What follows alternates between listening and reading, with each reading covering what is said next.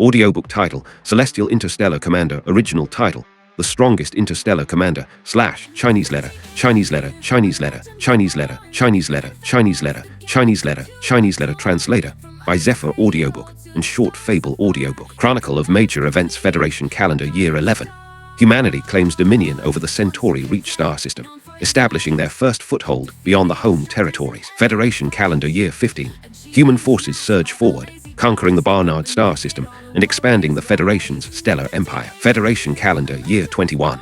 The relentless march of human expansion reaches Draco's heart, bringing another star system under Federation control. Federation Calendar Year 22.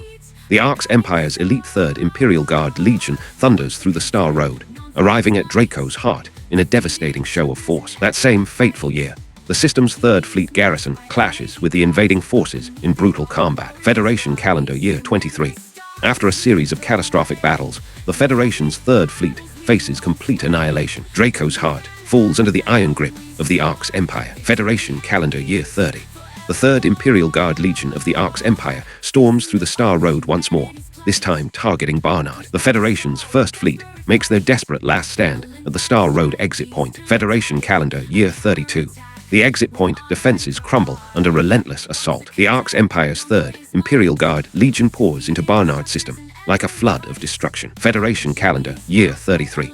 The 1st Fleet's final remnants are crushed into oblivion. The Ark's Empire claims Barnard as their prize. Federation Calendar Year 40. With ruthless precision, the Ark's Empire's 3rd Imperial Guard Legion surges through the Star Road towards Centauri Reach. The Federation's 2nd Fleet positions itself in a final, desperate defense of the Star Road exit. Federation Calendar Year 45. The 2nd Fleet's last warship meets its doom on the Star Road defense line, obliterated in a blaze of plasma and twisted metal. That same year witnesses the Ark's Empire's conquest of Centauri Reach. Federation Calendar Year 48.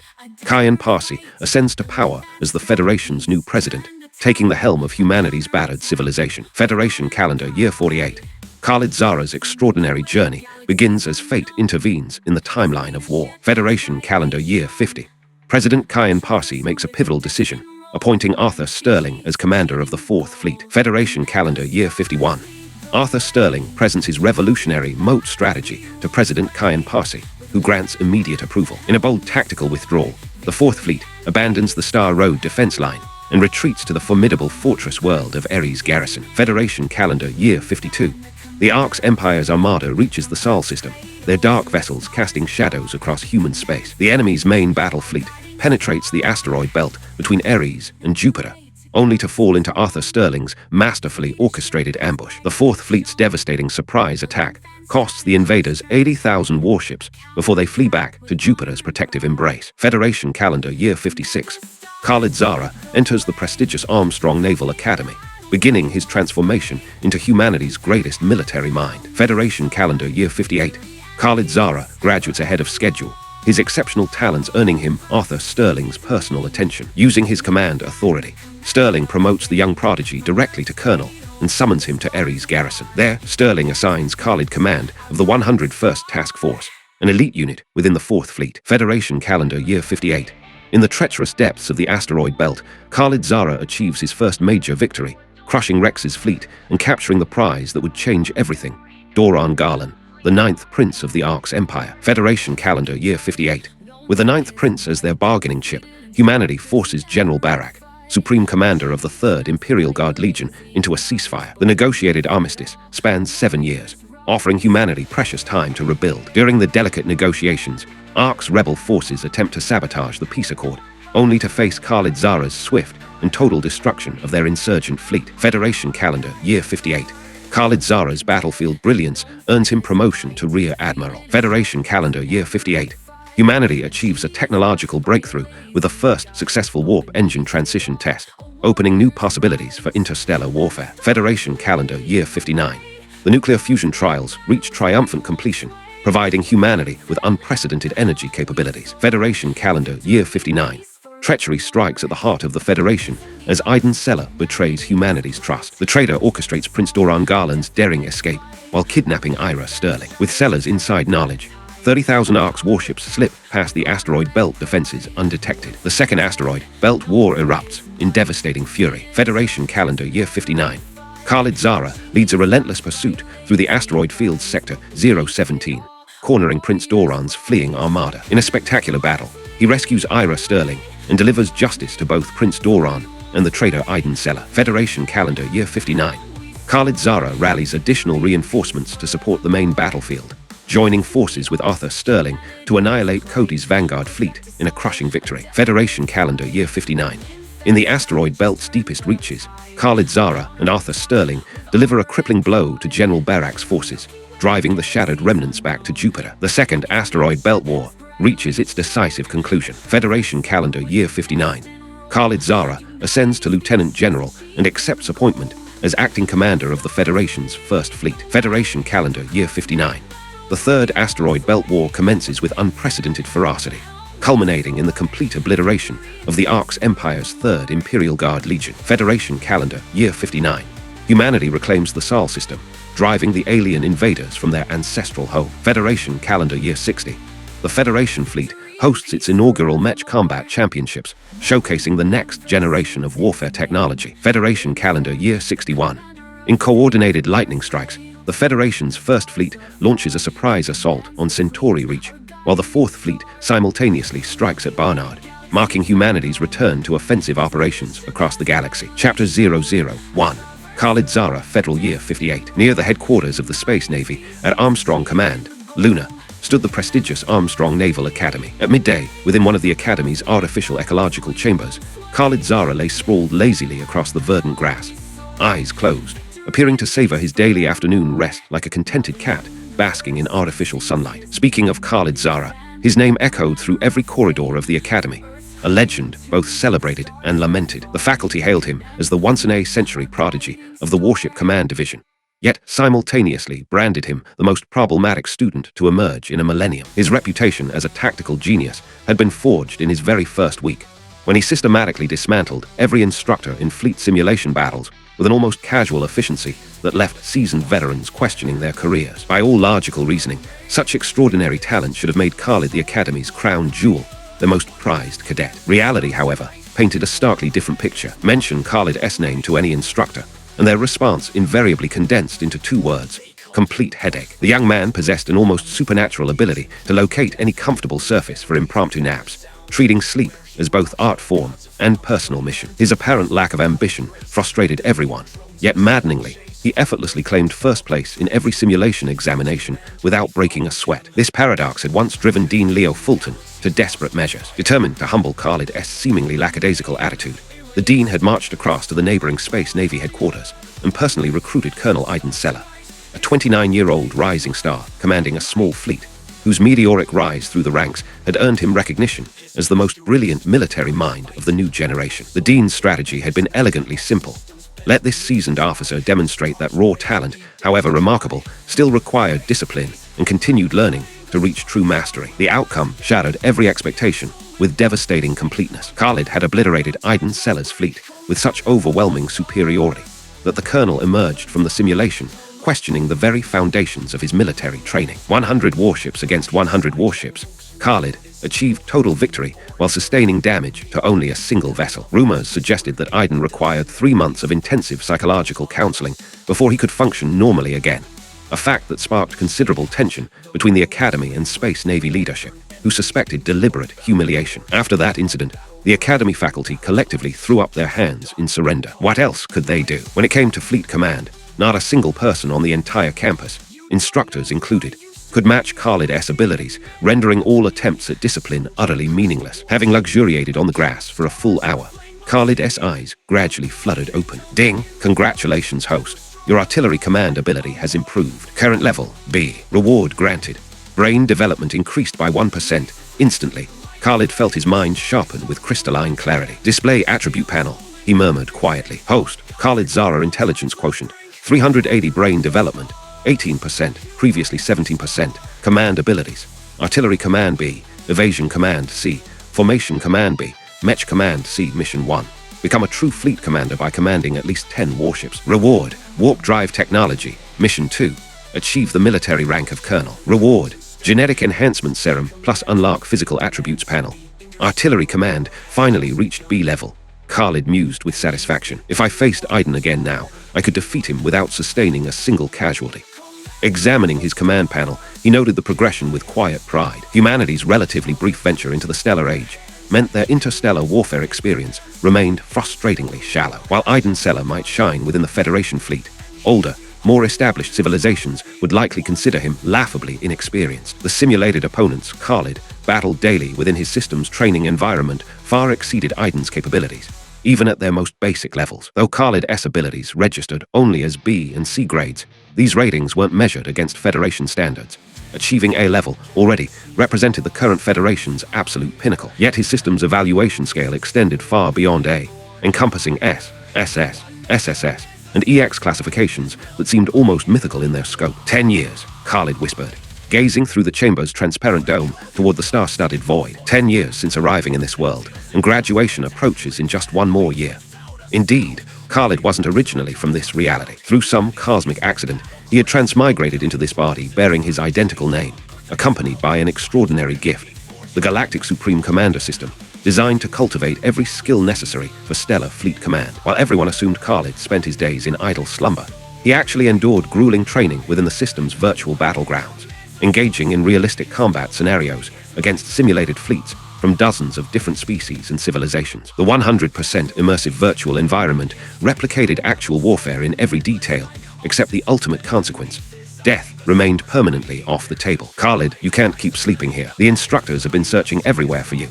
A melodious voice pierced his contemplation. Khalid recognized it immediately. Emma Campbell, his class monitor. Emma had emerged from North American aristocracy, accustomed to achieving first place in every endeavor with swan-like grace and pride, until enrolling at Armstrong Naval Academy and encountering Khalid Zara. Observing Emma's breathtaking beauty and striking figure, Khalid felt a twinge of genuine guilt. His systematic advantage had cast the Academy's rightful prodigy, Emma, into his shadow, relegating her to perpetual second place despite her extraordinary natural talents. Noticing the subtle apology flickering in Khalid's gaze, Emma found herself puzzled by his expression. What was he thinking? Regarding Khalid, Emma harbored complex emotions she couldn't quite untangle, threads of minor resentment interwoven with intense curiosity, and perhaps something else entirely that she dared not examine too closely. What does the instructor want? Khalid asked, stretching lazily. I'm not certain, but you're supposed to report to the dean's office immediately. Have you gotten yourself into trouble again? You should know me better than that. What trouble could I possibly cause? All I ever do is sleep, Khalid replied, running a hand through his hair with exaggerated innocence. Again, as if mischief were his defining characteristic. He was arguably the Academy's most well-behaved student, dividing his time between classes and rest, actually system training. Khalid shot Emma a look of mock exasperation. This girl desperately needed lessons in diplomatic communication. All right, Khalid the prodigy, hurry along. The dean is probably growing impatient. Fine.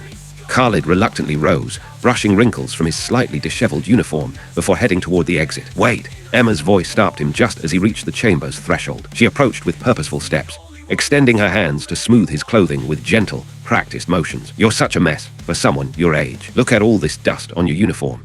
Ah!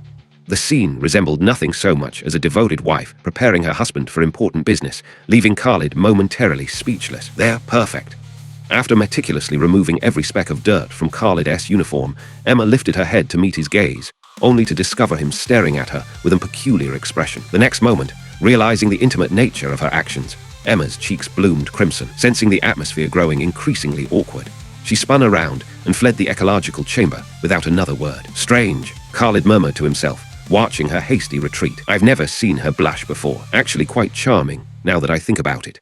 5 minutes later, Khalid arrived at the dean's office located on the Academy's highest floor and knocked firmly. Enter. The voice that responded carried the weathered authority of age, tempered by enduring strength. Khalid pushed open the door and stepped inside. Besides Dean Leo Fulton, a uniformed middle-aged man occupied the office. Khalid's eyes immediately found the man's insignia, 5-star general. Achieving such rank at his apparent age narrowed the possibilities considerably. Khalid suspected he knew exactly who this visitor might be. Dean Fulton, you wish to see me? No rush. First, allow me to introduce General Arthur Sterling, Commander of Port Victoria. Cadet Khalid Zara, 55th Class Command Division, Armstrong Naval Academy, honors to meet you, General Sterling.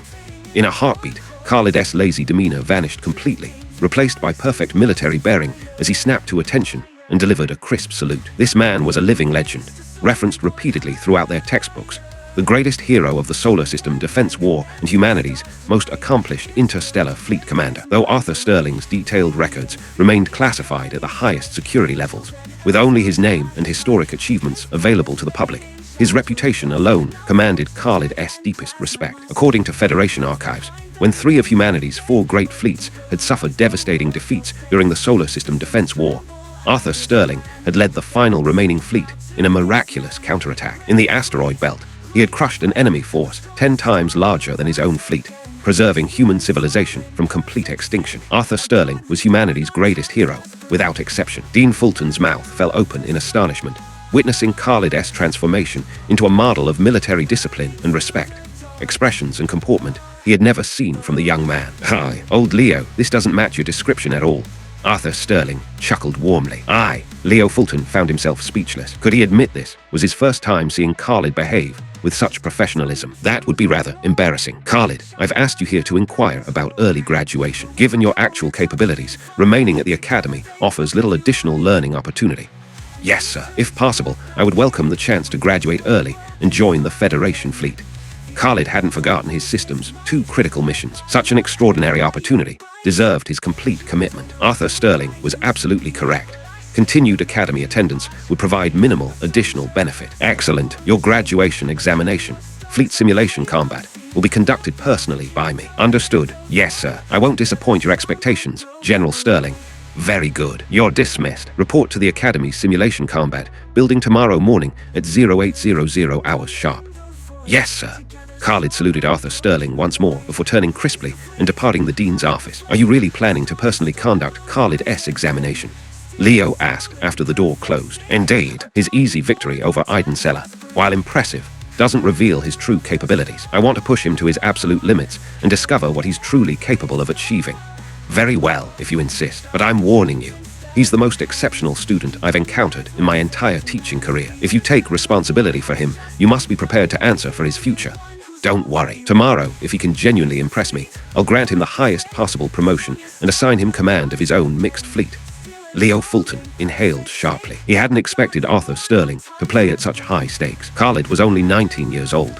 Military academy students typically graduated at 20, usually earning captain's rank at best and serving as a warship's executive officer. Of course, as Port Victoria's commander, Arthur Sterling possessed special authority for exceptional promotions, potentially elevating someone directly to colonel rank. However, such decisions carried significant risk. Using special promotion privileges could result in severe punishment if the promoted individual later proved inadequate to their new responsibilities. The prerequisite, naturally, is that he must genuinely impress me tomorrow. "Understood. I'll make the arrangements." Meanwhile, Khalid discovered Emma waiting anxiously near the Academy's faculty district. He approached her immediately. "What are you doing here?" "Just taking a casual stroll. Not that it's any of your business." "Fair enough. Continue your walk then. I'll see you later." Observing Emma's obvious lack of honesty, Khalid shrugged and began walking away. Emma stamped her foot in frustration, but applied too much force and twisted her ankle painfully. "Damn Khalid. He's so infuriating." "Oh, that really hurts." Emma sat on the ground, massaging her right ankle with a pained expression. "Are you all right?" Looking up in surprise, Emma found Khalid crouching before her, wearing a concerned smile. "I don't need your help. You're remarkably stubborn, you know. Come on, I'll carry you to the medical bay." Without waiting for her response, Khalid turned around and crouched down again. Emma understood the gesture perfectly. Khalid intended to carry her piggyback. Her pride as the Academy's so-called ice goddess rebelled against accepting such assistance. Hurry up, or a minor injury might become something serious. Mind your own business. Khalid considered teaching this proud young woman a lesson about accepting help when needed, but before he could act, he felt her soft body settle against his back, her arms gently encircling his neck. For a moment, Khalid felt completely stunned. Where was her famous pride? When had Emma become so contradictory, saying one thing while doing another? Was this really the same person? "Well, aren't you going to move?" Noticing Khalid's bewildered expression, Emma pressed closer to his back, her face flushed as she spoke softly. Under countless envious gazes throughout the academy, Khalid rose to his feet and began carrying Emma toward the medical facility, both of them acutely aware of the warmth and closeness they shared in that perfect moment. Chapter 002. Preparation. Throughout the corridors of Armstrong Naval Academy, cadets who had been bustling about their daily routines suddenly froze in their tracks, their conversations dying mid-sentence as they witnessed an extraordinary sight that would be whispered about for weeks to come. A male cadet strode purposefully forward, carrying a female cadet on his back with the careful grace of someone handling precious cargo. Under ordinary circumstances, Such a scene wouldn't have warranted a second glance. The academy housed young adults at the peak of their romantic years, and displays of affection between couples were commonplace enough. Male cadets carrying their sweethearts was hardly unprecedented, but these weren't ordinary circumstances. The male cadet was Khalid Zara, and the young woman clinging to his back was Emma Campbell. The gathering crowd of stunned onlookers processed this revelation with a mixture of disbelief, seething jealousy, and grudging admiration that rippled through their ranks like wildfire. Female cadets clustered together, their voices rising in indignant whispers. "Khalid, how could you let that cunning vixen Emma ensnare you like this?" Male cadets stood with clenched fists and expressions of betrayal. What happened to Emma being everyone's untouchable goddess? How did she just surrender? Neither Khalid nor Emma paid the slightest attention to the scandalized murmurs surrounding them. Khalid's thoughts were occupied by the pleasant discovery of just how remarkably well-proportioned Emma felt against his back, while Emma's mind churned in complete chaos, her face burning crimson as she kept her gaze firmly downcast. "Emma," Khalid said quietly, his voice carrying easily to her despite the surrounding commotion, "I'm graduating tomorrow. Dean Fulton has already arranged my final examination." The words struck Emma like a physical blow, instantly clearing the romantic fog from her thoughts. Tomorrow, graduation, leaving. These three concepts crashed through her consciousness with devastating clarity, leaving her chest tight with an inexplicable ache, and a heart heavy with emotions she couldn't quite name. Khalid felt Emma's body tremor against his back as his words sank in, and he couldn't suppress the slight smile that tugged at the corners of his mouth. This girl really was hopeless at hiding her feelings. "After graduation, I'll most likely be assigned to Ares Garrison," he continued with deliberate casualness. "When you graduate next year, you could always find me there." "Yes." Emma's response emerged as barely more than mosquitoes whisper, but Khalid heard it clearly enough. The medical bay appeared before them far sooner than either would have preferred. Khalid carefully deposited Emma into the capable hands of the medical officer before taking his reluctant leave. Emma, for once, didn't indulge in her usual proud stubbornness. She understood intuitively that Khalid needed this evening to prepare for tomorrow's momentous examination, an assessment that could determine the entire trajectory of his military career. Though her intuition carried some inaccuracies, Emma had grasped the essential truth. Khalid indeed required extensive preparation, especially considering his examiner would be Arthur Sterling himself, the Federation's living legend and most revered military strategist. According to Khalid's careful analysis, Arthur Sterling's command abilities likely reached A-level across most disciplines, with select specializations potentially achieving the mythical S rank. Within the context of human Federation capabilities, Sterling truly deserved his reputation as a tactical deity, but Khalid burned with curiosity to discover exactly how far his own abilities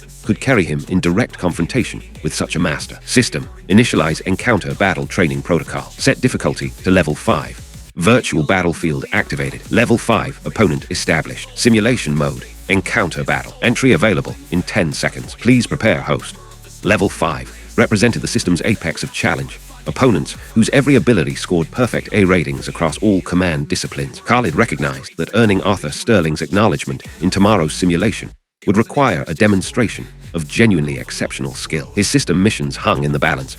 Only a truly spectacular performance could accelerate his progress toward completing those crucial objectives. Following the system's countdown, Khalid settled onto his bed, closed his eyes, and allowed consciousness to slip away as darkness claimed his awareness. When awareness returned, Khalid found himself standing on the command bridge of a Federation warship, surrounded by the familiar hum of military-grade technology and the subtle tension that preceded combat. With practiced efficiency, Khalid accessed the captain's command interface, reviewing his fleet composition. The familiar parameters appeared.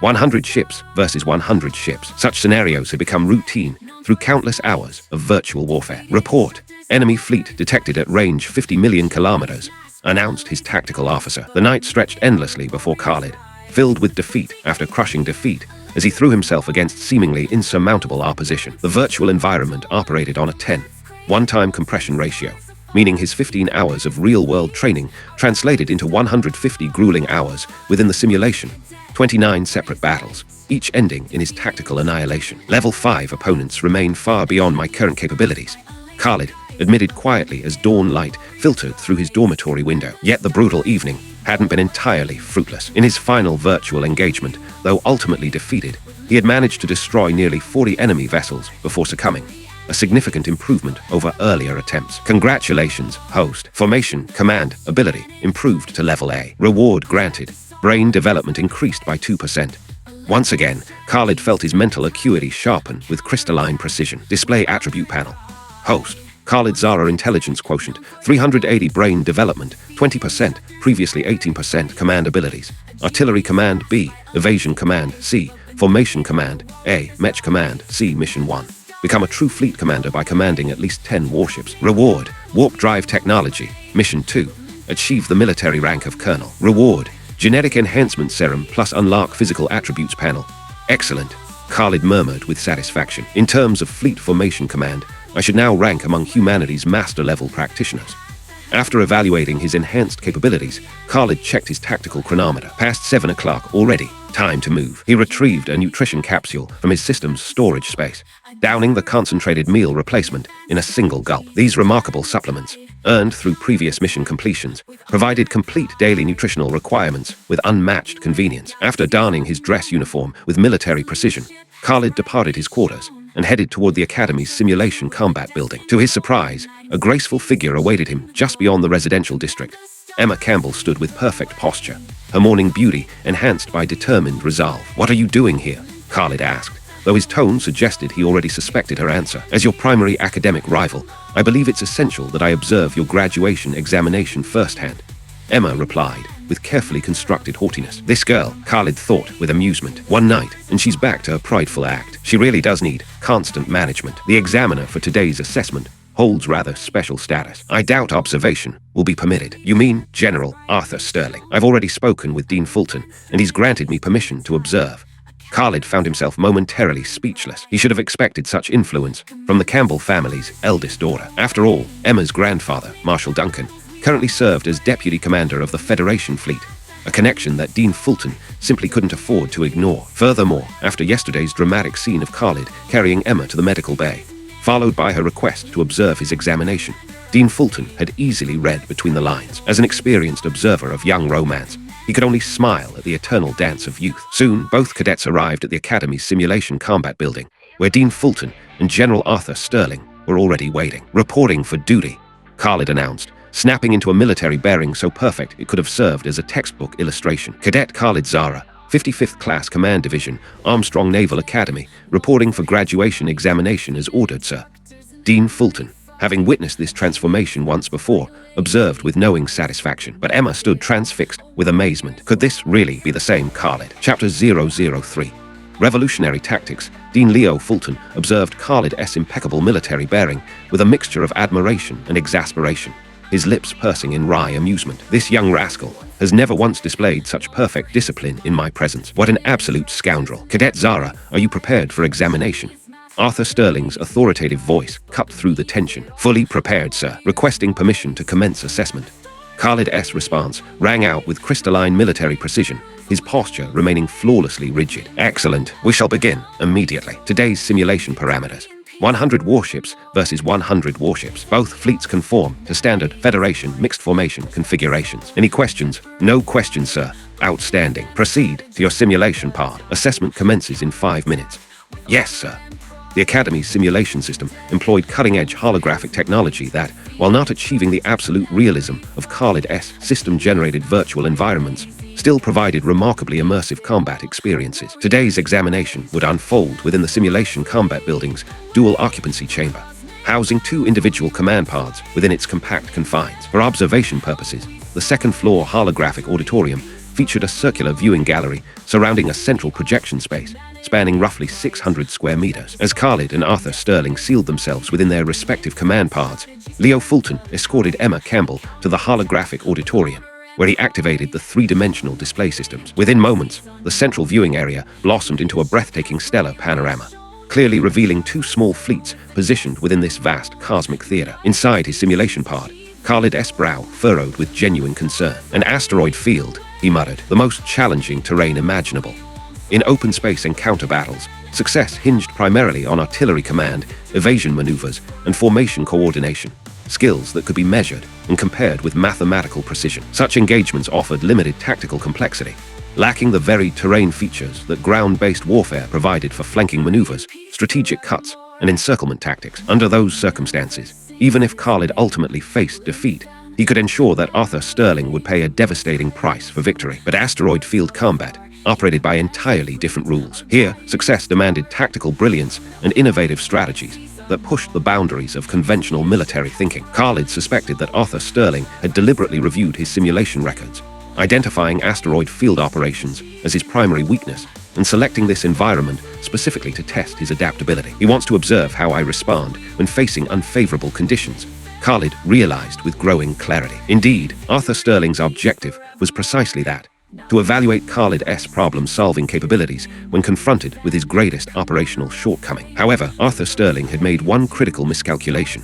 Khalid's difficulties with asteroid field combat belonged firmly to the past. How could someone blessed with systematic enhancement allow such a glaring vulnerability to persist? Khalid had dedicated countless hours to asteroid field combat simulations, experiencing more than 100 separate engagements within these treacherous environments. Through this intensive training, he had not only developed numerous innovative tactical approaches, but had also observed the sophisticated strategies employed by his system-generated opponents. If asteroid field combat abilities could be formally rated, Khalid conservatively estimated his current proficiency at B+ level, possibly approaching A. Time to begin, Khalid declared with quiet confidence. Drawing upon his exceptional intelligence and 20% brain development enhancement, Khalid rapidly formulated comprehensive tactical details and began issuing precise commands to his simulated bridge crew. Meanwhile, in the second-floor holographic observation gallery, confusion reigned. Dean Fulton, Emma whispered urgently. What is Khalid attempting? He's deploying every match and drone from all 5 carriers before even locating the enemy. Leo Fulton stroked his chin thoughtfully, equally puzzled by the unfolding display. I cannot decipher his intentions either. Perhaps he plans to use Mech as reconnaissance units, but surely the boy isn't that naive. Both observers watched in bewilderment as the projected battlefield revealed streams of mechanical warriors and unmanned craft launching from the fleet's 5 carrier vessels, their purpose remaining utterly mysterious. Several minutes later, the true scope of Khalid's audacious plan became apparent. 3,000 Mech and over 10,000 drones had arranged themselves into precisely 100 distinct formations ahead of the main fleet. By the gods, Leo Fulton exclaimed, his voice trembling with sudden comprehension. This young man is an absolute genius, using Mech and drone units in such a manner. Why has no one ever conceived of this before? It's completely unprecedented. Observing the completed formations, Leo Fulton finally grasped Khalid's revolutionary strategy, a concept so brilliantly unconventional that it could potentially achieve the impossible. If this succeeds, he thought with growing excitement, Arthur Sterling might actually find himself ambushed by his own assumptions. Emma stared at Leo Fulton's flushed, animated expression with complete bewilderment. Dean Fulton, what exactly is happening? Can you not see it? Leo chuckled warmly. This reveals your fundamental limitation, my dear. You're far too dependent on textbook solutions, too rigid in your thinking. You must learn to emulate Khalid's creative flexibility. I don't understand. Don't rush to defend yourself. Look carefully at Khalid's Mech and drone formations. What pattern do you recognize? Emma's gaze returned to the tactical display, studying the arranged units with intense concentration. After several moments, her eyes widened in absolute shock, her expression transforming into one of incredulous amazement. Now you see it, Leo confirmed with satisfaction. Khalid has arranged his Mech and drones into 100 distinct formations, each one precisely mimicking the sensor signature of an actual warship from his fleet. So when enemy sensors detect these formations from a distance, Emma breathed, they would register as a full fleet of 100 vessels. Precisely. Now we observe how Khalid orchestrates this deception and whether Arthur Sterling falls for the ruse.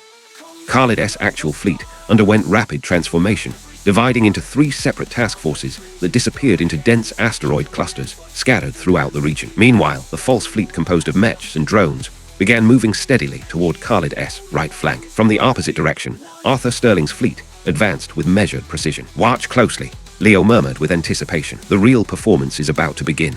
Could Khalid actually defeat General Arthur Sterling? Emma asked, her voice barely above a whisper. The possibility seemed almost impossible to comprehend. Arthur Sterling was the Federation fleet's living legend. Leo Fulton glanced at Emma with knowing eyes. Young lady, you're getting ahead of yourself. Khalid might succeed in surprising Arthur Sterling, perhaps even dealing him a tactical setback, but ultimate victory remains highly unlikely. Inside his simulation pod, Arthur Sterling studied his tactical displays with growing puzzlement. Moments earlier, one of his reconnaissance vessels had effortlessly located the enemy fleet's position, a discovery that struck him as suspiciously convenient. Even more perplexing was the enemy's behavior. They advanced through the asteroid field with casual indifference, making no attempt at concealment whatsoever. This is peculiar, Arthur reflected. Even basic military academy students understood that stealth represented the highest priority when operating within complex asteroid environments. Had he overestimated this young cadet's abilities? The tactical display showed all 100 enemy vessels clearly visible on his sensors, presenting no apparent anomalies. Regardless of his suspicions, having located the enemy fleet, Arthur Sterling saw no reason to delay his attack. He commanded his forces to begin covert advancement, maneuvering to achieve optimal positioning behind the enemy formation. 15 minutes later, Arthur Sterling's fleet had successfully flanked the decoy formation, occupying perfect attack coordinates. Meanwhile, in the adjacent simulation pod, Khalid monitored his sensor readings with growing satisfaction, a predatory smile gradually spreading across his features. The trap was set, and his prey had walked directly into the snare. Chapter 004.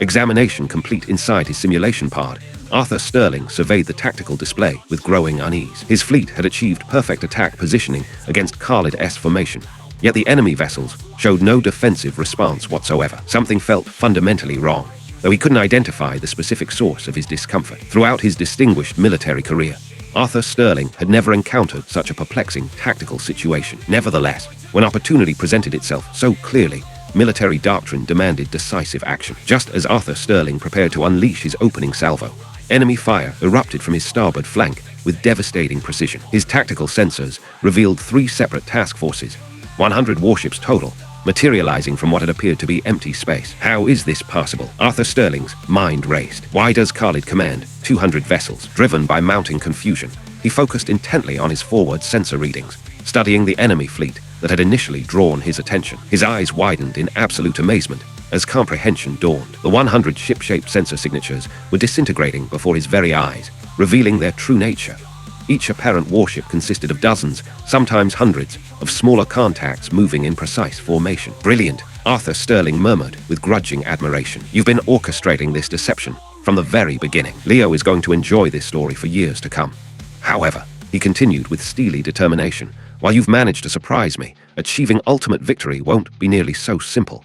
Rather than ordering his fleet to turn and engage the attacking forces, Arthur Sterling commanded immediate acceleration. His ships surged forward at maximum velocity without the slightest hesitation, maintaining their original heading. Meanwhile, in the adjacent simulation pod, Khalid-S brow furrowed with concern. According to his carefully calculated strategy, Arthur Sterling should have turned to meet the flanking attack, exposing his formation to devastating crossfire that would have eliminated at least 30% of his vessels during the vulnerable maneuvering phase. Khalid had confidently planned to engage the surviving 70 ships with his full century of warships, securing decisive victory through superior numbers and positioning. Instead, Arthur Sterling had chosen flight over fight, accelerating away from the engagement zone. Khalid-S enhanced cognitive abilities processed the tactical implications with lightning speed, calculating the revised outcome within seconds. If Arthur Sterling maintained his current escape vector, he would lose approximately 40% of his fleet to sustained flanking fire, while exposing his rear formation to pursuit engagement,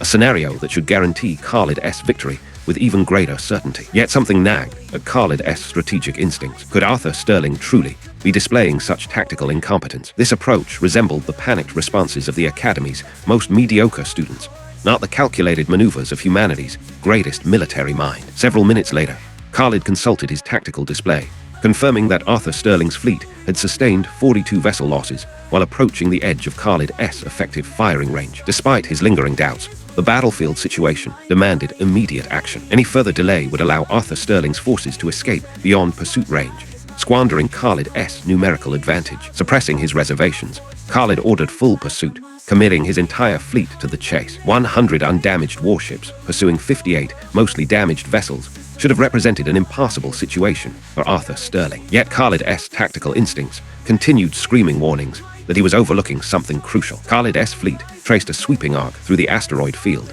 positioning themselves behind Arthur Sterling's retreating formation. Just as Khalid prepared to resume his attack, his sensors detected multiple contacts materializing directly behind his own forces. 3,000 new signatures appeared at dangerously close range, far too close for comfort. Damn it! Khalid-S realization struck like a physical blow. I've been completely outmaneuvered. That's why he didn't turn to fight. He was drawing me into this exact position.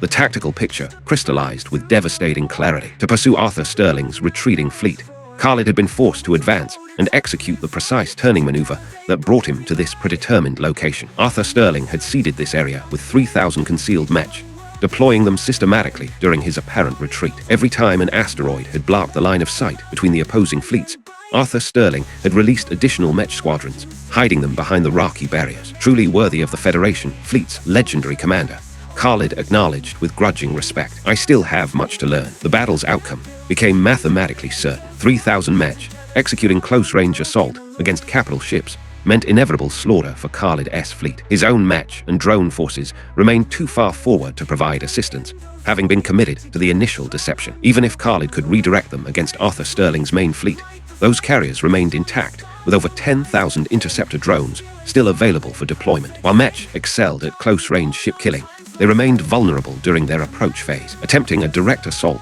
against Arthur Sterling's formation would result in catastrophic losses from defensive fire, with any survivors easily eliminated by the enemy's overwhelming fighter superiority. Defeated, Khalid whispered with wry amusement. My first loss since arriving in this world. The military guard truly lives up to his reputation.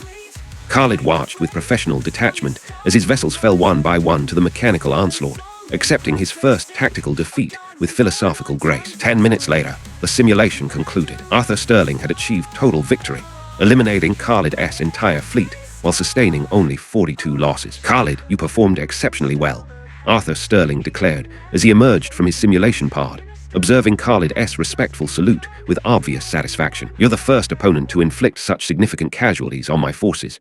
Compared to your abilities, General Sterling, I still have far to go. Your final reversal was absolutely masterful.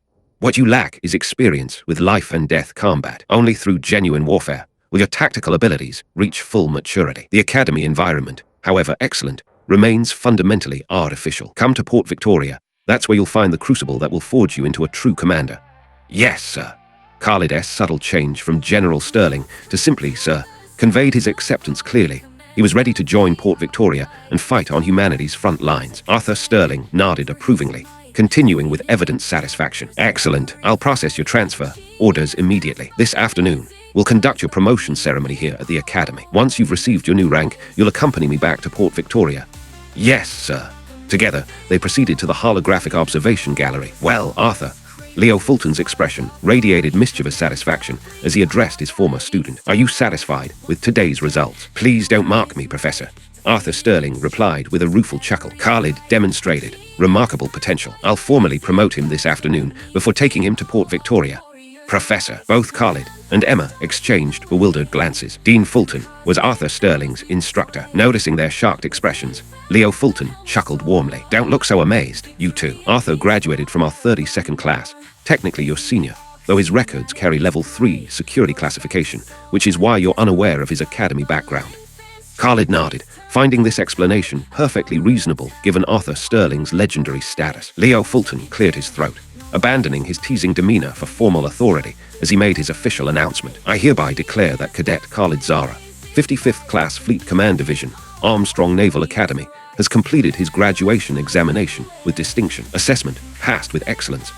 Chapter 005. The Truth of the Front Lines. After accepting his graduation certificate from Dean Leo Fulton's hands and learning that the Academy would conduct his promotion ceremony at 3 o'clock that afternoon, Khalid departed the simulation combat building alongside Emma Campbell. Are you really leaving today? Emma walked beside Khalid, her voice barely above a whisper. Yes, Khalid replied simply. General Sterling said he'd take me with him immediately after the afternoon ceremony. But the front lines right now. MMPH.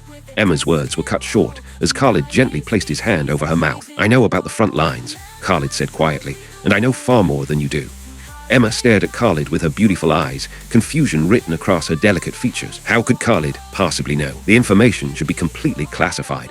Only prominent families like the Campbells should have access to such intelligence. Indeed, despite the Federation's current appearance of peace and prosperity, the reality painted a drastically different picture. Following humanity's establishment of the Federation and their bold expansion into interstellar space, they had successfully claimed 3 star systems, Centauri, Reach, Barnard, and Vega, within just over a decade. For a brief, shining moment, humanity had embraced the euphoria of a great stellar age of exploration. However, their cosmic adventure took a devastating turn when they encountered the powerful Garland Empire in the vast depths of space. The question of who struck first had become irrelevant. Under the merciless laws of cosmic survival, attacking another civilization required no moral justification whatsoever. For 30 grueling years that followed, the Federation and Garland civilization had waged countless devastating battles across the star systems. The war had raged from Vega to Barnard, then from Barnard to Centauri Reach. Eventually, the Federation's 3 exterior fleets suffered complete annihilation, while Centauri Reach, Barnard, and Vega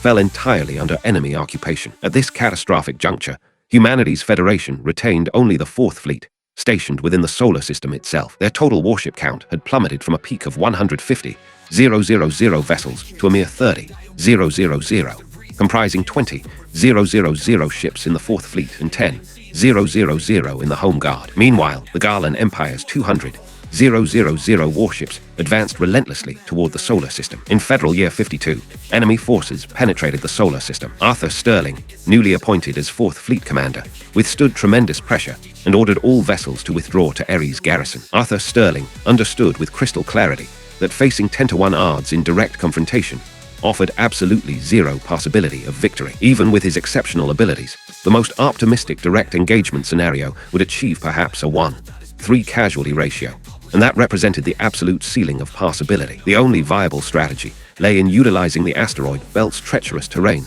to find opportunities for strategic strikes. Soon afterward, with no defenders remaining in their path, the Garland Empire's fleet advanced unopposed to Jupiter, leaving only the asteroid belt separating the 2 opposing forces. 3 months later, when 200,000 Garland warships entered the asteroid belt, Arthur Sterling finally discovered his opportunity for a devastating ambush. The battle raged for 3 full days, ultimately concluding with the 4th Fleet losing 8,000 vessels, while the Garland Empire suffered 80,000 casualties and retreated to Jupiter. This singular engagement established Arthur Sterling's legendary reputation as the Federation's military deity. Subsequently, to maintain internal stability, the Federation falsified their public war reports, claiming complete annihilation of the Garland Empire's 200,000 warships. They launched massive propaganda campaigns declaring total victory over their enemies, leading every Federation citizen to believe the war had ended. However, the stark truth remained far different.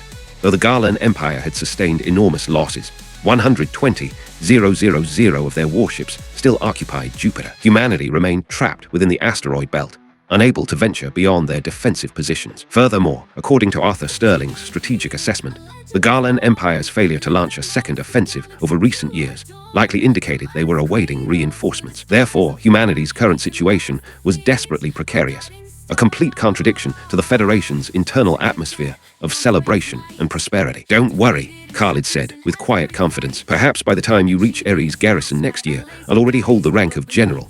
"Ha!" Emma laughed despite herself. "You're only 19 now, and next year you'll be 20, already dreaming of general stars. Even General Arthur Sterling didn't make brigadier until he was 28. Then, let's make a wager," Khalid proposed with a mischievous grin. "If I've achieved brigadier rank by the time you arrive at Ares Garrison next year, you'll become my girlfriend." Who wants to make that kind of bet with you?" Emma's face flushed crimson as she spun around and fled. "Such dishonesty," Khalid chuckled to himself. "Well, I'm leaving this afternoon anyway. I suppose I should report to the old man. What a hassle." Khalid returned to his dormitory to pack his belongings, though one important task demanded attention first: calling his father. The communication device connected quickly, transmitting an authoritative voice. "President Kyan Parsi speaking. It's me, father. Proceed. I just completed my early graduation examination. After this afternoon's promotion ceremony, I'll accompany General Arthur Sterling to Ares Garrison. Thought I'd inform you." "Indeed. Indeed. Listen, old man, could you possibly avoid being so economical with words every single time? What's there to discuss extensively with a worthless brat like you? Get lost. I'm incredibly busy. When aren't you busy? You think I'm like you. Don't imagine I'm unaware. You spend every academy day either sleeping or sleeping. What's wrong with sleeping? Sleep makes me happy. Sleep makes me stronger. And no matter how much I sleep, I remain the best. You're absolutely infuriating." Though genuinely irritated, Kyan Parsi couldn't actually refute his son's claims. Khalid truly did grow stronger through sleep. It was absolutely mind-boggling. According to reports from his subordinates, the boy slept during classes, slept between classes, basically sought every possible opportunity for rest. Yet somehow, he continued growing more capable with each passing day. After years of this pattern, not a single academy instructor could match his abilities. He'd been such a well-behaved, diligent child in his youth. How had he transformed into this? Kyan Parsi's frustration mounted steadily. "All right, old man. I'm simply saying goodbye. Who knows if we'll have another opportunity to speak."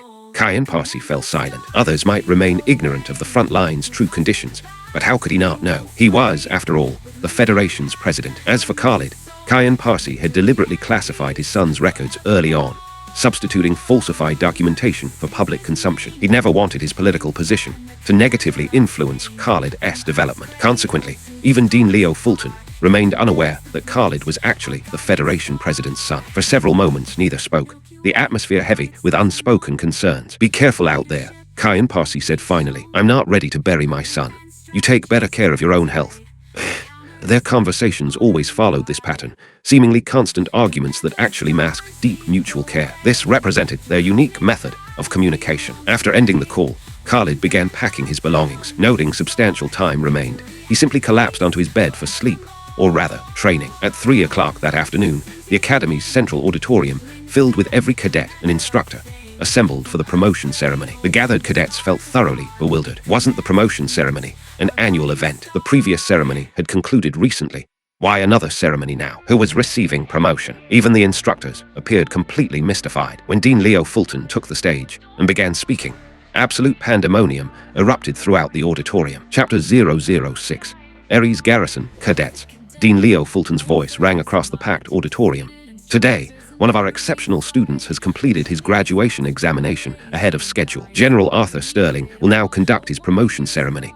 The moment Arthur Sterling strode onto the stage, absolute chaos erupted throughout the audience. Who could possibly be so extraordinary that the Federation's military deity would personally conduct their promotion?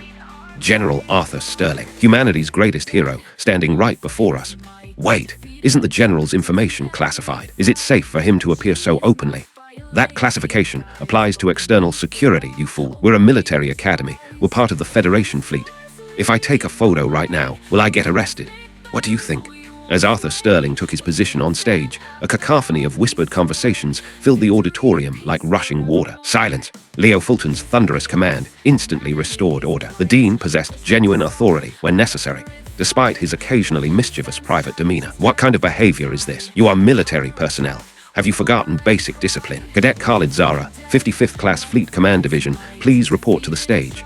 So it's him. The realization swept through the assembled crowd like wildfire. Of course, the Academy's legendary prodigy, supposedly appearing once in a millennium. No wonder General Arthur Sterling had come personally to conduct his promotion. The audience's confusion transformed into understanding. Khalid's extraordinary abilities were legendary throughout Armstrong Naval Academy. His command capabilities surpassed everyone within the institution, including the instructors who readily acknowledged his superiority. He had even defeated the renowned Colonel Eidenseller, an active duty officer many considered the next Arthur Sterling. Yet Khalid's reputation extended far beyond tactical brilliance. His scientific research capabilities had dazzled everyone with their breadth and innovation. Throughout his 3 academy years, Khalid had consistently produced groundbreaking research across multiple disciplines, refusing to confine himself to any single field of study. His most famous achievement remained the artificial gravity system he had designed. Several years earlier, the Academy had operated in zero gravity. Only after Khalid's artificial gravity innovation had their environment become indistinguishable from Earth's surface conditions. Even the Federation fleet's current artificial gravity systems utilized Khalid's original designs. Khalid had mixed feelings about this particular accomplishment, given that his system seemed determined to reward successful mission completions with advanced technological blueprints. Khalid now stood before Arthur Sterling, resplendent in the Federation fleet's formal black uniform. He snapped to attention and delivered a perfect salute, every movement precisely executed. Arthur Sterling observed Khalid with evident satisfaction, nodding approvingly before turning to accept the military insignia from his aide's ceremonial tray. With solemn dignity, he pinned the rank onto Khalid's uniform. "Congratulations," Arthur Sterling declared formally. "From this moment forward, you are an official member of the Federation military." "Yes, sir. I shall not disappoint your expectations." The assembled cadets suddenly noticed Khalid's shoulder insignia, colonel's rank. 19 years old, they realized with collective amazement. A 19-year-old colonel. Had anyone ever heard of such a thing? Yet every cadet accepted this extraordinary promotion as entirely reasonable. Khalid's reputation in both fleet command and scientific research had reached legendary proportions. The appearance of a 19-year-old colonel met with absolutely no objections, a remarkable testament to Khalid's established capabilities. Sustained applause thundered through the auditorium, continuing for several minutes. Meanwhile, Khalid struggled to contain his excitement as his system's familiar voice chimed in his consciousness. "Congratulations, host. Mission 2 completed. Achieve colonel rank. Reward: 1 vial of genetic enhancement serum. Item stored in system space. Genetic enhancement serum, the legendary substance from countless human novels and films. Khalid could barely suppress his enthusiasm. However, he certainly couldn't retrieve and consume the serum immediately. Despite his internal excitement, Khalid maintained perfect military composure. In the audience below, Emma Campbell stared at Khalid with rapt attention, applauding mechanically while whispering words only she could hear. "Next year, I'll come find you at Ares Garrison."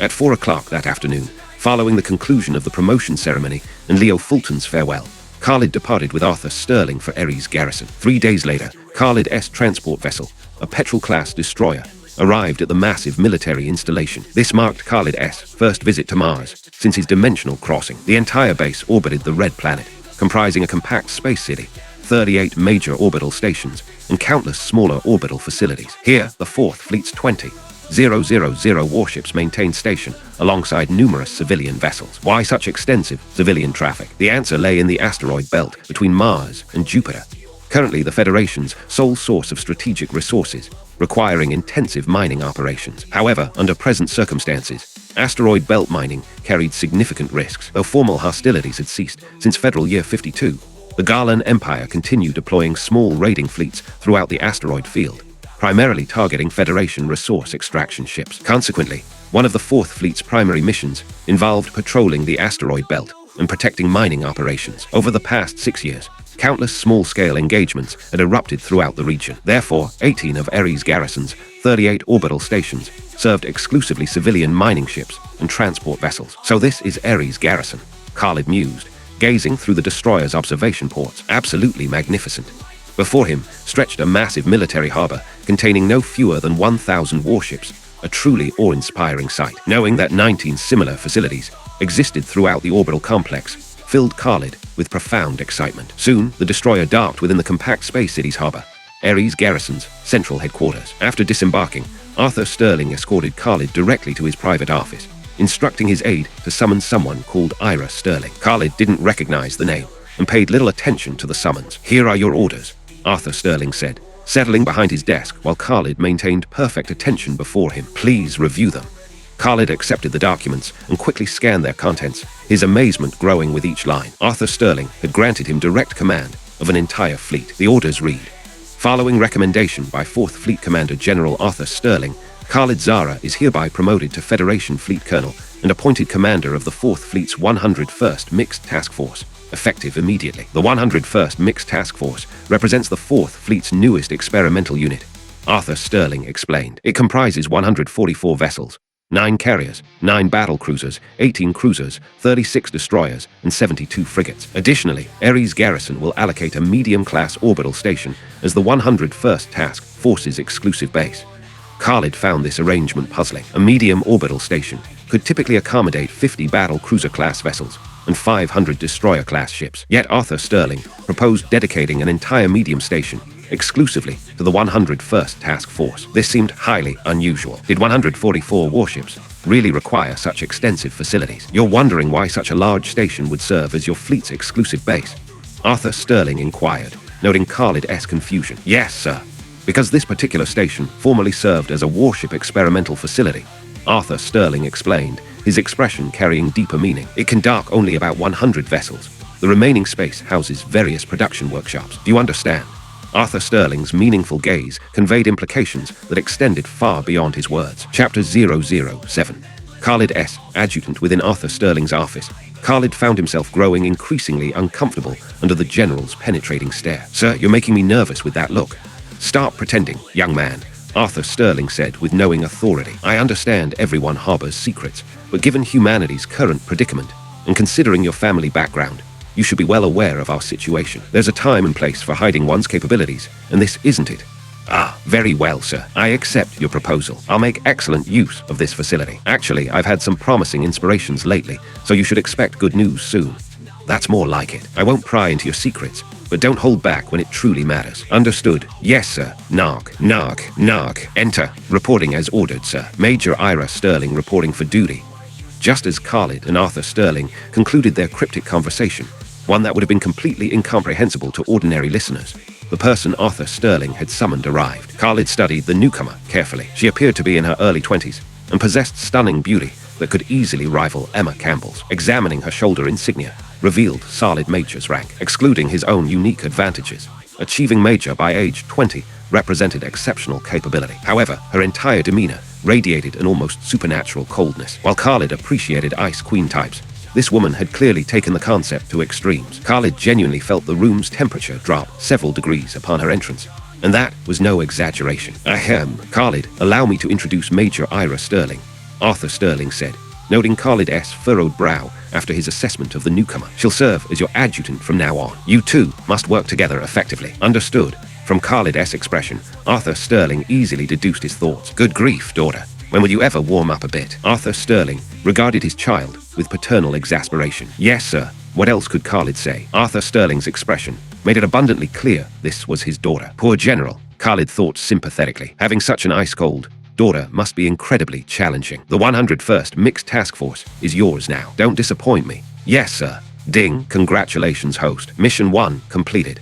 Become a true fleet commander commanding at least 10 warships. Reward: warp drive technology.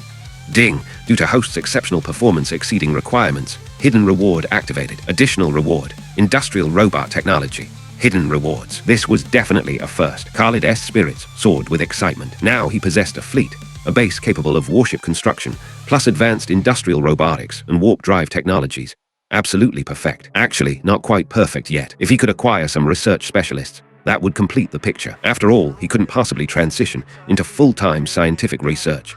He simply lacked the time. Sir, speak. Could you assign some specialists to my base? I'd prefer not to become a full-time researcher.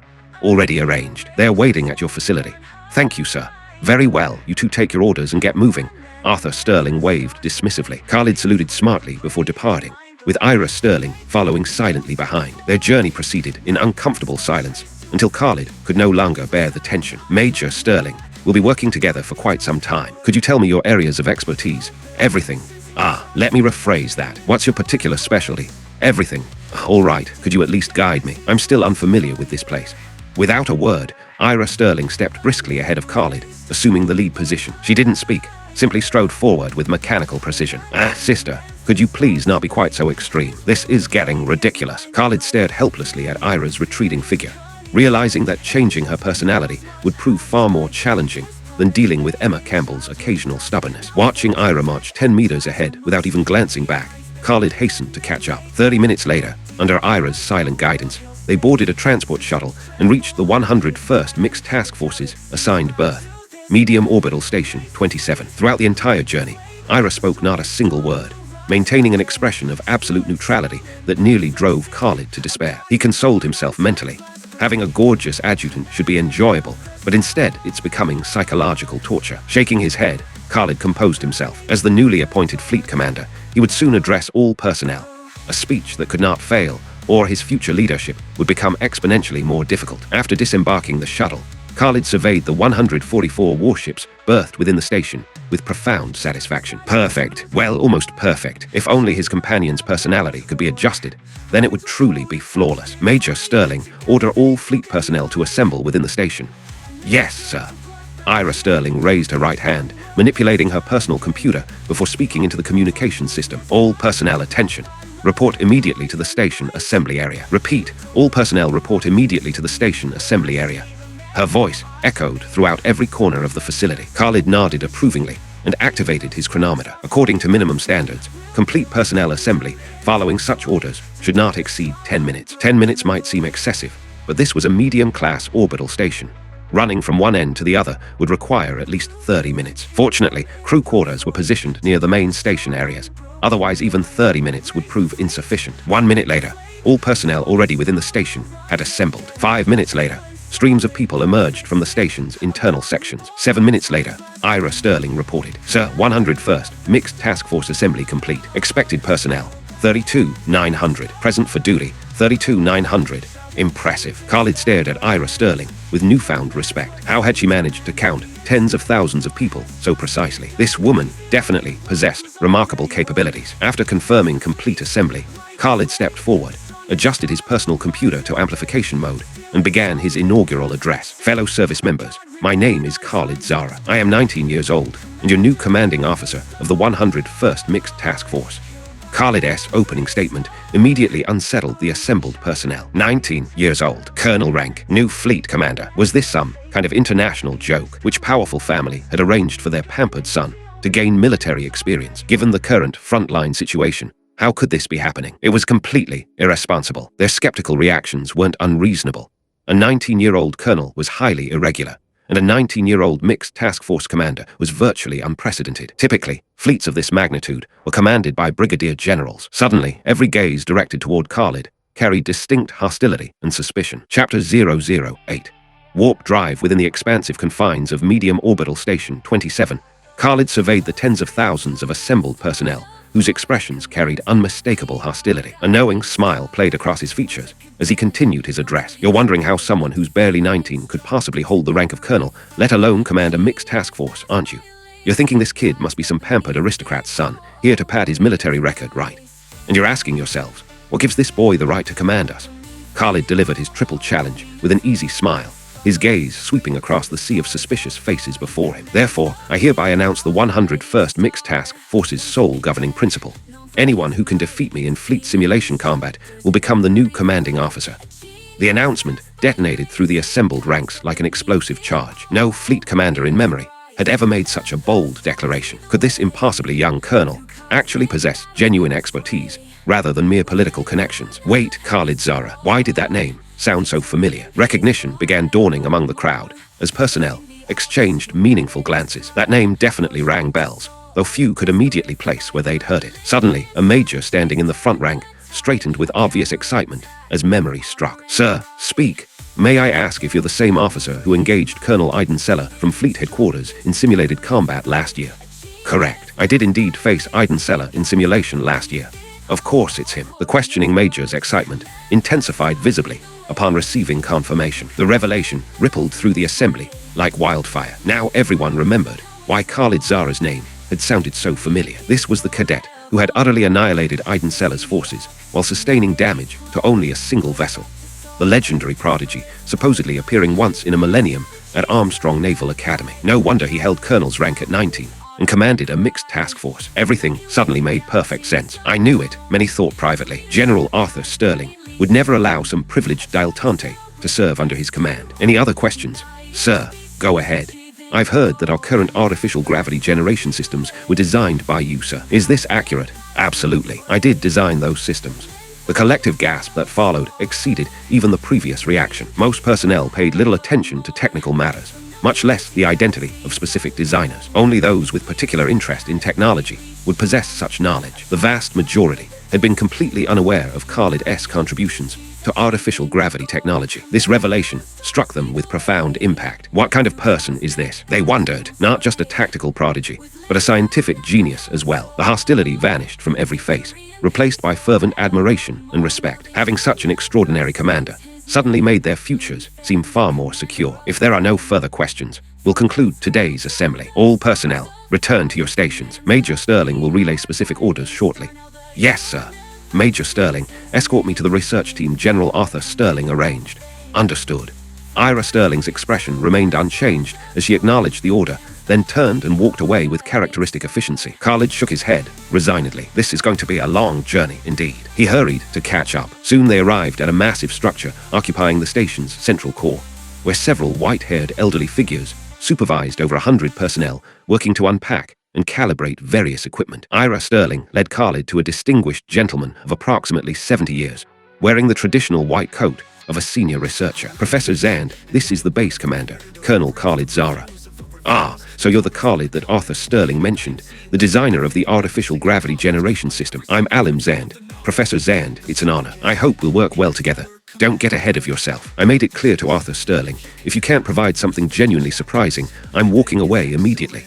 Ah, Khalid found himself at a loss. Why did everyone Arthur Sterling assigned him possess such difficult personalities? He supposed brilliant people often came with eccentric temperaments. Naturally, Professor Zand, I have some cutting-edge designs here, complete with all relevant technical specifications. However, as you know, I'm a fleet commander without time for manufacturing and testing phases. I'll need to rely on your expertise. Let me see what you're offering before making any commitments. Here you go. I believe this will provide more than adequate surprises. Khalid reached into his jacket and withdrew a data storage device, handing it to Professor Zand. He prepared this materials collection in advance, containing comprehensive technical documentation for multiple breakthrough technologies. Alim Zand accepted the storage device and inserted it into his wrist-mounted computer interface, immediately accessing its contents. Scanning the meticulously organized folders and their labels, Alim Zand froze in place. Warp drive blueprints, space folding technology analysis, material formulations, and manufacturing processes. These designations. Alim Zand felt genuine shock as he opened the warp drive blueprints, projecting them through holographic display for detailed examination. Several minutes later, Professor Zand suddenly strode forward, grasping Khalid's uniform with both hands. Professor Zand, please calm down. Calm down. Khalid, do you have any idea what you've developed here? Of course I do.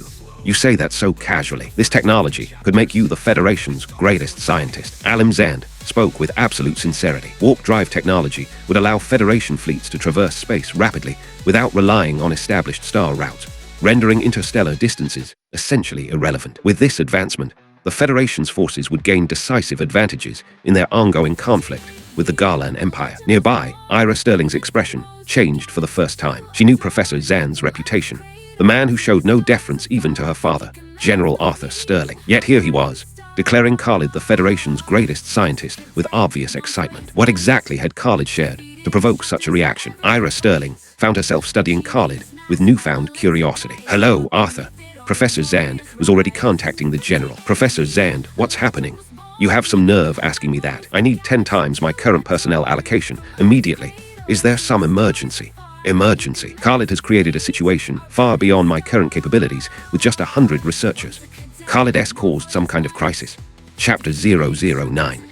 Classified orders. General Arthur Sterling sat in his office, completely bewildered. Khalid has caused some kind of crisis. What on earth was happening? Checking the time. Khalid should have only just arrived at the 101st Task Force facility moments ago. Professor Zand, what exactly is going on? What's going on? He handed me a set of technical specifications. Do you have any idea what technology this is? What technology?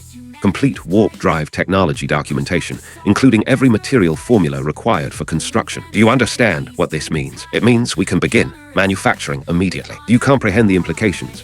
What?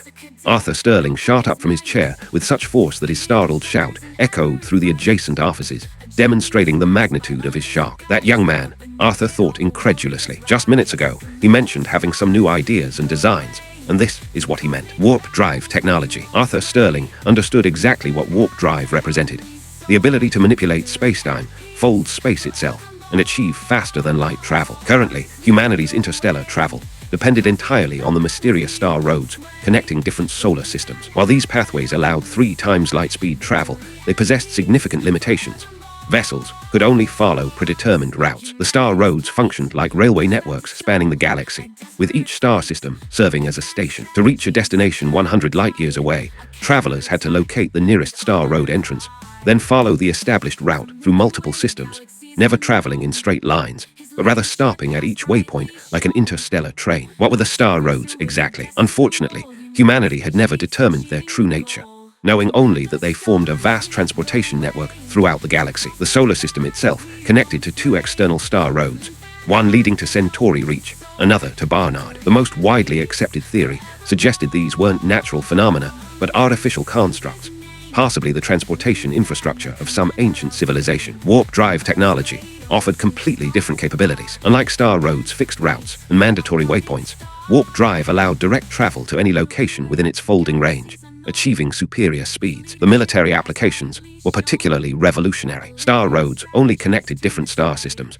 providing no rapid transportation within individual systems. Warp drive operated without such restrictions, enabling short-range jumps within star systems. The tactical implications were staggering. As a military genius, Arthur Sterling's mind immediately conceived several combat strategies, utilizing warp drive technology. The possibilities terrified him. They could potentially eliminate the 120,000 Garlan Empire vessels currently massed at Jupiter. Understanding these ramifications explained Arthur Sterling's uncharacteristic outburst. He also realized why Professor Zand needed 10 times his current personnel allocation. Stop shouting, you fool. Do you want to deafen me? My apologies, Professor. I was momentarily overwhelmed. Get me additional personnel immediately. We need to construct an experimental prototype for testing as quickly as possible. Understood. I'll assign additional staff immediately. If you need anything else, tell me directly. You have my complete support. Fine. If I need anything more, I'll contact you. Goodbye. Professor Zand terminated the communication abruptly, though Arthur Sterling felt no offense.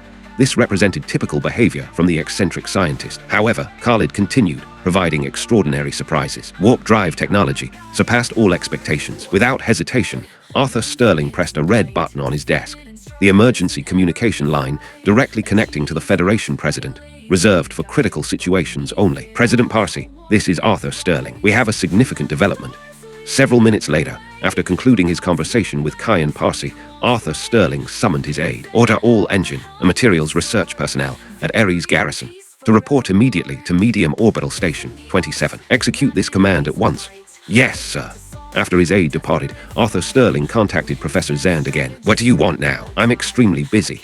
Professor Zand, I'm relaying presidential orders. President Parsi has just signed a directive classifying all information related to Khalid at maximum security levels. You must implement absolute secrecy protocols. No one may reveal the source of this technology. This is outrageous. You're denying the Federation's greatest scientist his rightful recognition. Professor Zand, please explain to Khalid that this comes directly from presidential orders. He'll understand the reasoning.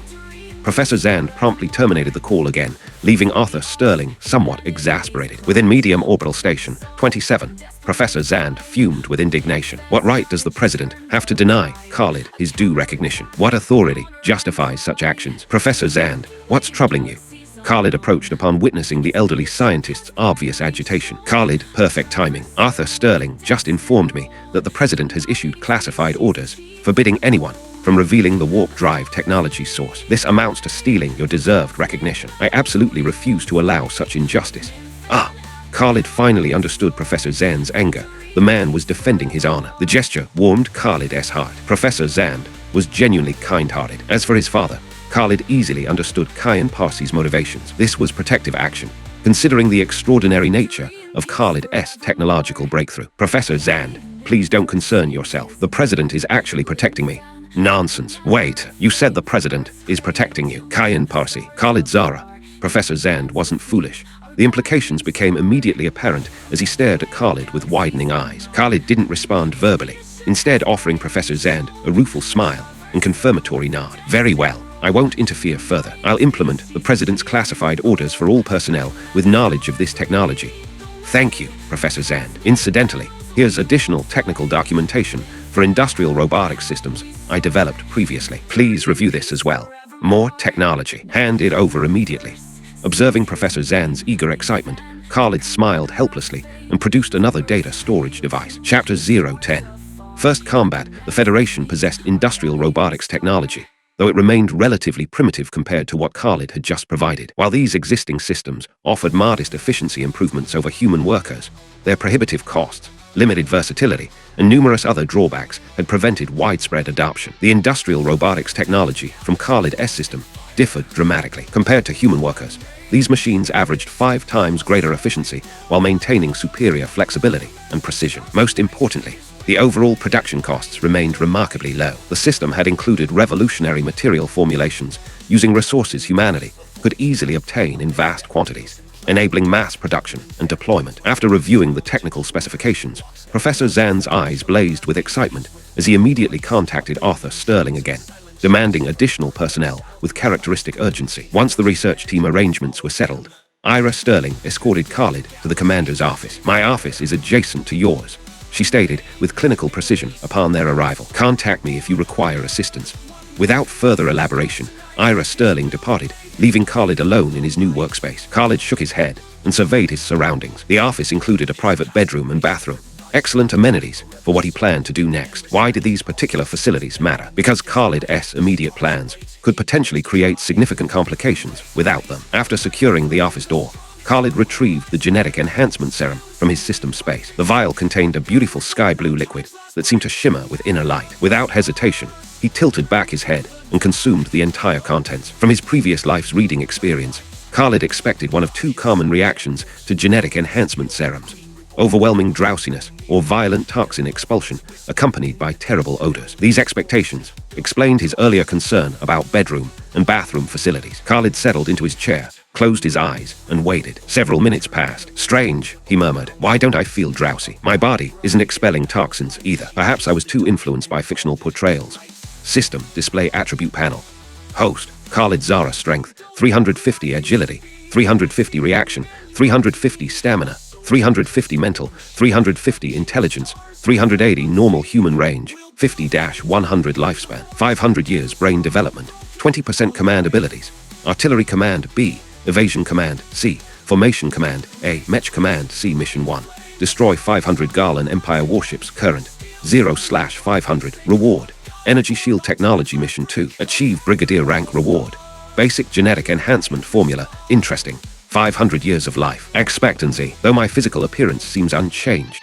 Khalid removed his uniform and examined himself in the office mirror, puzzled by the lack of visible transformation. Unfortunately, life's ironic laws dictated that unlocked doors inevitably led to awkward situations. The office door suddenly opened. Khalid turned to see Ira Sterling entering and noticed a slight flush coloring her typically pale cheeks. Khalid glanced down at himself, realizing he wore only underwear. The office atmosphere became excruciatingly uncomfortable. This is a misunderstanding, Khalid offered weakly. My apologies, Commander. I was unaware of your preference for conducting business unclothed.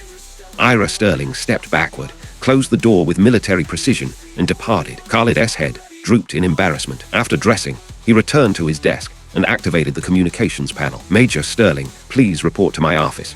10 seconds later, knocking echoed through the door. Enter. Ira Sterling appeared. Her earlier flush completely vanished, replaced by her characteristic emotionless expression. You summoned me, Commander. I felt compelled to clarify that the previous incident was entirely accidental. I don't possess such unusual habits. Your personal preferences are irrelevant, Commander, provided they don't compromise mission effectiveness. I have no interest in such matters.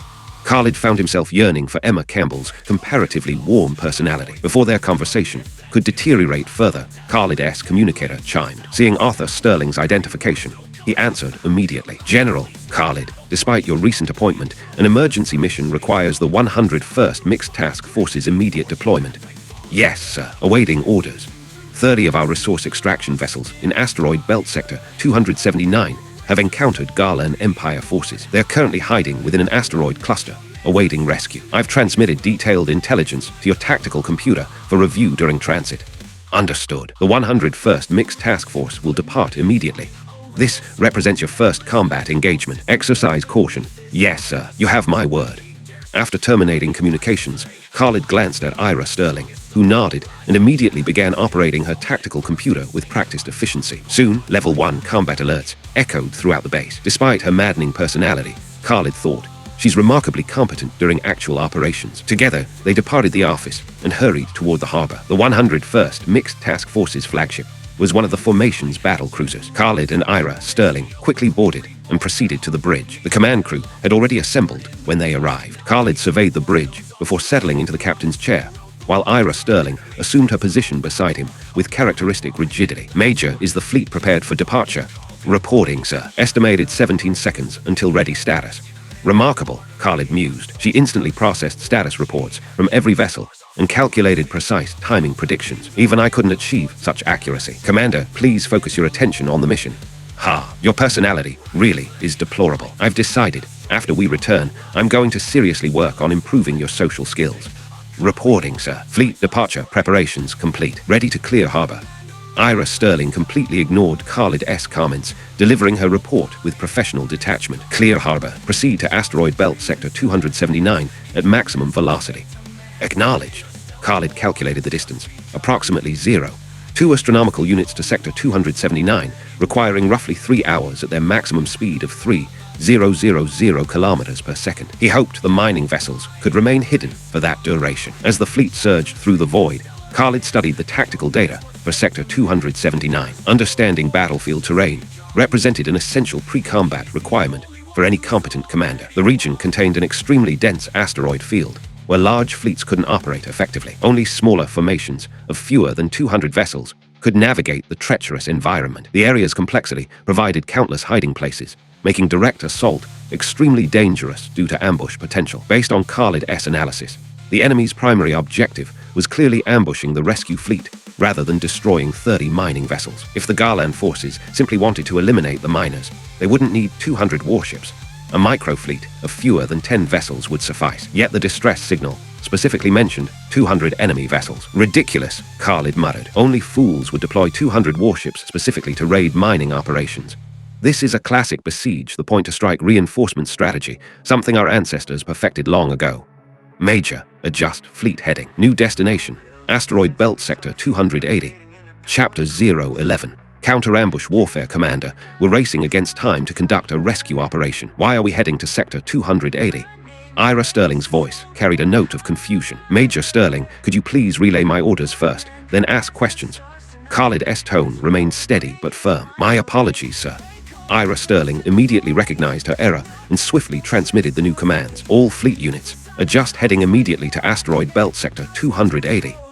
The greatest fear for any commander was having an adjutant who refused to execute orders due to lack of understanding, a cardinal sin in battlefield operations. Not comprehending a commander's intentions was acceptable, but hesitating or failing to execute orders due to that confusion could prove catastrophic, potentially causing complete mission failure. Major Sterling, I don't want a repeat of what just happened. Yes, Commander, it won't happen again. Good. Now I can address your question. The Garlan Empire forces are employing a besiege, the point-to-strike reinforcement strategy. They've undoubtedly discovered our mining vessel's hiding location and prepared an ambush for us. But Commander, how did you determine that with their primary target? Let me ask you this. If you were a Garlan Empire commander tasked with raiding Federation mining ships in the asteroid belt, how would you organize the mission? I would deploy several high-speed microfleets then. Ira Sterling possessed solid tactical foundations, but lacked practical combat experience. Unlike Khalid, she didn't have access to a system providing constant 100% virtual combat simulations. Halfway through her explanation, realization dawned, and she covered her mouth with her right hand. Exactly, that's the correct approach. However, this situation contains two anomalies. First, they deployed a small fleet of 200 warships. Second, they chose to attack in a region unsuitable for small fleet operations. I understand now. Their real objective isn't raiding the mining vessels at all. They deliberately trapped our ships in Sector 279, using that region's complex environment to prepare an ambush for the rescue fleet. Khalid nodded approvingly at Ira Sterling, wearing an expression of satisfaction with an apt pupil. He activated his tactical computer, displaying star charts of Sector 279 and surrounding regions before continuing his explanation. So where do you think they'll conduct their ambush? Somewhere between the mining vessel's hiding place and Ares garrison, in an environment capable of concealing 200 warships. I know, here. Ira Sterling followed Khalid's guidance and immediately identified the enemy's most likely ambush position. No wonder the commander had redirected towards Sector 280. It positioned them directly behind and to the side of the ambush point. Ira Sterling's beautiful eyes sparkled with curiosity as she regarded Khalid once more. His composure and precise battlefield analysis reminded her of her father, Arthur Sterling. Major, please focus your attention on the mission, Khalid replied, using her exact words from earlier departure preparations, returning them without alteration. The satisfaction was immediately apparent. Ira Sterling's demeanor shifted entirely. She resumed her icy expression, turning away without further comment. Over 3 hours later, the 101st Mixed Task Force arrived at Sector 280. Major, have the carriers deploy a reconnaissance vessel for scouting. Emphasize stealth and concealment. Yes, sir.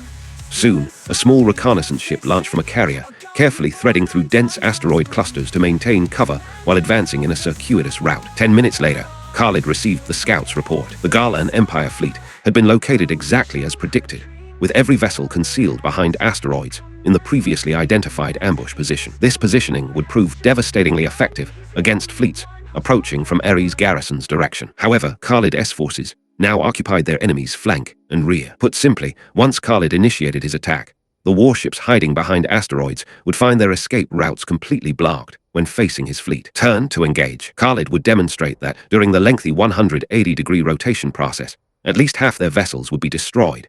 Space warship maneuvers required considerable time to complete. Refuse to turn, instead fleeing forward while following curved trajectories to eventually circle around and engage Khalid's fleet tail-to-tail. Unfortunately, they were currently hiding behind asteroids. Direct forward acceleration meant suicidal collision with massive space rocks. Rather than launching an immediate assault, Khalid studied the surrounding environmental details carefully. Ira Sterling watched with puzzlement. Given such advantageous positioning, why not attack immediately? Major, notify all carriers to deploy our complete complement of 9,000 Mech, equipped with anti-ship armaments. Direct them to coordinates X718 for concealed positioning while awaiting further orders. Yes, sir.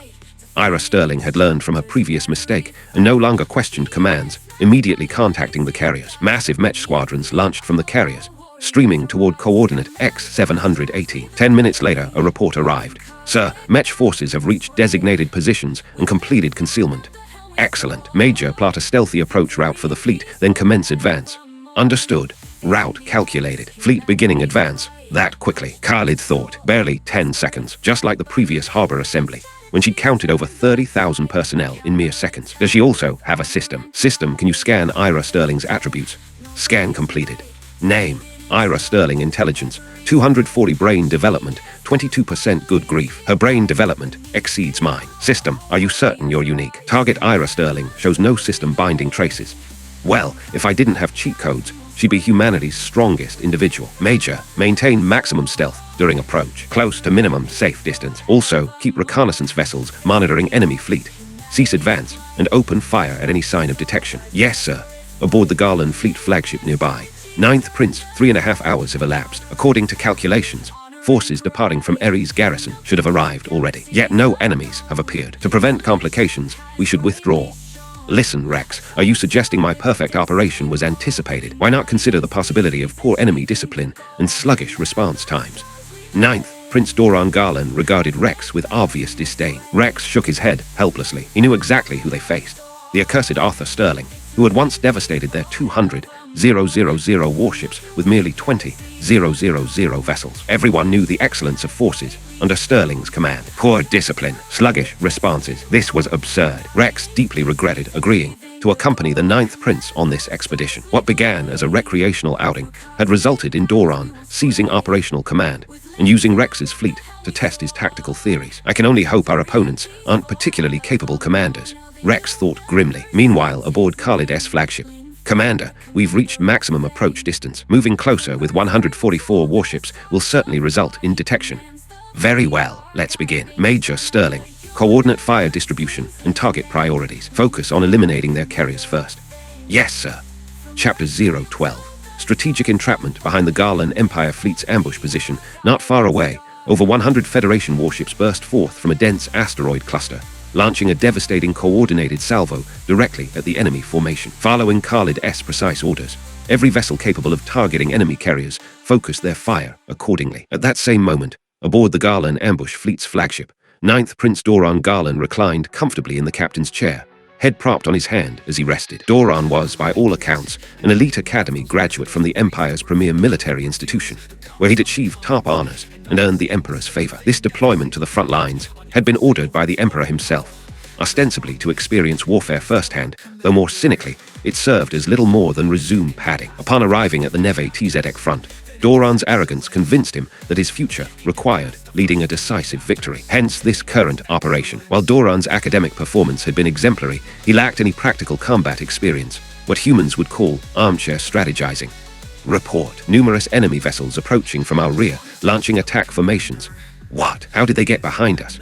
Before anyone could respond, Doran witnessed a massive fireball erupt from the flagship's port side through the bridge's observation windows. A frigate had been completely obliterated. Damn it. Return fire immediately. What are you all doing? Doran's command was met with uncomfortable silence throughout the bridge. With all due respect, we're facing away from the enemy. How exactly do we return fire? Warship heavy artillery consisted of massive installations capable of only minor angular adjustments, not 360-degree rotation. Only smaller caliber weapons possessed full rotational capability. Your Highness, the enemy currently occupies our rear position. Our primary weapons cannot engage them. General Barak, Doran's military advisor, reluctantly explained. Then advance forward and execute an arc maneuver to bite their tail. Is such elementary tactics beyond your comprehension? The bridge crew exchanged even more bewildered glances. Every warship currently hid behind asteroids. Advancing forward would result in the entire fleet committing collective suicide by collision. At this point, General Barak had seen enough. Allowing the 9th Prince to continue this charade would doom the entire fleet. All vessels execute immediate port turn and accelerate beyond enemy engagement range. Yes, sir. Barak, you dare. Your Highness, you may punish me upon our return as you see fit. Currently, I must command this fleet to survival and escort you safely back to Neve Tzedek. Barak's declaration left the proud Doran speechless. What is Barak implying? That I'm incapable of command. That without his intervention, we're doomed. Had Barak known Doran's thoughts, he would have readily agreed. Ignoring the prince's wounded pride, Barak continued directing the fleet's turning maneuver. Though Barak had made the only sensible choice available, space warship directional changes were extraordinarily complex operations. Nothing like simply turning a vehicle's steering wheel. Warships were massive constructs, requiring numerous lateral vectored thrusters to control attitude adjustments. A standard 90-degree turn required 3 to 5 minutes minimum. During those crucial minutes, the fleet remained helplessly exposed to the 101st Mixed Task Force's relentless bombardment. Report: enemy forces executing port turn maneuver. Understood. Maintain maximum firepower, especially against enemy carriers. Destroy all carrier assets before their escape. Acknowledged. Aboard the 101st Task Force flagship, Khalid nodded with satisfaction as enemy movements unfolded exactly as predicted. Success now depended on eliminating all carriers before the enemy completed their turn and escaped, a critical factor determining his force's casualties in subsequent combat. Intelligence confirmed the enemy fleet comprised 208 vessels, including 12 carriers. After 1 minute of engagement, 3 carriers had been destroyed. General Barak watched in anguish as his personal fleet, ships under his direct command, was methodically annihilated without any capacity for resistance. 3 minutes into the attack, 52 warships had been lost, with carriers suffering disproportionate casualties, 10 of 12 destroyed. Wait, why are carrier losses so severe? Barak suddenly noticed the unusual casualty patterns. Why had over 80% of carriers been eliminated, with the remaining 2 heavily damaged? The enemy appeared to be deliberately targeting carriers. But why? Report: fleet turn maneuver complete. Maximum combat speed immediately. Escape their engagement range. Yes, sir. Though Barak had identified the anomaly, current circumstances afforded no time for analysis. Once maximum combat speed is achieved, execute port arc trajectory. Our superior technology allows us to outmaneuver and reverse engage their fleet. Understood, Commander. Tactical officer, calculate time required to escape enemy range and estimated casualties. Yes, sir. We'll reach maximum speed in approximately 5 minutes, then require 10 additional minutes to escape engagement range. However, casualties. Report: sir, losses will reach 50% of fleet strength. Barak inhaled sharply. Such devastating casualties. The 9th Prince had truly led them into disaster. Only destroying this human fleet might mitigate punishment upon return. Once I engage their rear, even with just 100 vessels remaining, I can eliminate them. How many enemy carriers remain? 1 vessel, heavily damaged. Aboard the 101st Mixed Task Force flagship, Khalid's primary concern remained that final carrier. All vessels capable of targeting the remaining carrier concentrate fire. Yes, sir. 3 minutes later, the Garland Empire's last carrier was destroyed. 5 minutes after that, the enemy fleet achieved maximum velocity and began its port arc maneuver. Report: enemy executing port turn, likely attempting to engage our rear position. Understood. Continue the attack. Eliminate as many as possible before they escape our range. Acknowledged. By the way, did our Mech forces finish placing those nuclear charges as ordered? All charges deployed according to your instructions, Commander. Khalid's reminder prompted Ira Sterling to recall his earlier puzzling directive. Mech units had installed penetrator nuclear warheads on dozens of asteroids at specific coordinates. These weapons were designed for planetary surface bombardment, not space combat. In vacuum conditions, nuclear weapons possessed significantly reduced effectiveness against warships unless detonated in close proximity. Consulting her tactical display, Ira Sterling calculated quickly. The nuclear placement coordinates lie directly between our Mech forces and the Garland fleet's projected arc trajectory. Wait, penetrator warheads installed on asteroids. Enemy fleet arriving at those coordinates in 30 minutes. Priority elimination of carriers. This is all Khalid's design. A step-by-step strategy leading the Garland Empire fleet into an abyss. Understanding dawned, and Ira Sterling stared at Khalid with widened eyes, overwhelmed by the scope of his strategic planning. Chapter 013. Born commander after more than 10 minutes of pursuit and escape, the Garland Empire fleet finally broke free from the 101st Mixed Task Force's engagement range. The Garland Empire's warship performance significantly exceeded Federation standards. Without the confining asteroid field, engaging them would have proven impossible. Their vessels' superior speed alone outmatched human ships by considerable margins. Having escaped their pursuers, General Barak finally exhaled with relief. Report our casualties. Commander, we've lost 98 warships total, 3 battleships, 5 battlecruisers, 12 carriers, 8 cruisers, 28 destroyers, and 42 frigates. All 12 carriers destroyed. Confirmed, sir. General Barak felt deeply unsettled. Under normal circumstances, achieving 100% carrier losses was virtually impossible. Ambush tactics typically prioritized other vessel types, since carriers possessed no long-range offensive capability. Barak's assessment was tactically sound. Unlike planetary-era naval warfare, starfighter operational ranges exceeded even anti-ship missile systems. Yet he couldn't fathom the enemy's underlying purpose for such focused targeting. 20 minutes later, Commander, enemy fleet's rear elements will enter our engagement range in 2 minutes. Excellent. Finally caught you. Now it's my turn to hunt while you flee. General Barak stared grimly at his tactical display, speaking with vengeful satisfaction. However, before Barak could savor his anticipated reversal, an anomaly occurred as his fleet navigated through a cluster of asteroids. 1 minute earlier, aboard the 101st Mixed Task Force flagship. Report: enemy forces will reach the nuclear placement coordinates in 1 minute. Perfect. Set detonation timers for 60 seconds and begin asteroid penetration sequence. Acknowledged. Penetrator nuclear warheads represented peculiar weapons, rumored capable of destroying entire planets. These devices carried independent power sources and ultra-hardened drilling systems, theoretically capable of boring through planetary cores before detonation. Humanity had never deployed these weapons operationally. The 101st Mixed Task Force possessed only dozens of these warheads, which Khalid had committed entirely to this single engagement. Upon receiving activation signals, the penetrator warheads, previously positioned by Mech forces, began drilling into their respective asteroid targets. 1 minute later, the Garland Empire fleet arrived precisely between the prepared asteroids. The pre-programmed nuclear devices detonated simultaneously within their rocky host. Dozens of brilliant flashes erupted as asteroids exploded into countless fragments of varying sizes. The Garland fleet found itself catastrophically exposed. Their navigation corridor became choked with debris, making normal movement impossible. General Barak ordered immediate deceleration, but even during emergency braking procedures, dozens of vessels collided with asteroid fragments and sustained damage. At that critical moment, Barak's worst fears materialized. Deploy all Mech forces. Eliminate the enemy fleet completely. Yes, sir. Orders transmitted instantly to the concealed Mech squadrons. 9,000 Federation Mech burst from dense asteroid clusters, diving toward the helpless Garland warships. Within the chaotic debris field, capital ships remained immobilized, while nimble Mechs maneuvered freely. Exploiting their compact size and superior agility, the mechanical warriors penetrated deep into the enemy formation. What followed was systematic slaughter. Watching his vessels succumb continuously to Mech attacks, General Barak closed his eyes in defeat. He understood no escape remained possible. Such elegant tactics, these interconnected killing sequences, could his opponent be Arthur Sterling himself? The thought haunted General Barak's final moments. Escort Prince Doran to an escape pod immediately.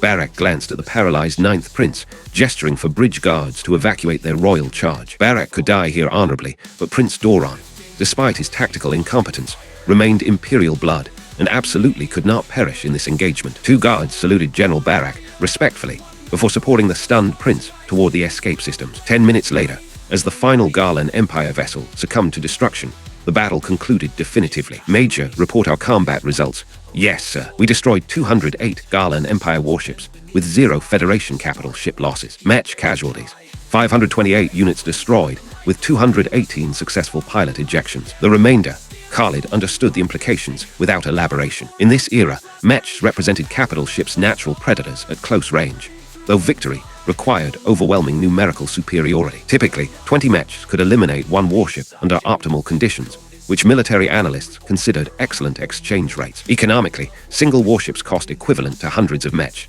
while carrying crews numbering in the hundreds. Therefore, trading 20 Mechs for 1 warship represented extraordinarily favorable mathematics, explaining why Mech penetration of battle lines meant inevitable capital ship doom. Begin immediate battlefield recovery operations. Rescue all surviving pilots. Search unsuccessful ejection sites based on final position data. Attempt to recover their remains for proper return home.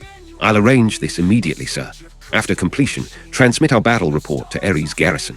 Understood. 1 hour later, Ira Sterling reported battlefield cleanup completion. Of 218 successful pilot ejections, 185 personnel were rescued alive, with 148 recoverable remains located. Final casualty statistics: 528 Mechs lost, 343 pilots killed in action. Commander, during battlefield recovery, we discovered a Garland Empire escape pod captured by our Mech forces. Single occupant claims to be the Garland Empire's 9th Prince, demanding diplomatic courtesy. Diplomatic courtesy. Treat him as a standard prisoner of war. General Sterling will determine proper disposition upon our return. Yes, sir. If nothing else requires attention, order fleet departure for Port Victoria. Acknowledged.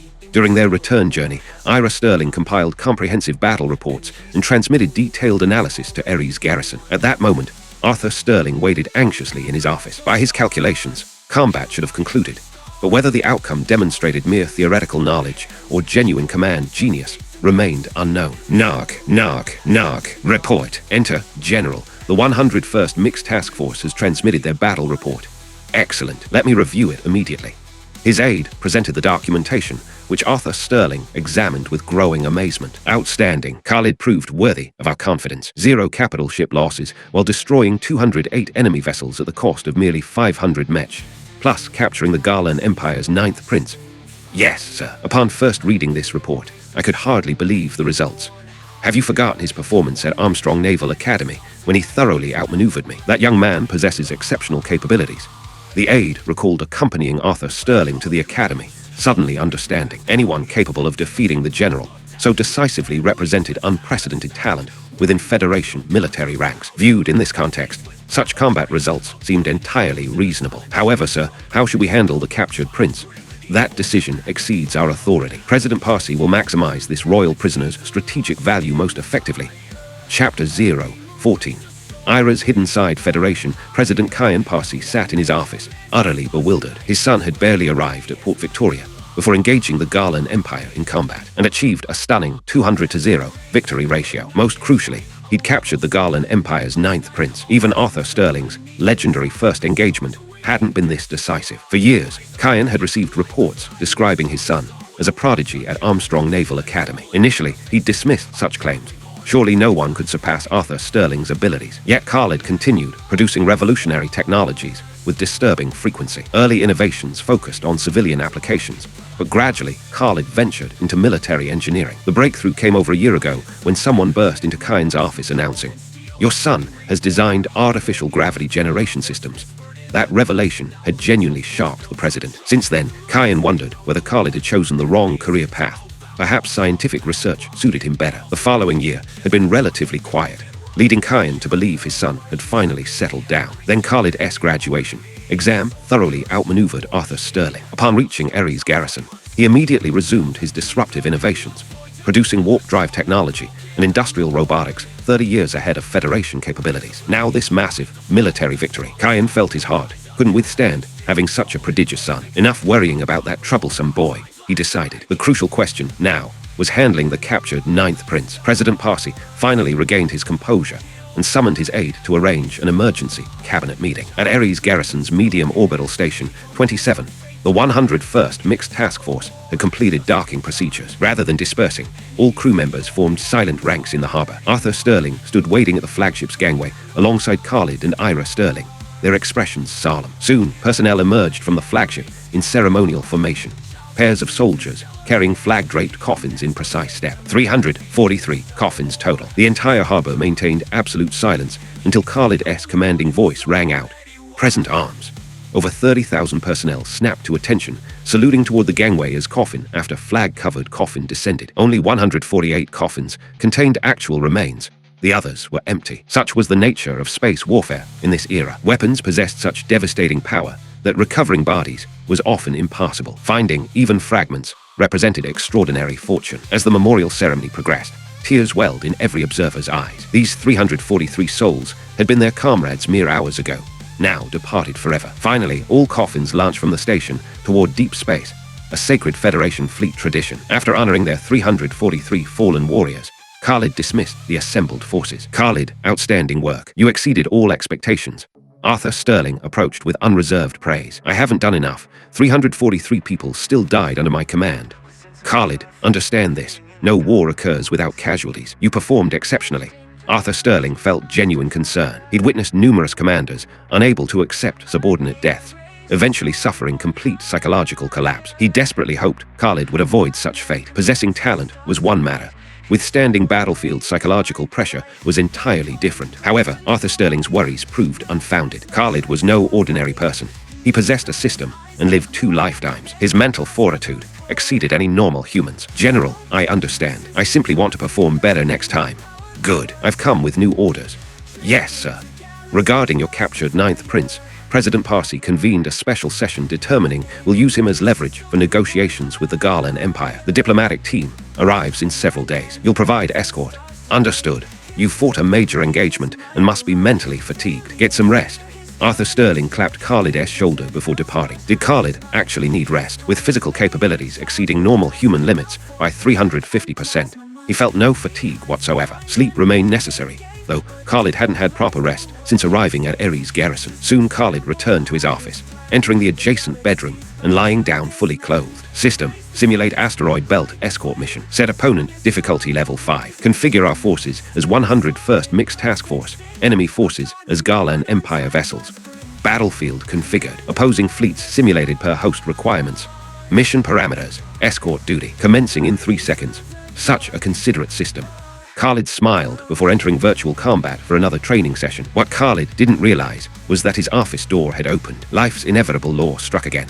Unlocked doors guaranteed unwanted intrusions. Obviously, Khalid had learned nothing from previous experience. Ira Sterling entered Khalid's office, finding it empty. Noticing the bedroom door ajar, she peered inside. Seeing Khalid apparently asleep on the bed, still wearing his uniform, Ira Sterling entered quietly, standing beside his bed. For the first time, a gentle smile graced her features. Had Khalid witnessed this moment, he would have been utterly astounded. The Ice Queen had secretly entered his bedroom and was actually smiling. Was this truly Ira Sterling? Unfortunately, Khalid remained oblivious to this remarkable scene. 1 minute later, Ira Sterling resumed her characteristic frozen expression and departed Khalid's office. Meanwhile, at Armstrong Naval Academy's dean's office, Leo Fulton was communicating with Arthur Sterling. Tell me you're not fabricating this, Arthur. The battle record you sent, Khalid actually commanded this engagement. Would I invent such details? I'm just somewhat surprised. The conversation had begun an hour earlier. Following standard protocol, exceptional frontline engagements were transmitted to Armstrong Naval Academy for command studies instruction. Humanity had experienced too few interstellar conflicts, leaving genuine tactical case studies extremely scarce for educational purposes. Leo Fulton never expected Khalid, graduated only days ago, to have already engaged in frontline combat. Even more surprising, Khalid's debut command had been classified as a classic campaign by Ares garrison, with complete battle records forwarded for analysis. Leo Fulton had already decided. Tomorrow, he would personally lecture all Command Studies cadets on this extraordinary engagement. Chapter 0:15.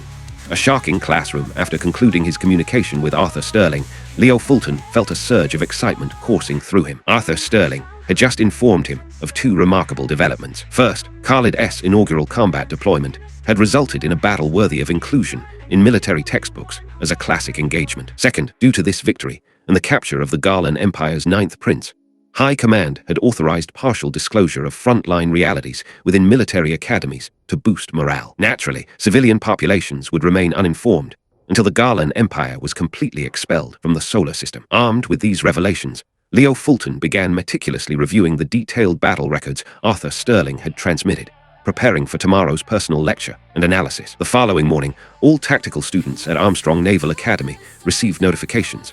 Assemble in the main auditorium at 10 o'clock sharp, where the dean would personally analyze a classic combat engagement. Every student felt bewildered. Since humanity's entry into interstellar warfare, they'd fought perhaps 20-odd battles of varying scales, aside from the final engagement where Arthur Sterling achieved victory in the asteroid belt, which could legitimately be called a classic campaign.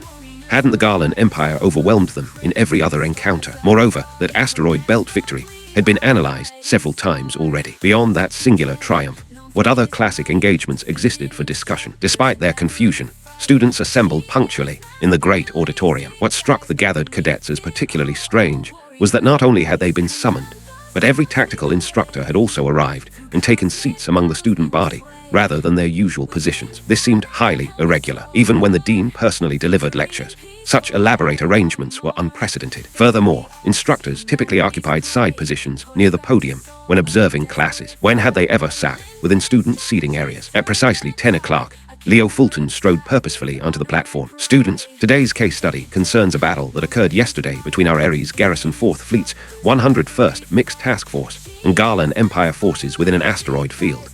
The moment Leo Fulton finished speaking, students erupted in confusion. What did we just hear? Yesterday, combat with the Garlan Empire. Hadn't General Arthur Sterling defeated the Garlan Empire in the asteroid belt years ago, forcing their withdrawal from the solar system? What's happening? Has the dean lost his mind? Or have we? Why doesn't this match everything we know? Silence. Anticipating the chaotic response, Leo Fulton immediately shouted for order. Observing the gradually quieting auditorium, Leo Fulton nodded and continued his address. I understand your confusion. Let me clarify something first. Federation Year 52, General Arthur Sterling led the 4th Fleet to victory against 200,000 Garlan Empire vessels in the asteroid belt. This is absolute fact. Do not doubt it. However, after losing nearly half their fleet, the Garland Empire did not flee the solar system. Instead, they established positions at Neve Tzedek, maintaining a standoff across the asteroid belt that continues to this day. Naturally, during this extended confrontation, small-scale conflicts throughout the asteroid belt have never ceased. Today's lesson concerns one such engagement that occurred yesterday. Your ignorance of these facts results from Federation information control. Public knowledge of ongoing hostilities would have caused civilian panic long ago. This information requires your temporary discretion. As Federation military personnel, you understand the consequences of security breaches. Leo Fulton's revelation left students struggling to process this shocking intelligence. We're still fighting the Garland Empire. Their main forces occupy Neve Tzedek. Leo Fulton observed his students from the podium, understanding they needed time to absorb such momentous news. After several minutes, Leo Fulton resumed his presentation. Now, we begin the formal analysis. Everyone listen carefully. Yesterday, at 1300 hours, Ares Garrison received distress signals from asteroid belt sector 279. The transmission originated from resource extraction vessels, reporting contact with a 208-vessel Garland Empire fleet. They were currently hiding within the asteroid field, requesting immediate rescue. Leo Fulton methodically explained every tactical detail, supplementing his narrative with comprehensive analysis. 2 full hours passed before completing the comprehensive battle study. Students displayed intense excitement throughout, with several cadets shouting enthusiastically. Truly worthy of our Federation's military genius. General Arthur Sterling's tactical brilliance is absolutely extraordinary. Leo Fulton developed a severe headache upon hearing such comments. Did I mention General Arthur Sterling commanded this engagement? Ah, Dean. Besides our Federation's legendary General Sterling, who else could execute such masterful tactics?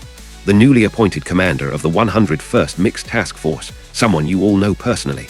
What? The Dean said what? The battle commander wasn't Arthur Sterling, and we know this person. Students exchanged bewildered glances. Khalid had graduated mere days ago and should have just arrived at Ares Garrison, so nobody considered that possibility, except one individual. Emma Campbell suddenly realized a startling probability. Given Khalid's departure timeline, he should have reached Ares Garrison yesterday morning, had he immediately assumed fleet command and deployed into combat. Emma Campbell's eyes widened in shock as she stared at Dean Fulton's smugly satisfied expression. Very well. The 101st Mixed Task Force commander is Colonel Khalid Zara, and yesterday marked his first combat deployment upon reaching Ares Garrison. Khalid, have you truly reached such heights? Hearing Leo Fulton's confirmation, Emma Campbell felt overwhelmed by a sense of loss. The distance between herself and Khalid seemed to grow ever wider. Meanwhile, other students erupted in complete chaos. What? Khalid? He graduated just days ago. By our calculations, he should have barely arrived at Ares Garrison. He became a fleet commander immediately upon arrival. Shouldn't formations of this scale require flag rank officers? That prodigy remained extraordinary even after reaching the front lines. Khalid's reputation for exceptional abilities had resonated throughout the academy. Despite initial disbelief, most students quickly accepted this astonishing reality. Excited voices filled the auditorium with various declarations. After graduation, I'm joining the front lines with the 101st Mixed Task Force. Khalid will be my role model. Someday we'll drive the Garland Empire from the solar system. Mixed among these proclamations were several peculiar statements, including offers to bear Khalid's children. Emma Campbell immediately silenced those over-enthusiastic female students with murderous glares that sent them cowering into submission. Regardless of Emma Campbell's minor confrontations with fellow female cadets, Leo Fulton felt thoroughly satisfied with these results. High Command's decision to lift information restrictions within military academies had proven absolutely correct. Hadn't every student become energized, as if injected with pure adrenaline? Chapter 016. Edward Campbell. 3 days had passed since the asteroid belt counter-ambush at Ares Garrison. Khalid stood with Ira Sterling in the station's docking bay, awaiting the negotiation team's arrival. Communications had confirmed their transport vessel had just reached the facility. Soon, a destroyer settled into the harbor's berthing area. However, Khalid recognized the figure leading the disembarking delegation. The face seemed remarkably familiar. Wait, I remember now, Khalid realized. I've seen him frequently on television broadcasts. That's Edward Campbell, isn't it? He must belong to Emma's family, Khalid concluded silently. Edward descended the gangway with 4 companions, while Khalid and Ira Sterling approached to greet them. Good day. I'm Khalid Zara, commander of the 101st Mixed Task Force, and this is my adjutant, Ira Sterling. Khalid extended his right hand in greeting. Listen here, young man. Good day to me. After 19 years, you've forgotten who I am. I held you when you were just born. Khalid's expression darkened with confusion. 19 years since we last met. Excuse me, I'm only 19 years old, so our sole encounter occurred when I was newborn. How could any human remember such a thing? Khalid felt utterly exasperated by this gentleman's peculiar logic. All right, don't look so bewildered. I was just teasing you. I'm Edward Campbell, leader of this negotiation team. These 4 are my subordinates. Also, I genuinely did hold you as an infant. Ah, very well, Uncle Edward. That's better. Edward nodded with satisfaction upon hearing Khalid's respectful address. By the way, Uncle Edward, may I ask something? Is Emma Campbell from Armstrong Naval Academy related to your family? What do you mean related to my family? Emma is my daughter. How do you know her? Well, we were classmates. Seeing you share the Campbell surname, I wondered if you belonged to the same lineage. I see. Wait, I recall my daughter mentioning years ago that some classmate constantly told her inappropriate jokes. That wasn't you, was it? Ah, definitely not me. Khalid shamelessly denied the accusation. Truth was, upon entering Armstrong Naval Academy, Khalid had immediately noticed Emma, a stunning beauty with an icy demeanor, though considerably warmer than Ira Sterling currently standing beside him. Shameless Khalid had spent days approaching Emma with crude humor. Initially, Emma found Khalid's presence thoroughly irritating. However, when someone persists daily for 2 years, the result was that over those 2+ years, Khalid had significantly softened Emma's personality. Naturally, such activities couldn't be admitted before Edward Campbell. You don't seem the type for such behavior. Indeed, Uncle, you judge correctly. Ira Sterling's expression twitched slightly, unnoticed by others. She was thinking, I believe that person was definitely Khalid. Enough pleasantries for now. Take me to see this 9th prince. I need to assess his importance within the Garland Empire before formulating proper negotiation strategies. Certainly, Uncle Edward. Please follow me. Khalid led Edward toward the detention facility, while Ira Sterling followed behind them. I say, Khalid, your adjutant seems rather cold, doesn't she? Yes, Uncle Edward notices it too. I've been attempting to soften her personality, but I'm at a complete loss. For dealing with that type, tell inappropriate jokes to her daily. Indeed, that's my specialty. I could tell several different ones each day without repeating. Wait, I think I've been trapped. Smack! Khalid suddenly felt a hand clap down on his shoulder. Turning slowly, he discovered Edward Campbell's terrifying smile directed at him. Uncle Edward, I believe there's been some misunderstanding. No need for explanations now. Focus on the current mission. When we return, I think we need a serious conversation. Ira Sterling, who had overheard the entire exchange, struggled to suppress her amusement. Her mouth twitched repeatedly as she fought to contain her laughter. Initially, hearing them discuss her coldness had nearly triggered her temper. However, subsequent developments almost made her lose control and burst out laughing. Fortunately, years of maintaining her icy facade provided excellent emotional control, though the effort proved quite taxing. Khalid regarded Edward Campbell with a rueful expression. Negotiation specialists truly are cunning foxes. What a headache. Soon, the trio reached the detention facility. Uncle Edward, here we are. Open the door. Yes, sir. The facility guard immediately rushed over to unlock the entrance for the 3 visitors. Upon entering, they observed a humanoid being confined within an individual cell. Though humanoid, his appearance differed significantly from humans. 2 horn-like protrusions emerged from his head, resembling bull horns, while his skin displayed a reddish hue reminiscent of legendary demons. Edward showed no surprise at Doran's appearance. Humans had captured Garland prisoners before, making such features commonplace. Approaching the cell bars, Edward spoke directly. So, you're the Garland Empire's 9th prince. Who are you? Me. I'm Edward Campbell. Shortly, I'll be conducting negotiations with your people. Do you have any messages you'd like me to convey? You intend using me as leverage for negotiations? Oh, quite perceptive. Don't let Doran's inexperienced battlefield command fool you. Politically, he was exceptionally sophisticated. He'd represented the Garland Empire in numerous diplomatic negotiations with other civilizations. Moreover, Garland imperial court politics were notoriously treacherous. Having lived in such an environment since birth, how could Doran fail to understand Edward's intentions? Don't waste your efforts. I'm the least favored prince. Otherwise, I wouldn't have been relegated to commanding a small fleet on the front lines. Understood. Let's go.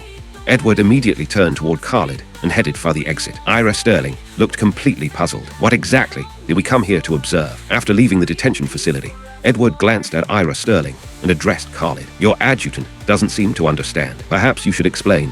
Actually, it's quite simple. First, those few exchanges revealed this 9th prince isn't foolish. Quite the opposite. He's very intelligent and thoroughly versed in political intrigue. Further questioning would prove fruitless.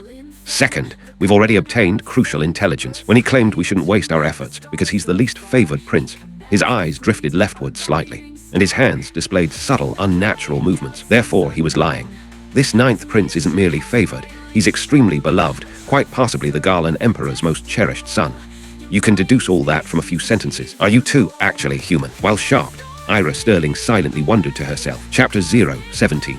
Personal abilities awakened after a restful night. Edward Campbell and his 4 companions boarded the destroyer they'd arrived in, joining Khalid Zara's 101st Mixed Task Force as they departed together. Commander, how do you plan to establish contact with the Garland Empire for this mission? Ira Sterling inquired, studying Khalid with keen interest aboard the task force flagship. Indeed, this assignment proved far more complex than surface appearances suggested. The Federation and Garland Empire possessed no established communication channels, making contact virtually impossible through conventional means. If the fleet sailed directly to Neve Tzedek, they'd likely be obliterated the moment they appeared, transformed into cosmic debris before uttering a single word. Therefore, establishing initial contact represented the mission's greatest challenge. We won't approach Neve Tzedek. Direct all vessels towards Sector 498. Sector 498. Ira Sterling accessed the asteroid belt star charts, locating the designated coordinates approximately 4 astronomical units from Ares garrison, positioned midway between current planetary positions. However, Sector 498 was hardly ideal territory, a frequent battleground where the 4th Fleet regularly exchanged fire with Garland Empire forces. The region resembled a contested border zone between opposing powers. Precisely because that area experiences frequent small-scale conflicts, we're more likely to encounter enemy fleets there.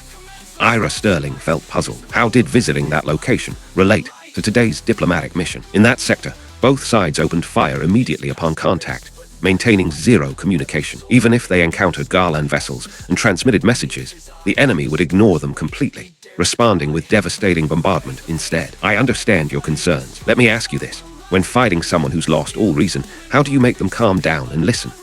Subdue them directly, or demonstrate overwhelming superiority? Make them realize fighting you yields no beneficial outcome. You intend to. Excellent. You're beginning to understand. Khalid observed Ira Sterling's dawning comprehension with satisfaction. This young woman possesses solid fundamentals, but like Emma, she's too rigid in thinking, suitable for an adjutant's role only. To become a true commander, she requires considerable guidance. Khalid mused while studying Ira Sterling thoughtfully. Sector 498 shares similarities with our previous engagement zone 279. Complex terrain unsuitable for large fleet operations. This explains why both sides deploy only small-scale formations there. Don't you think that environment suits our fleet perfectly? Perhaps. Very well. We have 4 remaining at our maximum velocity of 3,000 kilometers per second, nearly 40 hours until arrival. I'm retiring to the captain's quarters for rest. The bridge is yours. Khalid rose and strode toward the exit, leaving Ira Sterling somewhat bewildered. Commander, you're departing immediately after launch. Precisely because we've just departed. The first 2 hours of our journey towards Sector 498 should prove relatively safe. During the latter half, I won't have time for rest, so maintaining peak alertness is essential. I'll relieve you in 18 hours. Khalid paused, offering this explanation before continuing his departure. Well, that reasoning makes some sense. Exhausting energy during the journey's safe portion could result in poor command decisions when actual danger emerged. Ira Sterling consoled herself with this logic. Had Khalid known Ira Sterling's thoughts, he would have corrected her assumptions. His true motivation involved upgrading his evasion command abilities, which required training rather than actual rest. Khalid's evasion command capability remained at sea level. Upgrading to B rank would significantly enhance his overall effectiveness. The journey proceeded without incident, as the fleet covered 2 astronomical units. In the captain's quarters, Khalid's eyes suddenly opened. Congratulations, host. Your evasion command ability has improved to B rank. Brain development increased by 2%. Congratulations, host. Your Mech command ability has improved to A rank. Brain development increased by 2%. Congratulations, host. All abilities now exceed B rank, qualifying you as a second-tier commander. Hidden reward. Mech piloting capability unlocked. Personal abilities panel now activated. System display attribute panel. Host, Khalid Zara strength, 350 agility, 350 reaction, 350 stamina, 350 mental, 350 intelligence, 380 normal human range, 50-100 lifespan, 500 years brain development, 24% command abilities, artillery command B, evasion command B, formation command A, Mech command A, personal abilities, Mech piloting B mission 1, destroy 500 Garland Empire warships current, 208/500, reward, energy shield technology mission 2, achieve brigadier rank reward, basic genetic enhancement formula, the 4% brain development increase brought immediate clarity. Khalid's thoughts became sharper, processing accelerated dramatically. Excellent. Finally surpassed that young woman Ira Sterling. Having a system, yet maintaining lower brain development than an ordinary person would be absolutely unacceptable. Before Khalid could celebrate properly, massive information streams began flooding his consciousness. His head felt ready to explode. Right, the system awarded a new ability, match piloting. Whenever new capabilities integrated into his being, the transition from zero proficiency required direct information downloads into Khalid's brain. The sensation proved intensely uncomfortable. Having avoided such experiences for over a year, Khalid had nearly forgotten this particular ordeal. Why don't existing ability upgrades cause similar effects? Because those improvements result from Khalid's own virtual training efforts, rather than direct system intervention. 3 minutes later, having absorbed all piloting knowledge, Khalid mentally reviewed the integrated information. His current match piloting capabilities now matched Federation elite pilots. But why do I need match piloting skills as a fleet commander? Given the host's dangerous thinking, this system provides clarification. This is a commander system, not specifically a fleet commander system. Please avoid confusion. Does the host believe match unit commanders aren't true commanders, that they require no piloting abilities? Fine, you're absolutely correct. My mistake.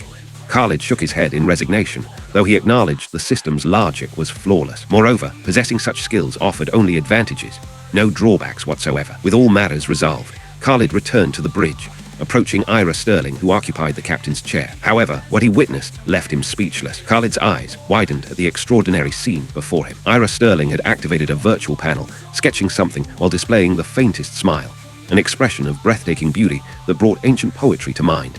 6 palace beauties pale in comparison. Following Ira Sterling's gaze, Khalid observed her current artistic creation. His expression immediately darkened with embarrassment. Chapter 0:18. Move and we'll destroy you. The bridge had taken on a distinctly peculiar atmosphere. Ira Sterling sat in the captain's chair, still oblivious to Khalid's presence beside her, continuing to work diligently on her virtual drawing tablet. Meanwhile, Khalid's expression had darkened considerably. What exactly am I looking at? Ira Sterling had actually drawn a picture of him. No, drawing him wasn't the problem. The issue was that she depicted him in tattered clothing, bound to a pillar, wearing a pathetic expression while crying out, "Mercy, Your Majesty." That would have been troubling enough. But she'd also drawn herself standing before the pillar, wielding a whip as she struck him. While her artistic skills were undeniably impressive, though now hardly seemed the time to appreciate such craftsmanship, this young woman had clearly gone too far. She was actually smiling while drawing, displaying an expression of joy rarely seen in millennia. Impressive artwork. Indeed, my earliest dream was becoming an artist. Since childhood realizing the situation, Ira Sterling turned to discover Khalid's scowling face fixed upon her. The bridge atmosphere instantly became excruciatingly awkward. Your artistic abilities are genuinely exceptional, but the subject matter raises certain concerns. My apologies, Commander. Ira Sterling immediately resumed her characteristic frozen demeanor, rising to attention. Enough apologizing. Go rest for a while. Report back to the bridge in 10 hours.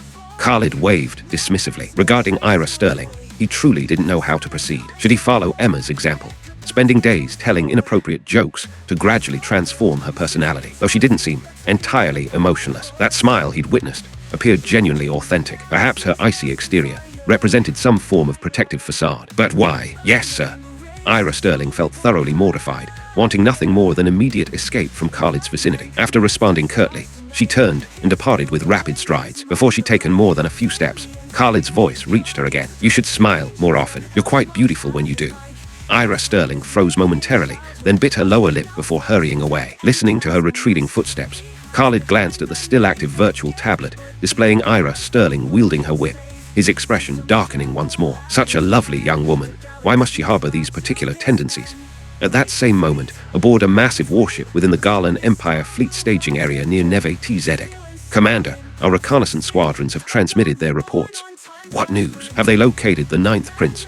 General Barak felt intense anxiety. If anything happened to the 9th Prince under his watch, the consequences would be catastrophic. The Emperor's devotion to Doran exceeded even his affection for the Empress, a fact known throughout the Empire. Should disaster strike, Emperor Garland might execute every soul in their entire fleet. Commander, the reconnaissance forces report discovering extensive warship debris at General Rex's last known position.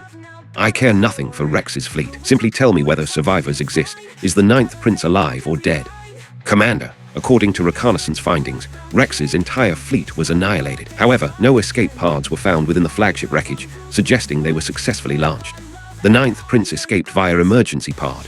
We believe so, sir, though we discovered no pods in surrounding areas. Most likely, human forces captured them. Blast. Cancel all leave immediately. Prepare the entire force for deployment. The 9th Prince must be recovered. Yes, Commander. Over 10 hours later, the 101st Mixed Task Force had reached Sector 498, deploying Doran's escape pod while activating its distress beacon. After completing various preparations, the fleet concealed itself within a complex nearby asteroid cluster. Ira Sterling had returned to the bridge, standing rigidly beside Khalid. Major, how long before fish bite our bait? 1 day at most. Matches my assessment. 0. 3 astronomical units away, an 18-vessel microfleet lurked within another asteroid formation. Commander, headquarters orders all squadrons to return immediately. What's happening? Full fleet assembly hasn't occurred in years. Likely connected to the 9th Prince's disappearance, though specific details remain unclear. Very well, then. Commander, receiving friendly escape pod signals. Based on identification codes, this originates from Rex's flagship. Distance 030. Rex's flagship. Wasn't that the vessel carrying the 9th Prince before his disappearance? Confirmed, sir. Quickly, advance immediately, and recover that pod. If it truly contains the 9th Prince, we'll all receive multiple promotions. The adjutant's excitement mounted as he ordered the entire squadron to abandon concealment, racing toward the signal source. However, their overwhelming enthusiasm caused both officers to overlook a crucial detail. After several days, no escape pod could have traveled from the previous battle site to this location. After all, escape pods weren't warships. Their velocity was severely limited. 30 minutes later, aboard the 101st Mixed Task Force flagship. Commander, reconnaissance reports the fish have taken our bait. 18 vessels approaching. Excellent. Have all warships prepare for combat. Understood. 5 minutes later, 18 vessels appeared before Khalid, slowly approaching the emergency beacon's location. Execute. Notify the fleet. I want them disabled, not destroyed. At this range, demand precision targeting from every gunner. Yes, Commander. Indeed, Khalid had positioned his ambush merely 30,000 kilometers from the escape pod, directly flanking the Garland Empire squadron's approach vector. Therefore, Khalid ordered his fleet to avoid complete destruction, instead using reduced power weapons for surgical strikes, eliminating enemy combat capability. After a single devastating salvo, all 18 vessels had lost their primary armaments. At 30,000 kilometers, modern warships engaged at virtually point-blank range.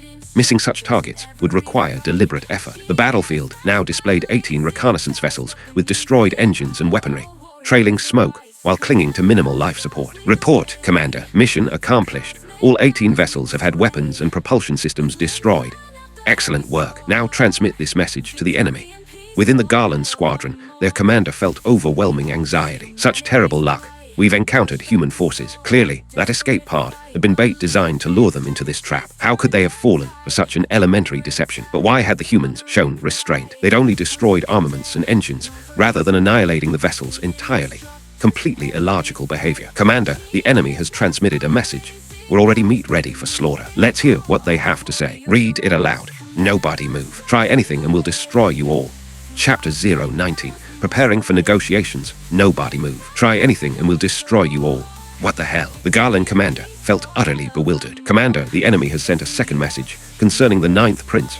Well, read it quickly. The 9th Prince, having attacked our Federation civilian vessels several days ago, has been captured and detained by our forces. Considering his status as an Imperial family member, we authorize your side to dispatch relevant personnel to the following coordinates to discuss this criminal's disposition. Coordinates. The commander's already crimson face nearly darkened to black as he listened to his adjutant recite the message. The content was clear enough, no problems there, but the phrasing used to convey this information. Why did it sound so insufferably smug? So the 9th Prince truly fell into human hands. Immediately, transmit this intelligence to headquarters. Also, reply that we're contacting our command center and request they wait. Yes, sir. Aboard the 3rd Imperial Guard Legion flagship in orbit around Neve Tzedek. Marshal, we've received fresh intelligence from a reconnaissance squadron regarding the 9th Prince. Speak quickly. Yes, sir. Today our squadron, 031, encountered human forces during routine operations. Subsequently, the human fleet transmitted a message claiming they hold the 9th Prince and demanding we dispatch personnel to specified coordinates for negotiations. At least the 9th Prince survives, but this situation is enormously problematic. We needn't guess what demands the humans will make. They'll certainly want our complete withdrawal from the solar system. General Barak frowned deeply. This matter was genuinely troublesome. Moreover, judging by human actions, they'd obviously discovered the 9th Prince's crucial importance. Therefore, during negotiations, the humans would undoubtedly exploit this advantage for maximum benefit, most likely demanding their withdrawal. The critical issue was that agreeing to withdrawal conditions would result in his execution for military retreat. even if they successfully rescued the 9th prince. He needed a solution, benefiting both sides. Adjutant, where is the 4th Imperial Guard Legion? Marshal, according to their last report, they've just withdrawn from the Kabad Empire front lines. Reaching our position requires traversing 7 hyperspace routes, at least 10 years travel time. 10 years. Perfect. Arrange an escort fleet. I'll personally conduct these negotiations. Marshal, isn't personal involvement too risky?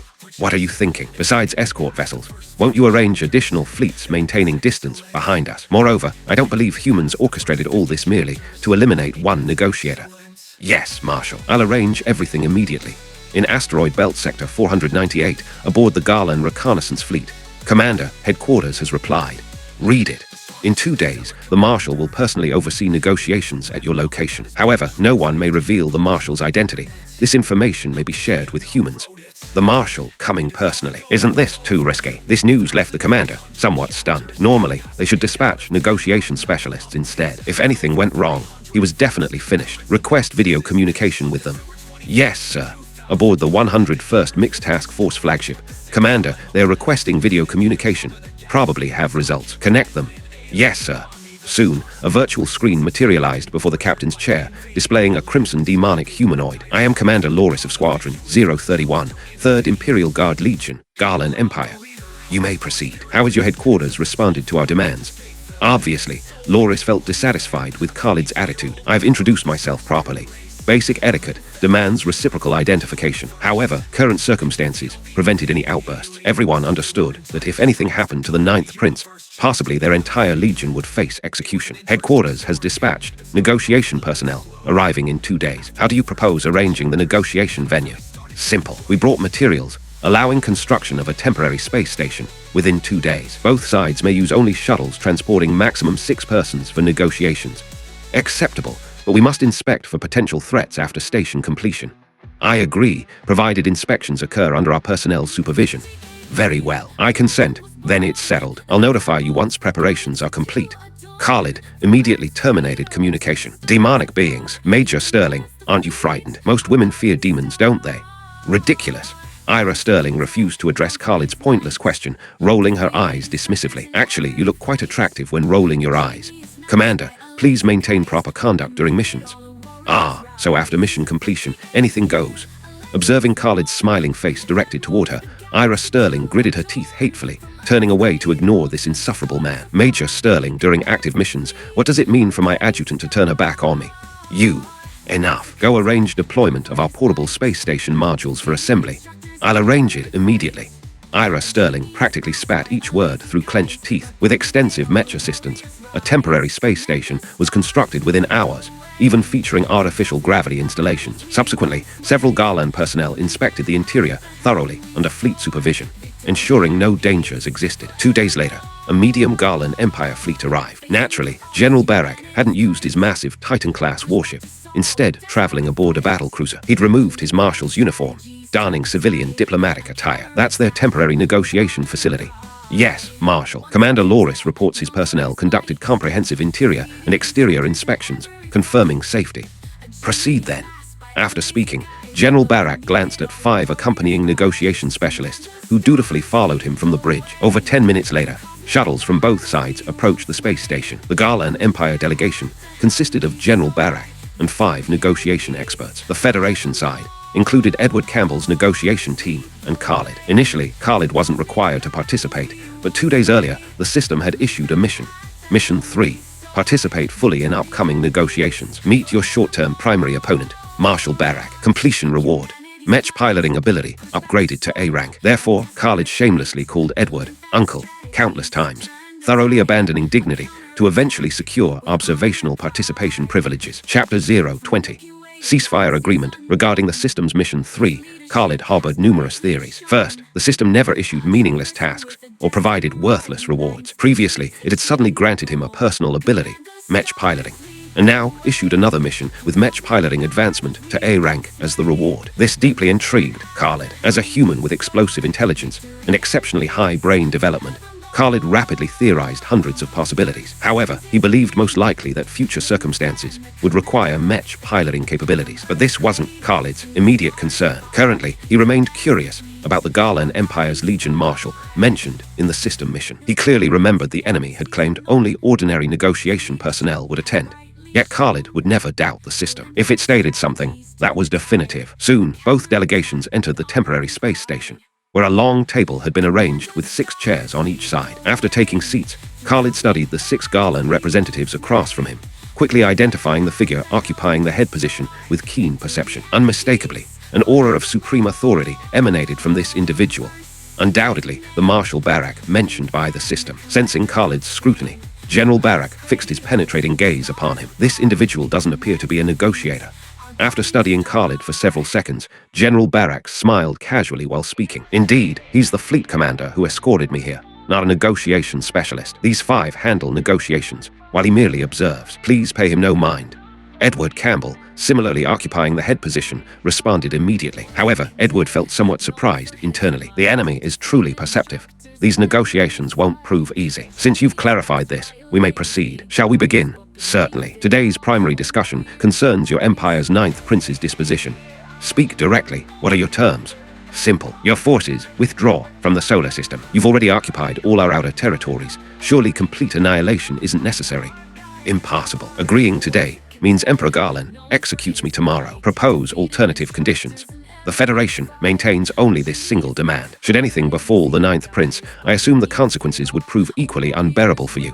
I repeat, if the 9th Prince dies, the Emperor executes me. However, agreeing to solar system withdrawal also results in my execution. Therefore, suggest more realistic terms, otherwise negotiations prove futile. Truly difficult, Edward thought grimly. Through expression analysis, he didn't believe the enemy was lying. If accurate, forcing solar system withdrawal was impossible. Facing identical death sentences, General Barak would choose the more honorable demise. Military retreat under threats carried no glory whatsoever. Where lies the breakthrough? Edward felt increasingly troubled. In that case, perhaps modify terms to a 10-year ceasefire. At this moment, Khalid spoke from his position at the table's end. Edward and his 4 companions turned toward him in shock. Forgive us, we require internal discussion. Proceed freely. The space station featured private rooms on both sides for precisely such situations. Edward gestured meaningfully toward Khalid before leading his team into their designated chamber. Khalid smiled ruefully, rising to follow. Khalid, I specifically stated you were here only to observe. Uncle Edward, I believe military perspective requires sharing crucial knowledge with you. Otherwise, you'll make incorrect judgments. Oh.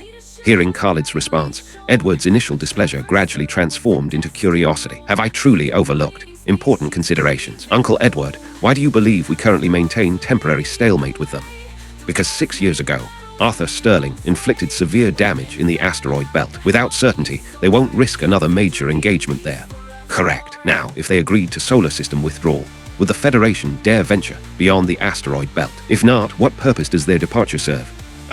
Edward was struck speechless by Khalid's logic. Indeed, even if they withdrew from the solar system, will we dare leave the asteroid belt's protective barrier? Consider the Federation's sole surviving 4th Fleet. Once beyond the asteroid belt, enemy return attacks would leave humanity with no remaining combat forces. Without asteroid belt advantages, pitting Arthur Sterling's 20,000 vessels against over 100,000 enemy ships meant certain suicide. In open space lacking environmental terrain, fleet engagements depended purely on warship performance and commanders' formation, artillery, and evasion abilities. With comparable command skills, vessel performance became decisive, and everyone knew Federation warships lagged behind Garland Empire technology. This explained why the 1st through 3rd fleets at Centauri Reach, Barnard Star, and Vega never achieved victory. Outnumbered, technologically inferior, and lacking experienced commanders, how could they possibly win? Therefore, demanding solar system withdrawal truly holds meaning. Absolutely meaningless.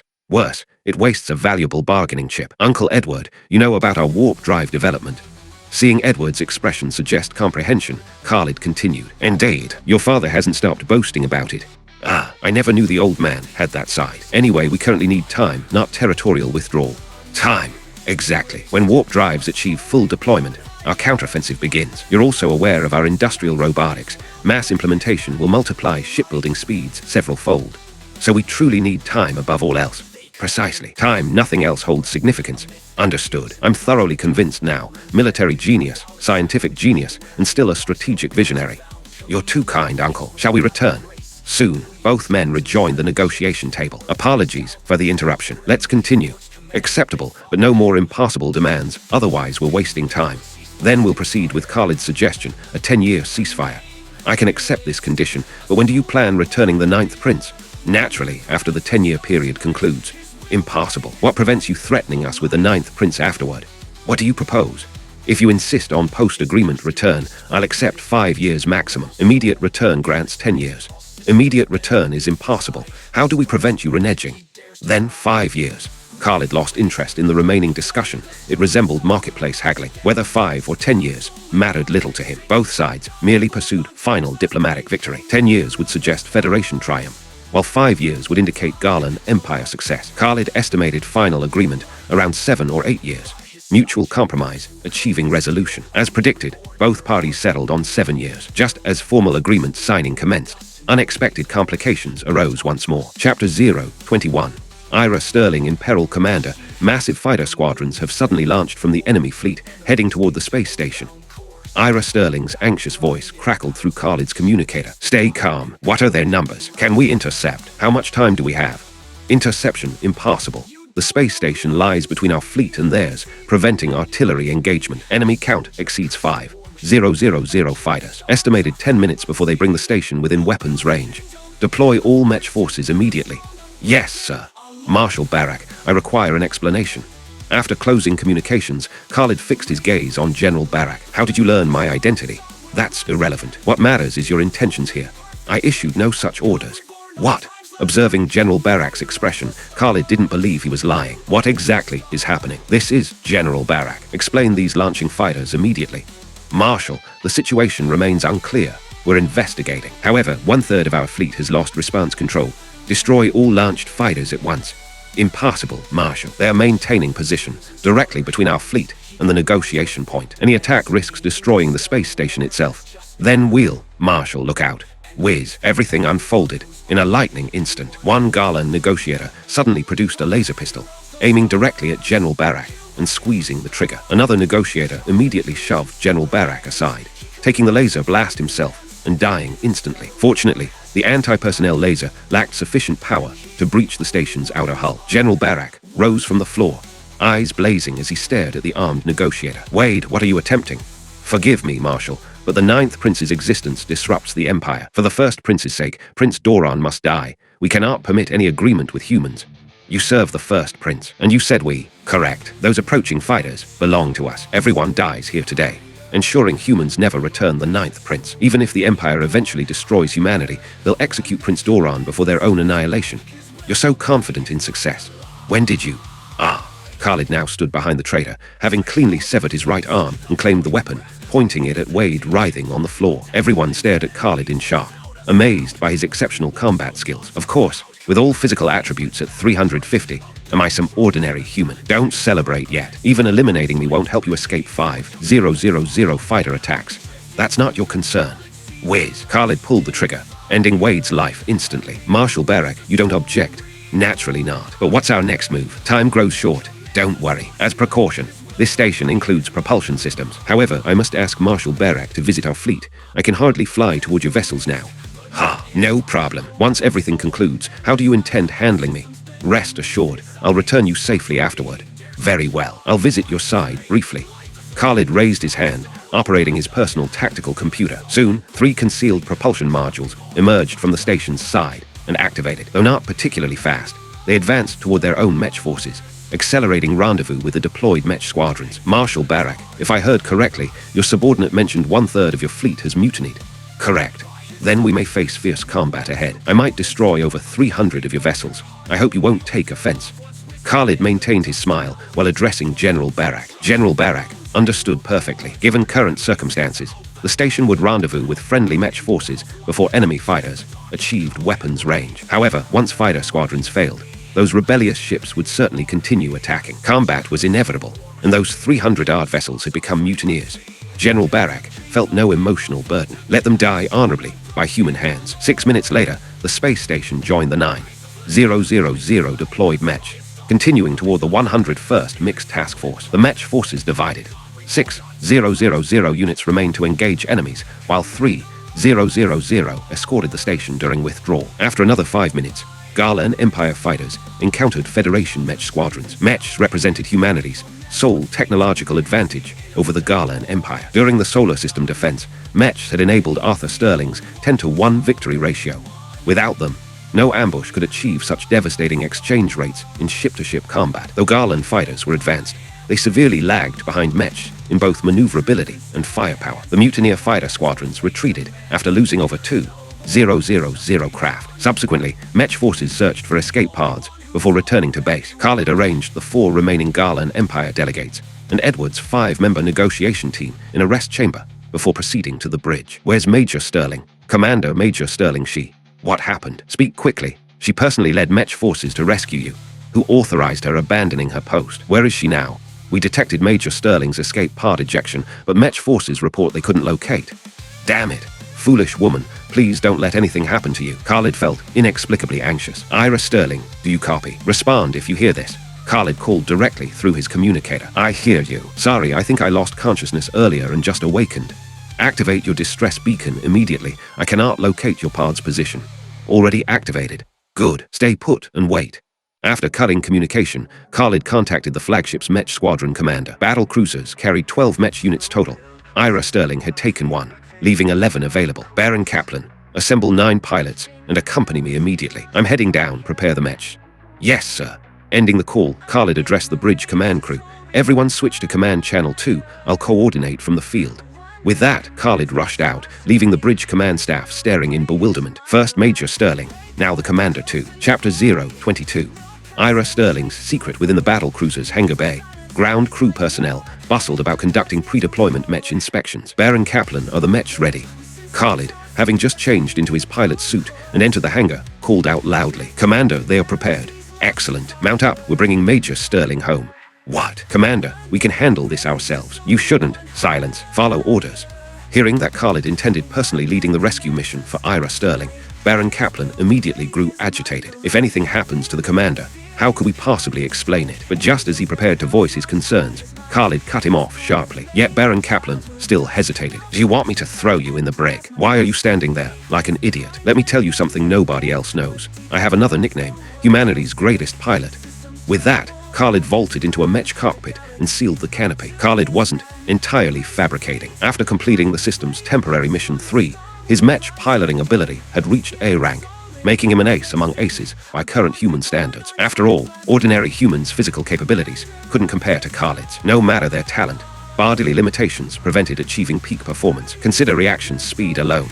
Normal human limits reached 100, while Khalid's measured 350. This meant even A-rank human pilots would prove inferior to an equally ranked Khalid due to physical disparities. Seeing Khalid enter his cockpit, Baron Kaplan snapped to attention. The commander's already aboard. What choice do we have? He immediately rallied the other 9 assembled pilots into their respective Mech. 3 minutes later, 11 Mech launched from the battle cruiser, racing toward Ira Sterling's coordinates. Simultaneously, the retreating 2,000 plus Garland rebel fighters had obviously received the signal. Approximately 100 craft broke formation, diving toward Ira Sterling's escape pod. Khalid checked his tactical display. Roughly 10 minutes to reach Ira Sterling's position. However, the Garland rebel fleet had mobilized, advancing toward the 101st Mixed Task Force. Who was Khalid? A human with 24% brain development, capable of far more than dual tasking. While piloting his Mech forward, Khalid simultaneously monitored the tactical panel mounted before him, methodically issuing fleet commands. Unfortunately, their current position proved challenging. The negotiation site had been chosen in a relatively open asteroid belt area, offering limited environmental advantages. However, solutions existed. Khalid had noticed significant problems with the Garland rebel fleet composition. Only 2 battle cruisers, 10 carriers, and 16 cruisers. The remaining 300-plus vessels consisted of destroyers and frigates. Most likely, battle cruiser captains remained loyal to General Barak, so the so-called First Prince's supporters could only infiltrate smaller vessels, primarily destroyers and frigates. Moreover, fleet coordination was obviously poor. Even minor formation adjustments appeared chaotic, though understandable, considering this was a hastily assembled infiltrator force. Fleet formation, battle cruisers as spearhead, assault configuration, maximum combat speed, direct central breakthrough. I'll rendezvous with the fleet en route. Remember, concentrate firepower first on destroying their only 2 battle cruisers. Understood, came the tactical officer's voice through communications. The 101st Mixed Task Force began reorganization. Battle cruisers forward, Carriers centerline, cruisers, destroyers, and frigates protecting the carrier group. Complete fleet reformation would require approximately 10 minutes. Several minutes later, within the escape pod, Ira Sterling peered through the viewport at the surrounding void. What she witnessed chilled her to the bone. A squadron of crimson-glowing Garland fighters racing toward her position, weapons systems already charging with ominous energy. Ira Sterling knew that within seconds, those fighters would open fire, and her escape pod couldn't possibly withstand the assault. In this moment, her thoughts turned first to that somewhat irritating Khalid, the boy who'd promised to marry her in childhood, then failed to recognize her as an adult. That scoundrel. Would he feel even a moment's sadness upon learning of my death? Would he finally remember who I truly am? At this thought, Ira Sterling actually smiled slightly, preparing to meet her final moment. Yet gazing through the viewport, she witnessed no crimson death beam. Instead, a brilliant green lance flashed from the left, piercing straight through the fighter preparing to fire. Immediately afterward, a mech appeared before her, filling the entire viewport. Who could that be? Ira Sterling wondered silently. Ira Sterling, are you still alive? Yes, I'm here. I can see the rescue mech. Excellent. Don your helmet and exit the pod. Get into the mech bay. Understood. While shielding the escape pod with his own frame, Khalid fired 6 consecutive shots, eliminating 6 approaching fighters. Baron Kaplan, cover me while I extract Major Sterling. Understood. Seeing the 10 mech led by Baron Kaplan arrive, Khalid immediately called out. Baron Kaplan quickly made arrangements. 2 mech would protect Khalid while he led the remaining 7 units against the continuously approaching fighters. The mech pilots aboard Khalid's flagship were no ordinary soldiers. All possessed at least B-rank skills, representing the fleet's elite mech corps specifically tasked with flagship protection. Even standard mech pilots could handle 3 to 5 fighters each, let alone these elite warriors under Baron Kaplan's command. However, witnessing Khalid's performance earlier had left Baron Kaplan thoroughly astounded. First, precision long-range elimination of a fighter preparing to attack the escape pod, then seamlessly approaching the pod before instantly firing 6 times without interval, destroying 6 more fighters. Though I'm elite, I couldn't execute such masterful shooting, Baron Kaplan admitted, now fully believing Khalid's pre-deployment claim of being humanity's greatest pilot. Seeing Ira Sterling open the escape pod hatch and float free, Khalid pivoted and opened his own cockpit canopy. While the cockpit featured only 1 seat, the space remained relatively generous. Accommodating an additional person posed no significant problem. Through the pilot's transparent helmet visor, Ira Sterling glimpsed someone who shouldn't have been there, Khalid. Seconds later, Khalid sealed the cockpit and glanced around, noticing Ira Sterling seemed dazed. Stop daydreaming. You don't have safety restraints. Hold tight to me. We're still in combat. Coming to her senses, Ira Sterling directly straddled Khalid's front, embracing him like an octopus from the frontal position. Well, I did tell you to hold tight, but that pose is rather embarrassing. Khalid wanted to voice his complaints, but considering the sensation was rather pleasant, decided to let it pass. Baron Kaplan, we're withdrawing. Otherwise, we'll miss our rendezvous with the fleet. After turning to casually eliminate 2 more fighters with precise shots, Khalid shouted toward Baron Kaplan. Yes, Commander. All units withdraw. Chapter 023. Central Breakthrough. Rear deployment within the 101st Mixed Task Force Flagship's Officers' Lounge. General Barak and Edward Campbell sat facing each other while their respective personnel stood behind them. General Barak remained active, maintaining communication with his adjutant through an open channel. Marshal, the rogue fleet has begun moving against the human forces. What are our orders? Maintain control of our remaining vessels and observe. Commander Khalid assured me he would handle those rebellious ships. This, very well, sir.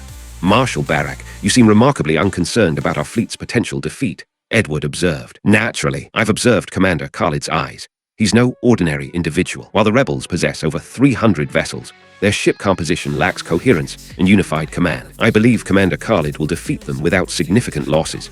How remarkably trusting of humanity. Ha! I've never misjudged character. We can chat here while listening to my adjutant's battlefield commentary.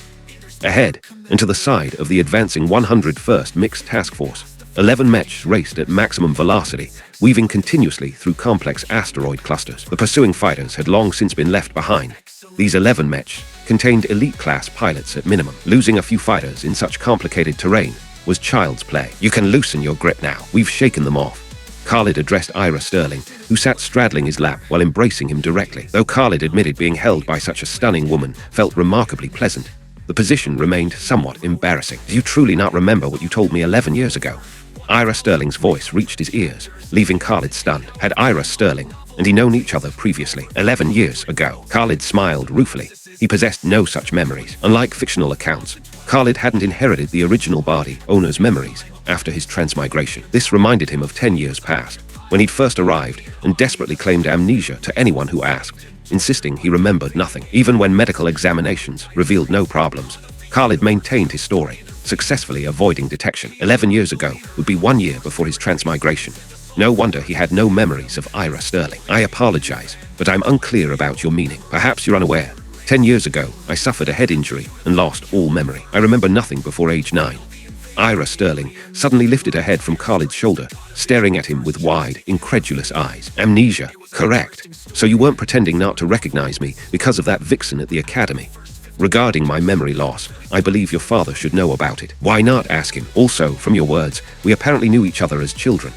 Khalid deliberately avoided addressing Ira Sterling's vixen comment. Being so intelligent, he naturally understood she meant Emma. But what had their childhood relationship been? What words had he spoken that she still remembered? Had this party's original owner been involved in puppy love at age 8? Simultaneously, Ira Sterling felt equally confused. Amnesia. Have I been mistaken all this time? No, I must confirm this with that bastard father when we return. We've arrived. Lost in thought, Ira Sterling heard Khalid's announcement and looked ahead. Indeed, the 101st Mixed Task Force was visible, approaching from the right. Perfect timing for rendezvous. Naturally, 11 elite pilots, including Khalid, would never miss their coordination window. All returned to their vessels successfully. I'm opening the cockpit now. Though being held by you is quite comfortable, we should consider appearances. The hangar's quite crowded. You haven't confirmed whether your claim is true. When we return, I'll investigate. Ira Sterling snorted, releasing her embrace and standing. However, Khalid noticed that beneath her helmet, Ira Sterling was blushing. The first time he'd witnessed such a sight. Had circumstances permitted, he'd have photographed the moment. After dismounting, Khalid couldn't spare time changing clothes, running toward the bridge in his pilot suit, while Ira Sterling immediately followed. Report status. Khalid shouted upon entering the bridge, rapidly approaching his command chair. Sir, engagement range in 1 minute. Excellent. Notify all battle cruisers. Priority targets are their 2 battle cruisers. Yes, sir. Ira Sterling had positioned herself beside Khalid, taking over from the tactical officer and transmitting commands according to his orders. Personal matters are personal. We can resolve everything after returning. But now, I'll fulfill my adjutant duties. Khalid glanced at Ira Sterling without comment, quickly activating the captain's dedicated virtual tactical display. Both forces closed rapidly, approaching weapons range. Commence firing. Seconds later, seeing engagement range achieved, Khalid unhesitatingly issued orders. Simultaneously, the Garland rebel fleet began their assault. The difference was striking. The 101st Mixed Task Force fired with focused targeting, their 9 forward battle cruisers concentrating entirely on the enemy's 2 battle cruisers. Meanwhile, the Garland rebel fleet operated chaotically, each ship acting independently. Khalid immediately understood. The rebels were likely commanded by an amateur. Indeed, Khalid's assessment proved completely accurate. The current rebel fleet commander was one of the first prince's confidants, supremely skilled at intrigue and conspiracy, but regarding fleet command, honestly, inferior even to the paper strategist Prince Doran. Since the Garland rebel fleet possessed only 2 capital ships, their firepower was severely inadequate. Battle cruisers were heavily armored. Frigates and destroyers could barely damage them, achieving wounds at best. Achieving quick destruction was impossible. Both sides advanced under mutual bombardment. After merely 3 salvos, the rebels' forward battle cruisers had been completely destroyed. The 101st Mixed Task Force then drove through the Garland rebel formation like a blade. Current Garland rebel losses: 2 battle cruisers, 5 cruisers, 18 destroyers, 2 carriers, and 35 frigates. 101st Mixed Task Force losses: 1 cruiser, 1 destroyer, and 3 frigates. The forward battle cruisers sustained only minor damage, insufficient to impact subsequent combat. Commander, we've penetrated their formation. Good. Deploy the fleet on their rear flanks and execute arc turns. Yes, sir. The rebel forces now faced chaos, their commander dead, capital ships destroyed, leaving only crew members. Many vessels had been forcibly seized after loyalist captains were eliminated. Therefore, the entire rebel force stood paralyzed with uncertainty. While the rebels hesitated, the 101st Mixed Task Force had already dispersed left and right, executing arc maneuvers to deploy on the rebels' left rear and right rear positions, forming a semicircular encirclement. When the rebels finally reacted and attempted counterattacks, it was too late. Their current formation could only be systematically destroyed by the 101st Mixed Task Force. Magnificent central breakthrough and rear deployment tactics, perfectly exploiting the rebels' fatal weakness of insufficient capital ships. Within the lounge, General Barak praised without reservation. Chapter 024. Inescapable encirclement, the current battlefield presented a bizarre spectacle. Logically, countering Khalid's maneuver shouldn't prove difficult. Several tactical options remained available. For instance, reinforcing the central formation's depth by concentrating all capital ships at the core. However, the entire Garland rebel fleet possessed only 2 capital vessels, while their numerous cruisers, destroyers, and frigates couldn't possibly withstand capital ship firepower, let alone retaliate effectively. Another approach involved deliberately splitting the fleet left and right when central breakthrough became inevitable, then converging inward while adjusting heading continuously as enemy forces penetrated, eventually biting the assault fleet's tail. This too faced obstacles. The hastily assembled rebel fleet lacked efficient coordination and competent command, so after suffering breakthrough, was defeat truly inevitable? Not necessarily. Multiple solutions still existed. The most common response involved accelerating forward, since enemies required time to turn and deploy after breaking through formations. If you maintained full speed immediately upon breakthrough, you'd escape their weapons' range before they completed their turns. Yet the rebels missed this final opportunity. Their commander had perished alongside those two battle cruisers, though Khalid knew even a surviving commander would prove useless, since he deployed numerous space mines during his assault passage. Currently, a vast minefield blocked the rebels' forward path. Forcing passage would cost at least half their remaining vessels. The panicked, helpless rebels granted Khalid time to execute his rear bilateral deployment, forming a compact semi-encirclement. While technically semicircular, the forward minefield prevented rebel advance, effectively transforming this into complete encirclement. The rebels faced only two choices: surrender or execute a slow, vulnerable about-face. Would these Garland rebels surrender? Their commanders were the first Prince's fanatics. Capitulation was impossible. Only one option remained: accept massive casualties while turning to engage. Observing this decision, Khalid smiled with satisfaction. He certainly didn't want rebel surrender. How else could he complete his mission? Wait several years for renewal. Secretly violate ceasefire agreements. Obviously impossible. This rebel fleet represented Khalid's final opportunity for mission completion. Are the carriers in position? 15 seconds remaining. Upon positioning, release all unmanned fighters from both flanks, then deploy all Mech. Carriers positioned, beginning drone release. Drone deployment complete, Mech forces launching. While warships dominated Mechs and fighters at long range, they required proper facing to engage effectively. Otherwise, they could only wait for close approach before using point defense weapons. The Garland rebel fleet now confronted this exact dilemma. Their formation had nearly completed its turn, while 101st Mixed Task Force carriers deployed on both encirclement flanks, releasing full complements of drones and Mech. Should they turn again to attack the drones and Mech, or ignore these threats and continue engaging the rear warships? Optimally, they'd launch fighters to counter the flanking Mech and unmanned craft. Another problem emerged. Rebels originally possessed 10 carriers. During the 101 SD's central breakthrough, 2 were destroyed. During the turning minutes, 5 more fell. Only 3 remained operational. Regardless of rebel choices, Khalid maintained appropriate countermeasures. However, the rebels' next decision earned only 2 words from Khalid: foolish. Why foolish? Because the rebels released all 30,000 fighters from their 3 carriers, dividing them equally to intercept both flanks. Meanwhile, the completed rebel formation assumed assault configuration, charging directly toward the 101st Mixed Task Force battle cruiser group. Clearly, they desperately wanted to eliminate Khalid's flagship, even at the cost of total annihilation. Marshal Barak, they'd rather face complete destruction than retreat from killing you. Quite persistent, Khalid studied his tactical display, chuckling to himself. Clear the center path for them, then converge both flanks inward. Transform our frontal semi-encirclement into rear pursuit formation. Understood.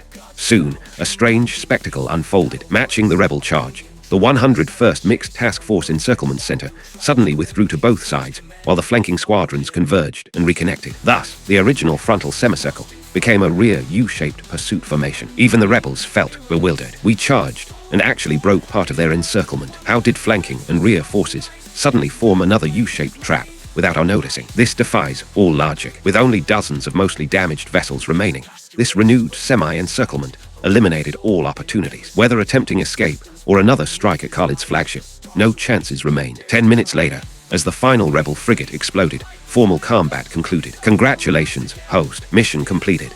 Destroy 500 Garland Empire vessels cumulatively. Reward acquired. Energy shield technology finally accomplished. With this technology, the prospects for counteroffensive in coming years looked significantly brighter. Major, order the fleet to sweep the battlefield and recover our personnel remains. Report casualty statistics when compiled. Understood. While battlefield cleanup proceeded, Khalid opened communications to the lounge. Marshal Barak, operations concluded. Do you require escort home, or will your people arrange transport? No trouble necessary. My pickup vessel has already departed. Excellent. I'll order fleet clearance for passage. Much appreciated. Neither side had much to discuss, both understanding that years hence, once the 9th Prince was returned, only complete destruction of the other would end this conflict. Commander, preliminary casualty report available. Proceed. This engagement eliminated 348 enemy vessels. Our losses: 2 cruisers, 5 destroyers, 11 frigates. Mech casualties: 184 units. Personnel losses estimated around 5,000, pending mech recovery operations. 18 warships, 5,000 casualties. I'm still so far from adequate. Throughout the empty bridge, Khalid's sigh echoed with weary resignation. Chapter 025. The overlooked Ira Sterling 5 hours later, the 101st Mixed Task Force returned to Medium Starport 27, orbiting Ares Garrison. After disembarking, they joined General Arthur Sterling, already awaiting them to hold a solemn funeral for their fallen comrades. They were all heroes, Arthur said, patting Khalid's shoulder. Yes, they truly were, Khalid agreed. Now that we have 7 years, have you considered how you'll use that time? The old Master Bai was quite loud about focusing on research during the ceasefire. Give me a break. If I spent all my time on research, it'd be like signing my own death warrant. Arthur smiled knowingly, saying nothing more. He had expected that answer long ago. Let's go to the lab. Bai's team has already started building the first prototype of the warp engine. Come take a look. Perfect timing. I have some new tech to share with Bai as well, Khalid said. What have you cooked up now? Arthur shook his head with a touch of exasperation. You'll see soon, Commander. Together, they headed toward the laboratory. Khalid, you're finally here. I heard from Arthur. There'll be a ceasefire for a few years. Use that time to focus on research with us. Bai, we can't be sure the Garland Empire won't break the agreement. I need to be ready at all times. Bah, you're wasting your talents. The Federation's greatest scientist obsessed with war. Bai grumbled. Don't be mad. Take a look at this, Khalid said, handing Bai a data chip. Bai's eyes twitched with recognition. When Khalid first gave him a data chip, it contained the full warp engine schematics. The second time, advanced industrial robot designs decades ahead of the Federation. What could this third chip hold? He didn't accept the chip immediately, instead washing his hands carefully before returning and accepting it with a reverence that made Arthur stare in surprise. Without a word, Bai inserted the chip and began analyzing its contents. Minutes later, Bai burst into hearty laughter, startling everyone. Bai, are you all right? Arthur asked cautiously. Nothing wrong, rather something huge. Do you know what Khalid has given me? What is it? Tech that can absolutely crush the Garland Empire in 2 or 3 years. What? Arthur roared, startling the room again. Quit shouting. You trying to burst my eardrums? Bai laughed. I'm just shocked. So what exactly did Khalid give you? The complete energy shield technology. Bai looked proudly at Arthur, who, though silently amused for Bai's boastfulness, dared not undermine him. Energy shields. Arthur knew their legendary status in human imagination. If successfully developed, Federation starships would gain undeniable superiority over the Garland Empire's fleet. Not only could they drive the enemy out of the galaxy, but reclaiming Centauri Reach, Barnard Star, Vega, and even launching a counterattack on Garland territory would become feasible. What was Khalid up to? Growing ever more mysterious. Well, everyone had their secrets. As an ally and son of the Federation president, best not to pry too deeply. Bai, how confident are you that this tech will be realized? Confident? You must be joking. This is a complete, verified blueprint. If the data is correct, it's a guaranteed invention. Fair enough, my mistake. Of course it's your mistake. Also, the first warp engine experimental ship should be built next week, ready for test deployment on a frigate. No problem. Let me know, I want to observe. Also, now that we have the energy shield project, we'll need more personnel. Understood. I'll contact the president to bring in the Federation's top talents. Good attitude. You may go. Though accustomed to Bai's temperament, Arthur remained speechless. Good attitude, and you may go. What does that mean? Khalid chuckled quietly nearby, further souring Arthur's mood. All right, I'm off. Khalid, come with me. I have questions. Yes, Commander. Khalid and Arthur left the lab, traveling in silence until reaching the port where Arthur finally spoke. Khalid, Ira Sterling, contacted me on the return trip. She asked if you ever suffered memory loss. Yes, she mentioned things about my childhood. I told her I lost all memory before age 9 due to an injury 10 years ago. No wonder. I heard your father mention your amnesia too, though they never found the cause. Exactly. Commander, may I ask, did I know Ira Sterling as a child? You two were not only acquainted, but never mind. That's not for me to say. You should ask Ira yourself. Okay. One last thing. Because you've crushed the Garland fleets twice, they're considering promoting you. You should receive official notice soon. Thank you, Commander. I'm off now. Chat with Ira well. After Arthur's departure, Khalid returned to his office. Sitting down, thoughts turned to Ira Sterling. This matter weighed heavily. It couldn't remain unresolved. He had to ask her directly. With that, he pressed the call button on his desk communicator. Ira Sterling, come to my office. Chapter 026. Khalid and Ira's past thump, thump, thump. Come in. The office door opened, and Ira Sterling stepped inside, a visible trace of unease lingering on her face. Indeed, ever since the battle ended, thoughts of what had happened inside Khalid's mech cockpit occupied her mind. Unconsciously, she had been avoiding him. Yet here she was, Called in by his order, no way to refuse, though her heart raced with anxiety. "Close the door," Khalid said, glancing at her face, still tinged with nervousness. Surprisingly, this was the first time Khalid had seen such an expression from Ira. Whenever she dropped her usual icy mask, her expressions fascinated him deeply. He even wondered if there was something wrong with him psychologically. "Sit down." As Ira closed the door and settled on the couch, she lowered her head, avoiding Khalid's gaze. Her fingers nervously twisted one another, exposing her unease. Khalid leaned against his desk, his eyes filled with curiosity as he studied her. "You must have asked your father, confirmed I wasn't lying, right?" "Yes, on the way back."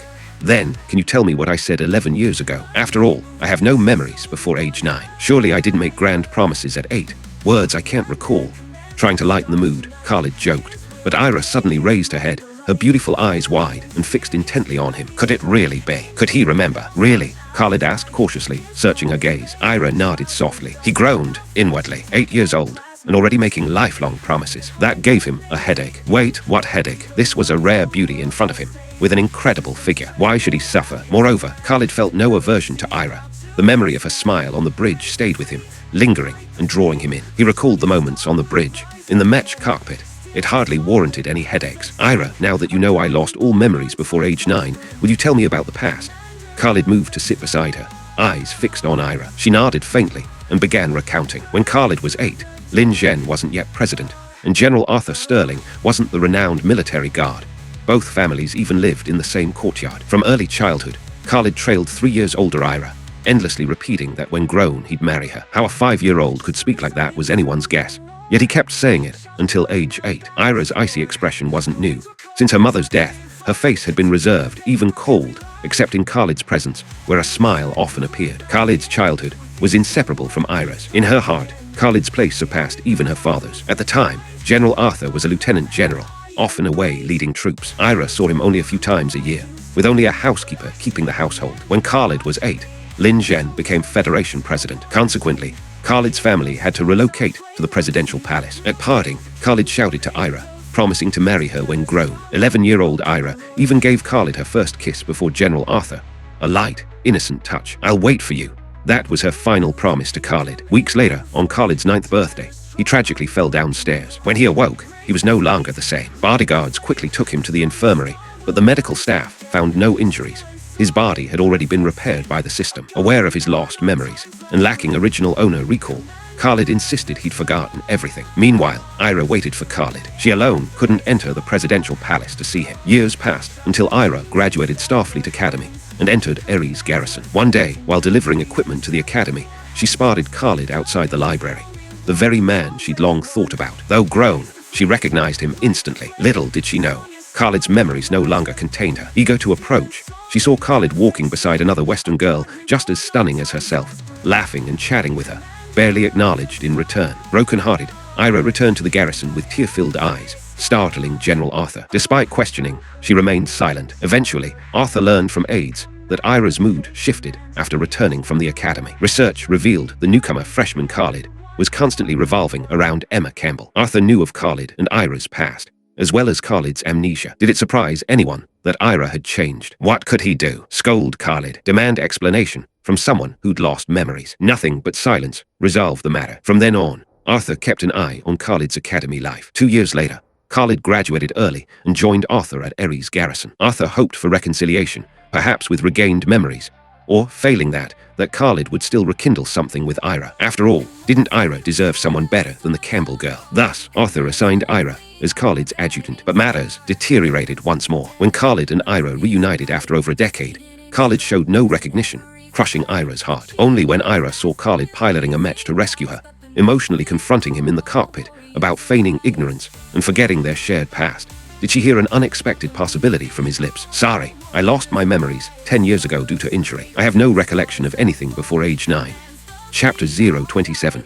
The heartbreaking Ira Sterling. For 2 full hours, Ira Sterling spoke in a soft voice, head bowed. Khalid finally comprehended everything, the tangled past, the pain behind her coldness. Seeing her tearful eyes, his heart ached. Without realizing, he pulled her close. "I'm sorry, this is my fault." At his words, Ira trembled in his arms, then turned to straddle him, burying her face in his shoulder, crying tears of a decade's sorrow. Khalid was overwhelmed. He'd always thought Ira was a woman of ice, lacking emotion. Now, she poured her whole heart out in his embrace. Was he ready to accept that? What of Emma? His brilliant mind offered no answers. What should he do? But then he asked himself, could he bear either of them with another man? No, not a chance. Fear was for schoolchildren. As a transmigrator, why couldn't he have both? Resolved, he stopped overthinking. He was not ordinary. Ira's cries softened in his arms. After moments, she slept, gently loosening his hold. Khalid lifted her princess style and carried her to bed, wiping her tears tenderly. Just as he turned, a soft voice stopped him. Don't go, don't leave me. He froze, turned back. She was still asleep, likely talking in her dreams. Moved by her vulnerability, he sat beside her, resting his head on the bed's edge, watching silently with a warm smile. Clearly, she wasn't cold, just bottled emotions. Don't worry, I won't let you cry again. 3 hours later, Ira awoke. Opening her eyes, she saw Khalid asleep on the floor nearby. She smiled, the radiant smile he had seen once on the bridge, but hadn't yet lived to see again. Gently, she stroked his hair. The softness of childhood memories awakened. Suddenly, Khalid's eyes opened, and Ira withdrew her hand in surprise. Don't, my love, it feels nice, he whispered playfully. Her wide eyes stared in disbelief. Khalid smiled. I've called you that for 4 years, not sudden. But you forgot. Doesn't matter, just remember. You can't say that in the military. What's it to you? Not on duty. We can call each other whatever we want privately.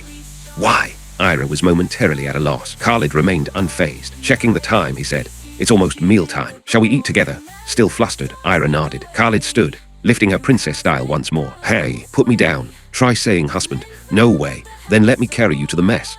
Laughing, Khalid carried her out. Who husband? Put me down. Better. Let's go. He set her down and held her hand. Though she tried to pull free, she couldn't. Her cheeks flushed as she walked with him. In the officers' mess hall, 10 were eating quietly. At first, no one stirred as Khalid and Ira entered. But when their linked hands became visible, the room froze as if struck by a spell. This was breaking news. The Federation didn't forbid romance, but these two were titans.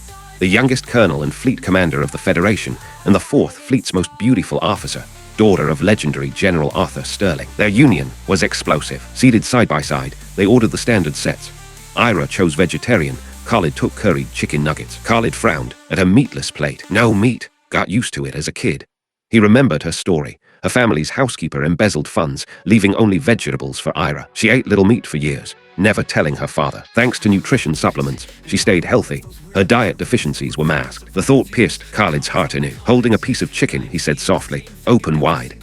Startled, she obeyed. Good, she nodded, eyes damp with emotion. For a full minute, she savored warmth and care long absent. Unbeknownst to them, the tender moment was photographed and posted on the 4th Fleet's public forum. Coincidentally, General Arthur Sterling was browsing the forum at that moment in his office. Chapter 028.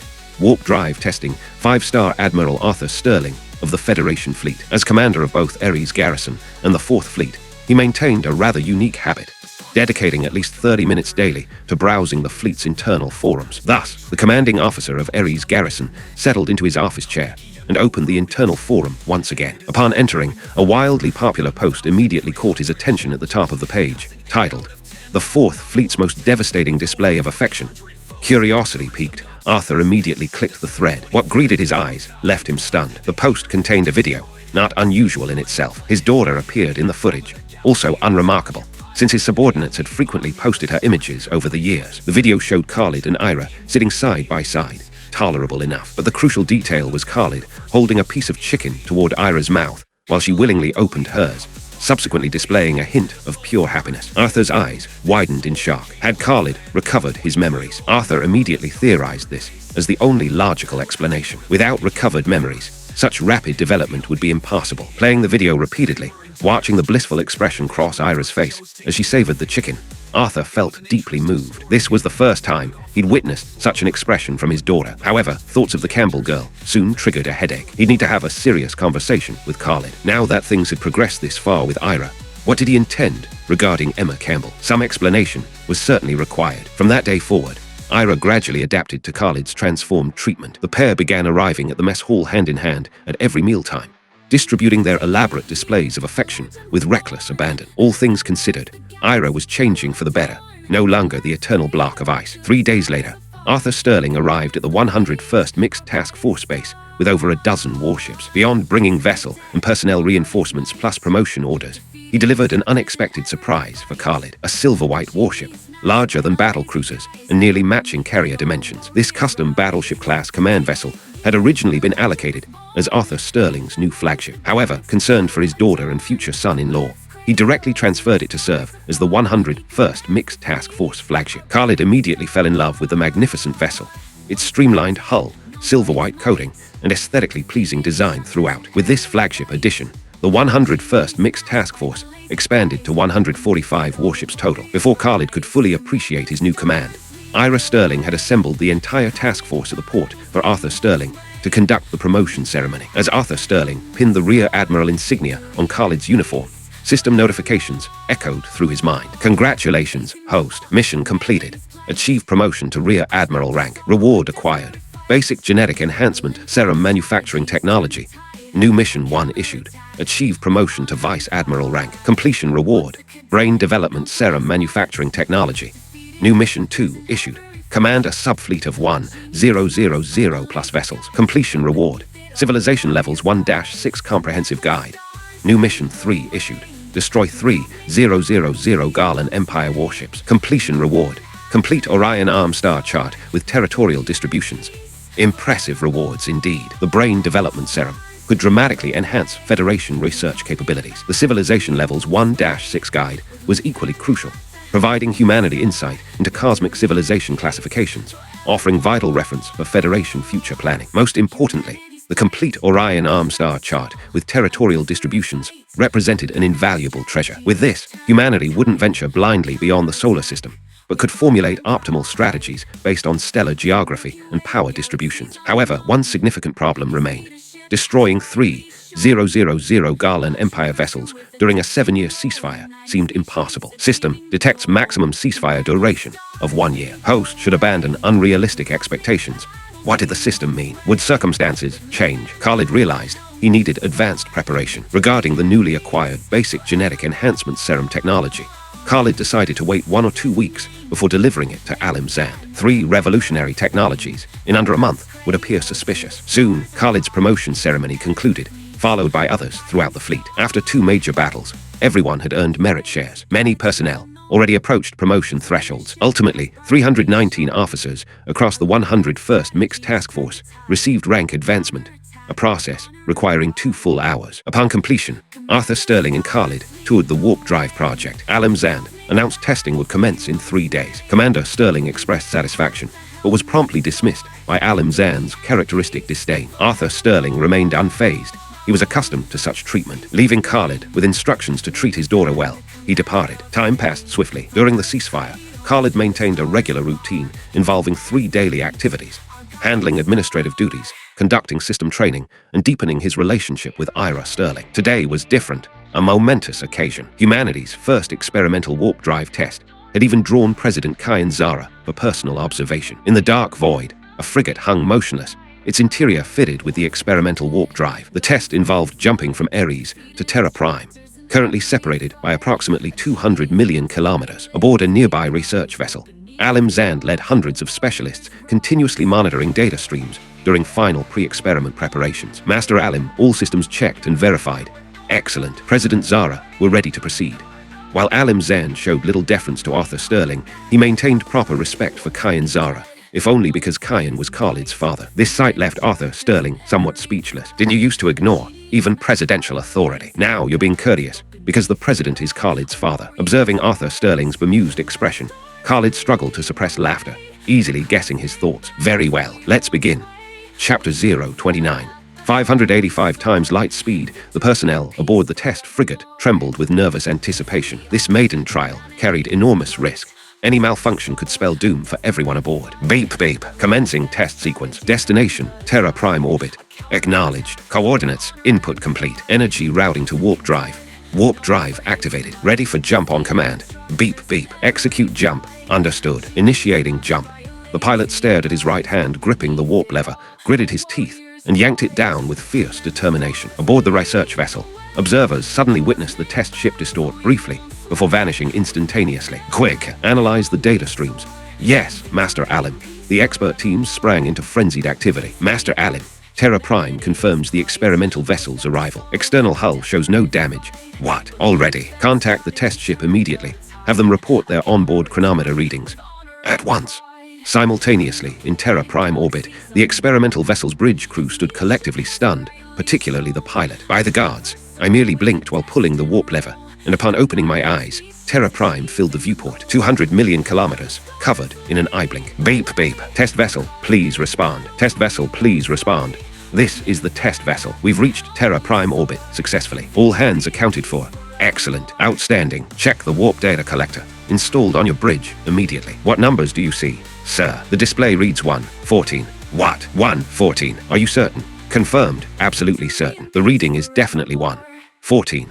The crew couldn't comprehend this number's significance, but the experts aboard the Ares research vessel erupted in pandemonium. 14 seconds. The complete jump duration from Ares to Terra Prime, currently separated by 200 million kilometers. What did 14 seconds represent? 585 times light speed. Consider that stellar highways achieved merely 3 times light speed.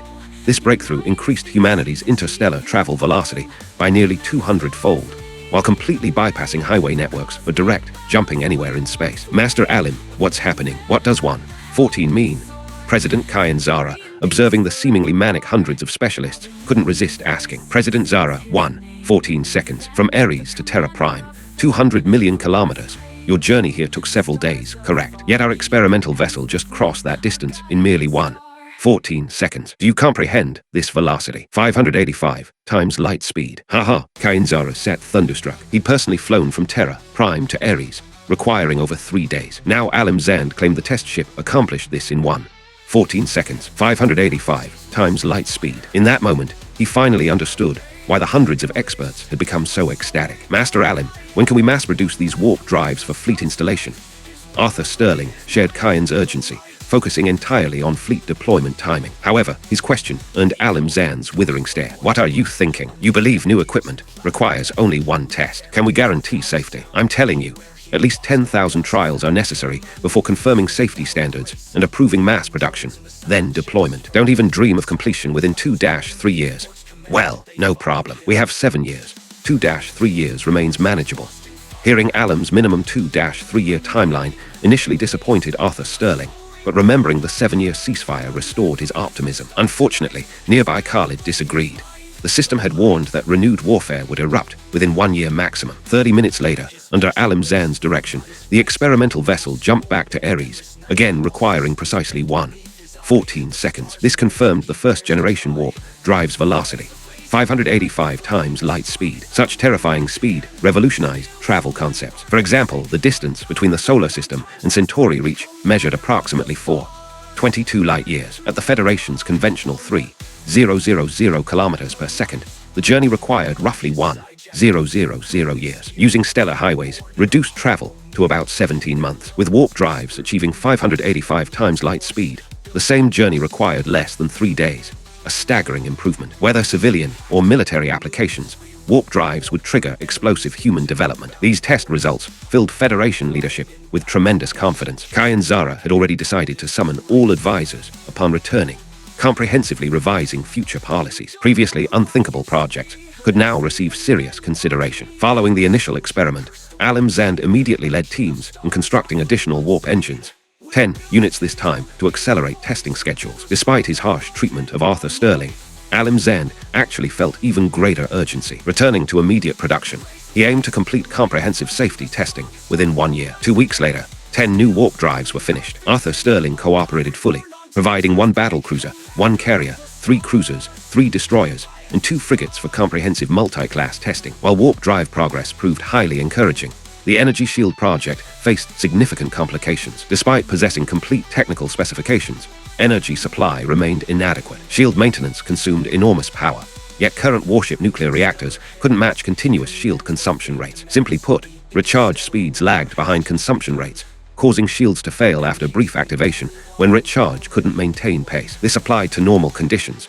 During combat, energy demands included both shield maintenance and damage absorption. Current nuclear reactors proved utterly insufficient. Regarding nuclear fusion reactors, unfortunately, even after 58 years of Federation existence, breakthrough remained elusive due to persistent technical barriers. However, Khalid remained unconcerned with these matters, currently embracing his future wife in his quarters. Haven't you held me enough? I have unfinished business. Let go immediately. I'll release you. Here, Khalid pointed to his lips, grinning at Ira Sterling. You, MMPH. Before completing a protest, Khalid silenced her. Ira Sterling's eyes widened in disbelief. as she pushed against him repeatedly. But what was Khalid's constitution? His genetically enhanced physiology easily resisted Ira's efforts. Soon, her hands fell resignedly to her sides. After 2 minutes, Khalid finally released her. Ira's face had turned completely crimson.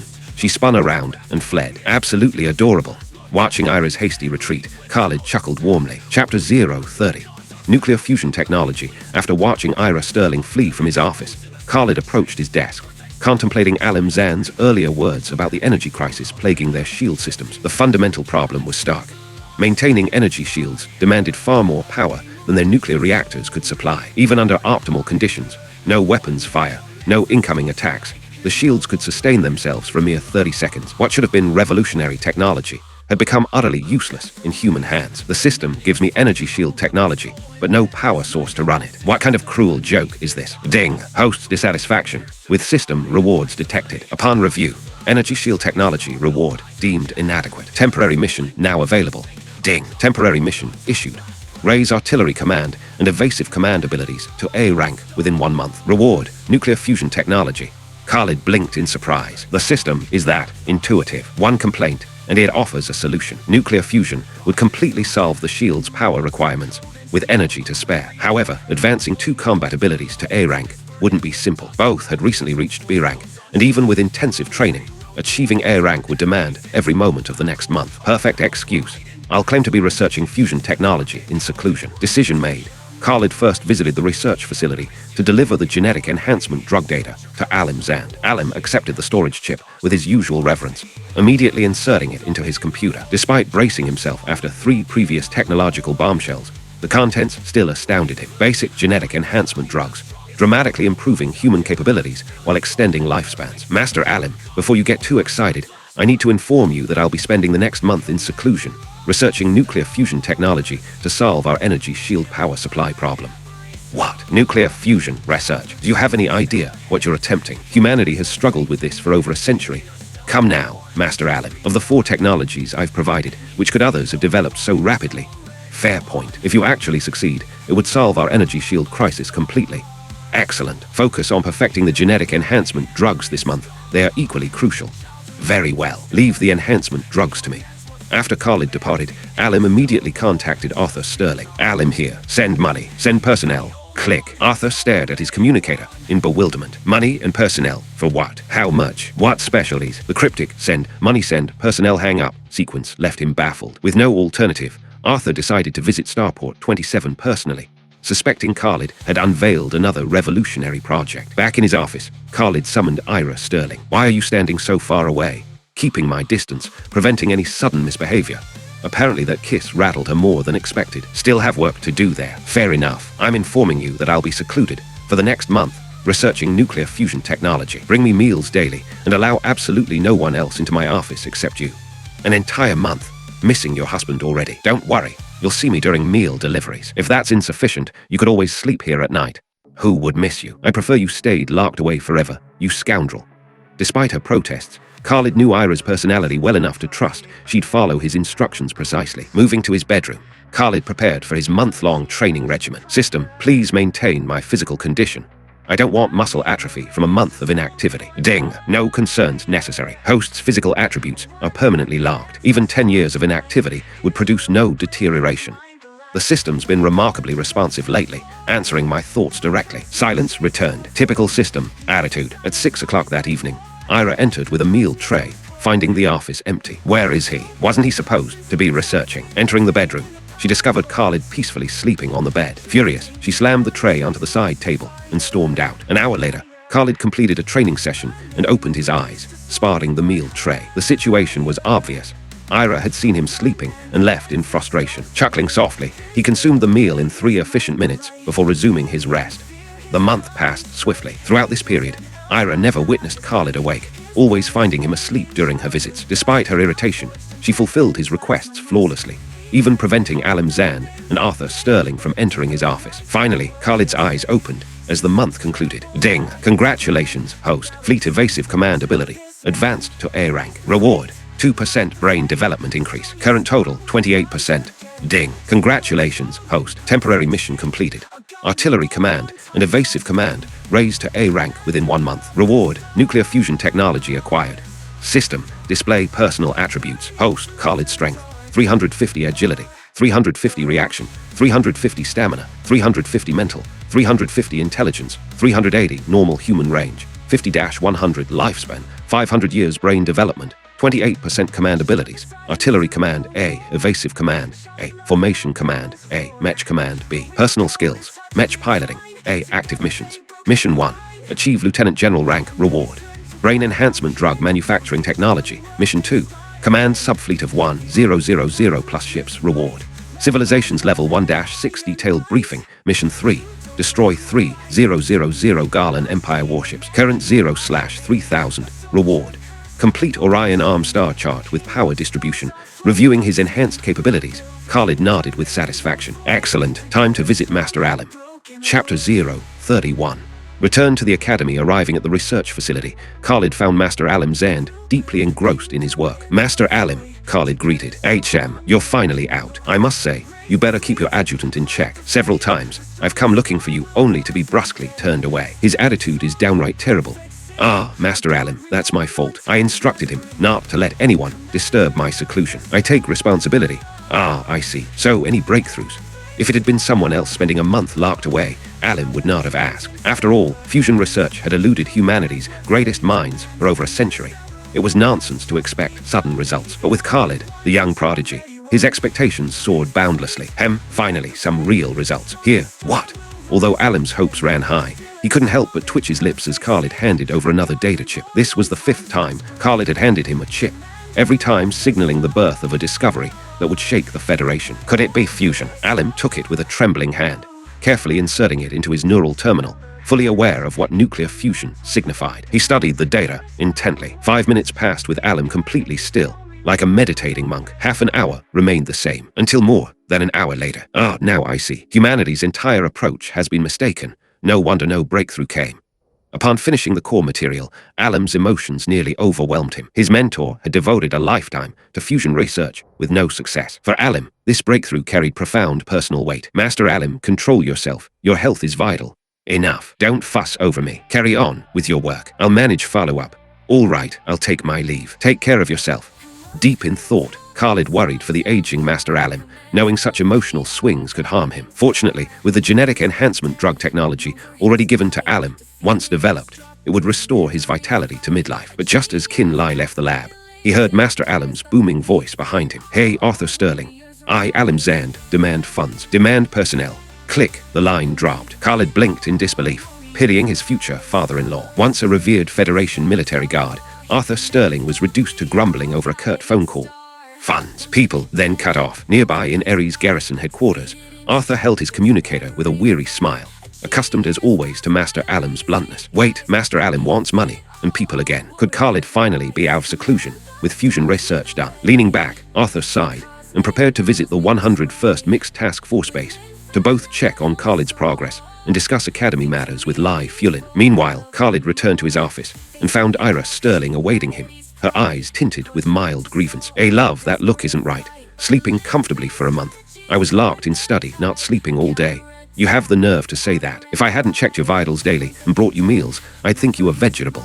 Ira's face showed quiet hurt and exhaustion. The past month had been tough, seeing Khalid, but never exchanging a word. Every time she came, he was asleep. No, training in his neural simulation. She'd anxiously checked on his well-being, shielding him from Alim and others, enduring Master Alim's fiery temper and harsh words. Thank you for everything, Khalid said gently, pulling Ira into a warm embrace and whispering in her ear. 4 words erased a month's worth of bitterness. Indeed, Ira was easily satisfied. Cough, cough, cough. Suddenly, a cough at the office door startled them apart. Commander! Khalid turned to see Arthur Sterling at the doorway. He snapped to attention and saluted, but Ira shot a murderous glare at Arthur, furious to have their rare moment interrupted. Arthur, caught off guard by such disdain from his daughter, could only chuckle. I won't stay long, Arthur said. Khalid, the Starfleet Academy, invites you back to deliver a command course. Prepare to depart today. I also need to visit Master Alim. You carry on. Next time, lock your door. With that, he exited, closing the door behind him. The moment dissolved, the warmth between Khalid and Ira vanished. Get ready. I'm arranging the Uranos deployment. No need to deploy a battleship just to the moon. You're a hometown hero now. Of course the Uranos must lead the way. If you say so, love.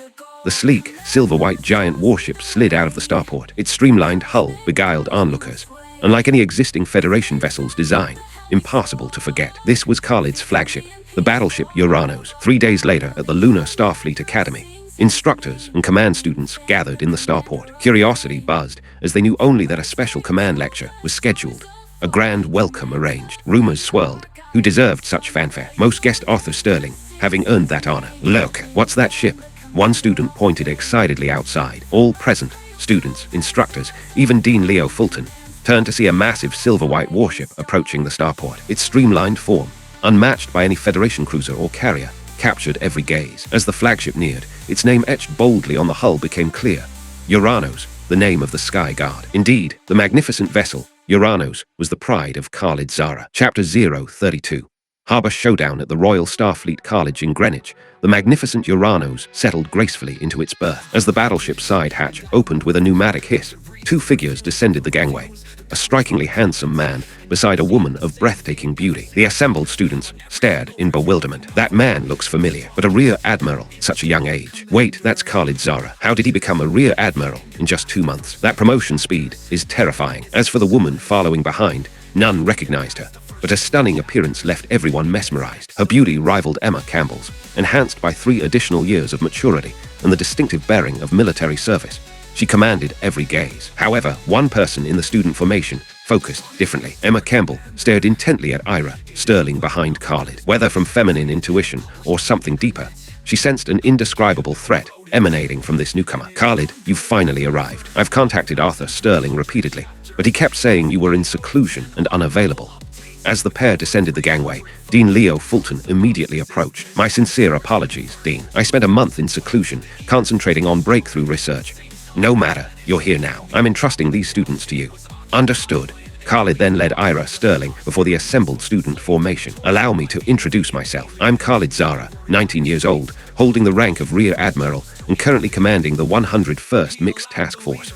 The simple introduction elicited audible gasps, even swallowing sounds, from the students below. A 19-year-old Rear Admiral was absolutely unprecedented in Federation history. I'll share combat experience gained through actual warfare. In 1 hour, assemble in the Academy's main lecture hall. Dismissed. As the crowd gradually dispersed, one female student remained motionless, watching Khalid intently. Emma Campbell. It's been a while. Khalid approached Emma with a casual greeting. Indeed it has. You promised to achieve flag rank within a year, yet accomplished it in 2 months. I didn't expect such rapid progress myself. So, should I honor our wager? When did this girl become so direct? Khalid had once proposed a bet to Emma. If he achieved flag rank within a year, she would become his girlfriend. Normally, he'd have eagerly agreed. But now, he could feel Ira Sterling's icy stare boring into his back. Just as Khalid struggled for an appropriate response, Ira Sterling's voice emerged behind him. What wager? How intriguing. Please elaborate. Nothing significant, really. Khalid bet he could achieve flag rank within a year, with me becoming his girlfriend if successful. Ah, but personal matters shouldn't be wagered so casually. Quite inappropriate. Perhaps we should consider this bet void. Impossible. Campbell family honor demands we honor our commitments. Child, why such stubbornness? Since this concerns our younger generation, perhaps this aunt shouldn't interfere. Ha, this student seems confused about proper forms of address. Really? I was taught that women over 20 should be respectfully called aunt, otherwise it's quite rude. The Campbell family's education appears seriously flawed. Watching the 2 women exchange smiles while conversing, Khalid felt like he was witnessing demons in disguise. Anyone observing their expressions, without hearing the words, would assume they were close sisters. Yet every sentence was calculated to wound. Verbal assassination, disguised as pleasantries. When did you get involved with Arthur Sterling's daughter? Leo Fulton, having overheard the exchange, approached with an amused grin. Dean, even you're marking me now. The situation between Ira Sterling and myself is complicated. So how do you plan to resolve this standoff? Seeing Leo Fulton's mischievous expression, Khalid felt exasperated. What choice do I have? Assert authority. Student Emma Campbell, didn't you hear the dismissal order? Return and prepare immediately. Adjutant Ira Sterling, are you so idle that you waste time chatting? Khalid's commanding presence erupted with authoritative force, his sharp rebuke stunning both women into wide-eyed disbelief. Leo Fulton secretly raised an approving thumb. After graduation, I'll be stationed at Ares Garrison. Khalid is yours temporarily for a few months. That was Emma. You're always welcome. I'll ensure proper training when you arrive. That was Ira Sterling. After their respective declarations, the women exchanged final glances before departing. Emma toward the campus, Ira Sterling to Khalid's side. Seeing them separate, Khalid exhaled with relief. Just as he prepared to invite Leo Fulton inside, A whisper reached his ears. "Don't touch me for a month." Sigh. Khalid glanced at the sulking Ira, Sterling with resignation. The dual wife strategy will be a long campaign indeed. At 3 o'clock that afternoon, Khalid entered the Academy's grand lecture hall. The moment he crossed the threshold, a system notification echoed in his mind. Ding! Deliver a speech that captivates the entire audience. Completion reward. Quantum communication technology. Reviewing the mission, Khalid smiled. While the requirement for demonstrating 100 formation variations would challenge even Arthur Sterling, for Khalid, it was practically a gift. Since acquiring the system, he'd experienced thousands of fleet engagements against opponents modeled after various interstellar civilizations. The formations and tactical variations he'd witnessed numbered not merely hundreds, but thousands. Approaching the podium, Khalid surveyed the 300-plus command students before speaking. "Students, today's material will be extensive, potentially contradicting your textbooks entirely. Therefore, I have one simple requirement during this lecture." Khalid paused, fixing his gaze on the observing Leo Fulton and fellow instructors before delivering words that caused an uproar. "Forget the useless knowledge in your textbooks." Chapter 033, 100 Formation Changes. Forget the useless knowledge in your textbooks. The moment those words fell, they triggered an uproar, particularly among the observers in the auditorium. Dean Leo Fulton frowned with confusion. What is Khalid trying to accomplish? Can he really say such things so carelessly? Calling textbook content useless. How many people is he planning to offend? The other instructors' gazes toward Khalid grew increasingly hostile. 2 victories, and he's gotten cocky, coming here to show off, trying to negate everything we teach. What a joke. We'll see how you lecture. One mistake, and you'll regret this. However, all these reactions fell within Khalid's expectations. Silence. You may voice your opinions after my lecture concludes, but attempting to dismiss my content before I've even begun only proves you're narrow-minded frogs in a well resistant to progress. Today's topic concerns fleet formations, the most fundamental competency for any commander. Yet the formation applications in current textbooks deserve nothing but the trash bin. First, what do you consider a formation? Who can answer? You there? Khalid observed over half the students raising their hands and randomly selected one. Sir, a formation is an arrangement that maximizes the effectiveness of a given number of warships through specific positioning. Excellent. Be seated. Precisely. Formations serve tactics. However, current textbook philosophy makes tactics serve formations, completely reversing proper priorities. Why? Because humanity has confined formations to 10 rigid patterns. The so-called 10 great formations in your textbooks. Constrained by inflexible formations, tactics cannot adapt or evolve, forcing tactical design around formation limitations. This represents humanity's current state, tactics revolving around formations. Now, consider General Arthur Sterling's asteroid belt battle 6 years ago, or my own 2 recent engagements. Do you believe either of us based our tactical planning on those 10 great formations? Every person below fell silent, entering deep contemplation. Indeed, according to textbook doctrine, all fleet commanders must begin tactical planning with the 10 great formations as foundation. Yet neither Arthur Sterling's legendary asteroid battle nor Khalid's recent victories showed any trace of these classical patterns. Everyone praised these commanders' tactical brilliance without considering why their strategies proved so effective. Both men refused to let tactics be constrained by formations, instead making formations serve their tactical vision. Reflecting on Khalid's words, audiences realized neither commander had employed fixed formations. Their fleets shifted constantly as tactics evolved, never resembling the textbook patterns previously unnoticed. This realization proved terrifying. Both Khalid and Arthur Sterling had completely abandoned the 10 great formations. Good. Most of you understand my meaning. Let me continue with today's topic, 100 formation changes. What are 100 formation changes? First, abandon the 10 great formations as your foundation and break formations into finer components. Imagine playing with building blocks. I give you 10 pre-assembled structures. How many combinations can you create? Not many. But when you disassemble those 10 structures into individual blocks, how many things can you build? With sufficient imagination, countless possibilities emerge. Therefore, your first task is abandoning the 10 great formations as foundation, breaking them down completely, and using more detailed components as your base. Only then can you transform these foundations into countless formations instantly. With unlimited formations available, tactical planning no longer requires formation constraints. Instead, design tactics first, then create optimal formations to support them. This concludes today's overview of 100 formation changes. Now for detailed content. For 6 full hours, the audience listened in rapt fascination until 9 o'clock that evening, everyone forgetting dinner entirely. Despite 6 hours of instruction, Khalid had only covered 50-plus variation concepts. He submitted a report to Arthur Sterling, requesting an additional day at the academy to complete the remaining material. Students buzzed with excitement, particularly the most gifted cadets who gained tremendous insights. Though Khalid had covered only half the content, These students felt like they discovered an entirely new world. After the first lecture, small groups gathered in the cafeteria, discussing their discoveries over dinner with animated enthusiasm. Some talented students immediately understood why Colonel Iden Seller had lost so decisively to Khalid, believing they could defeat Iden themselves by mastering even the basics of Khalid's system. What nonsense about young generation leadership and Federation's brightest rising star. Compared to our great Khalid, they're nothing but ants. Khalid, you were truly excellent today. I initially feared you'd cause trouble, but after hearing your lecture, I realize our teaching materials contain far too many problems. You're too kind, Dean. Perfect teaching doesn't exist. Perhaps someone will soon propose even more advanced concepts. The key is addressing problems when discovered, rather than remaining narrow-minded, rigid, and resistant to progressive ideas. Only through such openness can we achieve continuous improvement. You're absolutely right. I'd like to compile your 100 formation changes into a textbook for mandatory academy courses. What do you think? We'll include your name as author, naturally. If you believe it's necessary, I have no objections. The attribution doesn't matter to me. Unacceptable. Proper credit is essential. Very well, your decision. I have no concerns. Excellent. Enjoy your meal. This old man needs his sleep. Age brings limitations, I'm afraid.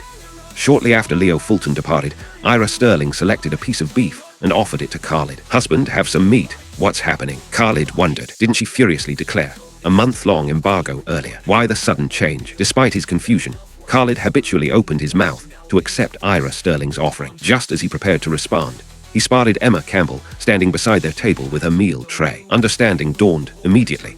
He comprehended Ira Sterling's game. He sighed quietly. The dual wife strategy remains a distant dream indeed. Chapter 034. The Traitor Iden, ding. Congratulations, host. Temporary mission completed.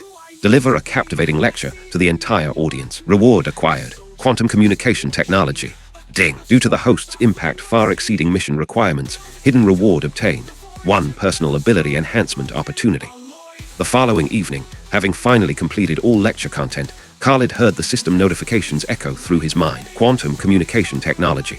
Another invaluable advancement that would solve humanity's real-time communication challenges across vast interstellar distances. During the Federation's golden age, humanity had occupied Centauri Reach, Vega, and Barnard star systems.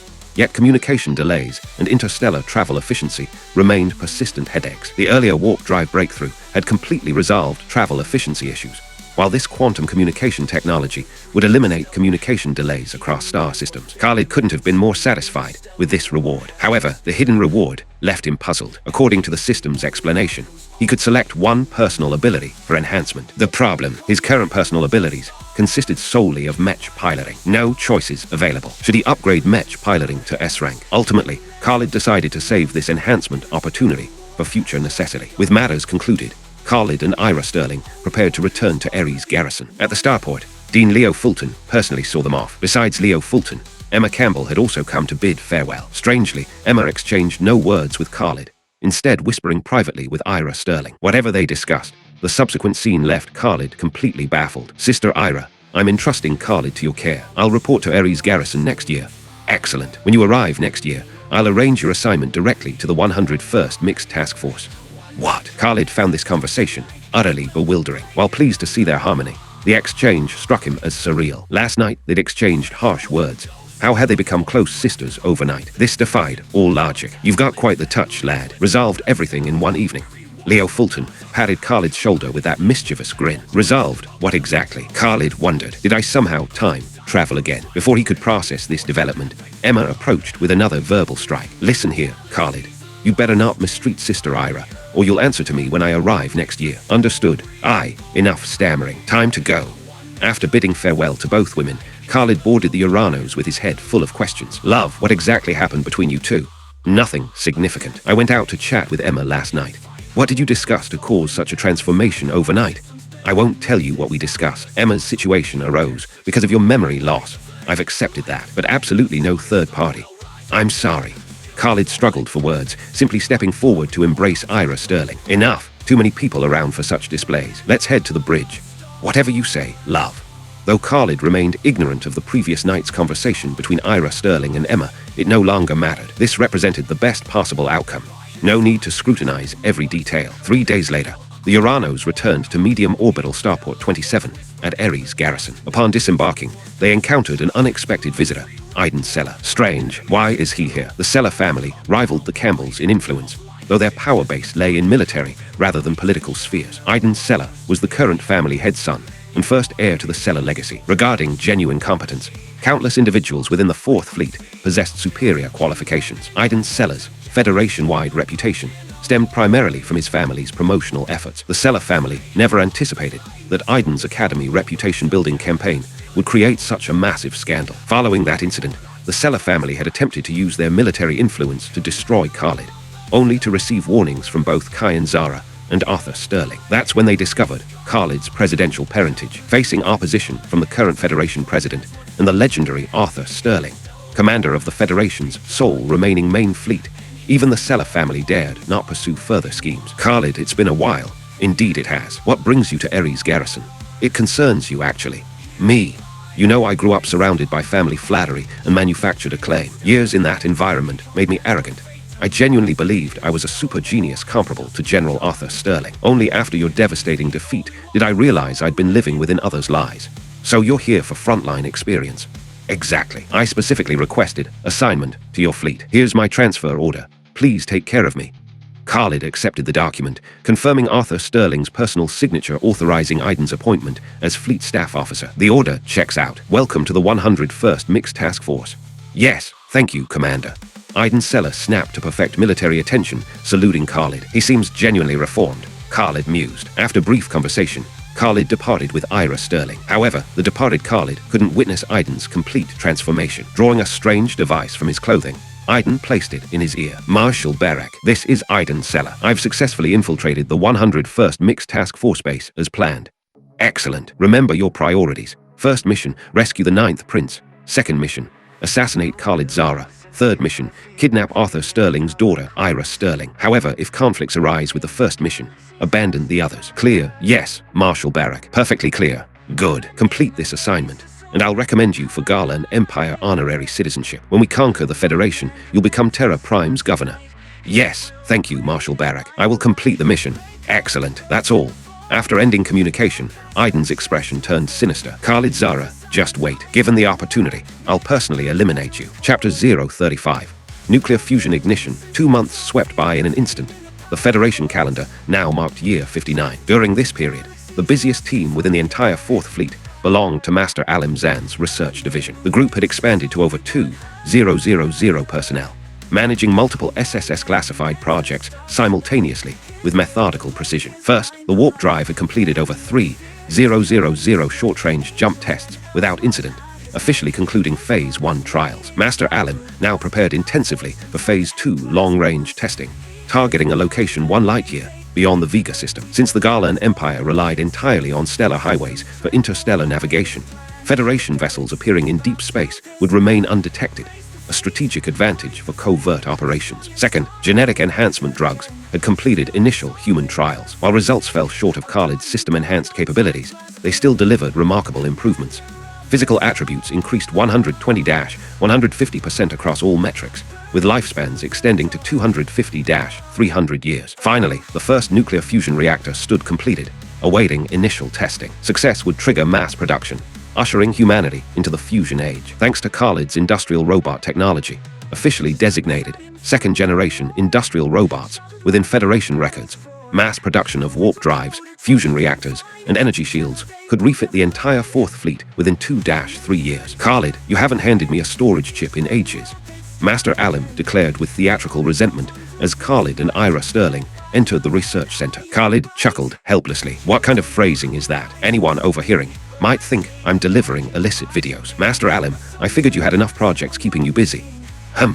Sensing opportunity in Khalid's tone, Master Alim's eyes blazed with anticipation, though his gaze fixed not on Khalid's face, but on that familiar pocket which had produced 5 previous storage chips. Witnessing Master Alim's intense focus on that particular location, Khalid felt exasperated. Fine, you win. Here, Khalid extracted a storage chip from his pocket. Haha, I knew you wouldn't disappoint me. What delightful treasure this time. Offensive or defensive applications?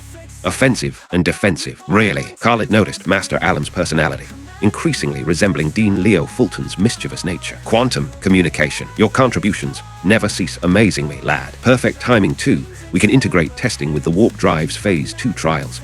Master Alim, Aren't you going to call General Arthur Sterling for personnel and funding? Right, nearly forgot. Master Alem produced his communicator, preparing to dial. Khalid grinned wickedly, anticipating Master Alem's legendary catchphrase. Previous calls had been magnificently direct. I, Alem Zand, demand funds, demand personnel. Click. Such commanding presence. Unfortunately, before the connection established, Khalid winced as Ira Sterling's fingers found his waist, pinching and twisting 90 degrees with practiced efficiency. Oh, love, you've learned dangerous techniques. Hello, I, Alem Zand.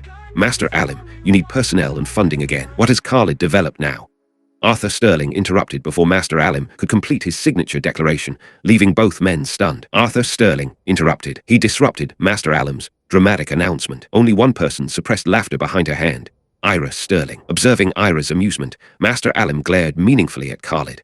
Control your woman. Ahem. Khalid has mastered quantum communication technology. I trust you understand the implications. What? Quantum communication. I'll immediately assign relevant specialists to your team. Arthur Sterling disconnected, leaving Master Alem questioning reality. Not only did he steal my catchphrase, but he hung up on me. Unbelievable. Watching Master Alem's existential crisis, Khalid chuckled. His future father-in-law had certainly displayed impressive authority. After resolving quantum communication arrangements, the trio proceeded to an observation chamber. Today, Khalid would witness the nuclear fusion reactor's inaugural startup test. Through massive reinforced glass, they observed white-coated technicians bustling around circular equipment. All circuits verified. Startup power supply prepared. Gravitational containment systems confirmed operational. Helium-3 fuel loaded. Pre-startup sequence complete. All personnel evacuate immediately. As various status reports echoed through the observation chamber, Master Alem ordered complete evacuation upon final verification. Khalid and Ira Sterling approached the viewing wall, gazing down at the apparatus. Initiating startup power input. Roger. Energy inputting, currently 3%, circuit conditions nominal.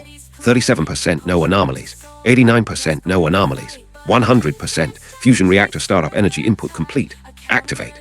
Roger. Nuclear fusion reactor activated. Upon activation, the device instantly consumed the massive energy input, then produced visible pale blue luminescence within its core. Master Alem tensed, eyes locked unblinkingly on the fusion apparatus below. Khalid remained the only calm observer. System-provided technology couldn't fail unless Master Alem had modified designs or cut corners, both impossibilities. As time passed, the blue glow intensified, eventually forming a brilliant blue-green orb approximately 1 meter in diameter, radiating dazzling light. Report. Activation complete. Device operating stably. Stay vigilant. We're not finished yet. Measure output power immediately and begin timing. Roger. Current output 100,000 kilowatts, still rapidly increasing. 900,000 kilowatts, continuing to rise. 3 million kilowatts. 8 million kilowatts. Report. Output power stabilized at 8 million kilowatts. Excellent. Output meets design specifications. Now we test sustainability. Humanity's previous record lasted only 200+ seconds. One final step remained before complete success, maintaining stable operation for 1 hour without incident. For Master Alem and the project team, this hour represented pure torment. Every person fixated on constantly updating data, displays with nervous intensity. When the timer's alert sounded, announcing the hour's completion, every expert felt as though years had passed. Success! Those 3 words from a single specialist reached every ear present, instantly triggering thunderous celebration throughout the laboratory. We've done it! Chapter 036. Crisis approaches. The entire laboratory erupted in jubilation. Watching the exhilarated crowd, Khalid felt deeply moved by this historic moment. Since the Industrial Revolution, oil had become humanity's lifeblood. Yet billions of years of planetary accumulation had been squandered within a single century of human consumption. Nuclear power's emergence had ushered in the atomic age, temporarily alleviating the oil crisis. However, nuclear fission remained severely limited by inherent dangers and harmful consequences. Throughout the nuclear era, countless accidents had struck terror into every heart, each incident a chilling reminder of the technology's perilous nature. Humanity desperately needed clean, safe, virtually permanent energy. Nuclear fusion theory emerged as the answer, immediately hailed as the ultimate power source. Unfortunately, theory remained theory. Practical application proved an arduous journey.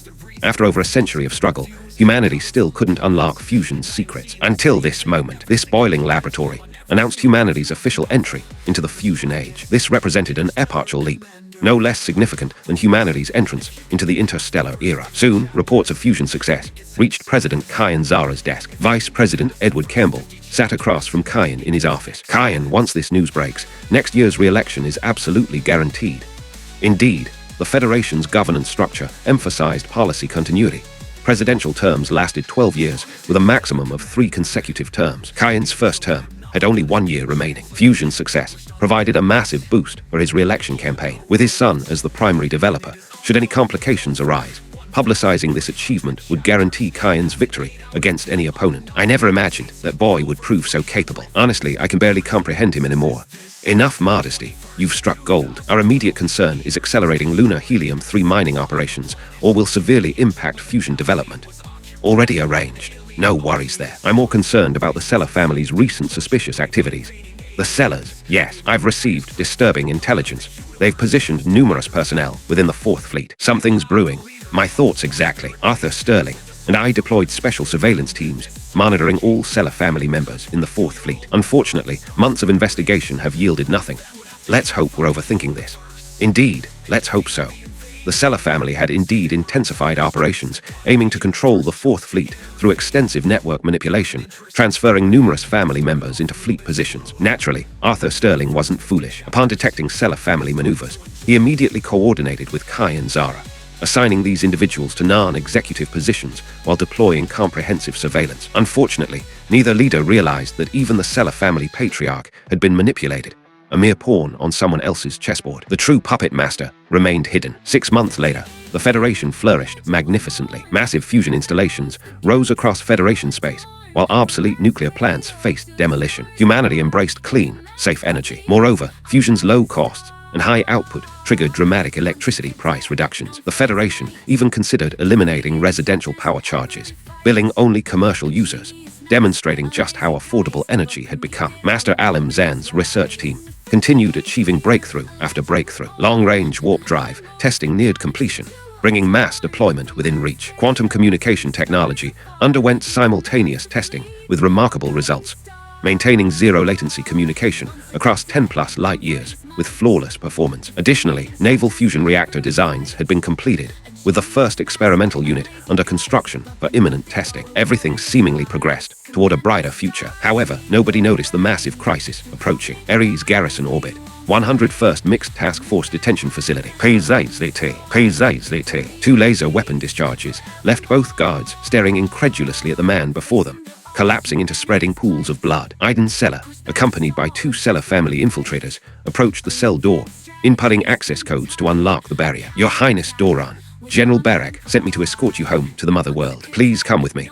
Facing Iden, Prince Doran Garland harbored infinite confusion. What's happening? This person is clearly human. Your Highness, I've served the Garland Empire faithfully for 7 years. If you harbor doubts, please use this device. Recognizing Doran's bewilderment, Iden immediately offered the communication device used for contacting General Barak. Doran recognized the equipment instantly, expertly placing it against his ear. This is Doran speaking. Your Highness, General Barak here. Iden is trustworthy. He'll facilitate your escape. I've prepared reception in the asteroid belt. Understood. Hearing General Barak's confirmation, Doran relaxed, returning the communicator to Iden. Excellent work. Upon our return, you'll receive substantial rewards. Thank you, Your Highness. However, you'll need to endure temporary discomfort inside this container.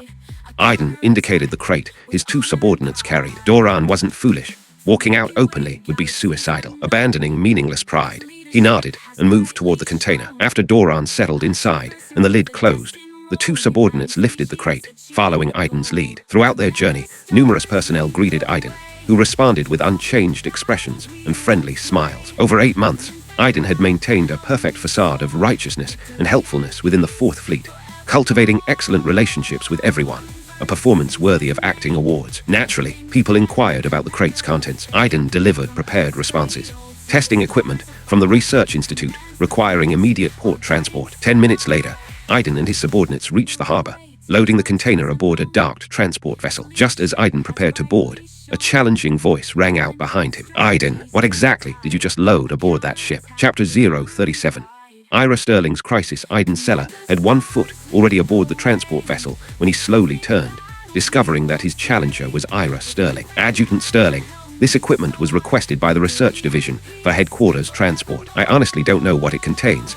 Nonsense. The Research Division maintains 3's level security classification. If they were shipping anything out, I'd know about it, and they certainly wouldn't use you as courier. Adjutant Sterling, I truly don't know. Why don't you inspect the contents yourself? Observing Iden's seemingly aggrieved expression, Ira felt confused. Could the Research Division actually be shipping something without my knowledge? That shouldn't be possible. Though puzzled, Ira was deceived by Aiden's masterful performance. Without sufficient wariness, she entered the transport vessel. Aiden, is this the crate in question? Yes, that's it. As for contents, I genuinely don't know. You'd need to ask the Research Institute. Aiden's convincing demeanor left Ira unsuspicious. She reached toward the crate lid, then felt sharp pain at the base of her neck before losing consciousness. After stunning Ira, Aiden immediately sealed the hatch. Foolish woman, you delivered yourself to me. Perfect timing for a human shield, just in case. Your Highness Doron, you may emerge now. My apologies for the inconvenience. Opening the crate lid, Aiden's expression transformed into obsequious deference. Why didn't you kill her? Prince Doron had overheard everything from inside the container, nearly believing their escape plan had failed. Emerging from concealment, he wanted to immediately eliminate this human female who'd caused him such anxiety. Your Highness, please restrain your anger. This woman serves a valuable purpose. She's Arthur Sterling's daughter. She'll make an excellent shield throughout our journey. Arthur Sterling's daughter. Precisely. Her utility is substantial. Very well, we'll keep her. Can we depart now? Absolutely. We launch immediately. Your Highness, please follow me. The group proceeded to the bridge, occupied by 9 personnel.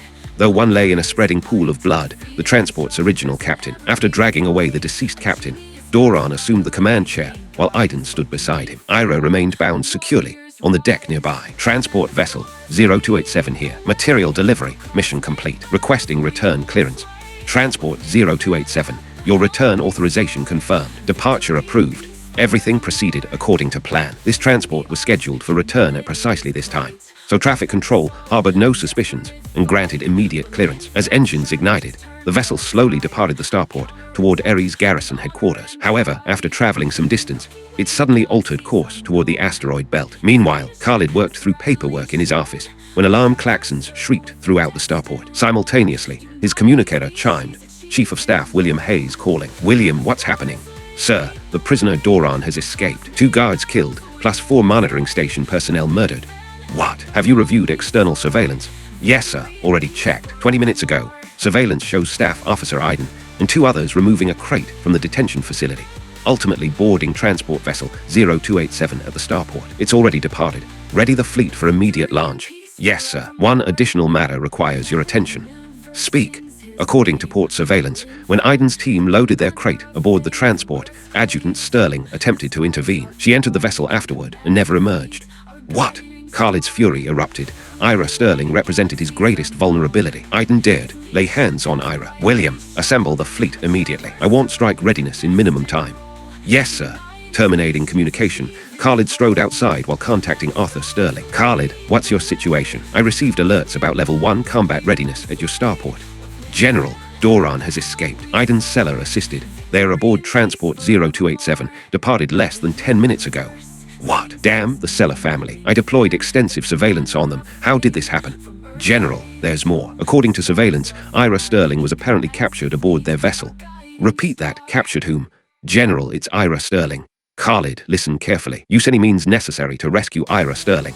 Understood. I'll bring her back. But General, I recommend the entire 4th Fleet prepare for engagement. Since the Cellar family has Garland Empire connections and rescued Doron, General Barak certainly arranged reception forces in the asteroid belt. Correct assessment. I'll organize full fleet deployment immediately. You pursue immediately and intercept them. Yes, sir. 3 minutes later, Khalid reached the harbor and boarded the Uranos. Fleet launches immediately. William, report the transport's current position. Sir, the transport heads towards Sector 016. That vessel class achieves maximum velocity of 1,000 kilometers per second. Our fleet speed allows interception within 30 minutes. Such slow transport speed suggests backup plans. Sector 016 borders the asteroid belt. I suspect the Garland Empire positioned reception forces there. Adjust course towards Sector 027. Commander, Sectors 027 and 016 lie in opposite directions. Execute immediately. Yes, sir. Khalid understood that Doron's extraction fleet would comprise far more than hundreds of warships. Charging directly towards Sector 016 would trigger massive asteroid belt ambush forces. His 100-plus vessels stood no chance, ensuring Ira's death even if his entire fleet perished. Therefore, Khalid required a flanking maneuver and Arthur Sterling's coordination, rather than direct communication. Uncertain whether Cellar family operatives remained, Khalid compiled a strategic plan and transmitted it to Arthur Sterling's private communicator aboard transport vessel 0287. Report. Insider intelligence confirms the Fourth Fleet has fully deployed. Estimated interception in 40 minutes. Haha, 40 minutes. Too late. We rendezvous with General Barak's fleet in 30 minutes. Though I'm curious why Khalid didn't pursue immediately. Perhaps you're not as important to him as believed. What do you think, beautiful Miss Sterling? Aiden regarded Ira mockingly, bound hand and foot, gagged, now conscious and glaring at him with furious eyes. Chapter 038. The Second Asteroid Belt War, Part 1. At the asteroid belt's edge, Sector 016, the Fourth Fleet had assembled. 15,000 warships, representing every vessel not deployed on distant missions. The transport vessel hijacked by Aiden Seller lay directly ahead. Yet the Fourth Fleet found itself forced to halt. Emerging from asteroid concealment, the Garlan Empire fleet now blocked their path. A massive force that had somehow penetrated Federation space undetected. 30,000 warships had traversed the asteroid belt without triggering a single alarm, despite extensive Federation sensor networks throughout the region. The Seller family. Aboard the Fourth Fleet flagship, Arthur Sterling ground his teeth in bitter fury. Such a massive fleet, avoiding every Federation detection grid, required insider assistance, no question. Combined with Aiden's rescue of Prince Doran, the Seller family's treachery became undeniable. General, we're still outside the asteroid belt. Fighting 30,000 Garland vessels here offers poor odds, observed his adjutant, Senk Dennis, with evident concern. I understand, but this has evolved beyond rescue operations. If we can't defeat them here, the Garlan Empire can pour reinforcements through continuously, spelling the Federation's doom. Arthur Sterling grasped the situation clearly. Though uncertain how the Seller family had compromised security, the Garlan Empire's limited 30,000 ship force suggested their sabotage couldn't facilitate larger fleet movements undetected. This represented their maximum covert deployment. However, with Garlan forces now exposed, subsequent fleets could advance without concealment through the compromised corridor. Calculating Garlan fleet speeds and current Jupiter Ares distances, Arthur Sterling determined enemy reinforcements would arrive within 42 hours. The Fourth Fleet must defeat the current enemy within 30 hours, allowing sufficient time to establish deep asteroid ambush positions, their only hope for survival. Inside the asteroid belt, Arthur Sterling felt confident about defeating 30,000 Garland vessels within 30 hours. But here, at this exposed position, victory seemed doubtful. Even if achieved, his fleet would suffer crippling losses, eliminating any chance of stopping enemy reinforcements. Yet retreat remained impossible. Losing the asteroid belt would eliminate humanity's final defensive barrier, ensuring Federation annihilation. General Barak had played brilliantly. One operation, dual objectives, not only rescuing the Ninth Prince, but shattering 7 years of military stalemate. Senk, order the 1st through 5th subfleets into assault formation. Turn to bearing 010 and break through at maximum force. General, that heading leads directly toward. Senk's eyes widened in disbelief. That bearing aimed straight for Aiden's transport vessel. As Arthur Sterling's adjutant, he knew the General's beloved daughter was aboard that ship. 5,000 warships at full assault power could easily destroy the transport. Say nothing. Is this the time to consider my daughter? Execute orders. Yes, sir. Arthur Sterling closed his eyes in anguish, whispering words only he could hear. I pray the Ninth Prince's value justifies this gamble. This represented another desperate wager. But in the war against the Garlan Empire, every engagement had been such a gamble. Inferior equipment, outnumbered forces, relying entirely on asteroid terrain and tactical brilliance to achieve impossible victories. Terra Prime, Federation Presidential Palace. Reports of the Ares garrison crisis had reached President Kyan Zara. Slam! Kyan's palm struck his desk with thunderous force. He'd assumed Seller family infiltration, merely sought greater military influence. But this, Edward, arrest every Seller family member immediately. Within 30 hours, discover exactly how they compromised our defenses, allowing Garland forces through the asteroid belt undetected. I'll move immediately.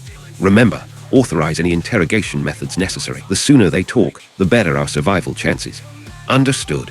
Watching Vice President Edward Campbell depart, Kyan fell into troubled contemplation. This entire affair contained too many puzzling elements. Most perplexing, if the Seller family intended betrayal, why did their leadership remain on Terra Prime, awaiting arrest? Only extracting confessions would reveal the truth. However, Kyan remained unaware that chaos had already erupted within Seller family compounds. Their extensive military intelligence networks had delivered the devastating reports. Yet family leadership felt utterly bewildered. They'd merely arranged for Aiden and trusted associates to facilitate Prince Doran's escape, intending to blame Arthur Sterling and orchestrate his replacement with Seller loyalists. How had this escalated into Aiden personally rescuing Doran and fleeing together? How had their limited sensor network sabotage, designed solely to enable Doran's departure, become wholesale Federation betrayal, guiding Garland invasion fleets? Could it be Aiden, Seller family patriarch Hakim Seller finally grasped the crucial element. The entire plan had originated from Aiden and remained under his direct supervision. Suddenly, Hakim recalled another incident from 7 years past, as a more terrifying possibility crystallized. So that's it. Aiden, haha, who would have imagined the Seller family's destruction would come through my own son. Haha, crash. As family members stared at their patriarchs, sudden maniacal laughter in confusion. The Seller compound's main entrance exploded inward. Hands up, nobody move. Heavily armed Federation troops swarmed inside, swiftly restraining every family member. Hakim, look what you've accomplished. Edward Campbell entered and immediately struck Hakim across the face. Edward, if you truly believe I orchestrated this, would I remain here awaiting arrest? I seek political advancement, but I would never betray the Federation or humanity. Then explain Aiden rescuing Doran, kidnapping Ira Sterling, and guiding Garland invasion forces.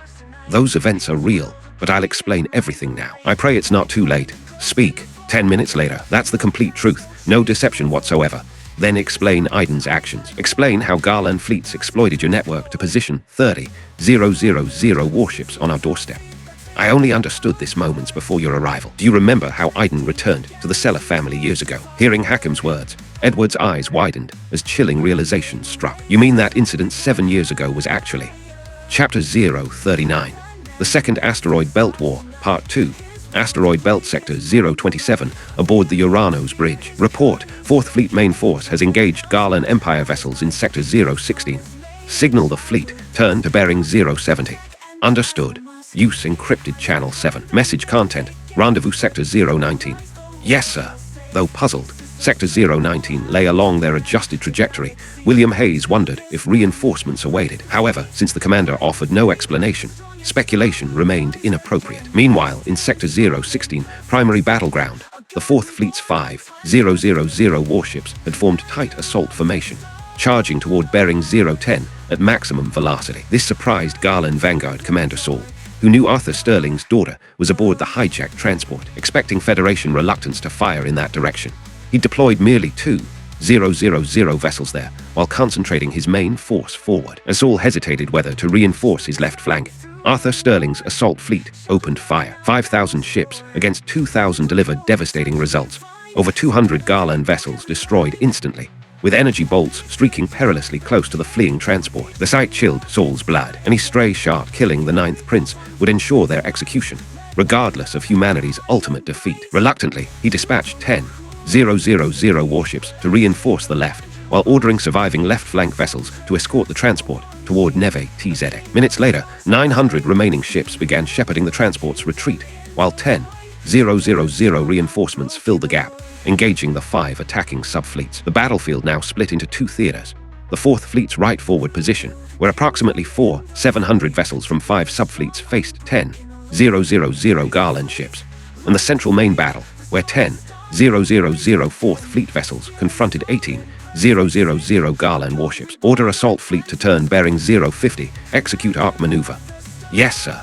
Centrally, both fleets engaged in thunderous bombardment exchanges, though Arthur Sterling never expected conventional slugging matches to yield victory. The crucial question remained whether the right forward enemy fleet would take the bait. Upon receiving orders, the assault fleet immediately adjusted course, beginning its arc toward bearing 050. This position offered strategic advantage.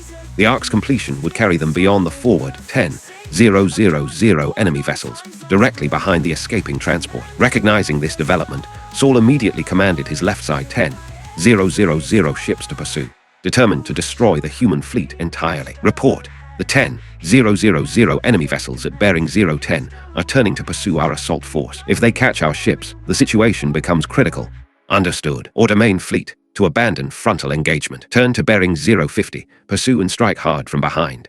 Observing the 4th Fleet's main force maneuvering, Saul felt bewildered. What is Arthur Sterling planning? Is he offering his tail for me to bite? Indeed, as Arthur Sterling engaged the right forward 10,000 vessel's rear, Saul's main fleet also turned left, pursuing the 4th Fleet's tail. However, Saul failed to anticipate that the 4th Fleet's initial 5,000 ship assault force, while arcing behind the fleeing transport, wouldn't continue pursuit. Instead, they maintained their circular flight path until completing a full circuit, engaging Saul's main fleet from behind. A bizarre spectacle emerged.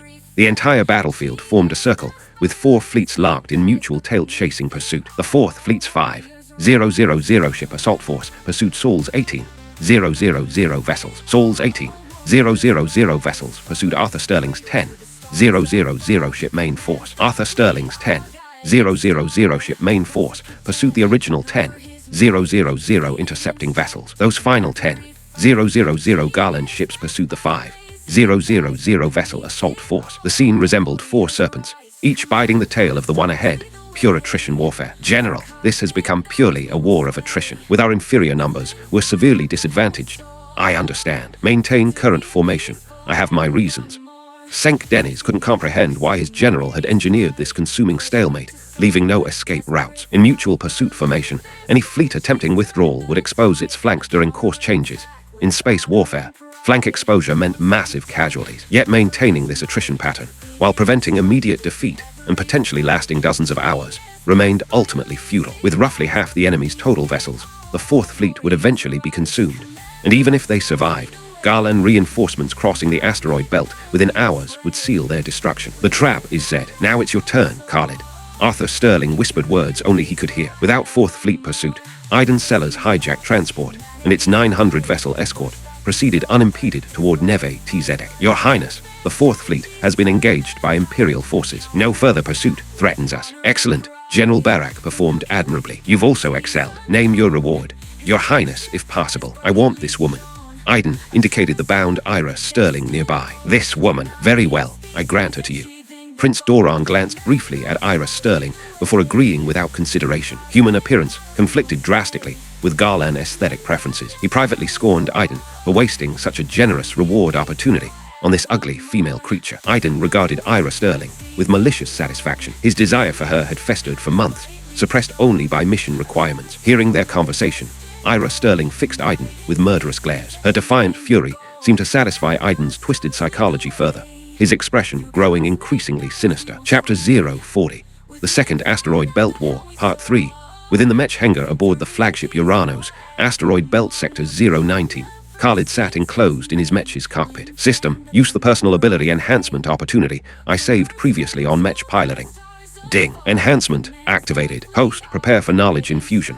The moment the system's voice faded, searing pain lanced through Khalid's mind as advanced Mech maneuvers, combat techniques, and battle experience flooded his consciousness, merging with his existing memories and physical conditioning. 1 minute later, Khalid opened his eyes. Years of training and countless combat engagements seemed etched into his memory and muscle memory alike. Checking his system attributes, Khalid's Mech piloting ability now reached S rank. Combined with his superhuman 350-point statistics across all categories, he had truly become humanity's greatest Mech pilot. The Uranos differed vastly from Khalid's previous flagship. Where his former command had been merely a battle cruiser, the Uranos was a battleship, a custom-built, ultra-specification vessel whose hangar accommodated 300 Mech, an entire Mech squadron. Recently, the 101st Mixed Task Force had conducted grand competitions among all Mech pilots, selecting 300 elite operators from 9,000 candidates for assignment to the Uranos. Therefore, the Uranos' single Mech squadron possessed combat power equivalent to an entire Mech battalion from a standard carrier.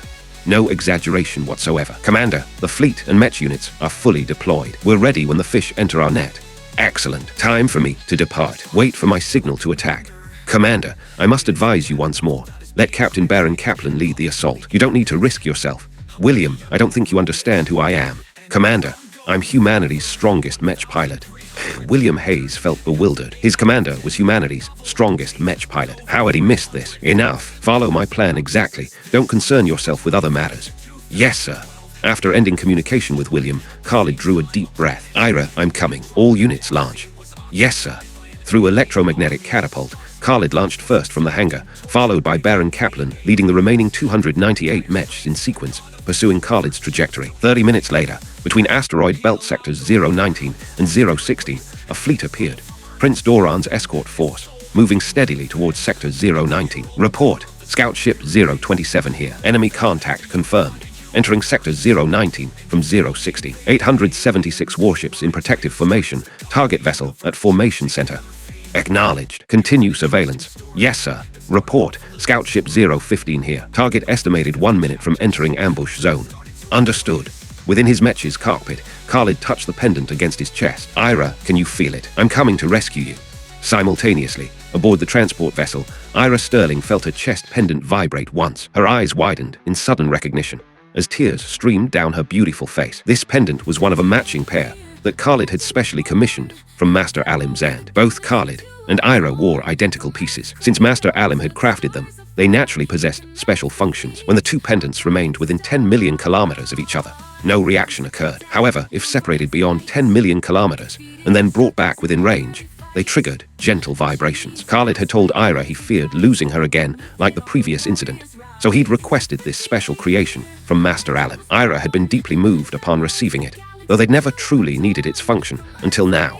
She'd nearly forgotten its capability. Naturally, the device included tracking functions, explaining how Khalid's team knew the escort's precise route. "Oh, our beautiful Miss Sterling is crying. Don't worry, once we reach Neve Tzedek, I'll take excellent care of you. You won't get the chance." Feeling her pendant's gentle vibration, Ira closed her eyes, refusing to look at the disgusting man any longer. "Enough. Play with her however you want once we reach Neve Tzedek. Stay quiet now." "Yes, Your Highness." Boom. Suddenly, everyone witnessed countless energy bolts and laser beams streaking past the viewports, with several warships exploding directly. The scene struck Prince Doran as familiar, identical to their encounter with the Federation fleet at the asteroid field. "What's happening?" Doran immediately contacted the escort fleet commander. "Your Highness, a human fleet has appeared on our flank, 145 vessels strong. Only 100 ships. Destroy them quickly." "Yes, sir. I've ordered fleet rotation. Your Highness need not worry. We'll eliminate them within 30 minutes. "Excellent." However, they failed to notice that the 101st Mixed Task Force, like before, targeted carriers exclusively. After the Garland fleet completed its turn, 28 of their 35 carriers had been destroyed. Now, 9000 Mech previously hidden on the opposite side found themselves positioned behind the Garland fleet, following the enemy's rotation. Just as the escort fleet finished turning and prepared to open fire, 9000 Mech struck from behind, shocking their commander. Rear Mech assault represented the worst possible tactical position. Interception required 180-degree fleet rotation. Clearly impossible after losing over 80 warships during their recent 90-degree turn. Another rotation to intercept Mech. Madness. Fortunately, 7 carriers remained. The commander immediately launched all fighters to intercept the Mech, while maintaining fleet assault on the human vessels. At that moment, the human fleet retreated, scattering into surrounding asteroid clusters and denying the Garland fleet clear targets. After brief hesitation, the escort commander made his decision. 200 rear warships executed 360-degree turns to intercept human mechs alongside the fighters. 400 forward ships would attack the human fleet, while approximately 150 central vessels remained protecting Prince Doran. From within a nearby asteroid cluster, Khalid observed his tactical display with brightening eyes. The enemy had reacted exactly as predicted. The escort fleet had split into 3 sections, leaving only 100-plus ships protecting the transport centrally. Perfect timing. All units follow me. Attack. Chapter 041. The Second Asteroid Belt War Part 4. 300 mechs burst from the asteroid cluster, carrying heavy anti-ship weapons as they struck at the transport escort fleet's exposed flank. The moment they emerged, shoulder-mounted energy cannons unleashed a devastating volley. While mech weapons remained weaker than warship guns, they could still inflict serious damage. Every 2 or 3 mech focused fire on a single vessel. With 300 elite pilots controlling the assault, accuracy proved deadly, especially Khalid's shots, which struck critical systems with perfect precision. After the first wave, the escort fleet scrambled to respond. 300 mech had somehow positioned themselves dangerously close, nearly point-blank range. At such distance, the escort had only one option: close defense weapons. Their fighters, already dispatched to intercept the 9000 mech attacking from behind, were positioned to face this new threat. Impossible. By the time they turned, the mechs would be inside their formation. After 3 attack runs, losing 9 mech, 291 Federation units plunged into the warship formation. These elite pilots needed no commands from Khalid. They knew exactly how to fight among enemy vessels. Rather than finishing off disabled ships, the mech used crippled hulks as shields and cover while attacking other targets. The entire escort fleet found itself paralyzed, unable to respond effectively. Though fewer than 300 mech remained, these represented humanity's finest pilots. Each elite operator matched 10 ordinary pilots in combat effectiveness. Curse it! What are those fools outside doing? Why can't they handle a mere 300 mech? Prince Doran watched through the viewports as mech after mech disabled his warships, rage burning in his chest. Meanwhile, Khalid led Baron Kaplan and a dozen other pilots directly to the transport vessel. Baron immediately used cutting equipment to slice a large hole in the cargo bay's outer hull. 10 mech remained outside as guards, preventing Garland ships from approaching, knowing the enemy dared not fire with their own forces so close. The remaining mechs followed Khalid inside the transport's cargo hold. Nearby escort vessels spotted this development but couldn't respond. Move closer to deploy troops. 10 mechs with anti-ship weapons stood guard. Approach was impossible. Open fire directly. Prince Doran remained aboard. Hitting the transport meant disaster. Alarm klaxons shrieked throughout the transport as Prince Doran began to panic. Your Highness, we must reach the escape pods. Yes, you too. Bring the woman. Yes, sir. Aiden's subordinates quickly approached Ira Sterling, seizing her arms on both sides, but her fierce struggling made movement difficult. They had to drag her forcibly. Slab, stop wasting time. Kill her and let's go immediately. Watching Aiden's men struggle with the resisting Ira Sterling, Prince Doran's patience snapped. He struck Aiden across the face. The two men holding Ira looked questioningly at Aiden, who hesitated before nodding grimly. Seeing Aiden's signal, one subordinate drew a small laser pistol, aiming it at Ira's head as his finger slowly squeezed the trigger.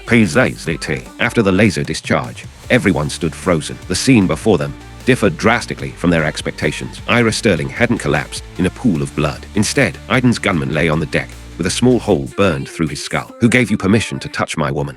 A voice filled with deadly intent echoed from the bridge entrance. When everyone turned, they found Khalid, Baron Kaplan, and 5 other soldiers standing in the doorway, weapons trained on everyone inside. The entire bridge fell silent, except for Ira Sterling staring at Khalid in wonder, tears streaming down her face. Ignoring the others, Khalid walked directly toward Ira's position. Aiden caught his remaining subordinate's eye and nodded meaningfully. The man understood. Wait until Khalid approached, then strike when he wasn't expecting it. As Khalid passed beside him to reach Ira, the man struck with lightning speed, exactly as Aiden had planned. Aiden knew his subordinates well.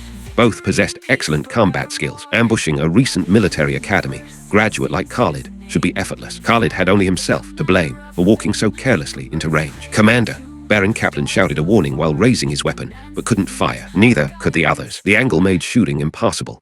Any shot hitting the attacker would pass through his body and strike Khalid. Just when everyone expected Khalid's capture, he simply shifted aside and shot out his right hand. The man lunging at Khalid suddenly lost sight of his target. Confused, he felt sharp pain at his throat, discovering Khalid's hand clamped around his neck. He tried to struggle, but found no strength remaining. Khalid glanced at him without speaking, tightened his grip, then tossed the body aside. Of course, Khalid's physical abilities were 5 times human limits. What did superior fighting skills matter against superhuman reflexes, agility, and strength? That lightning-fast attack had seemed like slow motion to Khalid's enhanced perception. The display shocked everyone present, including Baron Kaplan and the other elite pilots. Their commander possessed such incredible combat abilities. He could probably fight 100 men. Kneeling before Ira, Khalid used his knife to cut her bonds, seeing the tear tracks on her cheeks. Sorry, I promised you'd never cry again, but here I've made you weep so soon. These are happy tears. Ira Sterling shook her head, looking at Khalid with pure joy. Let's go. Your father's battle situation remains critical. Yes. Standing, Khalid led Ira Sterling toward the bridge exit. Passing Baron Kaplan, he whispered quietly before departing. Leave no one alive. Chapter 042. The Second Asteroid Belt War, Part 5. Khalid's voice carried an icy edge that made Baron Kaplan shudder involuntarily. Commander's orders. Leave no one alive. Execute. The bridge erupted with the sharp whine of laser fire, agonized screams, and desperate curses. Within seconds, deadly silence reclaimed the space. Khalid killing the 9th Prince too. Wasn't that somewhat rash?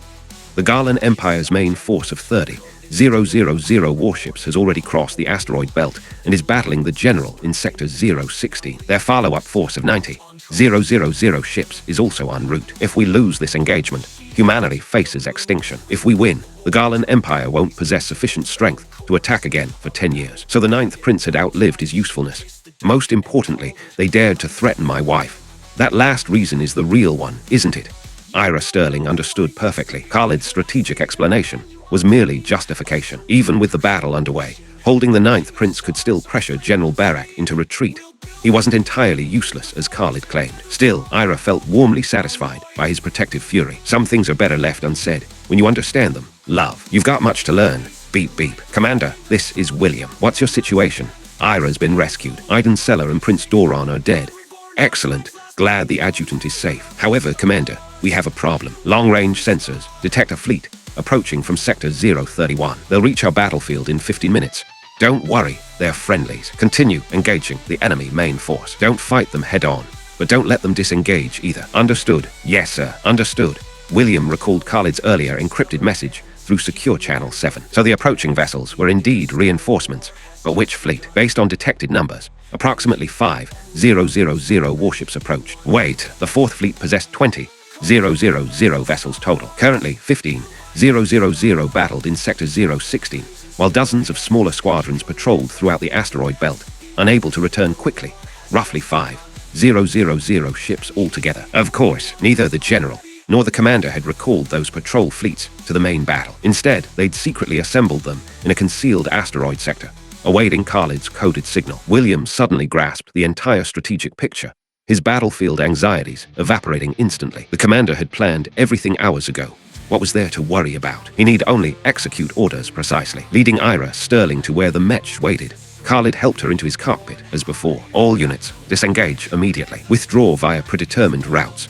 Launching from the transport with Baron Kaplan and the others, Khalid immediately commanded all mech pilots. In asteroid belt terrain, warships found disengaging from heated battle extremely difficult, but mechs faced the opposite situation. Simply ducking into dense asteroid clusters rendered attacking warships unable to target them. Meanwhile, the nearly 400 Garlan vessels engaged with William's forces detected trouble at Prince Doran's position and attempted to return, but William denied them that opportunity. Whenever enemies tried turning back, William's fleet emerged from various asteroid shadows to unleash devastating attacks. When they turned to eliminate the 101st Mixed Task Force first, William retreated back into the asteroid clusters, faithfully executing Khalid's orders: avoid direct confrontation, but prevent enemy disengagement.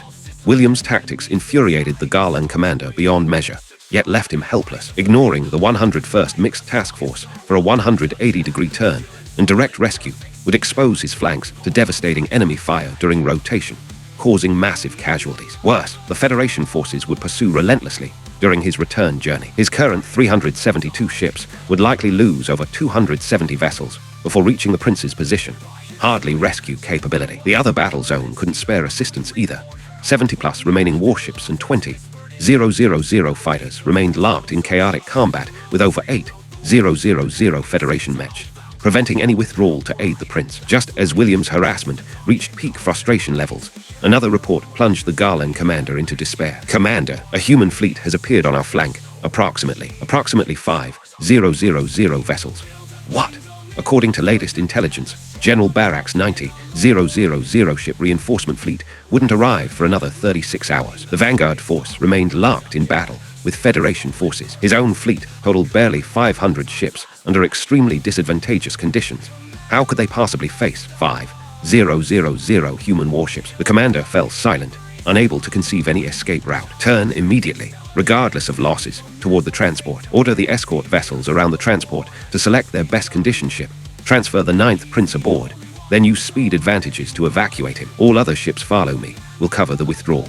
The Garlan commander chose desperate action, sacrificing his entire force to save Prince Doran. Unknown to him, the 60-yard Central Zone vessels had already dispatched boarding shuttles toward the transport after Khalid's mech withdrawal. As the fleet began its turn, William seized the opportunity to strike again from the asteroid clusters with fierce attacks. This time proved different.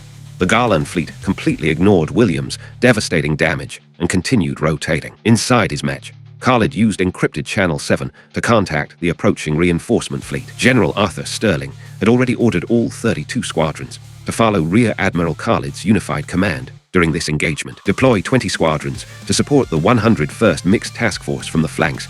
Annihilate all enemies. Send 2 squadrons to support 3rd Battlefield Mech forces. Remaining 10 squadrons eliminate 2nd Battlefield remnants in the center.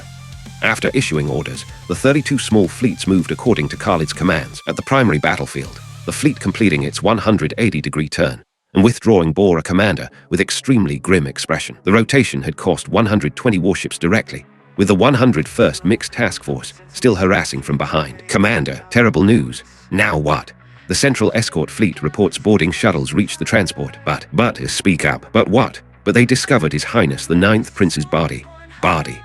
The commander's eyes went vacant as he collapsed into his seat, muttering repeatedly. Finished. Everything's ruined. Even returning home means certain death. Chapter 043. The Second Asteroid Belt War, Part 6.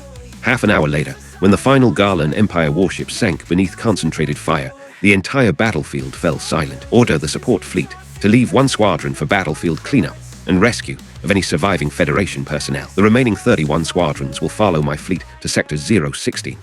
Yes, sir.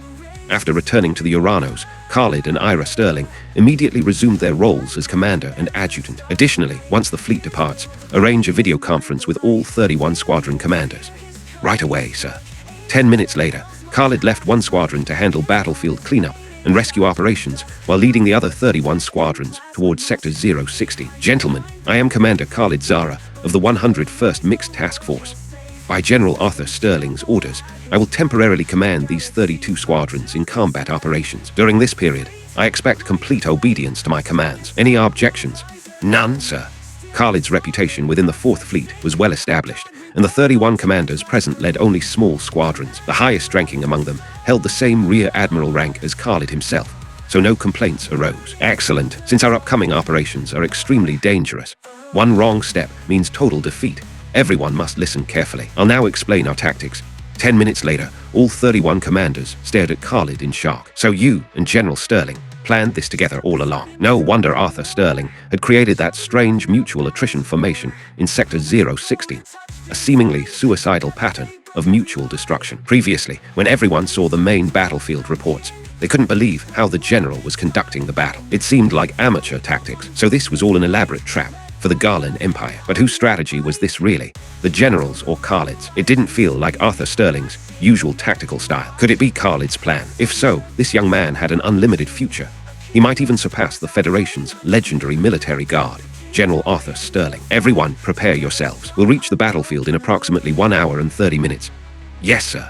At the same time, in Sector 016, the 4th Fleet and Garland Empire vanguard had been locked in fierce combat for 4 solid hours. With both sides, 4 fleets formed into serpentine shapes, creating a circular formation. Only each fleet's head could attack the tail of the fleet ahead. Less than 10% of all warships could participate in combat simultaneously. Because of this limitation, after 4 hours of intense fighting, neither side had suffered massive losses. Each had lost approximately 2,000 warships. If this pattern continued, the Federation's 4th Fleet would be completely annihilated, while the Garland vanguard would retain roughly 13,000 ships. Commander Saul felt puzzled. Is this really Arthur Sterling's doing? Despite extensive analysis, he found no flaws in the formation. Any fleet breaking from this circular pattern would expose its flanks completely to pursuing forces, inviting devastating assault. As long as he maintained formation discipline, victory was assured. Saul gritted his teeth, refusing further speculation. He would continue this mutual attrition until Arthur Sterling was completely worn down. However, Arthur Sterling had just received reassuring news. Ira rescued. Doran and Iten eliminated. Support fleet en route. Arrival in 90 minutes. Khalid hasn't disappointed me. General, did you say something? Senk Dennis thought he'd heard Arthur Sterling speak and quickly inquired. Nothing important. Tell the troops to hold on a little longer. We'll have our resolution within 2 hours at most. What? Senk listened in bewilderment. General, I may not be highly educated, but don't try to fool me. This situation would require at least 30 more hours to resolve, and that would end with their complete annihilation. Yet the general claimed victory within 2 hours. Have I missed something crucial during these hours of combat? Senk began questioning his own tactical understanding. 1.5 hours later, aboard the Uranos, Khalid conducted a conference call with the other 31 commanders. All fleets will use the numerical designations I assigned earlier for easier coordination. Understood. Khalid had renamed the 31 squadrons as Fleets 1-31 for operational efficiency. Fleets 1-16 proceed to the left side of the 4-serpent formation and attack enemy flanks as you pass. Fleet 17-31 plus the 101st Mixed Task Force approach the right side and similarly attack enemy flanks. Yes, sir. Now we'll see whether the Garland commander maintains his 4-serpent formation while we continuously strike his flanks, or decides to break formation and expose his sides to the 4th Fleet's main force. Either choice ensures our victory. All fleets begin operations. Yes, sir. The entire force immediately split into 2 groups. Each wing commanded 16 small squadrons totaling over 2,000 warships, targeting the left and right flanks of the Serpentine formation ahead. Report. 2 human fleets detected, approximately 400 vessels each. Nearly 5,000 ships. What's their position? Report. 1 fleet approaches the battlefield's left flank, the other targets the right flank. What's their objective? What can 5,000 ships accomplish in our current formation? Commander, they've reached our battlefield's perimeter and deployed in semi-encirclement facing our position.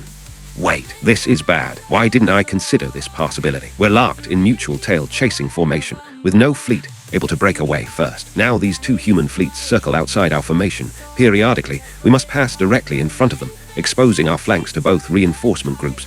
Commander, should we accept some losses and quickly break from this mutual attrition pattern?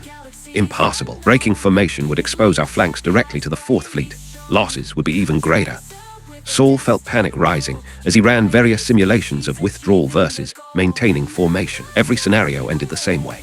His remaining 25,000 warships faced complete annihilation. The only difference was timing, sooner or later. Meanwhile, the Fourth Fleet's atmosphere had completely transformed. General, now I understand. No wonder you said we'd have resolution within 2 hours.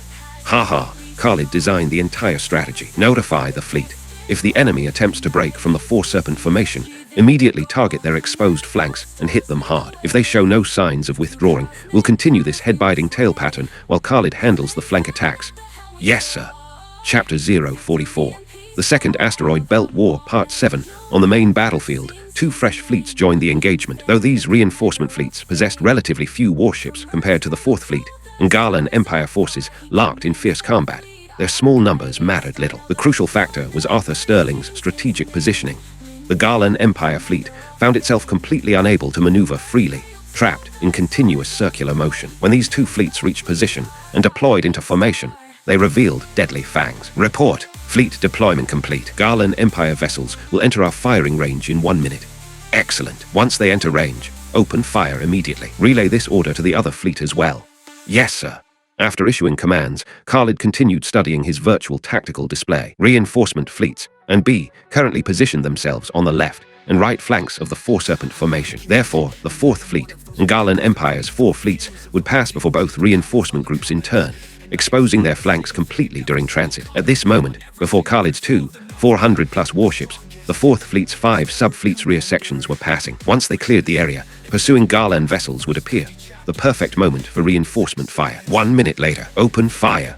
After the Fourth Fleet main force passed, Khalid decisively ordered the attack. Over 400 warships unleashed devastating firepower against the Garland fleet's exposed flanks. Flank positions represented a fleet's most vulnerable area for incoming fire. Therefore, Khalid's vessels achieved both high accuracy and impressive kill counts. On the opposite side, the Garland main fleet entered reinforcement fleet B's firing range, suffering equally severe flank attacks with heavy casualties. 10 minutes later, both Garland fleets finally escaped the lateral fire zones, but their losses left Commander Saul devastated. Commander, during that attack run, the main fleet lost 4 800 warships, while our sub-fleet lost 3 200 vessels. At this rate, 3 or 4 more passes will finish us completely. We must gamble everything. Next time we approach those fleets' firing zones, the entire force will turn immediately and charge straight at the human reinforcements. If we're fast enough to penetrate their formation, we can avoid flank strikes from the pursuing human fleet. Saul prepared for desperate action, continuing the Four Serpent formation for 3 or 4 more circuits, guaranteed annihilation, with 0 chance of victory. However, this gamble carried enormous risk. Failure to penetrate the enemy reinforcement formation quickly would expose his flanks to the pursuing human fleet. That wouldn't mean facing 2,000+ ships, but nearly 10,000 warships. Flank exposure to such forces would destroy his entire fleet within minutes. Did Saul have any choice? None whatsoever. Only this desperate gamble remained. 10 minutes later, as both fleets approached the human reinforcement firing zones again, Saul gritted his teeth and issued orders. Fleet maintain speed. Execute right turn in arc formation. Begin assault targeting human reinforcement fleet. Yes, sir. Both fleets immediately began turning right, carving an arc through the void toward the 2 human reinforcement groups. Report. Garland Empire fleets are turning. They're apparently attempting to penetrate our formation to avoid flank attacks. Expected. They're bound to attempt this gamble now. However, turning toward us this way, they lack time to form proper assault configuration. They're maintaining line formation, so only their leading vessels can fire effectively, less than 10%. Should we close fleet spacing to increase formation depth and prevent their breakthrough? No, that would also reduce our effective firepower significantly. Even if we stop their penetration, our losses would be severe. Then, adjust fleet formation. Deploy 400 warships in center formation, with 500 ships each on left and right flanks in inverted triangular distribution. Create 3-directional crossfire against their leading vessels. Relay these tactics to Fleet B as well. Yes, sir. Saul's fleet head had already curved around, targeting the human reinforcement forces. Commander, the human reinforcement fleet is changing formation. This is bad. Seeing the battlefield display, Saul felt alarmed. The human reinforcement fleet had split into 3 sections. The largest positioned directly ahead of his fleet, with smaller left and right sections angled 20 degrees toward his forces. This represented maximum firepower deployment. Clearly, the humans weren't thickening their formation to prevent penetration, but using maximum crossfire to completely block his advance route. If the enemy had thickened their formation, Saul wouldn't worry. Deeper formations meant fewer ships could fire, allowing his fleet to simply ram through. Instead, the enemy chose 3-directional crossfire, using 400 warships maximum firepower output to block his path. His current formation wasn't compact assault configuration, but line formation. Perhaps 500 ships at the front could fire simultaneously. How could they withstand crossfire from 400 enemy vessels? Start to form proper assault formation first. Impossible. Speed was everything now. Stopping would immediately expose his flanks to Arthur Sterling's nearly 10,000 warships. True disaster. Only one option remained. Charge through regardless of casualties. Whatever ships escaped could retreat into the asteroid belt, using terrain for layered defensive delaying actions until General Barak's reinforcement fleet arrived. Resolving on this course, Saul immediately ordered his fleet to charge forward without regard for losses. Meanwhile, aboard the 4th Fleet flagship, that Khalid really has quite the touch. In his position, I might have simply thickened the formation, accepting casualties to delay enemy breakthrough. Watching Khalid's formation changes, Arthur Sterling sighed admiringly. This young man's tactics always showed such creative thinking, just like his graduation examination performance that had caught even Arthur Sterling off guard. Adjutant, front half fleet bearing 045. Bite their right rear flank directly. Rear half fleet bearing 020. Advance 10 million kilometers, then turn to 090, engaging their tail. We'll coordinate with Khalid for 3-way encirclement. Also notify the 1st through 5th subfleets to execute similar maneuvers. Yes, sir. At this moment, St. Denis couldn't help but admire Khalid. This young man, barely 20 years old, had orchestrated this entire grand battle. Once this engagement concluded, assuming he survived, his combat achievements would likely earn direct promotion to Vice Admiral and command of his own subfleet. Chapter 045. The Second Asteroid Belt War, Part 8. Solar System Asteroid Belt, Sector 016. When the final Garland Empire warship sank beneath concentrated fire, the entire void lay filled with scattered ship wreckage. Until the very last moment, not a single Garland vessel had transmitted surrender signals, forcing Khalid to admire their unwavering fighting spirit. Throughout the entire engagement, the 4th Fleet's main force lost 800 warships during the initial hours, plus another 500 vessels while attacking Commander Saul's fleet in the final phase. Khalid's 101st Mixed Task Force lost 27 ships during the early interception of Prince Doran in Sector 027. Then another 31 vessels in the final assault on Saul's forces. The remaining reinforcement fleets suffered only light damage to a few ships initially in Sector 027, then lost 528 warships total during the final coordinated attack. After calculations, the 4th Fleet's total losses came to 886 warships and 617 mech. Personnel casualties couldn't be accurately determined until battlefield cleanup was complete. The Garland Empire's losses amounted to 30,000 warships plus Prince Doran himself. Khalid, excellent work, but we still face a major challenge ahead. I understand General Barak's follow-up fleet. Exactly. We expect approximately 90,000 warships. Our remaining combat-effective vessels number fewer than 15,000. The situation remains grim. General, have we discovered how they crossed the asteroid belt undetected? Your father has captured the main Seller family members. They successfully compromised some of our asteroid belt detection systems, feeding us false information. What motivated the Seller family to do this? I see no benefit for them. This story begins many years ago. Back then, Iden commanded a battle cruiser in the 2nd Fleet. When the Centauri reached defense line collapsed, he received orders to join the rearguard, covering the retreat of over 2,000 remaining vessels. 7 years ago, when everyone believed he died at Centauri, his battle cruiser unexpectedly returned through the stellar highway to our solar system. Of course, when he arrived, his ship was completely battered, barely space-worthy. Combined with his detailed story of heroic combat and narrow escape, nobody suspected anything. Looking back now, he and his crew were likely captured, then deliberately released to serve as inside agents. All personnel from that time, whether on Terra Prime or at Ares Garrison, have now been detained. As for the Seller family, your father has confirmed they knew nothing. Iden simply exploited the Patriarch's power hunger, manipulating him without his knowledge. I see. So we now know General Barak's advance route. Correct. Look here. Arthur Sterling transmitted an asteroid belt star chart to Khalid, marked with a twisted red line. General, our best option is penetrating deep into the asteroid field and ambushing them at a suitable point along this route. Agreed. My thoughts exactly. The key questions are which point to choose and what ambush method to use. Remember, General Barak was ambushed by me 7 years ago. He'll certainly advance with extreme caution now. Catching him off guard won't be easy. General, do you recall the tactic I used against you during our graduation ceremony simulation? You mean? Exactly, but we can adapt the strategy flexibly. We simply need to. Then, 3 minutes later, Arthur Sterling's eyes widened in amazement. Khalid's proposed tactics absolutely stunned him. If successful, this would become the most legendary strategy in human military history. Excellent. We'll execute your plan. The reinforcement fleet remains under your command. You'll handle our left flank. Yes, sir. After discussing additional details, they ended communication and began preparations according to plan. 1 hour later, after completing battlefield cleanup, recovering numerous escape pods, and collecting every recoverable body, the 4th Fleet's remaining 14,000 combat-ready warships departed for the asteroid belt's depths. 2 astronomical units away, the Garland Empire's follow-up force of 90,000 warships advanced through the asteroid belt. General Barak's emotions were deeply conflicted. Over an hour ago, he'd received Commander Saul's final transmission, learning of Prince Doran's death and the Vanguard fleet's imminent annihilation. What had seemed like a foolproof master plan had suffered unexpected complications, especially Prince Doran's death. This meant the entire 3rd Imperial Guard Legion might face execution. Garland Empire warriors possessed fierce pride. Order them to die gloriously in battle, and they'd obey without question, just like Saul's Vanguard fleet, fighting to the last man without surrender. But if they learned of impending mass execution by the Emperor rather than honorable battlefield death, the situation would change completely. Mutiny became very possible. The only solution was crushing Arthur Sterling's 4th Fleet and conquering all humanity. With such achievements, perhaps he could beg His Majesty's mercy, executing only himself while pardoning the rest of the 3rd Imperial Guard Legion. Therefore, General Barak had told no one of Prince Doran's death. He understood perfectly. Once news spread, forget the upcoming battle.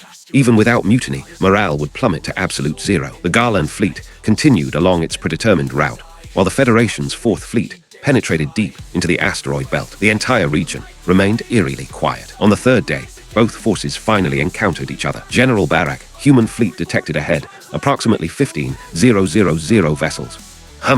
General Barak stroked his chin, his expression showing disbelief. In his final report, Saul had indeed mentioned sinking roughly 5,000 human ships, leaving about 15,000 vessels remaining. But what was Arthur Sterling thinking? Using his final strength for direct confrontation against 90,000 warships. Arthur Sterling wasn't the type to seek suicide, surely. Or had both fleets simply encountered each other face-to-face by coincidence? Over these years, General Barak had obtained considerable human intelligence through Iden. 7 years ago, during the Great Asteroid Belt Battle, Arthur Sterling's ambush cost General Barak 80,000 warships, but Federation losses were also substantial, leaving the 4th Fleet with only 12,000 vessels afterward. During the past 7 years, humanity remained blockaded within the asteroid belt with limited resources, preventing large-scale warship construction. After 7 years, they'd barely restored the 4th Fleet to full strength without many additional vessels. From every perspective, the opposing force represented humanity's final fleet. This situation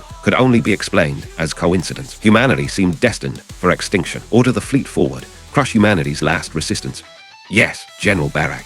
Chapter 046, The Second Asteroid Belt War, Part 9. The Garland Empire's 90,000 warships surged forward toward the human fleet ahead at General Barak's command. General Barak, 10,000 human vessels are retreating, while the remaining 5,000 have formed defensive positions, apparently attempting a rear guard action. Our ships are faster than the humans. Order the fleet to advance at maximum speed, destroy the enemy force ahead, then pursue those 10,000 fleeing vessels. Yes, sir. General Barak believed his assessment was correct. This truly was a chance encounter. Arthur Sterling's luck had finally run out. In that case, he would crush humanity's final resistance in one decisive blow. Therefore, General Barak ordered all warships to advance together, using overwhelming numerical superiority to tear apart the enemy rear guard through direct frontal assault. The distance between both fleets continued shrinking as they approached firing range. General, a human fleet has appeared on our left flank, approximately 10,000 vessels. General, another human fleet has appeared on our right flank, also roughly 10,000 ships. General, those 10,000 retreating human warships have turned back toward us.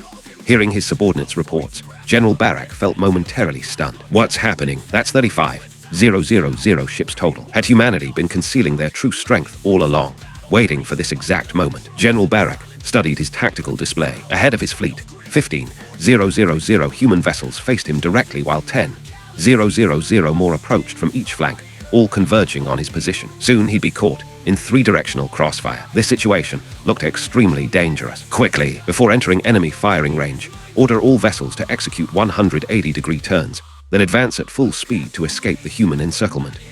Minutes later, Just before falling within human range, the 3rd Imperial Guard Legion completed its turn and fled at maximum velocity. However, not every warship type possessed identical speed. At full retreat, the entire fleet formation scattered, barely better than complete rout. General Barak didn't mind this chaos. Once clear of the 3-way trap, he could reorganize his formation. The problem wasn't serious. Yet another surprise awaited him. General Human Fleet detected ahead left, approximately 10,000 vessels.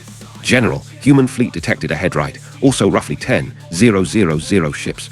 Impossible. Where did humanity get so many fleets, including the previous ones? That's 55,000 warships total. General, the ahead left and ahead right human fleets have opened crossfire against our forward elements. Ignore casualties. Continue straight ahead and break through. Watching his tactical display show 35,000 ships closing from left, right, and rear positions, General Barak gritted his teeth and issued orders. Stopping now meant disaster. If the 3 pursuing fleets caught up, he'd face crossfire from 55,000 warships across 5 directions. That would guarantee the 3rd Imperial Guard Legion's complete annihilation. Better to sacrifice 30,000 to 40,000 vessels breaking through than face total destruction. Under normal circumstances, General Barak would have noticed that the ahead left and ahead right firepower seemed significantly weaker than 10,000 warships should produce, not even half their expected strength. However, Prince Doran's death and humanity's sudden appearance with 55,000 warships had completely disrupted his composure, preventing calm battlefield analysis. Thus, 90,000 warships endured crossfire from 2 directions, fleeing through the central gap in scattered formation. Aboard the flagship Uranos, Khalid maintained communication with Arthur Sterling. I have to admire you now, using Mech to simulate nearly 50,000 warships. General Barak's mind is scattered, or this deception wouldn't have worked. Prince Doran's death plus unexpectedly large fleet numbers appearing, combined, these factors guaranteed his confusion. Psychological warfare is a crucial combat component, but the Garland Empire still has too many ships. Complete annihilation remains unrealistic. General, we don't need total annihilation. Inflicting heavy casualties and scaring them back to Neve Tzedek accomplishes our goal. You're right. Destroying half his fleet this time achieves our objective. General, your performance moment approaches. When half of General Barak's fleet passes your ambush point, I'll strike. If only we had 10,000 more warships, we could definitely trap them all. Easy now. The Federation has struggled these years, managing only 2,000 plus new ships annually. But with your industrial robots, producing 10,000 vessels yearly becomes feasible. Things will improve. For now, let's fight this battle well. Yes, General. During their conversation, General Barak suffered terribly. General Barak, 1/3 of our fleet has passed through their crossfire network. Current casualties, approximately 7,000 warships lost. General Barak's heart bled. 7,000 ships gone without his main fleet firing a single shot. Attacking the enemy required turning to face them, since main batteries couldn't rotate 360 degrees. Only minor adjustments within 15-degree arcs. This explained why warships faced enemies directly during combat. But currently, enemy fleets ahead left and ahead right maintained crossfire against his forces. He could only pass quickly between them, then increase distance. Turning to attack, either fleet would slow his vessels down. Once slowed, the pursuing 35,000 ships would catch up directly, eliminating any escape possibility. Therefore, General Barak could only retreat rapidly while returning fire with secondary batteries. 10 minutes later, 2/3 of his fleet had passed through the crossfire network. Current battle damage. Report, General. Approximately 15,000 warships lost. 15,000. Much better than expected. General Barak had prepared to lose 30,000 to 40,000 vessels breaking through the fire network. He should have lost 20,000 to 30,000 by now. Yet his subordinate reported only 15,000 casualties. This surprised him greatly. With such light losses, perhaps after escaping the encirclement and gaining distance, he could rally his fleet for renewed battle. His numerical advantage over humanity remains substantial. But why were losses so minimal? A 20,000 ship fire network attacking this long had only destroyed 15,000 of his vessels. Before General Barak could analyze the reasons thoroughly, another crisis emerged. General Barak, another human fleet has appeared directly ahead, approximately 5,000 vessels in thickened formation, apparently trying to block our escape completely. Chapter 047. The Second Asteroid Belt War Finale. General Barak felt deeply puzzled at this moment. Just how much strength had humanity been hiding? That's 60,000 warships total by now, but this had to represent humanity's final reserves. Otherwise, they wouldn't position only 5,000 ships at this location. Deploying 000 to 20,000 vessels here would guarantee his complete annihilation. With only 5,000 ships, he could still break through, though casualties would mount even higher. Notify the fleet. Those 5,000 vessels ahead represent humanity's last strength. Even if we must ram through, we're getting past them. Yes, sir. Soon, the leading elements of General Barak's fleet charged toward the 5,000 ship formation ahead. Unexpectedly, instead of the desperate last stand he'd anticipated, they broke through with surprising ease, tearing a gap straight through the enemy center. Quickly, we've breached their formation. All ships follow immediately. Though General Barak felt puzzled about how easily his forces had torn through the human formation, this wasn't the time for analysis. He immediately ordered his fleet to exploit the breakthrough and escape through the gap. At the same time, aboard the 101st Mixed Task Force flagship Uranos, General, that was masterfully performed. Had to be professional to fool General Barak. He's no fool.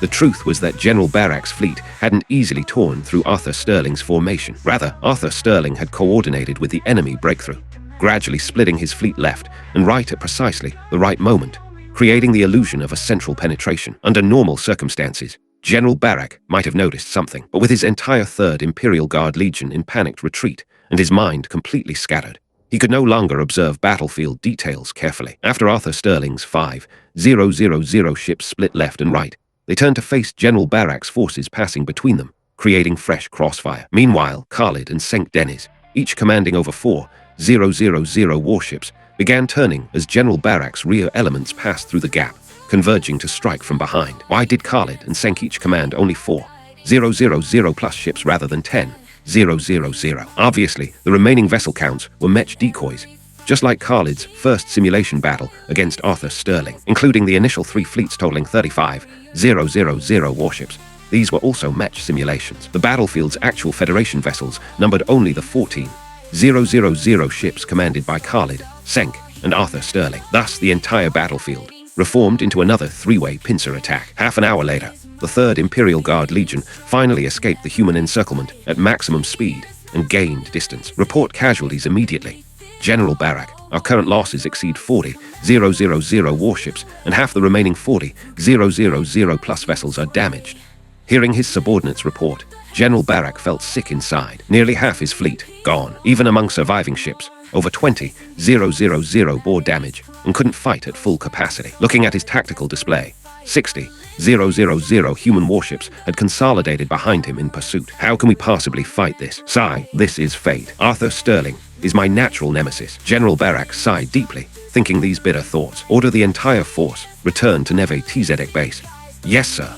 After issuing the command, General Barak collapsed into his seat. He'd hoped to lead the 3rd Imperial Guard fleet in securing survival for all personnel under his command, but it hadn't worked. So be it. I'll face His Majesty's punishment alongside every officer and soldier here. The 4th Fleet pursued symbolically for a while before giving up. Don't be ridiculous. Continuing pursuit would risk General Barak turning desperate with nearly 50,000 ships in a final death charge. That would mean our own destruction. Making a show of it and driving them away was sufficient. Besides, the victory was already spectacular, losing fewer than 1,000 ships while destroying over 40,000 enemy vessels. This loss ratio reached 1:40. Remember, the first asteroid belt war achieved only 1:10 ratios, yet that had earned Arthur Sterling recognition as the military guard. After halting pursuit, the fleet returned to the recent battlefield for rescue operations, actually saving considerable numbers. Throughout the entire battle, General Barak's fleet had been forced to use only secondary weapons while unable to deploy main batteries,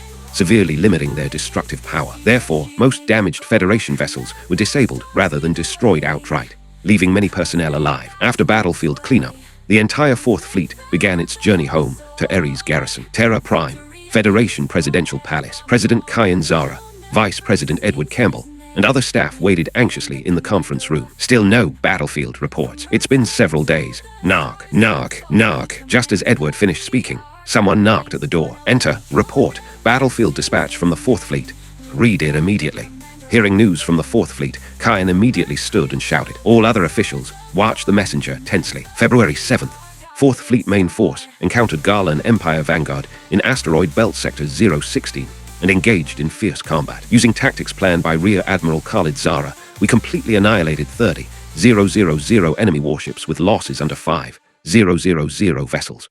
February 9th. Fourth Fleet penetrated deep into the asteroid belt. Using tactics proposed by Rear Admiral Khalid Zara, we established multiple ambush positions along General Barak's advance route. Final result: 43,000 enemy warships destroyed with 1,000 Federation losses. Enemy remnants forced to retreat to Neve Tzedek. The Fourth Fleet is currently returning to Ares Garrison.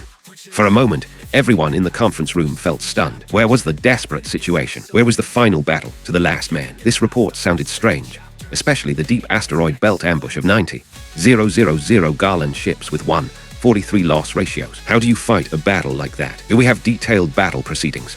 Yes, sir.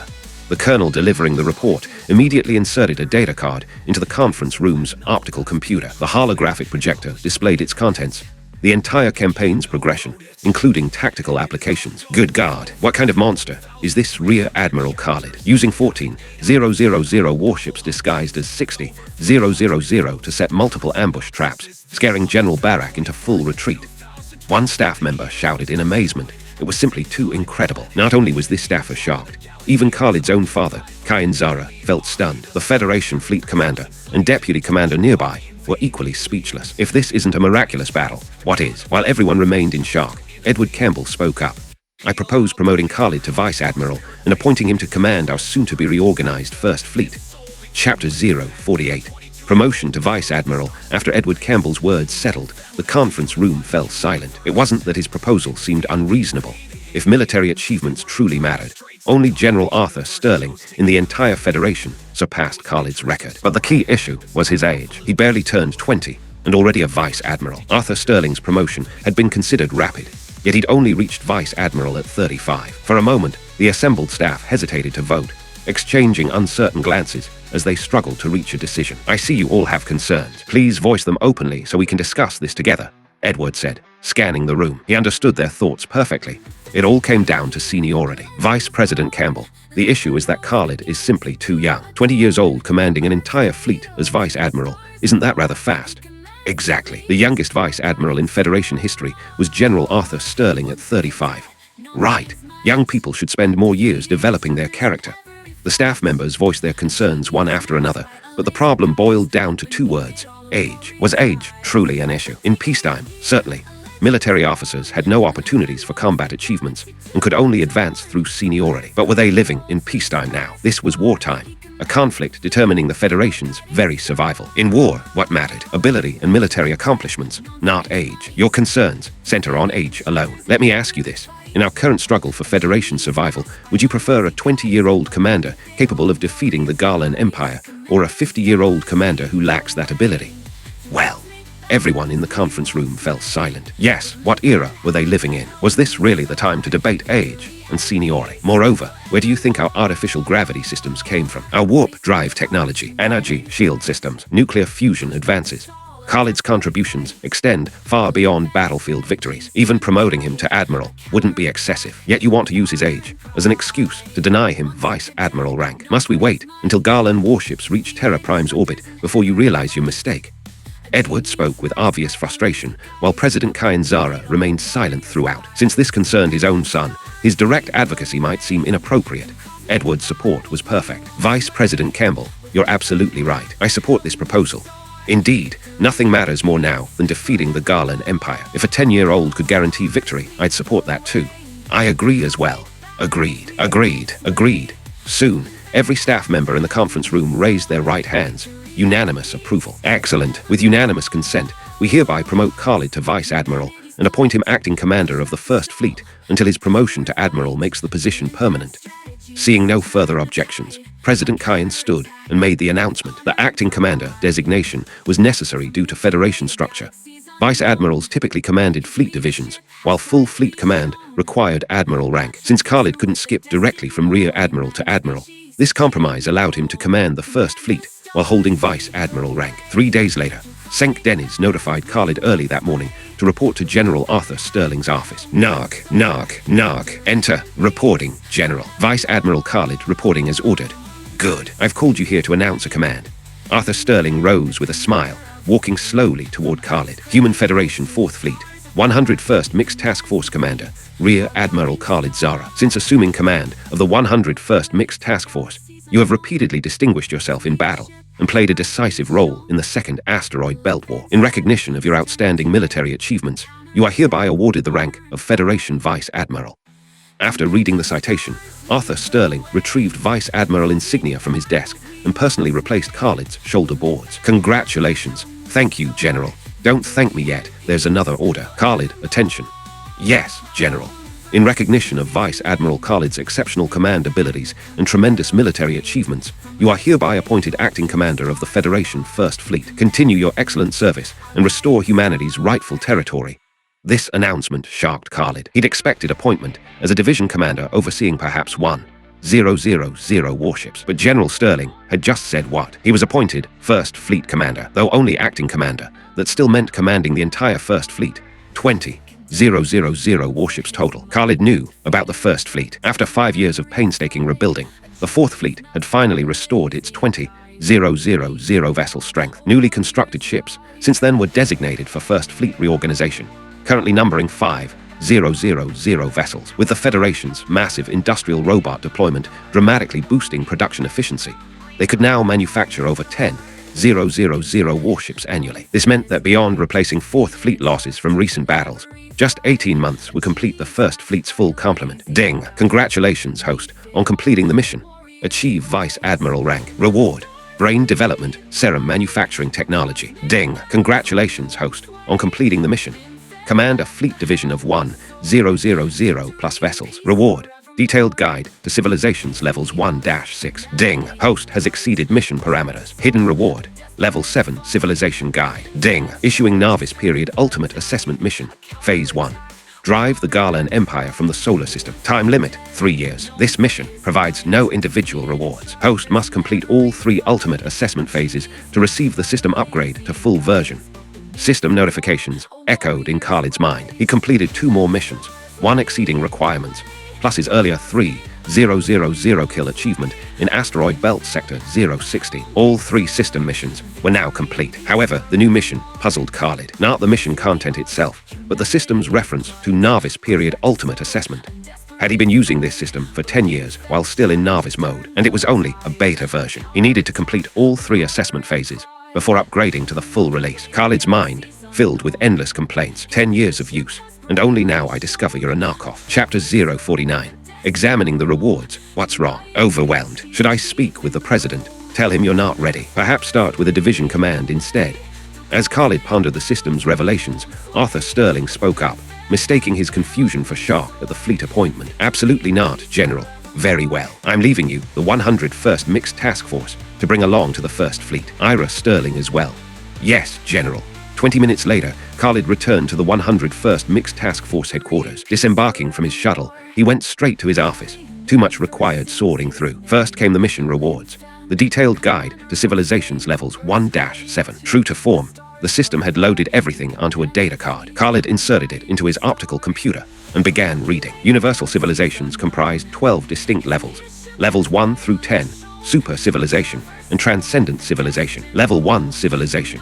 Planetary civilization, basic technological framework, established with limited space exploration capability, but confined to homeworld. Signature technologies, rockets, satellites, space stations. Level 2 civilization. Stellar civilization, comprehensive development of home star system achieved, but lacking long-range travel capability, confined within star system. Signature technologies, space cities, asteroid mining, planetary terraforming. Level 3 civilization. Advanced stellar civilization, initial energy problem solutions achieved. Signature technology. Nuclear fusion, capable of reaching and developing other star systems, no longer limited to single system, but lacking efficient interstellar travel methods. Level 4 civilization. Superior stellar civilization, mastery of efficient interstellar travel, signature technology. Warp drives with advanced energy applications, signature technology. Energy shields. Level 5 civilization. Galactic civilization, initial spatial technology applications, enabling rapid movement within galaxies. Signature technologies. Spatial shields, spatial teleportation. Level 6 civilization. Advanced galactic civilization, advanced spatial technology applications with cross-galactic capability. Signature technologies. Spatial rifts, intergalactic spatial transmission. Level 7 civilization. Stellar river civilization, perfect spatial technology mastery. Signature technology. Hyperspace engines, including the system's hidden reward, The first 7 of 12 civilization levels now lay before Khalid's eyes. According to this data, the Federation barely qualified as level 3, perhaps quasi-level 4, after acquiring the system's warp drive and energy shield technologies. Why only quasi-level 4? Humanity remained trapped within the solar system, and beyond signature technologies, Federation capabilities lagged behind ordinary level 3 civilizations in most areas. Comprehensively speaking, they could only claim quasi-level 4 status. After reviewing the civilization guide, Khalid inserted another storage card containing star charts and detailed power distributions for the Orion Arm. Opening the files left him stunned. The Orion Arm, a tiny galactic region not even on the 4 main spiral arms, essentially the cosmic equivalent of rural countryside, contained over 10,000 civilizations. Most were levels 1 and 2, but over 300 level 3 civilizations existed, including 1 level 4 power. Khalid truly grasped the universe's vastness. If this backwater region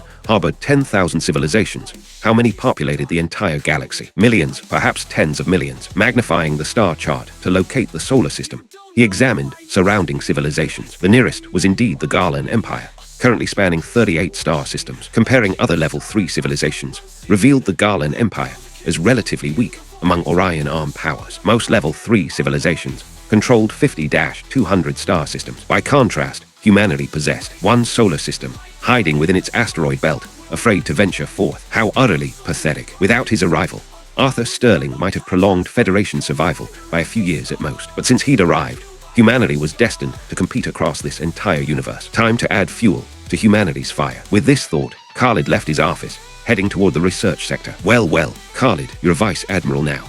Inside the laboratory, Master Alim Zand looked up as Khalid entered. Noticing his shoulder insignia, Alim's eyes widened. Vice Admiral, the boy's barely 20. Just received the promotion. Master Alim, I'm here on important business. Speak then, what is it? You know. Khalid handed over a data card with a meaningful look. Alim paused. I know what. Don't speak in riddles. But seeing the offered data card, yes, I understand. I definitely understand. Carefully accepting the card, he inserted it into his optical computer, studying its contents intently. Brain development, serum technological specifications. 10 minutes later, good God, did you rob some advanced civilization's database? Master Alim, you wound me. Have faith in humanity. Nonsense. I am human, and right now I don't even trust myself. Tell me honestly, what effects do you predict? Average human brain development could increase to 15-20%, plus certain intelligence enhancements varying by individual. Hiss.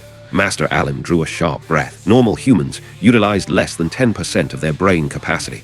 Jumping to 15-20% represented what concept exactly? Plus intelligence improvements. If this technology spread widely, how many brilliant scientists would humanity produce? How dramatically would development accelerate? Alim studied Khalid deeply, then retrieved his communicator to call Arthur Sterling. Master Alim, don't let the general interrupt and hang up on you again. Khalid watched with amusement, vividly remembering their previous exchange. Bah, this time I'll say everything at once, no interruption opportunities. Immediately, Alim's expression soured. What's wrong, Master? That Arthur Sterling actually cut my transmission. Can you believe it? PFFT. The generals upgraded from interrupting to refusing calls entirely. Ha ha ha. Khalid doubled over with laughter. The general was absolutely hilarious. Last time merely interrupting, now completely cutting communication. Just then, Alim's communicator chimed. Must be Arthur Sterling. Watch me give him a piece of my mind. Alim's confidence returned as he grabbed the device, but his expression immediately deflated. Curious, Khalid leaned over to see a message from Arthur Sterling on the screen. How many people? How much funding? Send me a proper report. PFFD. Ha ha ha. Chapter 050. General Barak's Fate Solar System, Neve Tzedek Orbital Zone. Here, like around Ares, sprawled a vast cluster of spaceports. General Barak had ordered their construction after the first asteroid belt war.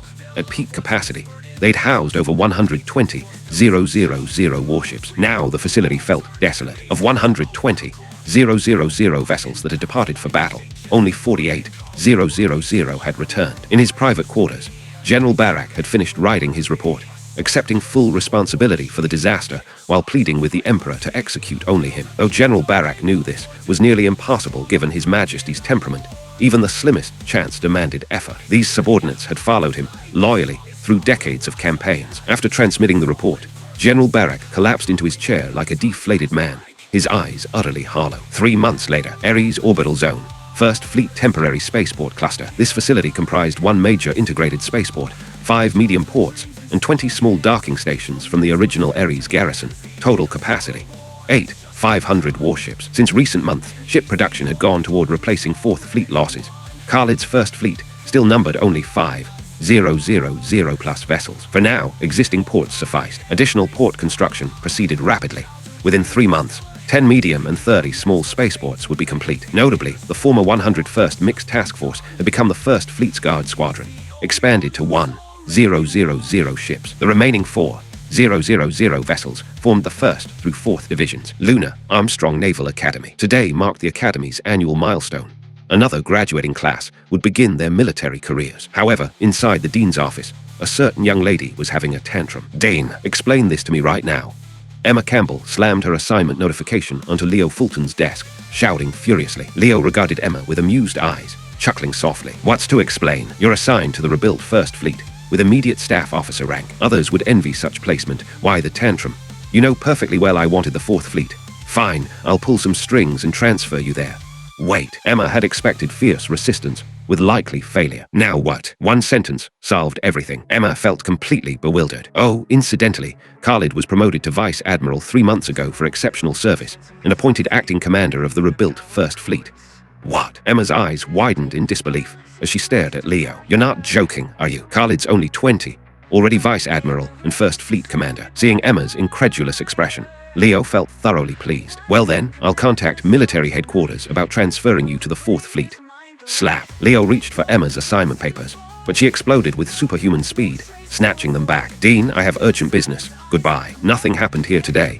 Without pausing a second, she bolted from the office. Ha ha! The mischievous old dean burst into delighted laughter. 3 days later, 40,000 Armstrong Naval Academy graduates arrived at Ares Garrison. They represented over a dozen specializations: Fleet Command, Ship Navigation, Logistics Management, Mech Piloting, and others. Approximately 30,000 were assigned to the First Fleet, as the Fourth Fleet had already received reinforcements and faced smaller personnel gaps. Inside Ares Orbital Station 3, which housed First Fleet temporary headquarters, over 30,000 fresh graduates stood in formation awaiting orders. Soon, a man and woman approached their ranks. The man possessed handsome features and a tall frame, Vice Admiral insignia on his shoulders, radiating authority that belied his youth. The woman was breathtakingly beautiful with a striking figure, her expression somewhat cold, wearing colonel rank while emanating indescribable martial bearing. She stood at the man's left rear. Many faces below changed dramatically.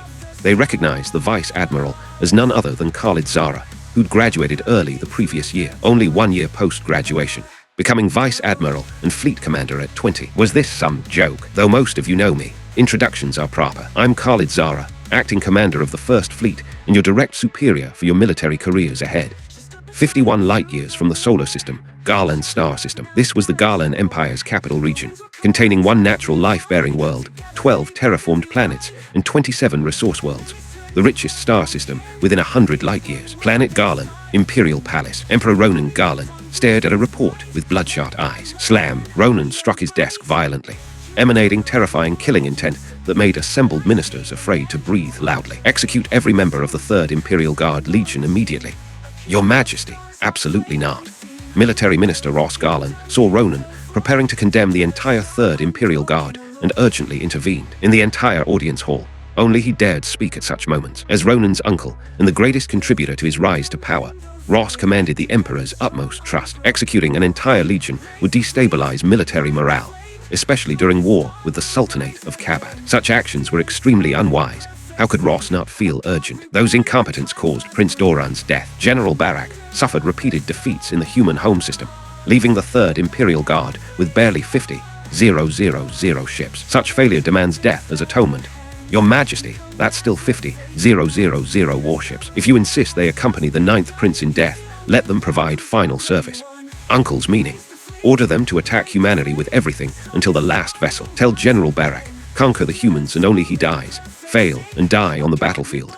If General Barak conquers humanity, we spare the others. Uncle, that's too lenient.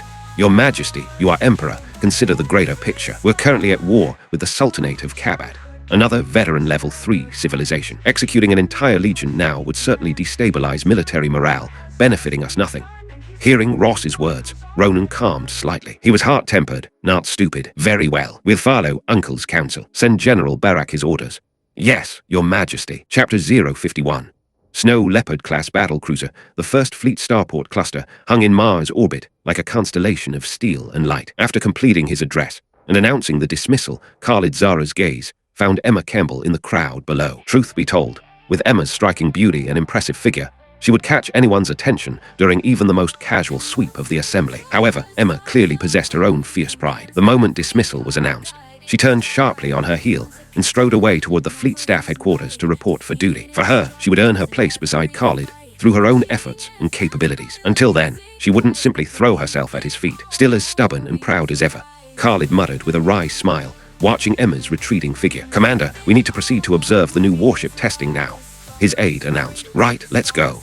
The new warship represented the Federation's cutting-edge design, incorporating warp drive technology, nuclear fusion power, and energy shielding systems. Once finalized, it would bear the designation Snow Leopard-class battlecruiser. With these revolutionary technologies at their disposal, the Federation's future fleet would achieve unprecedented standardization, excluding carriers, of course. Gone were the days of frigates, destroyers, and traditional cruisers cluttering the ranks. After all, with warp drive capabilities, nuclear fusion energy, and protective energy shields, the fleet required only one type of versatile warship to dominate the void. Thus, the Snow Leopard-class battlecruiser was born, a new breed of vessel that seamlessly integrated attack power, defensive capability, and speed into one formidable package. Every aspect of its design far surpassed any previous ship class in Federation history. Snow Leopard-class warship specifications classification.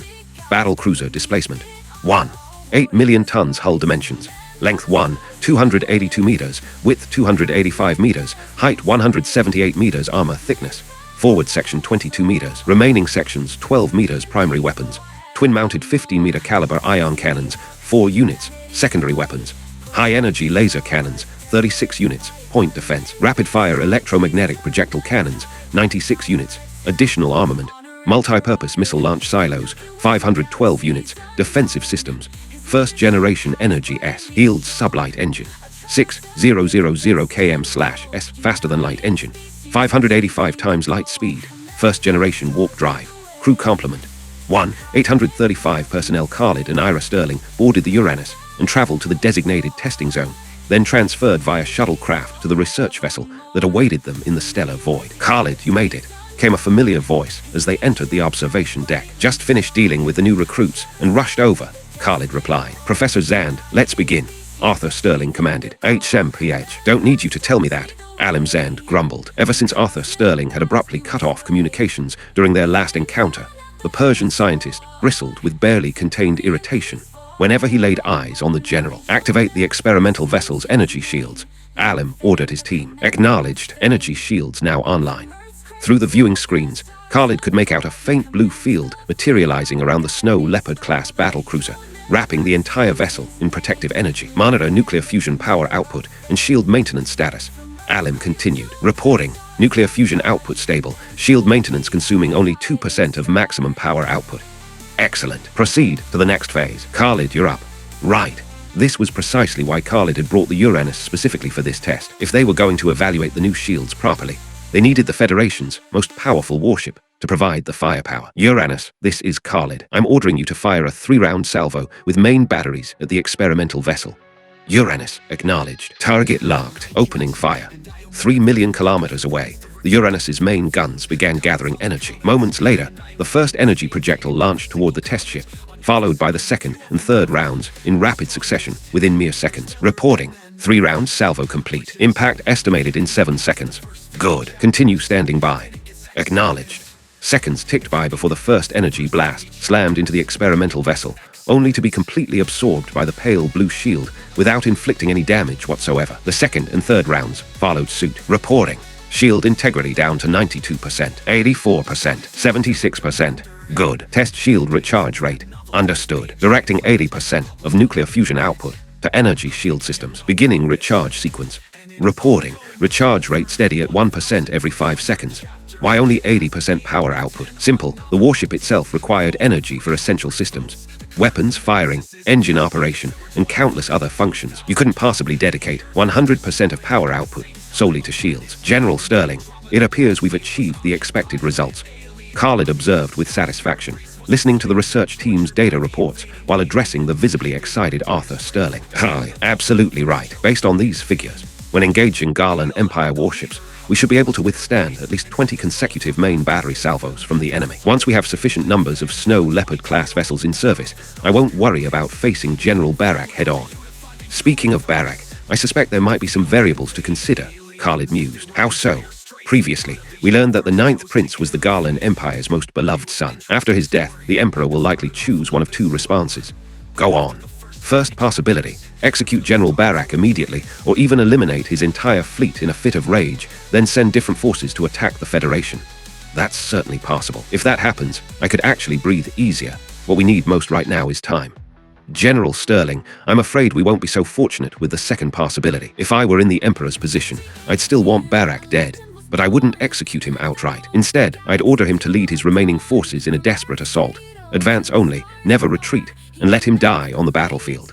Arthur Sterling's expression darkened as Khalid's words sank in. Indeed, if execution was inevitable anyway, why not force them into a suicidal attack? Let them die fighting and squeeze out every last drop of tactical value. If that scenario played out, it would create serious complications. After all, soldiers with nothing to lose, when weapon capabilities remained roughly equal, were the most dangerous opponents imaginable. Take Khalid's asteroid belt tactics, for example. If General Barak had already resigned himself to death and abandoned any hope of returning home, he never would have chosen to turn back and withdraw. He would have pressed forward, regardless of consequences. In that case, the entire battle's outcome would have changed completely, and the 4th Fleet would have suffered catastrophic defeat. General Sterling, I don't think you need to worry excessively. From what I understand, the Garland Empire's communication systems aren't significantly more advanced than the Federation's. By the time news reaches the Emperor, and then orders filter down to General Barak, considerable time will pass. I estimate at least 2 to 3 months before we see any results. You make a valid point. Still, we should prepare for the worst-case scenario. Absolutely. We cannot allow them another opportunity to breach the asteroid belt like last time. Currently, they still outnumber us 2 to 1. If we want to defeat Barak's remaining forces with minimal casualties, the battlefield must remain within the asteroid belt. Agreed. I'll make arrangements to increase surveillance intensity throughout the asteroid belt. Perfect. Chapter 052. The only path to survival time had slipped away unnoticed, and now the final days of Federation Year 59 drew to a close. During this period, all previous generation warship classes had ceased production entirely. In their place rose 2 magnificent vessel types that would form the backbone of the Federation fleet: the Snow Leopard-class battle cruisers and the newly developed Sky-class carriers. The Sky-class carriers had been finalized and entered production just 2 months earlier, their performance representing a massive leap forward compared to the obsolete carrier designs. Sky-class carrier specifications classification: Fleet carrier displacement 3, 8 million tons hull dimensions, length 1, 525 meters, width 585 meters, height 395 meters, armor thickness 25 meters, point defense, rapid-fire electromagnetic projectile cannons 256 units, additional armament, multi-purpose missile launch silos 256 units, defensive systems, first-generation energy shields primary power, first-generation nuclear fusion reactors fighter complement, scout craft 5 units, assault craft 20 units, mech units 2000, sublight engine 5000 km/s faster than light engine, 585 times light speed, first generation warp drive, crew complement 4, 258 personnel. Compared to the old-style carriers, the Sky class boasted double the fighter capacity, housing a formidable force of 2000 mech units, a truly remarkable improvement. Over these 3 months, the Federation had manufactured 6,000 Snow Leopard-class battle cruisers and 700 Sky-class carriers. Arthur Sterling had requisitioned 1,000 battle cruisers and 100 carriers to replace the 4th Fleet's escort squadrons, while the remaining allocation went entirely to the 1st Fleet. Even Khalid's flagship, the Uranus, had undergone extensive retrofitting, emerging with combat capabilities that now surpassed even the Snow Leopard-class battle cruisers. The 1st Fleet now commanded 6,000 various older warships alongside 600 cutting-edge vessels. In terms of raw military might, this force could easily match at least 3 fully equipped 4th Fleets from the previous era. While the Federation's naval power continued its relentless expansion, on the far side of the asteroid belt, within a massive starport orbiting Jupiter, General Barak stood reading orders that had just arrived from the Imperial Military Command. These orders fell both within and beyond his expectations. First, due to Prince Doran's death, the entire 3rd Imperial Guard Legion faced condemnation, exactly as Barak had anticipated. Second, considering the 3rd Imperial Guard Legion's distinguished combat record and Barak's earnest requests in his reports, Emperor Ronan had granted the Legion one final opportunity. launch an all-out assault against humanity with their remaining forces, with no retreat permitted. If they succeeded in conquering humanity, only General Barak would face execution, while all others would receive pardons. If they failed to defeat humanity, then every member of the 3rd Imperial Guard Legion would die on the battlefield, with their military honor intact. After finishing the orders, Barak released a deep, weary sigh. He understood this was the best possible outcome they could hope for. Adjutant, I need to address the entire fleet. Ensure that every single person hears this message. Yes, sir. I'll arrange it immediately. 30 minutes later, every member of the 3rd Imperial Guard Legion had abandoned their duties and assembled in the various starports throughout the fleet. Members of the 3rd Imperial Guard Legion, I must first inform you of a grave matter. During the battle 6 months ago, Prince Doron tragically perished.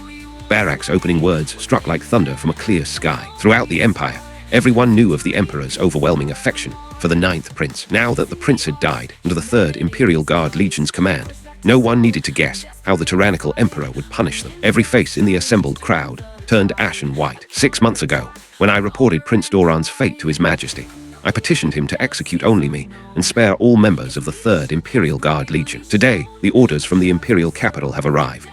His Majesty commands our Legion to launch a final assault and fight humanity to the death. If we achieve victory, I alone will face execution, while all others receive full pardons. If we suffer defeat, then everyone will die on the battlefield carrying the pride of Imperial soldiers.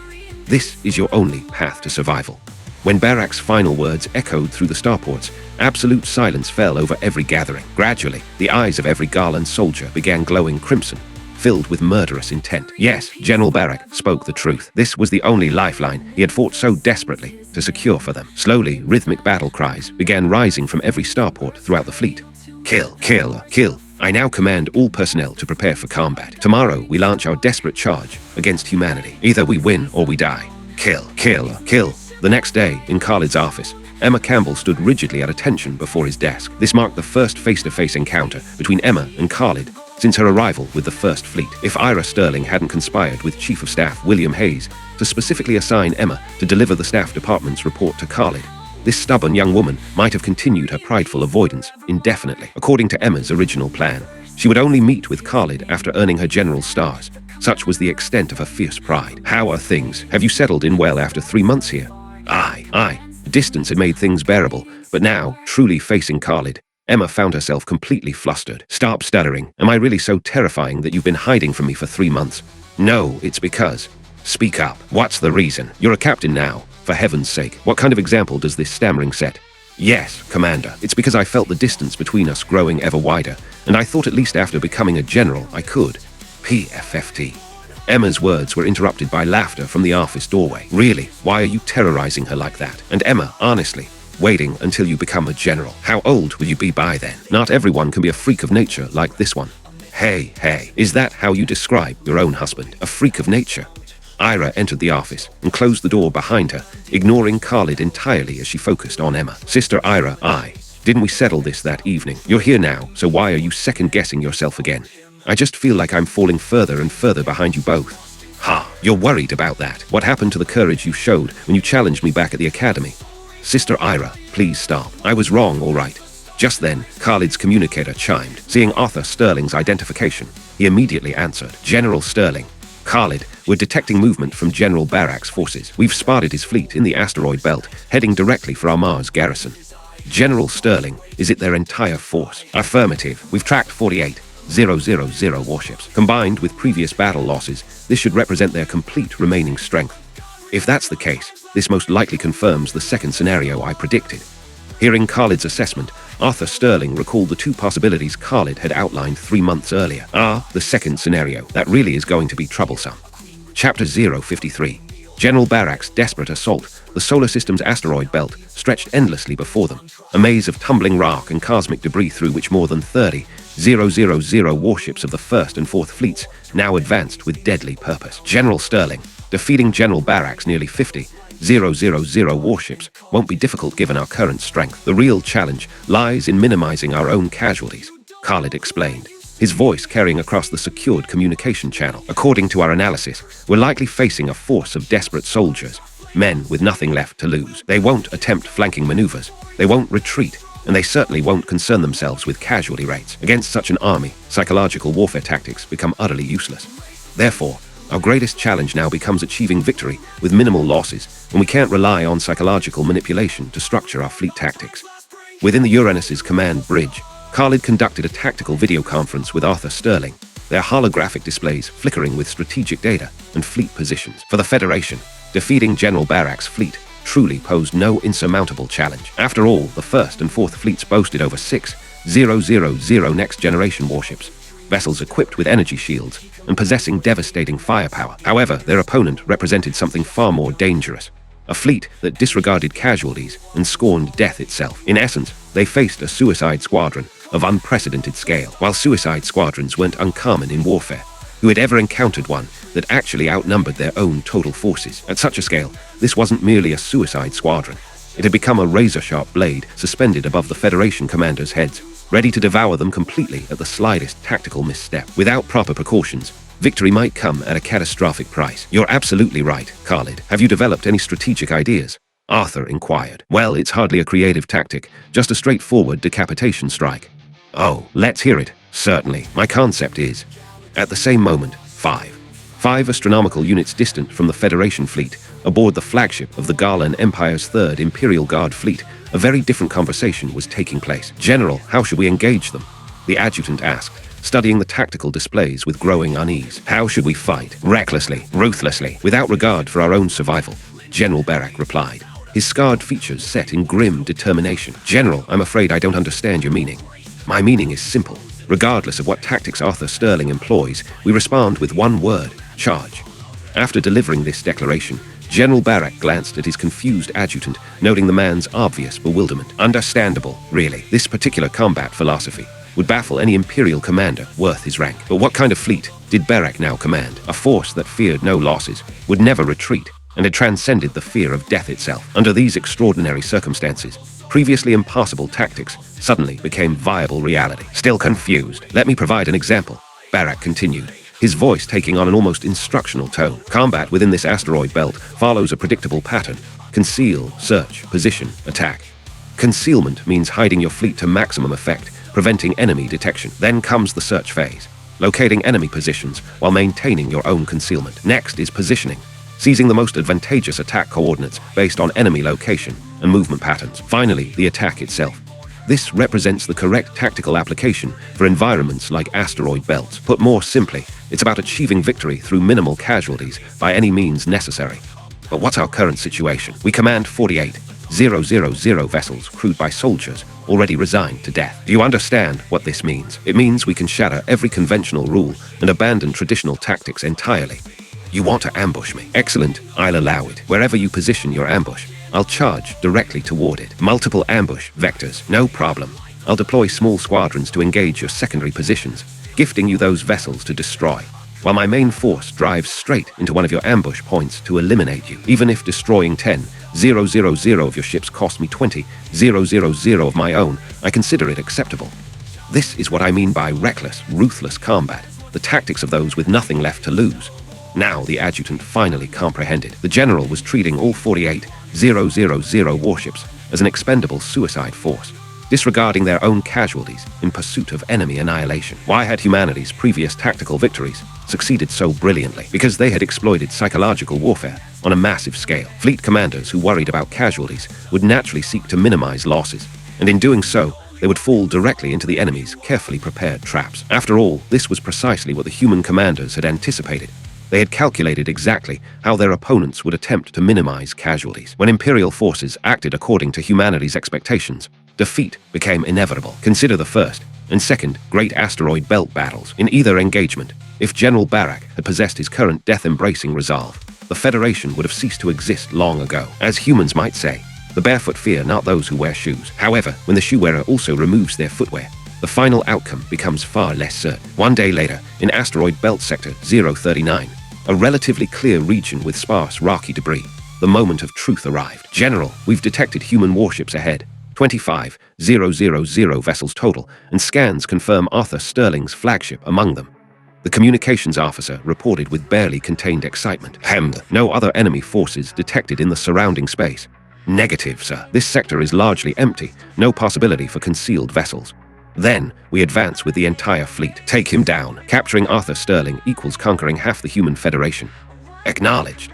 Within minutes, all 48,000 warships had formed into a massive wedge formation, surging forward with murderous intent toward the human fleet like an unstoppable tide of steel and plasma. Meanwhile, exactly 2 astronomical units away from the battlefield, nearly 7,000 warships waited in silent formation. The Uranus and 700 next-generation vessels carefully extracted from both fleets. A wedge formation, Khalid observed, studying the tactical displays with professional appreciation. Honestly, 48,000 death-seeking warships arranged in that configuration is genuinely intimidating. Maximum offensive power, but it also completely abandons rear defenses. The open sector probably convinced General Barak that rear protection was unnecessary. Ira noted, her analyst's mind working through the tactical implications. Precisely, but there's another factor. General Barak never intended to survive this engagement. Victory or death, with no middle ground. He won't waste forces securing his rear when he can concentrate everything into that forward wedge. Aboard the Uranus, Khalid and Ira studied the real-time battlefield data streaming from Arthur Sterling's position. The tactical display clearly revealed General Barak's wedge formation as an incomplete structure focused entirely on frontal assault. Fully 43,000 warships comprised the wedge's cutting edge, while Barak's flagship commanded merely 5,000 vessels positioned in the formation center, completely exposed behind the main force. Time to move. Lock onto optimal strike coordinates and distribute them to the fleet. All vessels activate warp drives. Understood. Coordinates distributed. All fleet warp drives activated and ready. Jump. Aye, sir. Chapter 054. General Barak's Swan Song Solar System, Asteroid Belt Sector 039, a realm where death danced among the stars. General Barak's massive armada of 48,000 warships thundered forward in their deadly wedge formation, bearing down upon the human fleet like an unstoppable avalanche of steel and fury. How long until we reach firing range? Barak demanded, his scarred knuckles gripping the command rail. Approximately 5 minutes, General.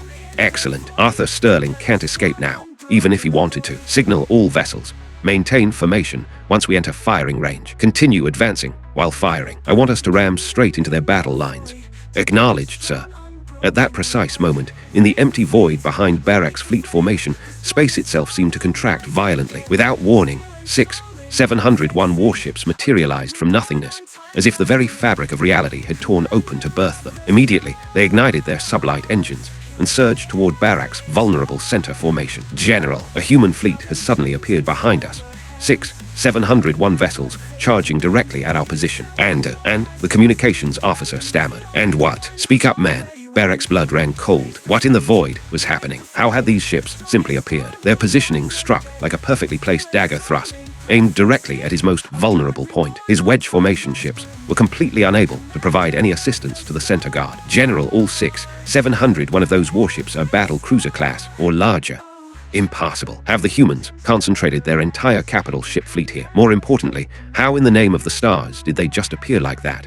Order all center formation vessels to scatter immediately. Emergency launch of all fighter craft. Intercept the enemy pursuing from behind. Yes, sir. However, Barak received precious little time to react. The human ambush fleet had already opened fire. When 6,000 battle cruisers concentrated their firepower simultaneously, the spectacle left every witness stunned. Waves of destruction carved through the void, sweeping toward Barak's position like the wrath of angry gods. A single devastating salvo obliterated over 1,000 of Barak's center formation warships. Fighter craft that had already launched desperately threw themselves toward the human fleet in suicidal intercept attempts. Since Khalid had materialized his force less than 100,000 kilometers behind Barak's position, the fighters reached the Federation fleet in under a minute. But Khalid felt no concern. Fighter weapons posed absolutely no threat to energy shields. While Khalid remained calm, Barak witnessed something that shook him to his core. The human warships raised pale blue energy barriers around themselves. Every laser beam fired by his fighter craft was completely deflected, unable to create even the slightest ripple across those protective fields. Energy shields. Barak recognized this technology. After all, the Empire possessed a single Imperial Guard fleet of 5,000 vessels, all purchased from the Orion Arm's sole fourth-tier civilization, the Maccabee Dominion. Yet the energy shields on these human warships differed from those of the Maccabee Dominion. The Imperial vessels displayed pale red shielding, while the human ships glowed with pale blue barriers. This meant the humans had appeared behind his fleet, using warp drive technology. The realization struck Barak like lightning. But if energy shields had already appeared, then warp drives at the same technological level shouldn't seem too outrageous. Most critically, these human warships bore completely different designs from Maccabee vessels, clearly not purchased from that empire. Throughout the entire Orion Arm, apart from the Maccabee Dominion, no other civilization possessed energy shield and warp drive technology, which raised the terrifying question: where had humanity acquired these warships? Had they actually built them independently? If so, the Garland Empire faced true catastrophe. After decades of warfare, gradually pushing humanity back to their home system, Barak could easily imagine the Empire's fate once humans mastered technology capable of dominating the entire Orion Arm. General, we can't hold them. Our fighters are completely unable to damage their vessels.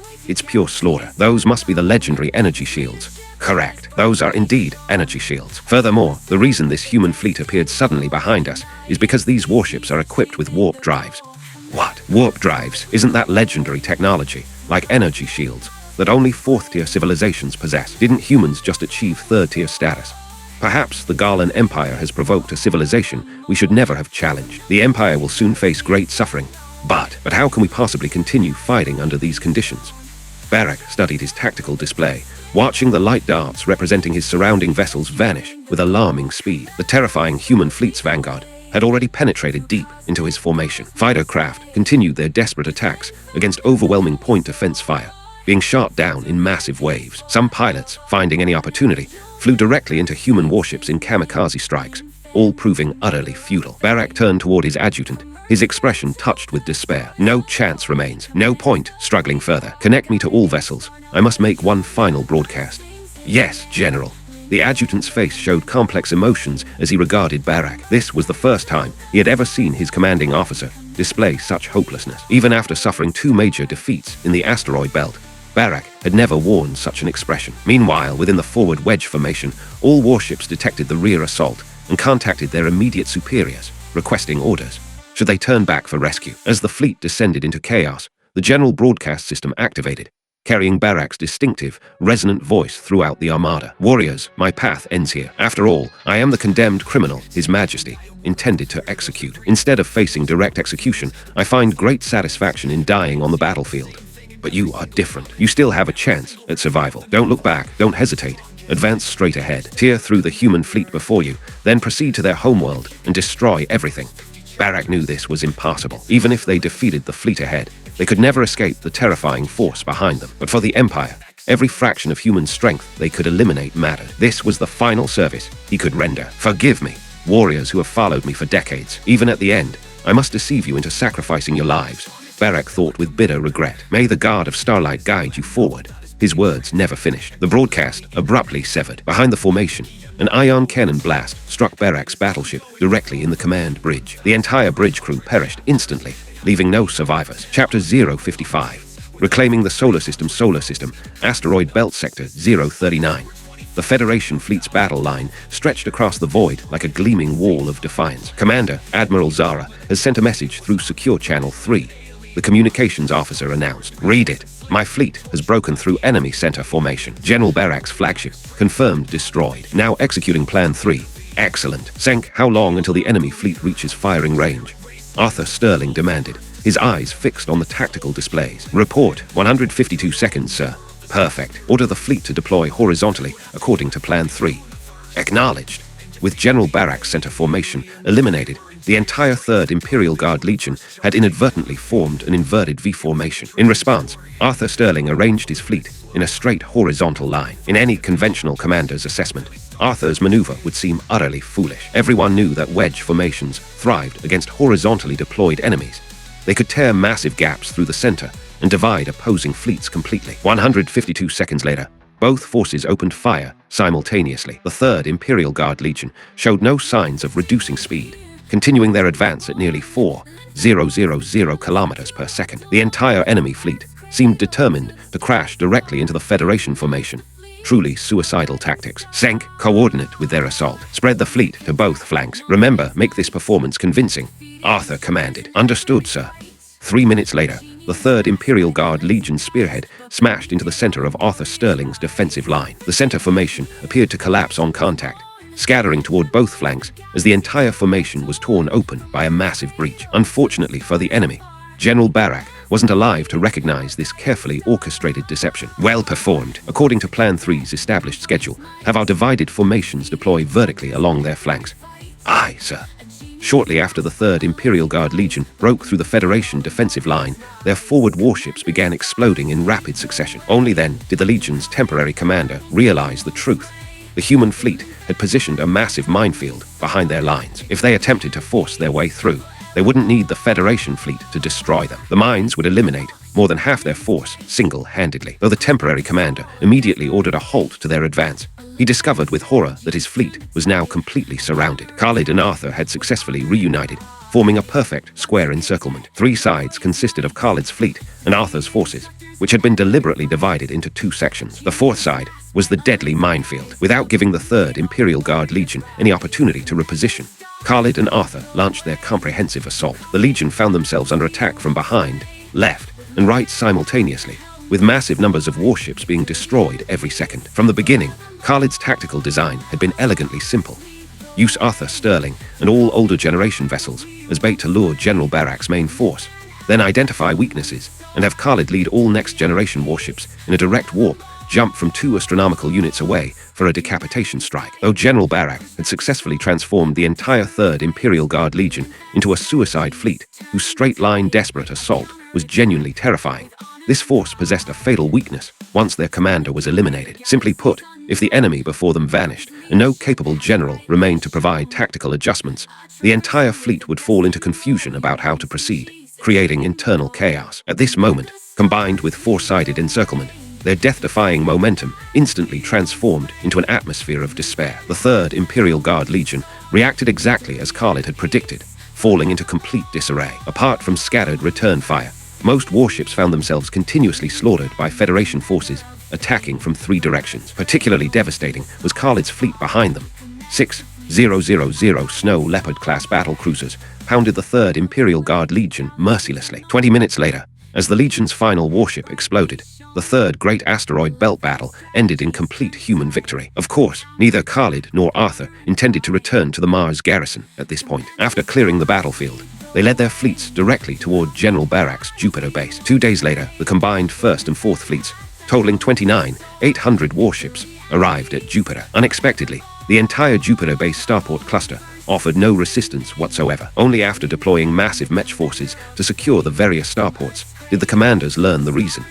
General Barak had taken everyone on his final campaign, including wounded soldiers who could barely fight. Both commanders couldn't help but admire how thoroughly General Barak had committed to his desperate final battle. After securing the Jupiter base cluster, Arthur Sterling remained with the 4th Fleet and the 1st Fleet's older vessels to handle cleanup operations. Meanwhile, Khalid took the 1st Fleet's 600 next-generation warships directly towards Saturn, using warp drive speed advantages to systematically eliminate 3rd Imperial Guard Legion outposts established at Saturn, Uranus, and Neptune. These bases maintained relatively small garrisons, never exceeding 1,000 warships each. Within a single day, Khalid had reached Neptune, completely suppressing all 3rd Imperial Guard Legion outposts and defending fleets positioned in these 3 planetary orbits. After completing operations at the 3 major planets, Khalid led his fleet to the Kuiper Belt, where the solar system's 2 star road entrance points connected to Centauri Reach and Barnard Star. According to prior discussions between Khalid and Arthur, he needed to maintain defensive positions here for 10 months,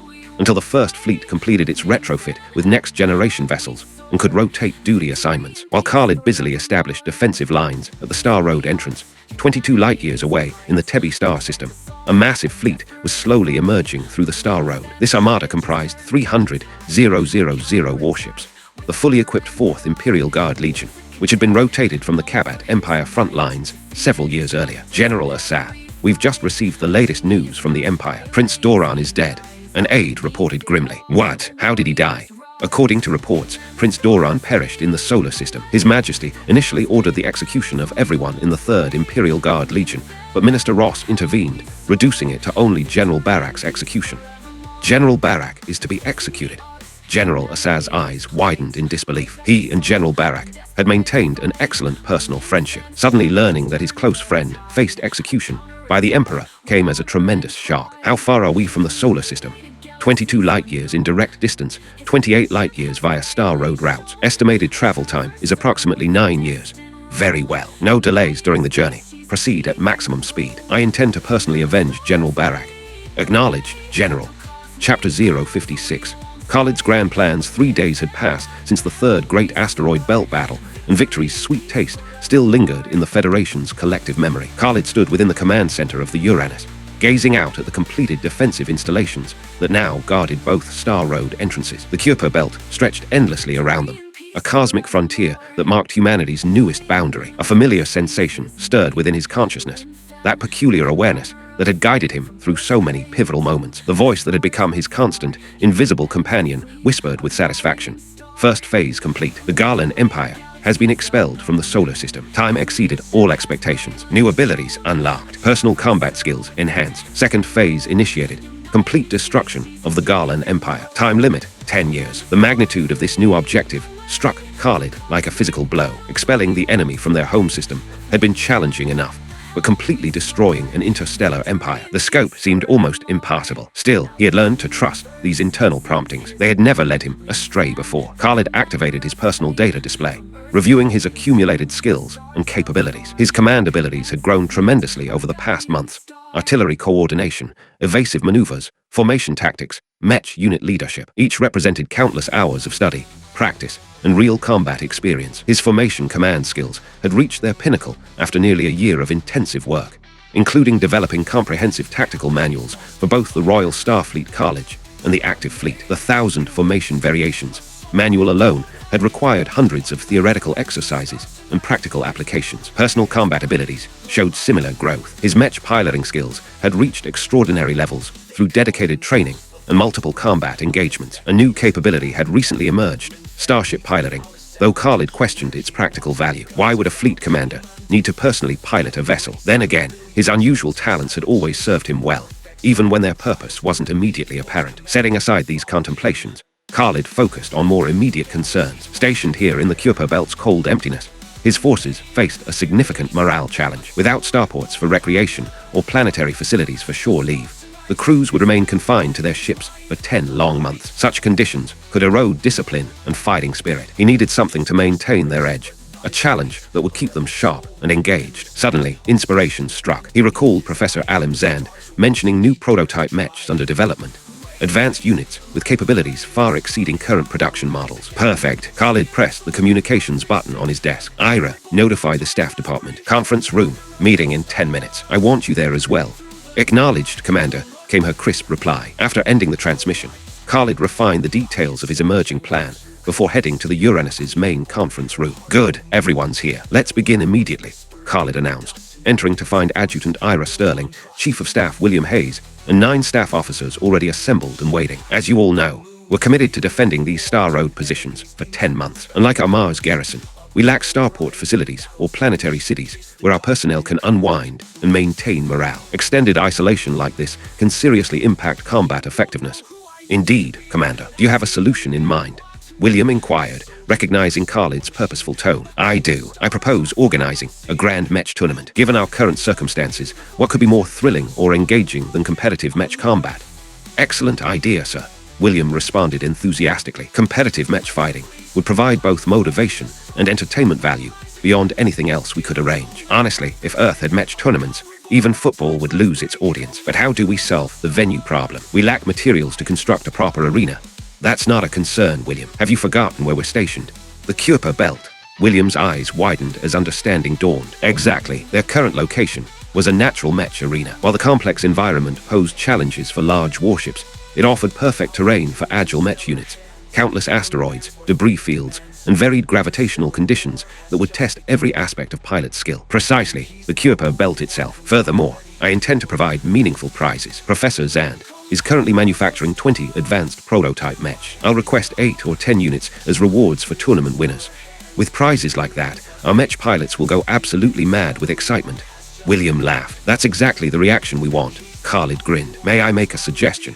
A melodious female voice interrupted. All heads turned toward Emma Campbell, who had raised her hand with obvious nervousness mixed with determination. Khalid smiled encouragingly at her. Of course, Thank you, Commander. There's been ongoing debate throughout the fleet about whether you truly deserve the title humanity's greatest mech pilot. The discussions have grown quite heated. I was wondering, could we add a final tournament stage where the winner earns the right to challenge you directly? Ira Sterling suppressed a laugh while whispering to Khalid, "Well, our legendary mech ace, are you confident enough to accept?" The challenge struck directly at Khalid's pride. How could any man admit inadequacy in front of the women he cared about? "Here's what we'll do," Khalid declared boldly. "The staff will design a tournament that produces 8 champion pilots. In the final event, I'll face all 8 simultaneously in combat. Commander, 1 against 8. Are you serious?" Chapter 057. The match tournament trailer. Khalid surveyed the circle of stunned faces around the conference table with deep satisfaction. "Of course, I'm serious. Don't worry about it. Those young hotshots working together, all 8 of them, still won't be enough to match me." "Very well. The staff department will handle the planning." William Hayes conceded with a mixture of admiration and disbelief. "Also, Ira, I need you to contact the presidential palace. Tell the old man I'll be transmitting a live broadcast signal to him. Have him arrange media channels for the live coverage."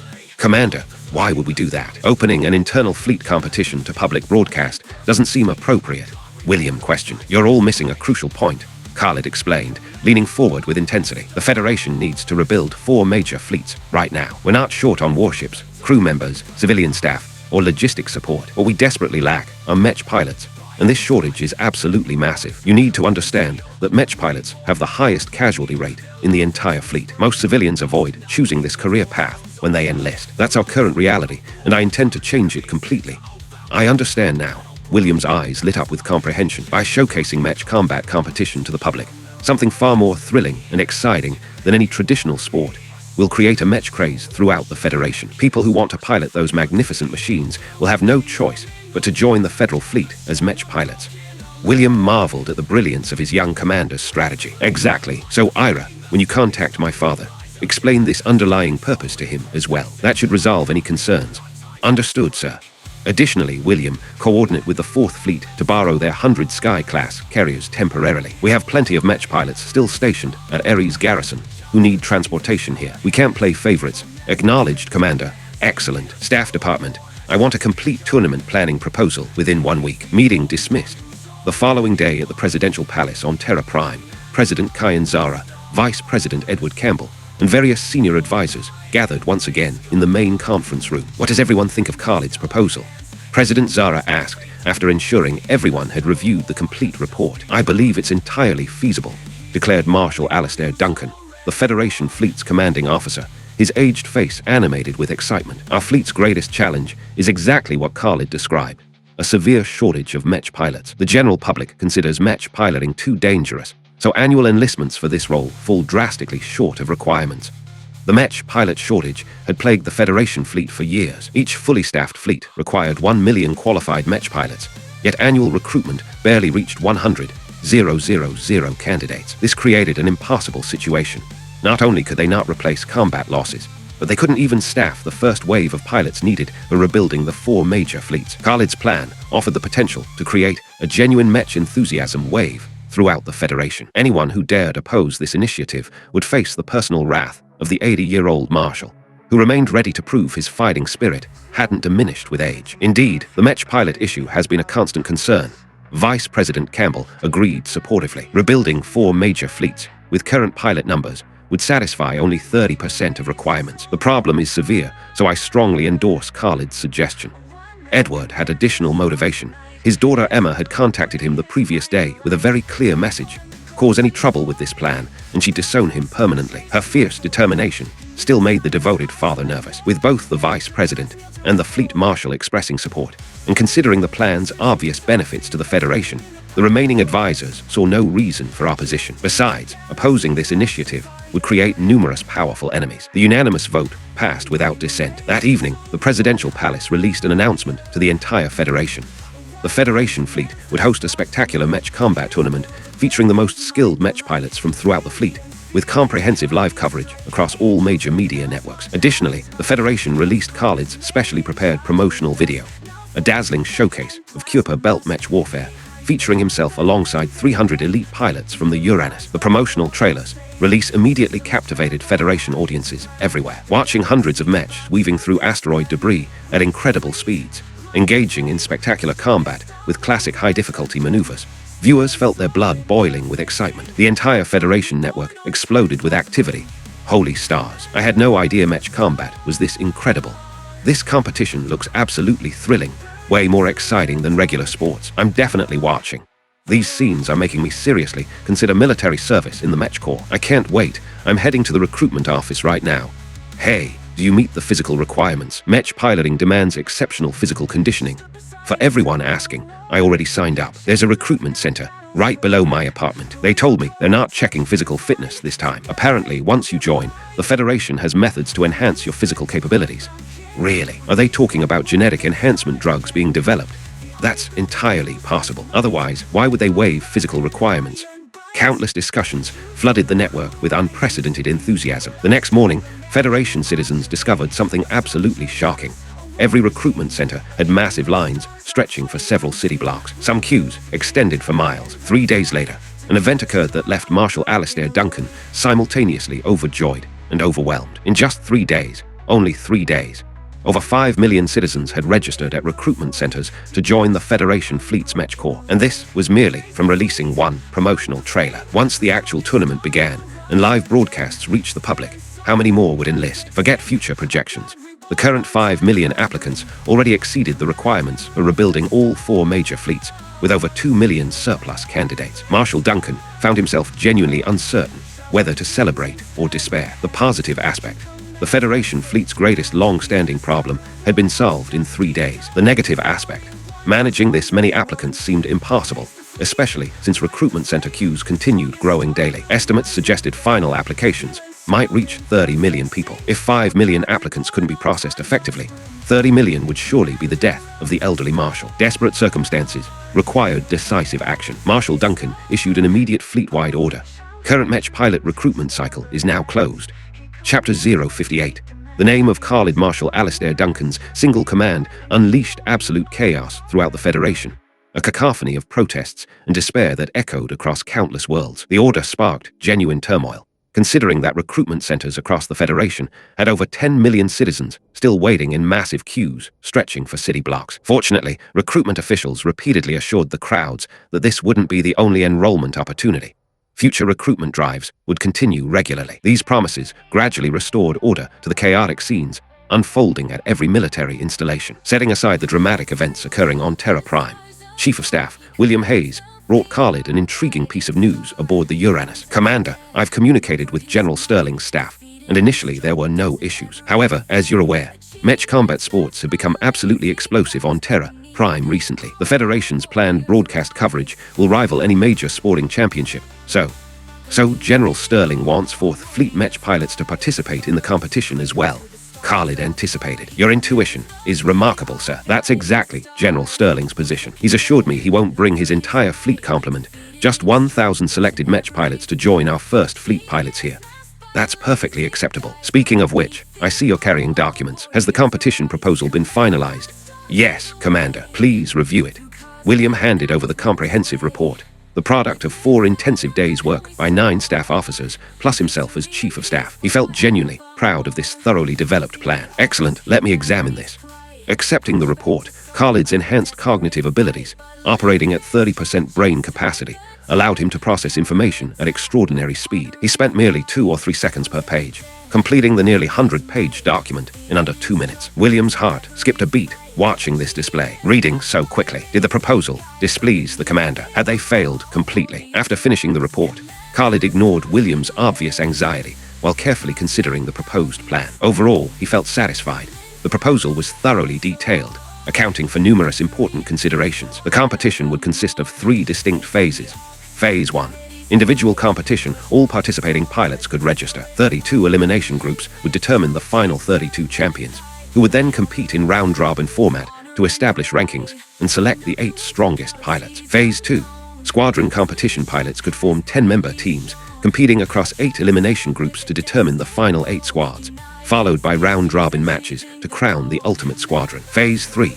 Legion warfare. This addition came from Emma Campbell's suggestion after General Sterling committed 1,000 Mech pilots. Both 1st and 4th fleets would organize 10,000 pilots each for massive Legion-scale combat operations. Regarding competition rewards, The 8 strongest individual pilots would each receive advanced prototype match piloting privileges. The winning squadron would retain their unit designation, becoming an independent squad with naming rights. The Legion competition victor would earn the title Supreme Match Legion, with individual fleet commands deciding whether to formally organize these 10,000 pilots into permanent independent units. Finally, the entire competition schedule spanned 3 full months, an appropriately extensive time frame for such comprehensive contests. William watched Khalid's silent contemplation with growing anxiety. "Commander, what are you thinking? Please say something. And seriously, did you actually read everything in under 2 minutes?" "Approved. Proceed with this proposal. Just refine the venue planning details." "Acknowledged, Commander." William exhaled with profound relief. That was terrifying. 1 week later, the 4th Fleet's 100 Sky-class carriers transported 300,000 First Fleet pilots plus 10,000 4th Fleet pilots to the Kuiper Belt, along with hundreds of media representatives and extensive professional broadcasting equipment. The carriers could transport so many pilots simultaneously because they carried only personnel, no match. For competition purposes, the First Fleet had prepared 100,000 standardized match exclusively for the tournament. All participants would draw lots for their assigned units, ensuring complete fairness. Everything proceeded with military precision. The Grand Match competition was scheduled for 10 days hence, Federation Year 60, January 5th. Meanwhile, on Terra Prime, continuous Federation publicity campaigns had created increasingly intense anticipation. Online discussions never ceased, building toward fever pitch. When the atmosphere reached near maximum intensity, the Federation added fuel to the fire by releasing classified First Fleet information. Citizens were already familiar with the 4th Fleet and its commander, General Arthur Sterling, but the reconstructed First Fleet remained mysterious. Today, Federation citizens discovered new entries on the Fleet Command's official website, complete First Fleet data, including their commander's detailed profile. The revelation proved absolutely earth-shattering. Khalid Zara, a name completely unknown to Federation civilians. 20 years old, Lieutenant General, First Fleet Commander. The entire Federation erupted in disbelief. Was this some elaborate joke? A 20-year-old Lieutenant General commanding the First Fleet. Seeing the explosive online reaction, Federation leadership struck while the iron was hot, releasing additional information about Khalid. The revelations left everyone speechless. Hailed as Royal Starfleet Khalid's once-in-a-millennium prodigy. Throughout the Federation, only General Arthur Sterling surpasses his command capabilities. Humanity's most brilliant scientist, developer of artificial gravity, second-generation industrial robots, warp drive technology, energy shields, nuclear fusion, and countless other revolutionary advances. Distinguished combat record. Apart from General Sterling, no Federation officer matches Khalid's battlefield achievements. He personally eliminated the Garland Empire's supreme military commander, humanity's greatest match pilot. This tournament's 8 strongest pilots will earn the privilege of challenging Khalid in direct combat. He will face all 8 simultaneously. The entire network fell into stunned silence. Was the presidential palace seriously describing a real person rather than someone's fictional fantasy character? These descriptions seemed impossibly exaggerated. It wasn't disbelief. It was inability to comprehend how any single individual could achieve such impossible feats. However, others argue that if everything proved authentic, humanity had produced a genuinely terrifying existence. Media immediately interviewed Marshal Alastair Duncan and 4th Fleet Commander Arthur Sterling, receiving unanimous confirmation that every detail was completely accurate. No exaggeration whatsoever. When these interviews aired on Federation news networks, every citizen throughout human space felt overwhelmed by the revelations. Far away in the Kuiper Belt, Khalid remained unaware that his name now resonated throughout the entire Federation, inspiring awe, wonder, and absolute fascination among billions of his fellow humans. Chapter 059. The Mech Prodigy, Zahid Chowdhury Federation Year 60, January 5th marked the dawn of a new era. The Federation Fleet's inaugural Grand Match Tournament commenced with an opening ceremony that exceeded even Khalid's ambitious expectations. Beyond General Arthur Sterling's presence, the gathering attracted an impressive assembly of military and political elite. Fleet Marshal Alastair Duncan, Vice President Edward Campbell, Royal Starfleet College Dean Leo Fulton, and numerous other high-ranking officials. The reviewing stand practically radiated authority and prestige. Notably, the final participant roster had expanded beyond the original 1st and 4th Fleet competitors to include elite representatives from Federation Fleet Lunar Command and Royal Starfleet College cadets. However, these additional contingents sent only their most exceptional pilots, participating exclusively in individual and squadron competitions, while the Legion battles remained contested solely between the 1st and 4th Fleets. "Khalid, this is our first meeting, isn't it?"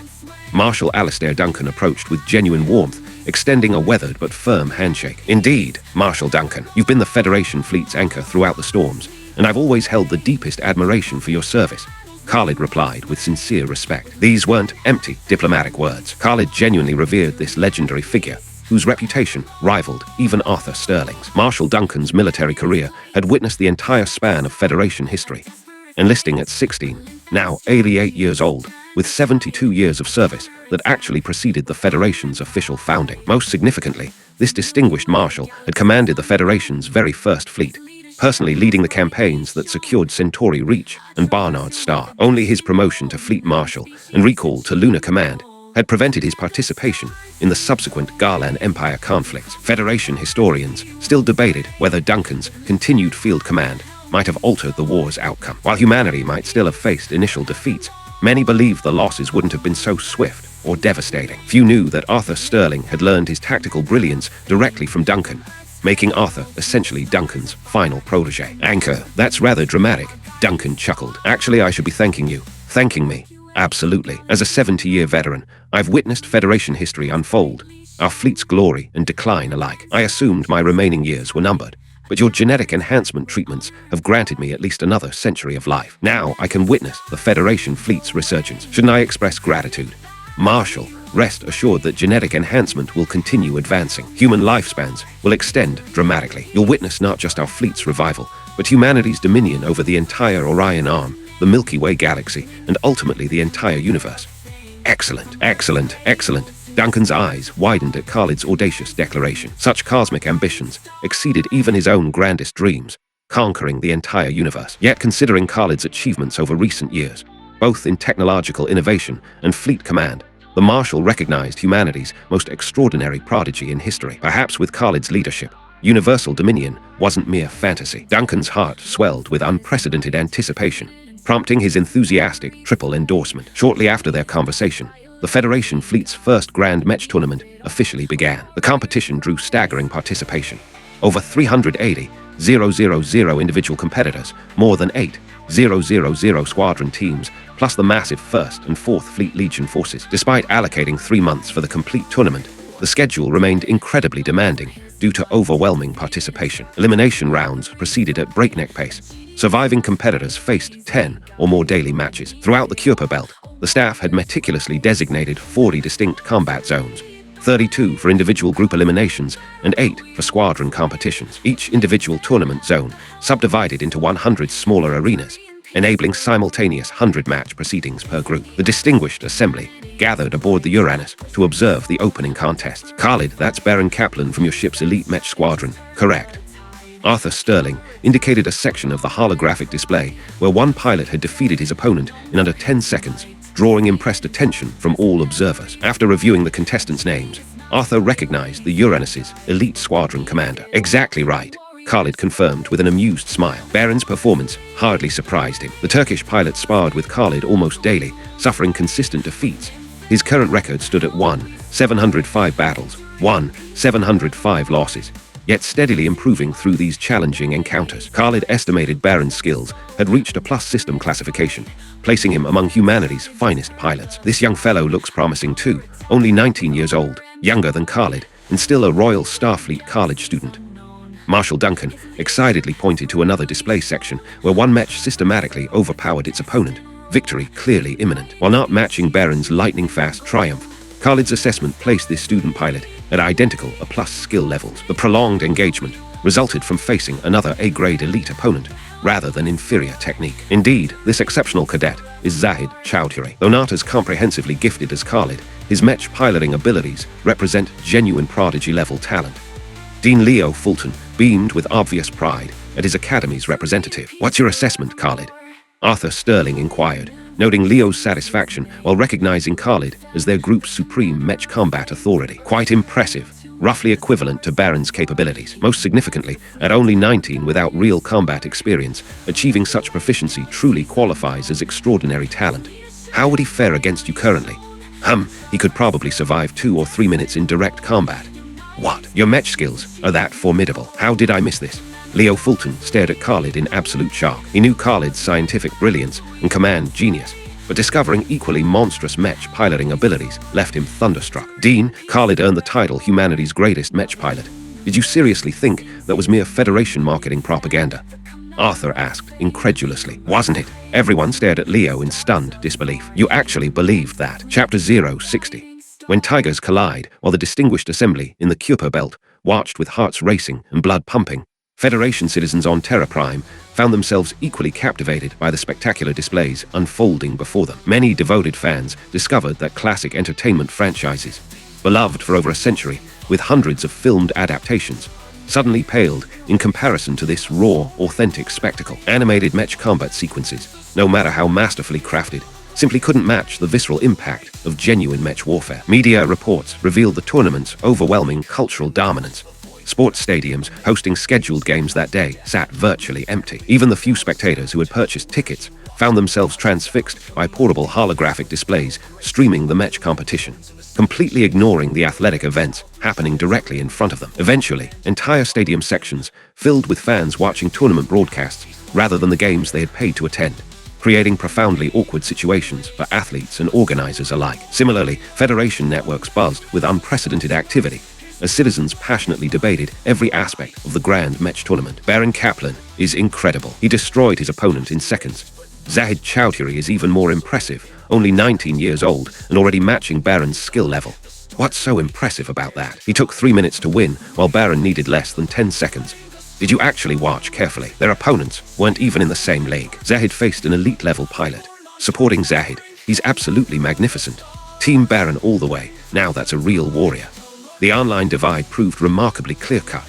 Male audiences overwhelmingly supported Baron Kaplan, while female viewers rallied behind Zahid Chowdhury. The demographics couldn't have been more distinct. According to Khalid's assessment, both pilots possessed comparable skill levels. However, Zahid's undeniably handsome appearance, falling only slightly short of Khalid's own striking features, had earned him tremendous popularity among female audiences. Conversely, such overwhelming female adoration naturally triggered masculine resistance, as human nature dictated. The tournament's explosive popularity devastated the traditional sports industry. Numerous athletic commentators published critical articles condemning the match competition, only to watch their protests disappear beneath overwhelming waves of public enthusiasm. Solar System, Kuiper Belt. 2 months had passed since the Grand Match Tournament's commencement. All preliminary group eliminations had concluded, producing 32 individual finalists and 8 squadron champions. Among the 32 individual finalists, the First Fleet claimed 15 positions, the Fourth Fleet secured 13, and Federation Fleet Command contributed 1 representative. Most surprisingly,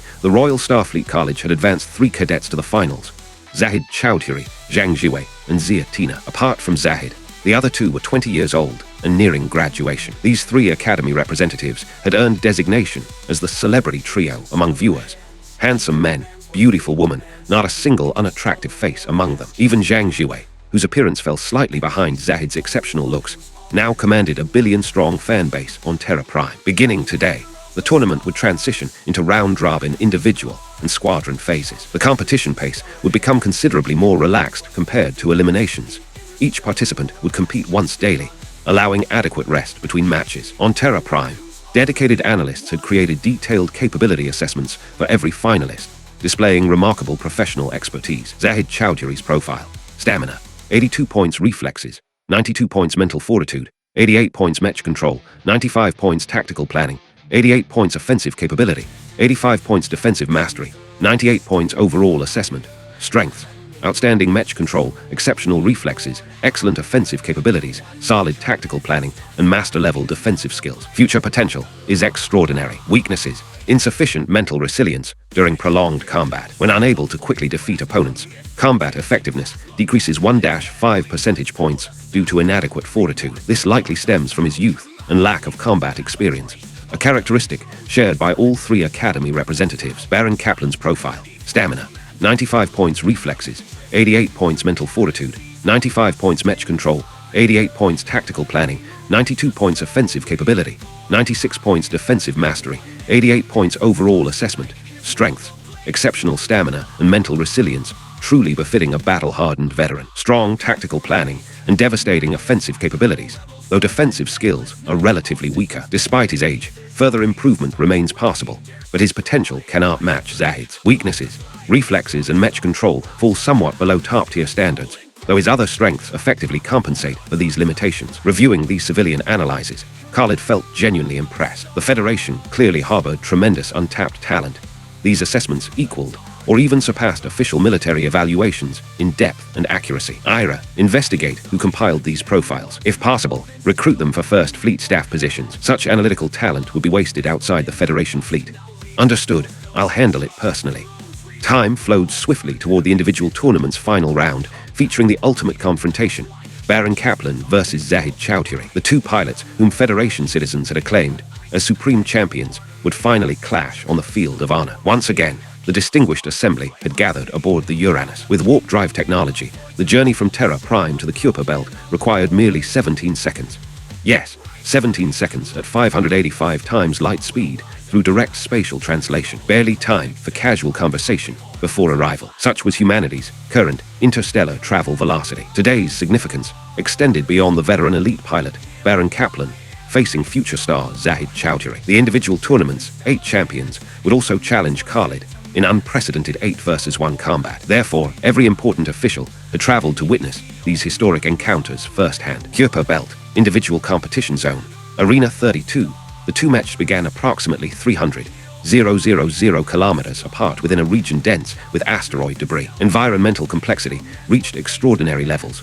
Ordinary pilots would advance cautiously through such treacherous terrain, let alone engage in combat. Khalid, who do you think will win? Marshal Alistair Duncan inquired directly, recognizing Khalid as their group's definitive match combat authority. Both possess distinct advantages and limitations. Khalid analyzed thoughtfully. Baron's challenges lie in match control and reflexes, areas where Zahid maintains superiority. However, Zahid faces his own problems. Excessive youth and complete lack of combat experience create psychological and mental disadvantages compared to Baron. So they might fight to a draw. No, this will definitely produce a decisive outcome. If Zahid cannot defeat Baron within 10 minutes, he will inevitably lose. Chapter 061. The commander's overwhelming strength, a definitive outcome was guaranteed. Either Zahid Chowdhury would defeat Baron Kaplan within 10 minutes, or Baron would claim victory after that critical threshold. The distinguished assembly exchanged puzzled glances at Khalid's remarkably precise prediction. What evidence supported such specific timing? In their assessment, both pilots possessed comparable skill levels, making a decisive victory seem unlikely. The primary factors involve Zahid's combat experience and age. Khalid explained methodically. His real battle experience is absolutely zero, and at only 19 years old, my observations suggest that failing to defeat Baron within 10 minutes will trigger frustration and performance deterioration.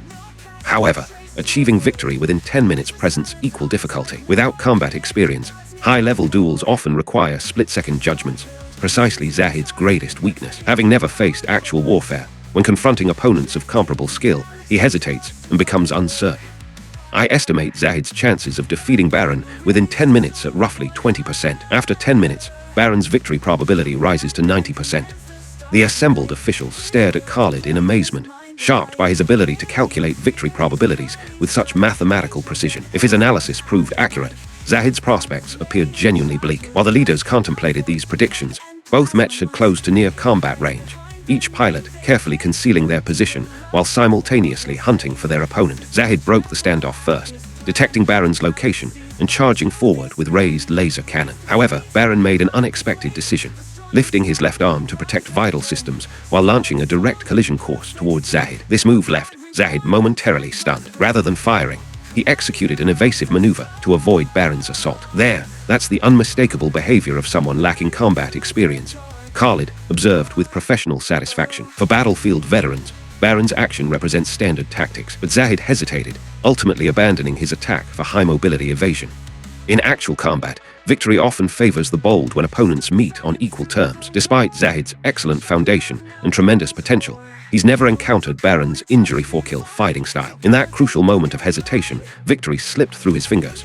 Indeed, Marshal Alistair Duncan agreed after hearing Khalid's analysis. Battlefield doctrine prioritizes enemy elimination, even at the cost of severe personal injury. Zahid lacks this experience, causing him to hesitate when facing Baron's aggressive tactics. A combat-experienced pilot could defeat stronger but inexperienced opponents under specific conditions, exactly what they were witnessing between Baron and Zahid. Over the following minutes, both pilots weaved through asteroid debris fields at incredible speeds, exchanging various attack and evasion techniques in a dazzling display of skill that left spectators breathless. Yet the distinguished observers aboard the Uranus found themselves frowning with increasing concern. Khalid's predictions were proving disturbingly accurate. Zahid had created several victory opportunities, only to retreat at critical moments when confronted by Baron's uncompromising tactics. Truly too young, truly lacking in combat experience. 10 minutes elapsed, and Zahid's movements became increasingly rigid, exactly as Khalid had predicted. Finally, at the 13th minute, Baron seized the decisive opening and struck a critical blow, ending the individual tournament finals. Based on cumulative scores, the top 8 champions were announced. First place, Baron Kaplan, 1st Fleet Elite Mech Squadron, 2nd place. Zahid Chowdhury, Royal Starfleet College, 3rd place. Wang Luo, 4th Fleet 3rd Mech Battalion, 4th place. Raja, 4th Fleet 1st Mech Battalion, 5th place. Rades, 1st Fleet Elite Mech Squadron, 6th place. Caesar, 1st Fleet 3rd Mech Battalion, 7th place. Zhang Jiwei, Royal Starfleet College, 8th place. Xia Tina, Royal Starfleet College. These 8 pilots would receive the prestigious Federation Ace Pilot designation. 3 from the 1st Fleet, 2 from the 4th Fleet, and surprisingly, 3 from the Royal Starfleet College. The Academy's unexpected success left Dean Leo Fulton beaming with uncontainable pride aboard the Uranus, while Marshal Duncan could only sigh repeatedly. 500 elite pilots from Federation Fleet Lunar Command had failed to secure even a single ranking. Clearly, rear area assignments had dulled their edge. The broadcast feed switched to the tournament host. Ladies and gentlemen, our 8 newly designated Federation Ace pilots have been crowned. Now we approach the individual competition's ultimate phase, the Supreme Pilot Challenge. In 1 hour, these 8 ace pilots will unite as a team to face the Federation's greatest Mech warrior, Lieutenant General Khalid Zara. This represents the Grand Mech Tournament's most anticipated event. Don't miss it. Nearly 10 billion viewers across Terra Prime were watching the live broadcast. The host's announcement triggered absolute pandemonium. Holy stars, I thought calling Khalid the Federation's Supreme Pilot was just marketing hype. They're actually doing this. What hype? Didn't you see Marshal Duncan and General Sterling both confirmed this was real? You just refuse to believe it. 1 versus 8. Exactly how powerful is Lieutenant General Zara? Oh my. Handsome, powerful, high-ranking. Suddenly, Zahid Dosan Chowdhury doesn't seem as appealing anymore. Seriously, are modern women really this fickle? While Federation networks exploded with excitement aboard a Sky-class carrier in the Kuiper Belt, the 8 tournament champions gathered in a conference room. Is Lieutenant General Zara really that formidable? Xia Tina asked with characteristic bluntness, sitting in a completely unfeminine posture despite her striking beauty. After her question, all eyes turned toward Baron Kaplan, Rades, and Caesar, the 3 First Fleet representatives. I'm not certain, since I've never fought alongside the commander in battle. Baron and Rades should know better. They serve in the commander's personal elite squadron aboard the Uranus.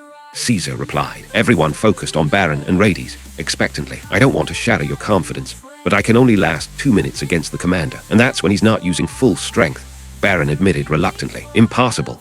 Zahid's expression grew complex as he stared at Baron. He knew Baron's capabilities intimately.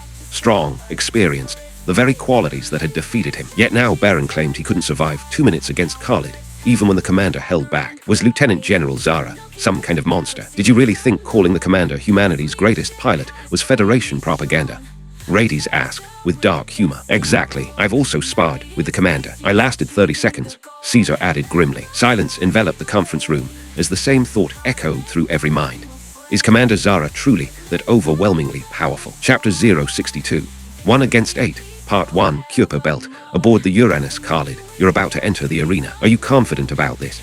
Marshal Alistair Duncan asked, with visible concern etched across his weathered features. Over recent months, the Federation had promoted Khalid like a deity descending from heaven. Should he stumble now, the entire Federation fleet would lose face catastrophically. Don't worry, Marshal. I've got this handled, Khalid replied with calm assurance. Excellent. Your confidence puts me at ease. We'll be watching your performance from here. Perfect. I'll head to the hangar bay to prepare. With that declaration, Khalid departed the command bridge and strode purposefully toward the Mech Bay. 30 minutes later, with just 1 minute remaining before combat commenced, both sides had taken their starting positions, awaiting the opening signal. Inside his cockpit, Khalid's mind operated at incredible velocity, running tactical scenarios repeatedly through his consciousness, searching for any potential flaws in his strategy. This level of mental computation resembled a supercomputer in operation. Throughout all humanity, perhaps only Khalid, with his 30% brain development capacity, could achieve such processing power. As the virtual display flashed the competition start signal, Khalid gripped the throttle control with his left hand and thrust it forward. His Mech instantly shot ahead, rapidly achieving maximum velocity. This spectacular display shocked every viewer watching the live broadcast. During the earlier battle between Baron Kaplan and Zahid Chowdhury, both pilots had maneuvered through asteroid debris at high speeds, but neither had used full velocity, perhaps 2/3 maximum at best. Now Khalid pushed his machine to absolute maximum thrust, transforming his mech into a streak of light, weaving through the complex environment with breathtaking precision. Meanwhile, within the 8-pilot formation, everyone listened carefully. Baron declared through the communication channel, "None of us can match the commander in single combat. Our only chance of victory lies in maintaining unit cohesion and coordinated 8 versus 1 tactics." As the individual tournament champion, Baron had been elected temporary squad leader during their earlier strategy meeting. He understood perfectly that they couldn't give Khalid any opportunity for individual engagement.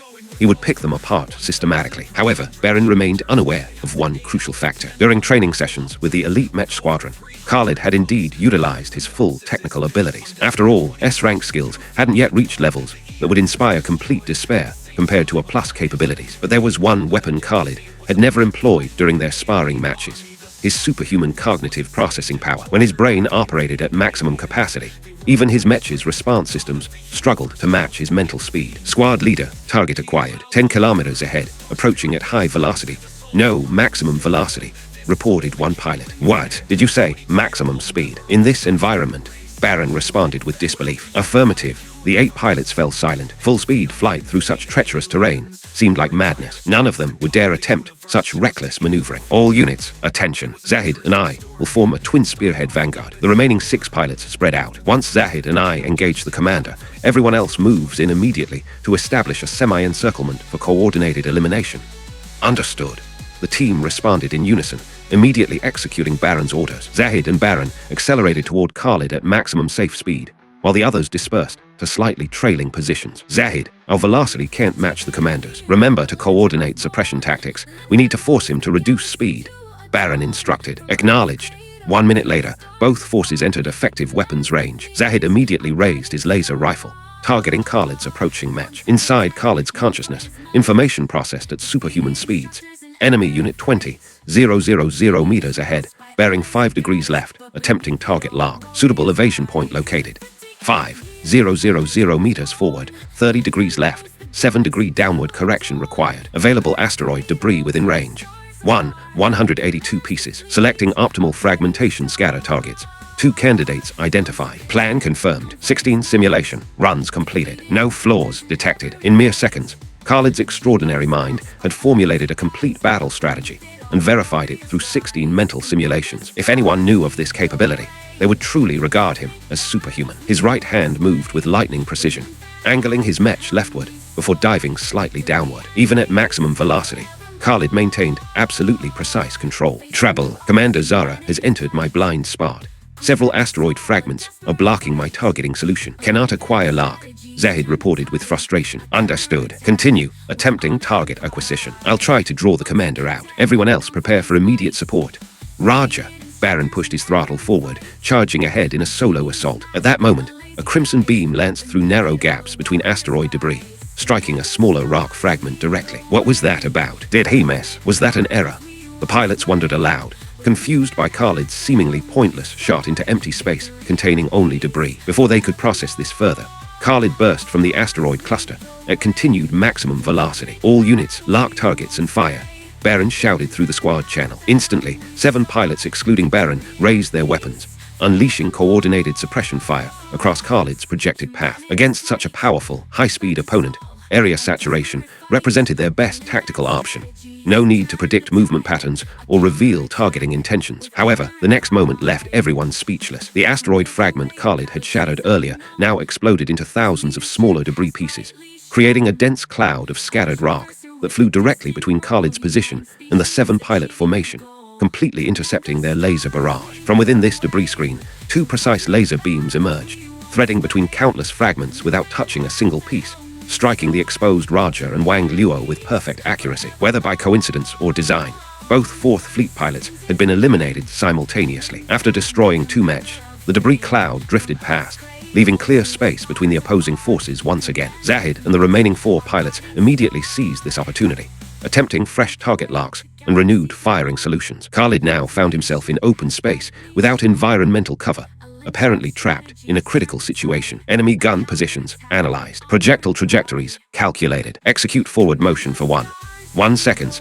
then 23-degree left turn. Reduce velocity 10% after 0, 4 seconds. 12-degree downward correction after 0, 7 seconds. Resume acceleration with 17-degree right turn after 1, 3 seconds. Following successful evasion, eliminate 2 mechs positioned on right flank. In an instant, Khalid's mind achieved maximum processing speed, based solely on the angle of 5 raised weapons.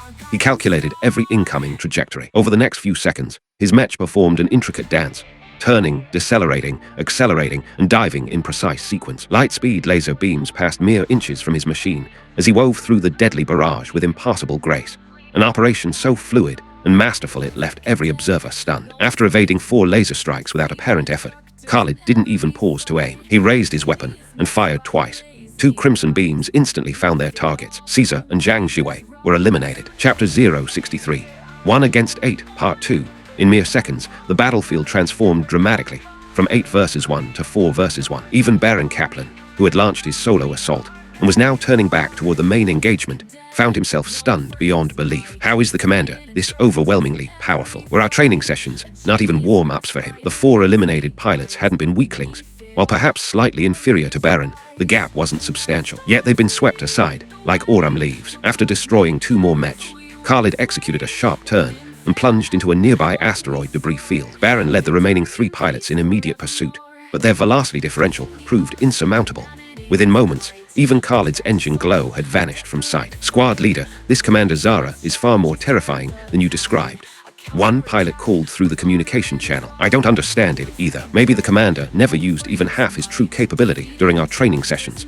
Baron replied with growing uncertainty. What's our strategy now? We set an ambush. Enemy doesn't move. We don't move. We wait for Commander Zara to come to us. It's our only remaining chance. Look at those 4 asteroid fragments ahead. We'll each hide behind one, creating overlapping fields of fire. Anyone passing through that zone enters all 4 targeting solutions simultaneously.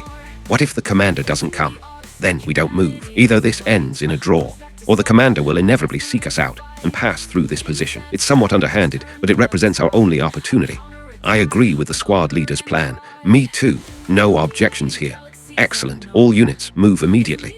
The 4 pilots quickly reached the asteroid cluster Baron had identified, indeed a natural ambush point. Each took position according to plan, then remained motionless, waiting for their prey to walk into the trap. Aboard the Uranus, those 4 are developing psychological trauma from facing Khalid.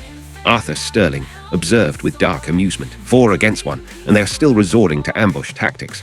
This puts Khalid in a genuinely disadvantageous position, Marshal Duncan noted with concern. That terrain forces him into crossfire from 4 directions, regardless of his approach angle. If he doesn't advance, the engagement ends in stalemate. That's precisely Baron's objective, Vice President Campbell added. He's battle-tested. Whatever works, use it. Victory matters more than honor. Let's see how Khalid breaks this deadlock. The distinguished assembly continued their heated discussion within the command bridge. However, Khalid hadn't fallen into the predicament the observers feared. Instead, he maneuvered his mech to push a rock fragment slightly larger than his machine, accelerating steadily toward the 4 pilots' concealed positions. 1 minute later, the hidden quartet suddenly detected a high-velocity debris chunk entering their ambush zone. Immediately recognizing that Khalid likely hid behind this fragment, all 4 raised weapons and opened fire continuously until the rock exploded into countless smaller pieces. No Khalid emerged. Moments later, another asteroid fragment streaked into the ambush zone from a different direction. The 4 pilots immediately trained their weapons on this new target. While they concentrated fire on the second decoy, a mech burst through the debris cloud from the first shattered asteroid's position, streaking towards Ziatina at maximum velocity. Khalid's positioning placed him directly between Zahid Chowdhury and Ziatina. Zahid, recovering from the surprise, hastily swiveled his weapon toward Khalid's exposed back and fired. Just as Zahid's finger pressed the trigger, Khalid's mech shifted slightly leftward. The laser beam flashed past Khalid harmlessly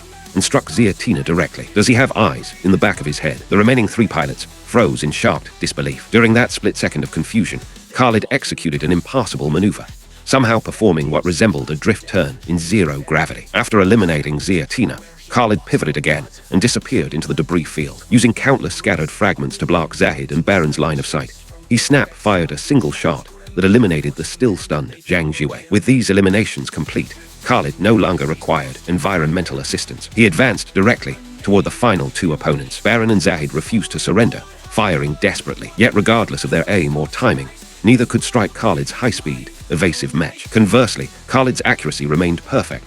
2 shots over 15 seconds eliminated both remaining pilots. As the tournament host announced Khalid's victory, viewers throughout the Federation sat in stunned silence. The entire engagement had resembled an adult toying with children. 8 ace pilots had proven utterly helpless against Khalid. This represented not merely superior technique, but overwhelming consciousness and reaction speed. The title, humanity's greatest mech pilot, was thoroughly deserved. "Khalid, you've been holding out on us," Dean Leo Fulton said with mock accusation as Khalid returned to the command bridge. "How did I not know about these superhuman piloting abilities?" "Well, you never asked, Dean. Besides, I'm command track. There haven't been many opportunities to demonstrate these skills. While we're on the subject, what other capabilities are you hiding? I'd prefer avoiding future heart attacks. Does starship piloting count?" "What? You can pilot capital ships too?" Leo stared in complete bewilderment. Starship piloting was far more complex than mech operation. The Royal Starfleet College's Naval Command Program required 3 full years to produce qualified starship pilots, and that was merely basic competency, not expertise. Unlike mech, which could produce capable pilots in 1 year with 2 additional years for advanced training. "Yes, I'm competent, though not as proficient as with mech. I'd rate myself as merely excellent." "Merely excellent," Leo muttered in despair. Merely excellent represented the top tier at Royal Starfleet College, achieved by perhaps a handful of graduates annually after 3 years of intensive study. While Leo processed this latest revelation, the Grand Mech Tournament's final event commenced. Legion warfare. Khalid felt no concern about this engagement. The First Fleet's Legion combat force comprised 300 pilots from his elite mech squadron plus 700 of the fleet's strongest pilots selected fleet-wide. Those 300 elite squadron members had endured months of training under Khalid's relentless instruction. Though consistently defeated, their improvement had been extraordinary. Every pilot now operated at a -grade minimum, making this squadron the first fleet's secret weapon in Legion combat. 10 minutes after battle commenced, events unfolded exactly as Khalid predicted. The Fourth Fleet held the advantage, their frontline combat experience providing superior overall capability compared to the First Fleet's forces. Without Khalid's elite squadron, the Fourth Fleet would likely expand their battlefield advantage and achieve ultimate victory. However, the opposing forces failed to notice one crucial detail. The First Fleet Mech Legion fielded only 700 units. As the First Fleet Mech Legion retreated under Fourth Fleet pressure, hundreds of mech suddenly emerged from asteroid debris clusters, flanking the advancing Fourth Fleet forces. These mech rapidly formed a triangular spearhead formation, driving directly into the Fourth Fleet's battle lines with one clear objective: eliminate Raja. Chapter 064. Fleet rotation and refit operations on the battlefield.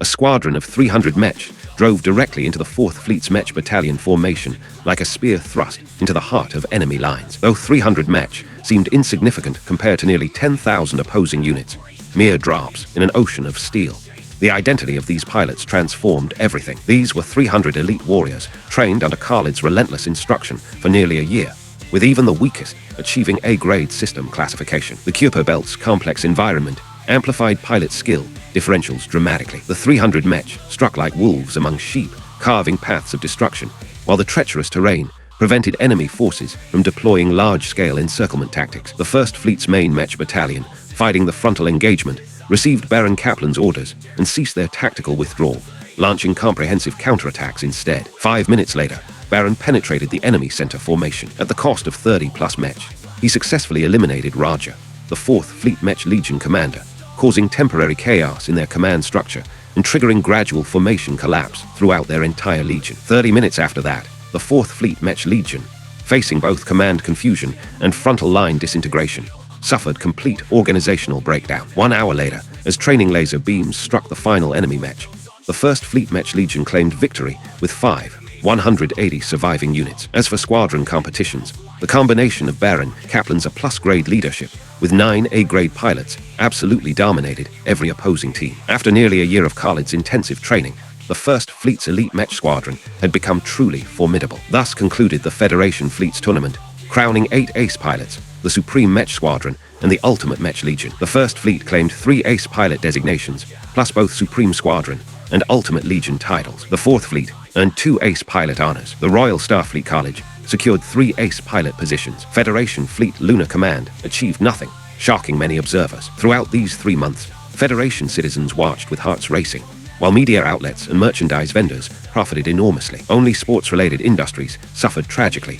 Regardless of events scheduled, live audiences dwindled to mere handfuls. By the final month, major networks refused broadcast coverage due to non-existent viewership ratings. After the Grand Mech Tournament concluded, 7 additional months passed before rotation time arrived, and the First Fleet's upgrade schedule commenced. Once First Fleet retrofitting completed, Federation fleet plans called for both First and Fourth Fleets to launch separate offensive operations, reclaiming the Centauri Reach and Barnard star systems respectively. The 20,000 outdated warships replaced during both fleet upgrades would form a Star Road defense fleet, stationed at the Solar System's Star Road entrance points. Federation Year 60, September 5th, 1 astronomical unit behind the Solar System's Star Road defensive line. 20,000 warships materialized from empty void. The newly retrofitted Federation 4th Fleet. Under the new fleet organization, each force would deploy 19,000 Snow Leopard-class battle cruisers, 1,000 Sky-class carriers, 2 million Storm Markroman 2 Mech, plus 1 custom battleship-class flagship similar to the First Fleet's Uranus. Arthur Sterling's flagship presented a complete visual contrast to Khalid's Uranus.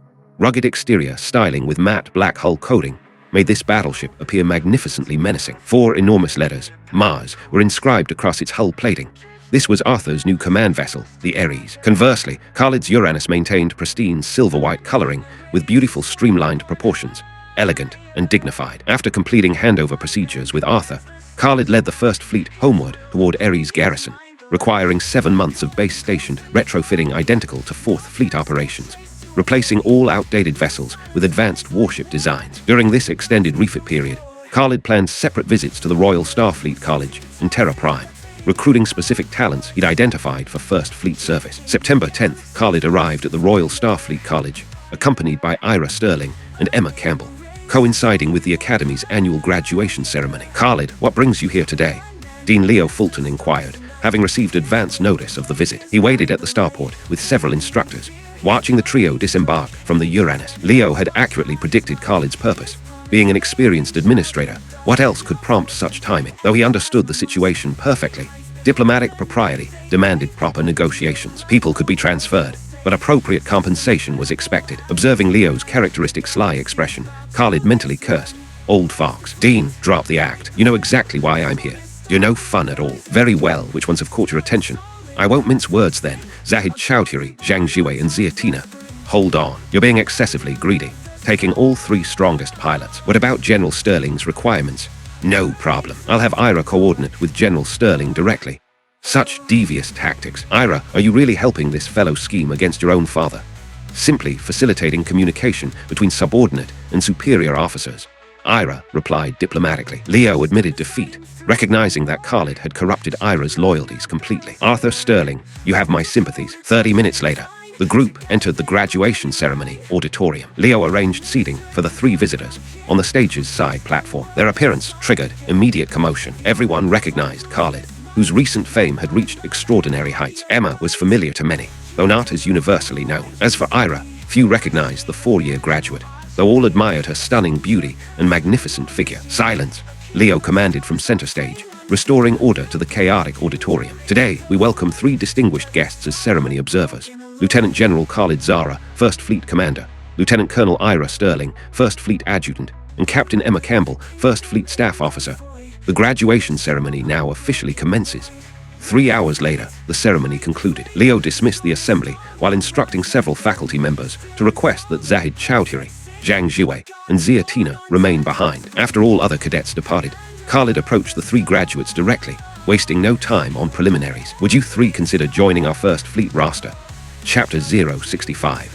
Chris Rhodes' Khalid's invitation struck all 3 graduates like lightning from a clear sky. During the recent Grand Match tournament, Baron Kaplan had revealed a crucial truth.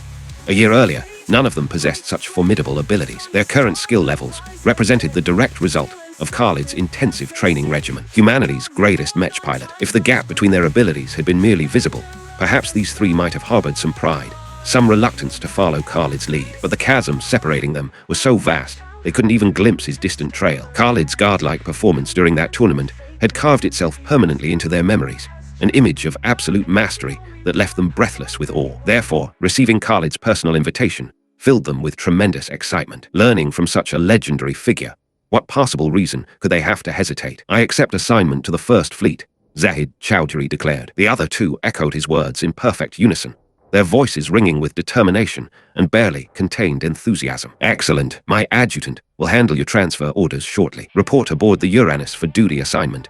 "Yes, Commander." "Thank you," they responded, practically vibrating with renewed excitement. Serving aboard the Uranus represented the pinnacle of military assignment aspirations. Recent Academy surveys revealed that 75% of graduating cadets ranked First Fleet Service aboard the Uranus as their primary career goal. The flagship was simply magnificent, humanity's most elegant warship design, without question. Moreover, Khalid himself commanded from those gleaming decks. While General Arthur Sterling remained the previous generation's living legend, Khalid embodied this era's mythical figure, possessing the additional advantage of devastating good looks that outshone 99% of humanity. Another significant factor drew Academy interest. Former campus Goddess Emma Campbell now served aboard the Uranus as a staff officer, having graduated merely 1 year earlier. Most current cadets remembered her vividly. The military's most handsome commander, most beautiful officer, most elegant warship, strongest match squadron. If the Uranus hadn't topped service preference lists, that would have been genuinely shocking. After securing the 3 graduates' commitments, Khalid departed with Ira Sterling and Emma Campbell for Terra Prime. This journey served 3 specific purposes. First, introducing both women to his father.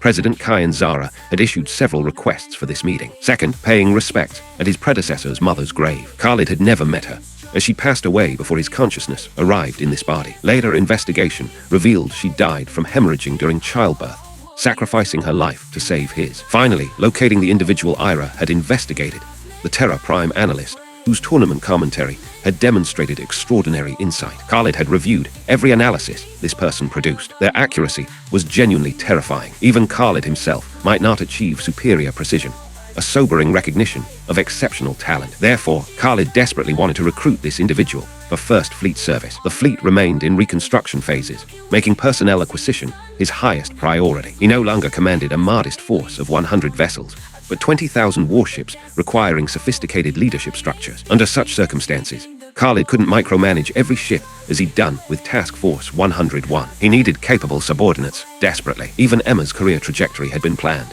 Immediate promotion to major, transfer from staff duties, beginning with small squadron command to develop leadership experience. Emma represented fleet command excellence.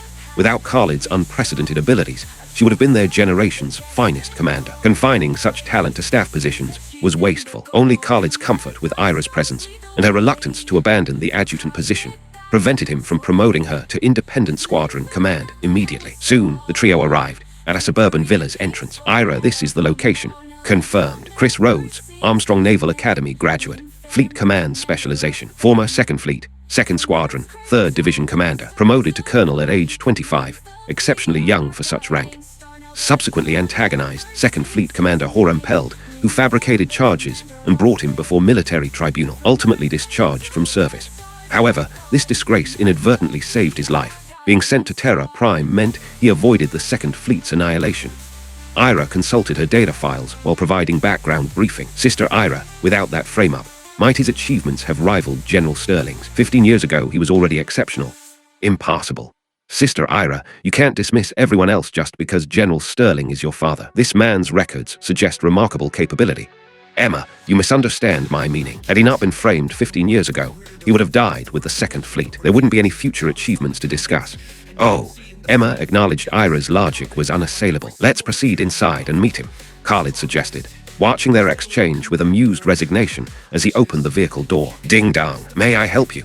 The door opened to reveal a strikingly beautiful middle-aged woman, undoubtedly Chris's wife Alice, according to their intelligence files. Good evening. We're looking for Chris Rhodes. Is he available? Yes, he's home. Please come in. The trio followed Alice into the comfortable sitting room. Please make yourselves comfortable. I'll cool Chris down. Thank you for your hospitality. Not at all. We rarely receive visitors. Chris has very few friends these days. I think he'll be delighted to meet you. Alice smiled warmly before ascending the staircase. Khalid, according to our files, after Chris returned to Terra Prime, the Peld family continued persecuting him. They prohibited any military personnel from maintaining contact, and most of his former colleagues had died in battle. Consequently, he became almost completely isolated socially. The Peld family represented a malignant tumor within the Federation fleet. They should have been excised long ago. The damage they inflicted was unconscionable. Khalid reflected on this tragic waste of talent, grateful that the Peld corruption had finally been eliminated. 1 minute later, a 40-year-old man accompanied Alice into the sitting room. Upon seeing Khalid, shock registered immediately across his weathered features. Good evening. I'm Khalid Zara. Khalid rose and extended his right hand in greeting. Hello, I'm Chris Rhodes. Your reputation has been quite prominent recently. Don't you two know each other? Alice inquired curiously, noting their formal introductions. This is our first meeting. though I've heard his name constantly for the past 10 months. Remember why Ava stopped following celebrities recently?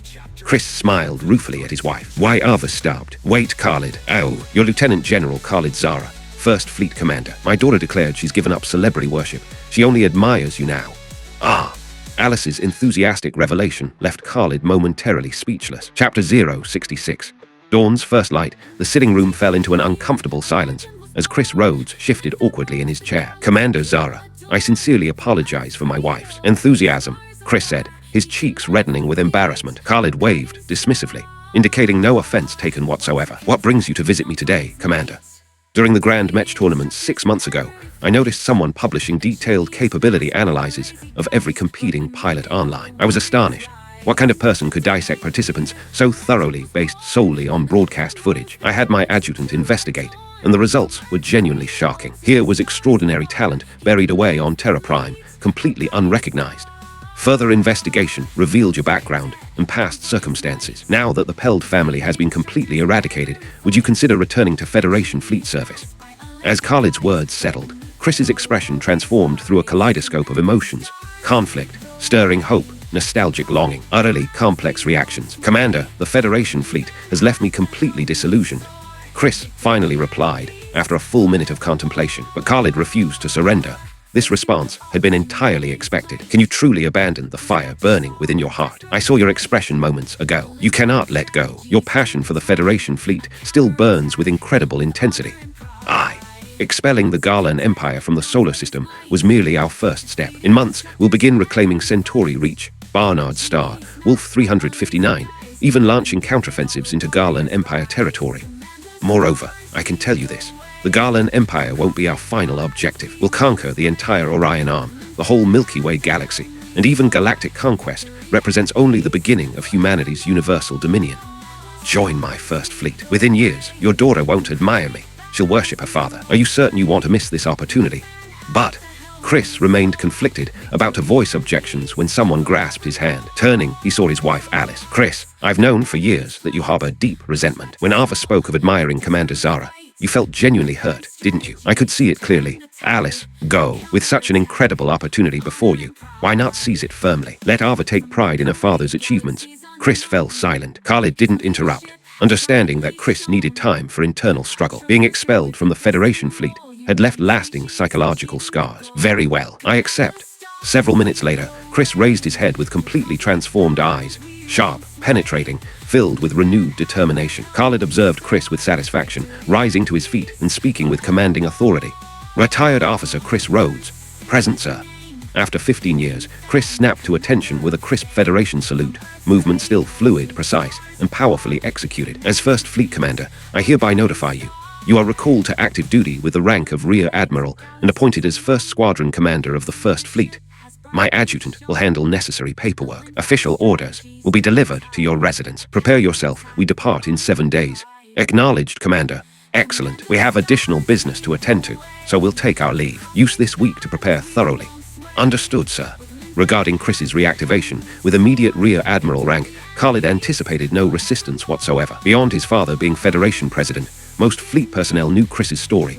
Many had sympathized with his plight, but lacked courage to challenge the Peld family's power. With the Peld corruption eliminated, no one would object. Marshal Alistair Duncan's excellent relationship with Khalid made approval even more certain. 7 days passed swiftly. Khalid spent this time at the presidential palace with both women, including a visit to pay respects at his predecessor's mother's grave. After completing all arrangements, the trio departed for the spaceport. Reporting for duty as ordered, Commander, Chris announced, snapping to attention as Khalid boarded the First Fleet shuttle. Chris's bearing and presence showed no trace of 15-year retirement. Khalid felt thoroughly satisfied. At ease, let me brief you on your assignment. First Squadron is actually my personal escort fleet, comprising 900 Snow Leopard-class battle cruisers and 100 Sky-class carriers, equipped with 20,000 Storm Markroman II Mech. All battle cruisers? Chris asked with surprise. Correct, though this hasn't been publicly announced. Federation technology has experienced explosive advancement. Next-generation warships possess fusion power, warp drives, energy shields, essentially omnirole vessels. We've eliminated the distinction between frigates, destroyers, cruisers, and battleships, standardizing on battle cruiser configurations. Remarkable. Chris felt genuinely shocked. During his absence, the Federation fleet had achieved such incredible power. All battlecruiser formations represented unimaginable luxury, something he'd never dared dream of commanding. Now he would lead exactly 1,000 such vessels. After the initial shock, excitement surged through him. Subsequently, Chris experienced warp drive technology firsthand. Just over 1 second transported them from Terra Prime to Ares Garrison at 585 times light speed. Absolutely terrifying velocity. As the First Fleet continued retrofitting and training operations, more than half a year elapsed. Federation Year 61, May 18th, jump. At Khalid's command, the fully equipped First Fleet materialized near Neptune's orbit in barely 40 seconds. Simultaneously, the Fourth Fleet waited at Neptune's orbital position. The Star Road defensive line had been assumed by the Star Road Defense Fleet. Over 20,000 older generation warships. Khalid has arrived. General Arthur Sterling inquired through communications. Indeed, General. Today begins our counteroffensive. I'm so excited I couldn't sleep last night. Honestly, I didn't sleep well either. Too much anticipation. Time approaches. I won't waste words. We'll rendezvous at Wolf 359. Agreed. According to Federation fleet strategy, the First Fleet would launch surprise attacks to clear Centauri Reach, while the Fourth Fleet targeted Barnard Star. Following these operations, both fleets would proceed jointly to Wolf 359, reclaiming all 3 former human territories and rescuing possible human survivors. During the Federation's defeat years ago, these star systems had contained massive colonial populations, over 2 billion people combined. Though intelligence from those 3 systems had been severed for years, President Kyanzara believed substantial numbers remained alive, likely enslaved by the Garlan Empire as laborers or servants. Therefore, Federation Fleet Command had designated this military operation with a fitting name: Dawn's First Light, Chapter 067, Reclaiming Centauri Reach, Part 1. The Centauri Reach system lay 22 light-years from the solar system, a journey requiring nearly 18 months through conventional Star Road travel, yet the warp-equipped Federation First Fleet could traverse this distance in under 3 days. Centauri Reach harbored 1 naturally habitable world and 10 resource-rich planets. Humanity had once colonized this system with 1 billion settlers, extracting vast wealth from worlds far more prosperous than the solar system itself. When colonial transport vessels were destroyed at Wolf 359, and Terra Prime desperately needed Centauri Reach's resources for warship construction, only about 100 million evacuees returned home. The remaining 900 million remained behind, mining precious materials for the war effort. The Second Fleet's final transmission reported Star Road defenses breached and surviving forces surrounded, a farewell message before eternal silence. After that desperate communication, the billion human souls in Centauri Reach vanished without trace. Now, on 1 resource-rich world, tens of millions of humans labored in crude environmental suits, while overseers wielded energy whips with brutal efficiency. Most disturbing of all, these supervisors were also human. Damn these traitorous collaborators. One worker muttered under his breath. Keep quiet. They'll beat you senseless if they hear that. So what? Someday humanity will return, and these animals won't escape justice. Return. Stop dreaming. Humanity's probably extinct by now. Listen, I overheard Garlan officers during their last inspection. The fleet attacking Terra Prime was stopped and suffered major defeats. Humanity survives. We can't lose hope. Really? That's our... Agony erupted across the speaker's back as an energy whip struck with vicious force. Shut up and work faster, or you'll go hungry tonight, snarled the overseer approaching from behind, a fierce-looking human wielding the crackling weapon. This was Lavi Peld, son of the infamous Horam Peld. Simultaneously, within a massive orbital fortress surrounding the planet, another human knelt before a Garlan officer with servile desperation etched across his features. Had Chris Rhodes been present, he would have recognized this groveling figure as Horam Peld, the same man who had orchestrated his downfall years earlier. Horam efficiency continues declining. Central Command expresses significant displeasure. The Garlan commander stated coldly, Commander Moshe, human slaves die daily from exhaustion. We face severe labor shortages. That concerns me. How? I demand results. Fail to meet today's quotas, and tomorrow you'll join the slaves in the mines. No. Please, I'll find ways to increase productivity. Excellent. I have confidence in your motivation. Yes, thank you, Commander Moshe.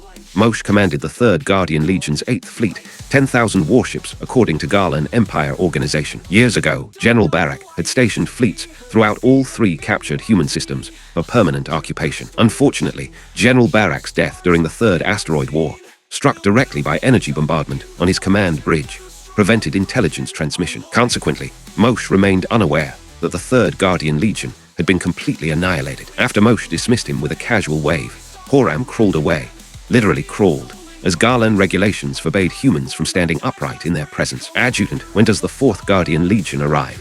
The vanguard force of 5 fleets should reach us within days. The remaining 25 fleets won't arrive for another 9 years.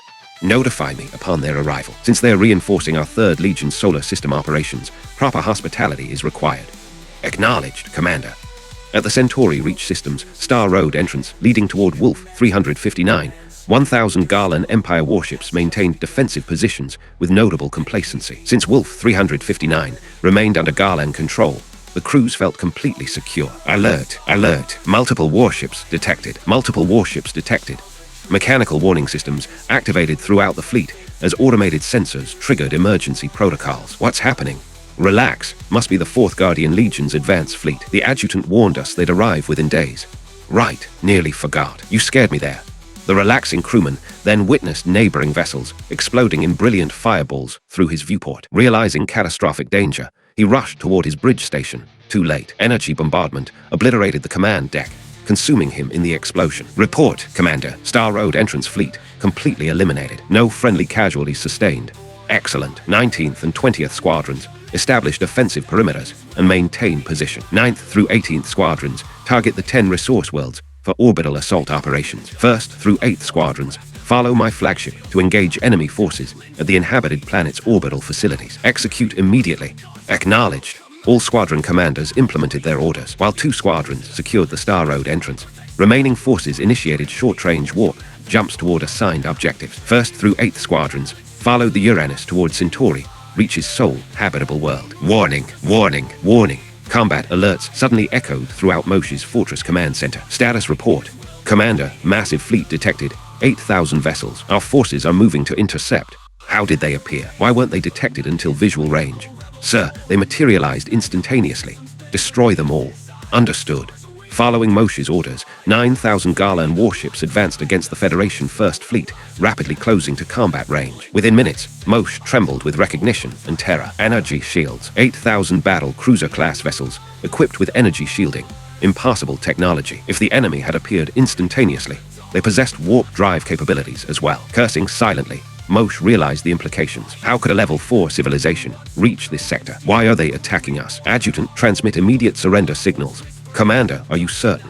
The adjutant stared in shock. Surrender after mere minutes of engagement. Garland Empire military doctrine strictly prohibited capitulation under any circumstances. Absolutely certain. Open your eyes. Those are energy shields. This represents a level 4 civilization. His Majesty won't condemn surrendering to level 4 technology. However, provoking such advanced enemies would result in the most excruciating execution methods available. Cold sweat covered the adjutant's trembling form as understanding dawned. Immediately, sir. Simultaneously, 10 squadrons assigned to resource world assaults reached their orbital targets. 20,000 mech launched from 100 Sky-class carriers, streaking planetward to commence ground operations. Look up there. Those are Federation mech. The Federation fleet has returned at last. Human laborers recognized the approaching mech formations, tears streaming down weathered faces. After 16 years of brutal enslavement, the Federation had finally come home. Brothers, seize these collaborators.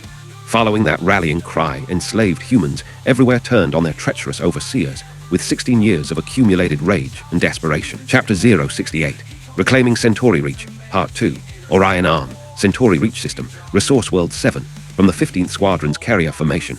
Mech launched in continuous streams, while Squadron Commander Marcus Chen's voice echoed through every pilot's communication system. All pilots, attention. All pilots, attention. Our scans detect no heavy weapons on the planetary surface, but we've identified over 30 million humans, our fellow citizens abandoned in Centauri Reach. Protecting their safety represents your absolute priority once planetfall is achieved. Gasps of shock rippled through mech cockpits throughout the formation. The Federation had never publicly revealed that 2 billion humans remained scattered across the 3 captured systems, potentially still alive. Most citizens assumed those 2 billion souls had perished completely. Discovering 30 million humans on a single resource world suggested massive populations had survived.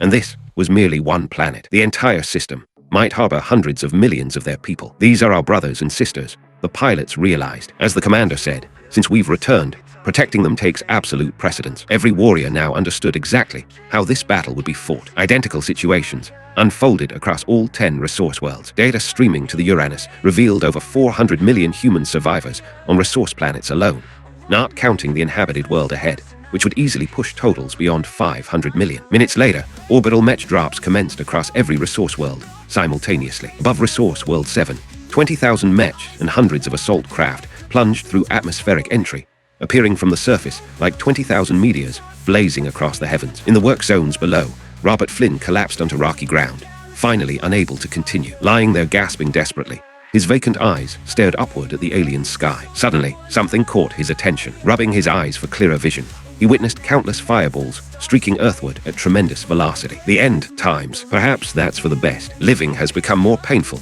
than death anyway. Robert had arrived in Centauri Reach at barely 20 years old, now approaching 40. 16 years of brutal enslavement had finally broken his will to survive. Hey, you there, who gave you permission to lie down? Get back to work, or forget about dinner tonight. Lavi Peld shouted, approaching with crackling energy whip raised threateningly. Someday humanity will return, Robert whispered through cracked lips. You collaborators will all face justice, eventually. Whether humanity returns, I couldn't say, but I know you're about to die right now. Lavi prepared to strike with his weapon, but froze mid-swing as he noticed Robert staring skyward in absolute shock. Instinctively following that gaze, Lavi looked up. 20,000 fireballs descended from above, and now individual mech emerged from each blazing trail. As altitude decreased, ground-level humans could finally identify these incoming objects. Those are mech, Robert muttered uncertainly. His last glimpse of Federation mech had been first-generation Storm models. These Markroman 2 variants looked significantly different. High above, the current mech drop commander studied surface imagery with deepening concern. Every figure below appeared human, wearing crude environmental suits with shackles around their ankles. Additionally, other humans carried whips or light weapons. Those bearing whips and weapons wore markedly superior protective gear, frequently lashing out at their shackled compatriots. The mech force commander immediately grasped the situation. All mech, attention. All mech, attention. This resource world contains only human personnel. Immediately suppress all weapon-bearing humans. Do not harm any individuals wearing ankle restraints. Repeat. Understanding dawned throughout the mech formation. Observing whip-wielding humans, their expressions hardened with righteous fury as they dispersed to execute suppression orders. After watching the sky briefly, Lavi remained unconcerned. At barely 20, he'd never seen human mech designs, assuming these represented New Garland Empire equipment, until one landed directly before him and Robert. Lavi started forward to offer greetings, then froze as the mech's weapon systems targeted him specifically. First warning, drop your weapons immediately or face summary execution. The thunderous voice projected through external speakers stunned everyone within hearing range. Mere meters away, Robert finally distinguished the markings and text on the mech's hull plating. Federation Fleet insignia with lettering beneath reading, First Fleet. It really is the Federation Fleet. Humanity has truly returned. Robert's emotional state transcended ordinary human comprehension. 16 years of utter despair finally yielding to hope's first light. Throughout this nightmare, how many had surrendered to death's embrace? Centauri Reach alone had probably lost 300 million souls. An assault craft landed beside the mech, disgorging 200 fully armed human soldiers who rapidly secured the immediate area. Aboard his flagship, 17th Squadron Commander Marcus Chen watched mech transmitted footage with mounting rage. Commander, we urgently need massive food supplies and medical personnel. Understood. I'll arrange immediate resource allocation, establish planetary garrison positions, care for our people, and maintain custody of those collaborators. Acknowledged. Adjutant, report our situation to the commander. We require substantial supply support. Immediately, sir. Similar circumstances developed across all 10 resource world suppression squadrons. Khalid received numerous supply requisition requests simultaneously. Ira, redistribute fleet supply reserves to meet immediate needs. Then contact headquarters immediately. Request supply convoy deployment with relief materials and medical teams. Understood. While Terra Prime's massive production facilities manufactured Snow Leopard-class battle cruisers and Sky-class carriers, they'd also constructed hundreds of Bull-class supply vessels equipped with warp drives, capable of delivering vast supply quantities to Centauri Reach within days. Meanwhile, aboard the Garland Empire fleet, Adjutant had transmitted surrender signals per Commander Moshe's orders. However, having received Resource World reports, Khalid refused to accept capitulation. Ignore their surrender completely. Continue the attack. For intelligence gathering, that fortress alone will suffice. The highest-ranking Garland officers should all be stationed there. Commander, might this violate treaty obligations? What treaties? Terra Prime's conventions apply exclusively to human conflicts. Which agreement specifies requirements for alien encounters? Actually, none exist. Exactly. Preserve that fortress for interrogation purposes. Destroy every warship without exception. Acknowledged. Chapter 069.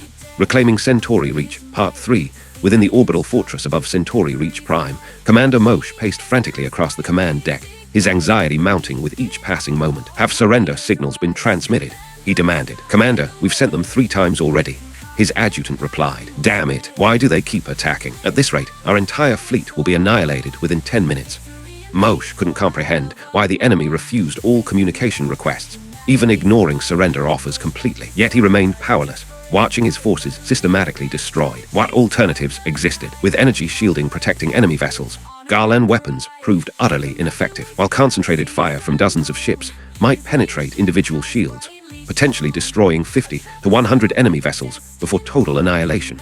Such tactics would ultimately fail, while likely enraging a level 4 civilization, potentially dooming the entire Garland Empire. Moshe dared not risk such consequences. He could only order token resistance, while his adjutant continued transmitting communication requests and surrender signals. This situation left Khalid somewhat speechless. Any Royal Starfleet college student could handle such opposition without tactical planning. Simple frontal bombardment sufficed perfectly. 15 minutes later, after the final Garland warship exploded into debris, the First Fleet surrounded the fortress completely. Commander, they're requesting communication again. Very well. We can respond now. Put them through. Acknowledged. Seconds later, Moshe's image materialized on the bridge. His eyes widened in absolute disbelief as he stared at Khalid. You're human. Correct. I'm human, Lieutenant General Khalid Zara, First Fleet Commander. Impossible. General Barak should have contained your forces within the solar system. General Barak. I eliminated him over 6 months ago. His entire fleet was completely destroyed. Khalid's words struck like thunder from clear skies. Moshe stood frozen, repeatedly muttering impossible under his breath. Enough. I'm offering 2 choices, surrender or death. Moshe fell silent. If a level 4 civilization had made such demands, he would surrender immediately. But these were humans. Despite their inexplicable energy shield technology, surrender meant no escape route. His emperor would never forgive such betrayal. Even if he survived, his family would suffer consequences. The Garland Empire's ruler maintained control through terror, fear permeating every citizen's heart. It seems you refuse surrender. Garland Empire soldiers never surrender. Then I won't force you. Ira, order the elite Mech Squadron to deploy. Have First Squadron's Mech Legion and Assault Craft advance together. Take that fortress. Remind them not to cause excessive damage. We'll need it operational. Understood. Orders issued. Various units mobilized rapidly. Fleet vessels targeted fortress weapon systems for surgical destruction, while the Uranus's elite squadron led First Squadron Mech and Assault Craft through a fortress docking port. Commander, detecting one warship departing from behind the fortress. Attempting escape. Sir, something unusual. Sensors identify it as a Federation vessel. Commander, First Squadron Commander Rear Admiral Chris Rhodes requests communication. Put him through. Communication established quickly, revealing Chris's face twisted with rage and recognition. Chris, what's happening? Commander, I recognize that escaping vessel. Hull number 20001. I'll never forget it. That's Horem Peld's flagship, formerly 2nd Fleet Command ship. You're certain? Absolutely certain, Commander. We cannot let him escape. Don't worry. Do you think anyone can outrun warp drives? Since he's your old acquaintance, First Squadron will handle pursuit. But if that really is Horem Peld, don't let hatred cloud your judgment. I need him captured alive for military tribunal. Understood. Commander, I guarantee his capture. Excellent. Proceed. Acknowledged. Meanwhile, at the Wolf 359 Star Road entrance, 19th and 20th Squadrons maintained defensive positions. Danny, we're really unlucky. Look, the commander's already destroyed 10,000 enemy ships while we sit here doing absolutely nothing, complained one squadron commander. Stop complaining, Eric. Nobody knows when massive fleets might emerge from that Star Road. Maintaining defensive positions is essential, replied his colleague. I understand, which is why I said we're unlucky. Why did it have to be us too? Wait, what's that? Eric, damn, did you jinx us? As both squadron commanders conversed, massive fleets began emerging steadily from the Star Road exit. Jinx, nothing. Attack immediately. Who knows how many more ships are coming? Don't let them mass together. We only have 2,000 vessels. You don't need to tell me that. Both squadrons immediately established crossfire patterns at the transit point. Their first salvo destroyed over 200 vessels. However, the 4th Guardian Legion's Vanguard fleet found itself thoroughly confused. What was happening? Why were they under attack immediately upon arrival? Wasn't this Garland Empire territory? Excellent military discipline meant only 3 or 4 seconds of confusion before organized counterattacks commenced. But with merely 4,000 assembled warships, they posed no substantial threat to the defensive squadrons. Yet Danny and Eric grew increasingly anxious. The enemy force had grown from 4,000 to over 6,000 ships after 3 attack waves, with vessels continuously streaming from the Star Road. Pressure mounted steadily. 30 astronomical units away, aboard the Uranus commander, Elite Mech Squadron reports smooth progress. They'll breach enemy command center within 1 minute. Excellent. Commander, distress signals from Wolf 359 Star Road defenses. What's the situation? Report. Massive Garland Empire fleet emerging through Star Road transit. 10,000 vessels have already appeared, with continuous arrivals suggesting a major fleet deployment. No rush. Order 19th and 20th Squadrons to withdraw. Don't maintain fixed defensive lines. Energy shields aren't indestructible. Simultaneously order 9th through 18th Squadrons to assemble. Understood. Chapter 070. Reclaiming Centauri Reach. Conclusion. Commander Saul Garland of the Garland Empire's 4th Guardian Legion Vanguard fleet found himself deeply troubled, his brow furrowed with mounting frustration. 20 years earlier, Saul's 50,000 warships had suffered devastating losses during fierce combat against the Kabat Empire. Under Supreme Commander Issa's direct orders, he'd retreated to Horton Usu for fleet replenishment and personnel replacement. 7 years ago, after achieving full strength restoration, Issa transmitted new directives. General Barak's catastrophic solar system defeat required Saul's immediate solar system deployment to reinforce the 3rd Guardian Legion. Simultaneously, the entire 4th Guardian Legion would strategically withdraw from Kabat Empire frontlines for solar system operations. After 7 years traversing multiple star systems, Saul finally reached Centauri Reach. Yet upon emerging from Star Road transit, what did he witness? Advanced forces engaged in desperate combat, having already lost nearly 3,000 warships. Most critically, intelligence reports indicated 0 enemy vessel destruction. Was this some twisted joke? According to our records, Commander Moshe of the 3rd Guardian Legion maintains garrison duties here. Contact him immediately. Acknowledged, sir. Shortly thereafter, communication established with Moshe's grim visage appearing before Saul. I'm Commander Saul Garland, 4th Guardian Legion Vanguard Fleet. Commander Moshe, what's your situation? Why am I under attack upon arrival? Commander Saul, your timing couldn't be better. Human fleet forces have completely destroyed my ships and trapped me within this fortress. Humans, aren't they supposed to be confronting Supreme Commander Barak in the solar system? Confrontation. They've reached this system. Supreme Commander Barak has likely suffered catastrophic defeat. Currently, they deploy 20,000 vessels, but every warship possesses energy shielding. Exercise extreme caution.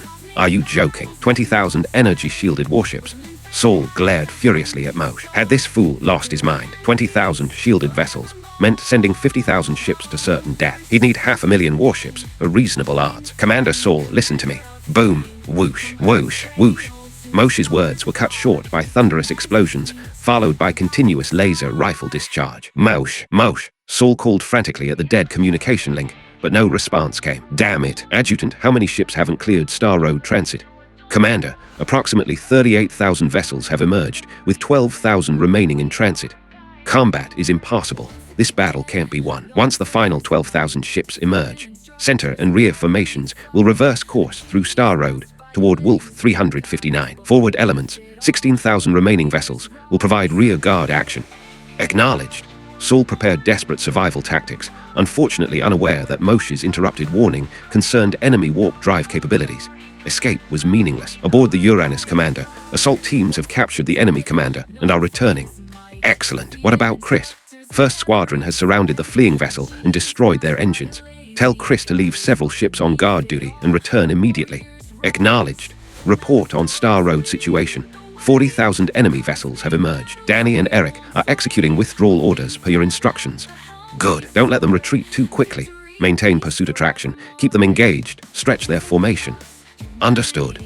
2 minutes later, Chris's 1st Squadron returned via ultra-short-range warp jump to main formation positions. Resource World Assault Squadrons 9 through 18 had also completed assembly, minus their carriers. Aboard the Uranus, Khalid observed Star Road combat developments. Nearly 50,000 enemy ships had emerged, approximately 4,000 destroyed during initial interception, leaving roughly 45,000 operational. During pursuit of 19th and 20th Squadrons, Garland Vanguard forces had stretched into vulnerable linear formation. Time to act. Tell Danny and Eric to continue hit-and-run tactics. We'll handle the rear 30,000 ships first.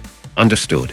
This time, we'll execute 10-point breakthrough. Order 1st through 10th Squadrons to warp to designated coordinates for simultaneous rear fleet assault. 11th through 18th Squadrons stand ready for immediate deployment.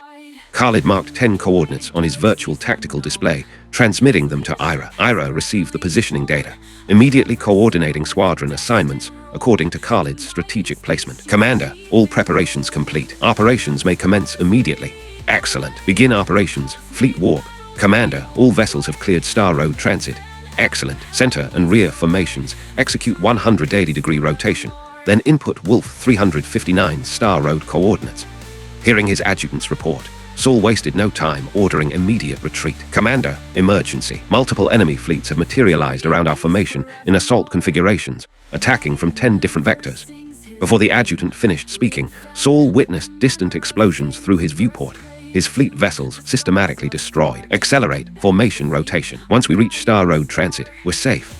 Across the battlefield, Khalid had deployed 10 squadrons, 9,000 battle cruisers total, warping to 10 strategic coordinates for simultaneous assault against Saul's fleet. 10 squadrons fielded 9,000 vessels, because Mech forces remained deployed on mission assignments. Carriers served no purpose, making this purely battle cruiser warfare. Despite only 900 ships per assault point, these represented 900 battle cruisers, equivalent to traditional 5,000 vessel fleets in breakthrough capability. Most critically, all 10 squadrons warped extremely close to Saul's formation, immediately penetrating enemy battle lines upon arrival. This created fascinating tactical dynamics. Saul's rotating fleet couldn't deploy main batteries. Primary weapons lacked wide-angle traverse capability. Only weaker secondary armaments could respond, risking friendly fire incidents. Khalid faced no such limitations. Summary: fire at will. Enemies surrounded them completely. Any direction offered valid targets, and accidental friendly fire was survivable thanks to energy shielding. Commander, enemy formation is rotating, clearly attempting Star Road escape. Expected that. Order 11th through 18th Squadron's immediate warp deployment. Block their path between Star Road entrance and enemy fleet. Acknowledged.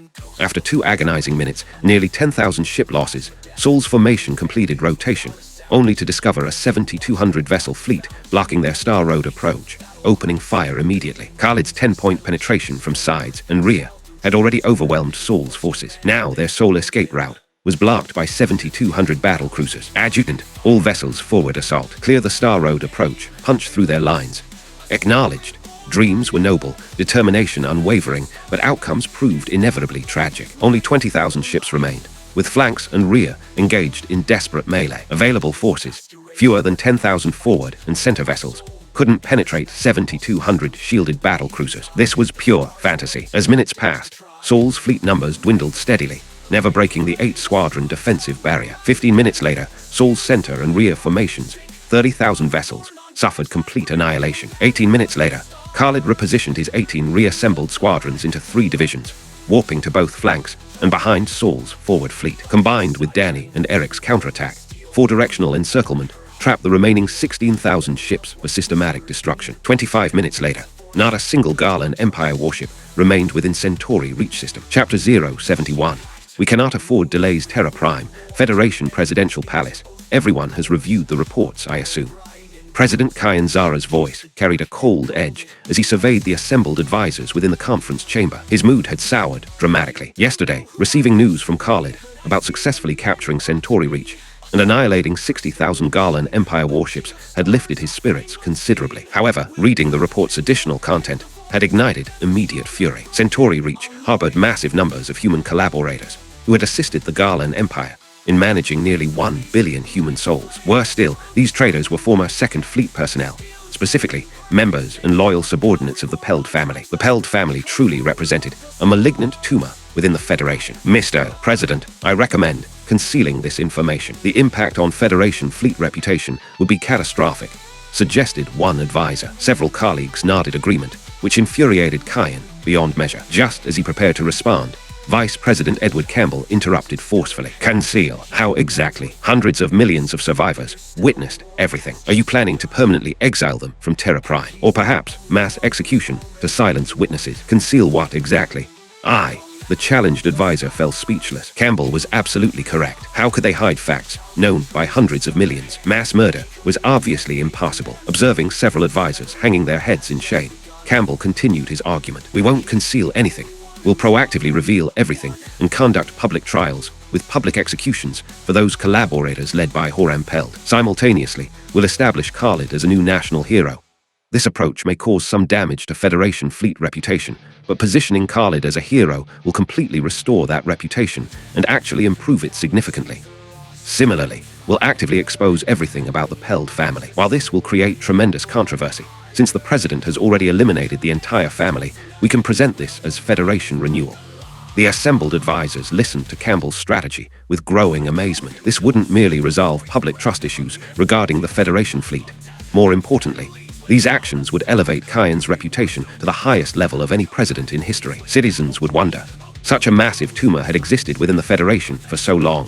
What were previous presidents doing? Were they all corrupted by Peld family influence? Meanwhile, Kyan had appointed Arthur Sterling upon taking office, successfully defended against the Garland Empire, reclaimed lost territories, and completely eradicated this cancerous family. With such tremendous achievements accumulating, Kyan's popularity would skyrocket. At the appropriate moment, revealing that Khalid was Kyan's son would probably eliminate opposition, even if Kyan proposed constitutional amendments extending his presidency for decades. What are everyone's thoughts regarding the vice president's recommendations? Kyan asked, surveying his staff from the head of the table. After brief, whispered consultations and meaningful glances, everyone expressed unanimous agreement. Excellent. Since we're all in accord, this matter is settled. Campbell will handle specific implementation. Understood. No problem. Good. Let's proceed to the next agenda item regarding Centauri Reach. 4.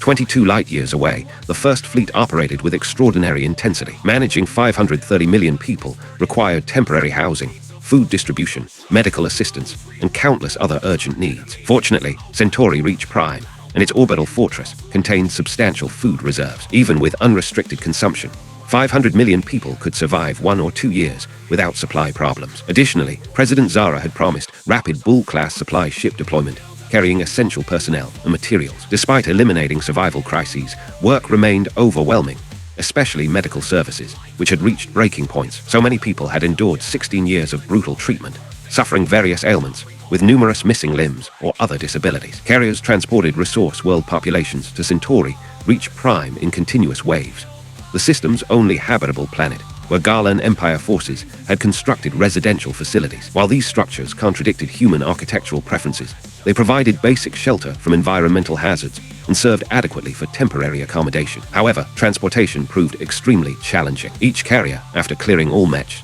could transport roughly 300,000 people per trip. The fleet's 2,000 carriers, minus 10 squadrons guarding Star Road positions, left 1,000 available units capable of moving 300 million people simultaneously. Despite requiring only 2 trips for complete evacuation, actual time consumption involved boarding and disembarkation procedures. Carriers couldn't descend planetside for passenger pickup, requiring assault craft to ferry people continuously. Each carrier possessed merely 20 assault craft, each transporting 300 passengers maximum. Consequently, Khalid assigned only 300 carriers to transportation duties. After over 20 hours, they had barely relocated 100 million people to Centauri Reach Prime. Commander, 4th Fleet, reports successful Barnard Star recapture with complete destruction of 10,000 enemy garrison vessels.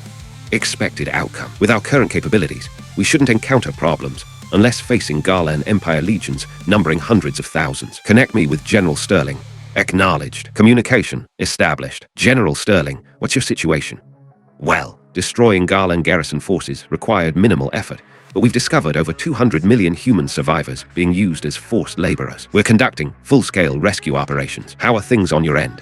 My situation is more severe. 530 million human survivors. Currently, our entire fleet, except Star Road defenders, is participating in rescue efforts. Wolf 359 recapture operations will need postponement by at least 1 month. Too many issues require resolution here.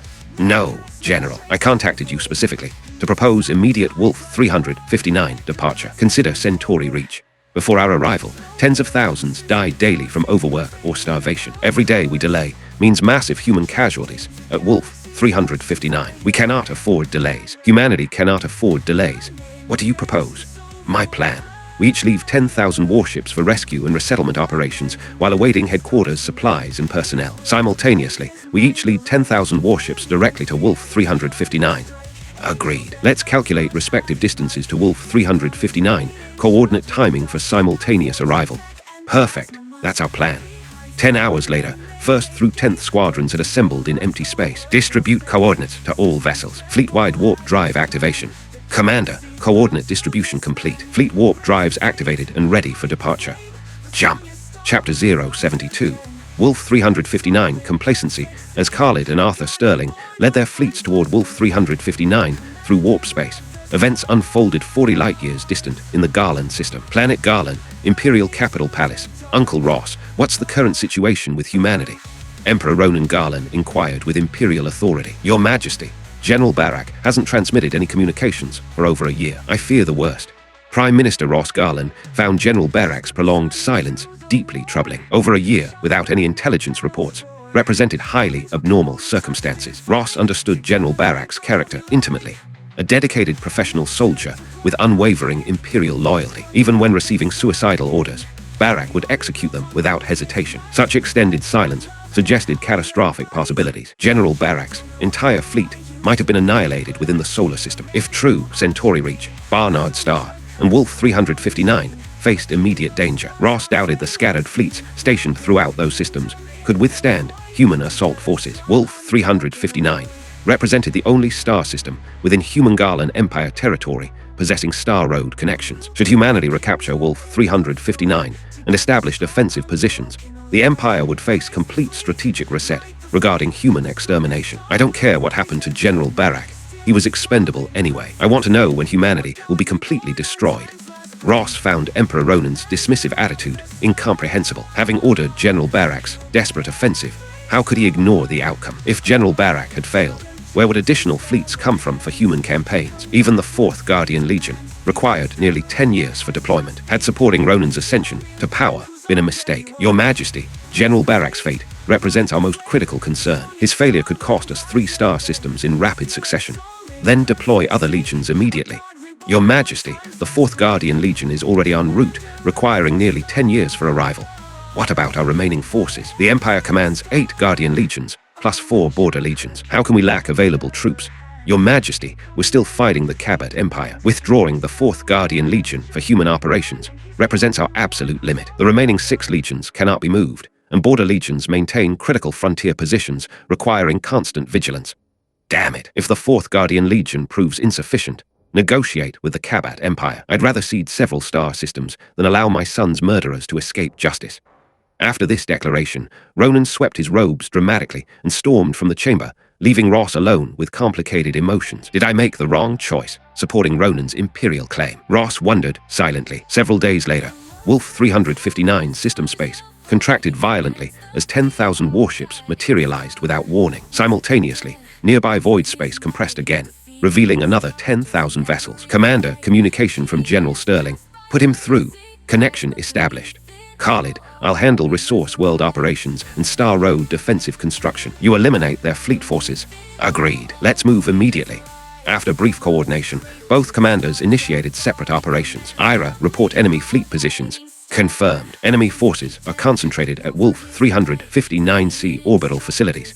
10,000 vessels, apparently docked within spaceport complexes. Additionally, one small fortress maintains orbital position. Unsurprising. This represents deep territory for them. No alert status is normal. Order Chris to neutralize the fortress. Remaining squadrons need no tactical complexity, warp directly to target, and annihilate their entire fleet within port facilities.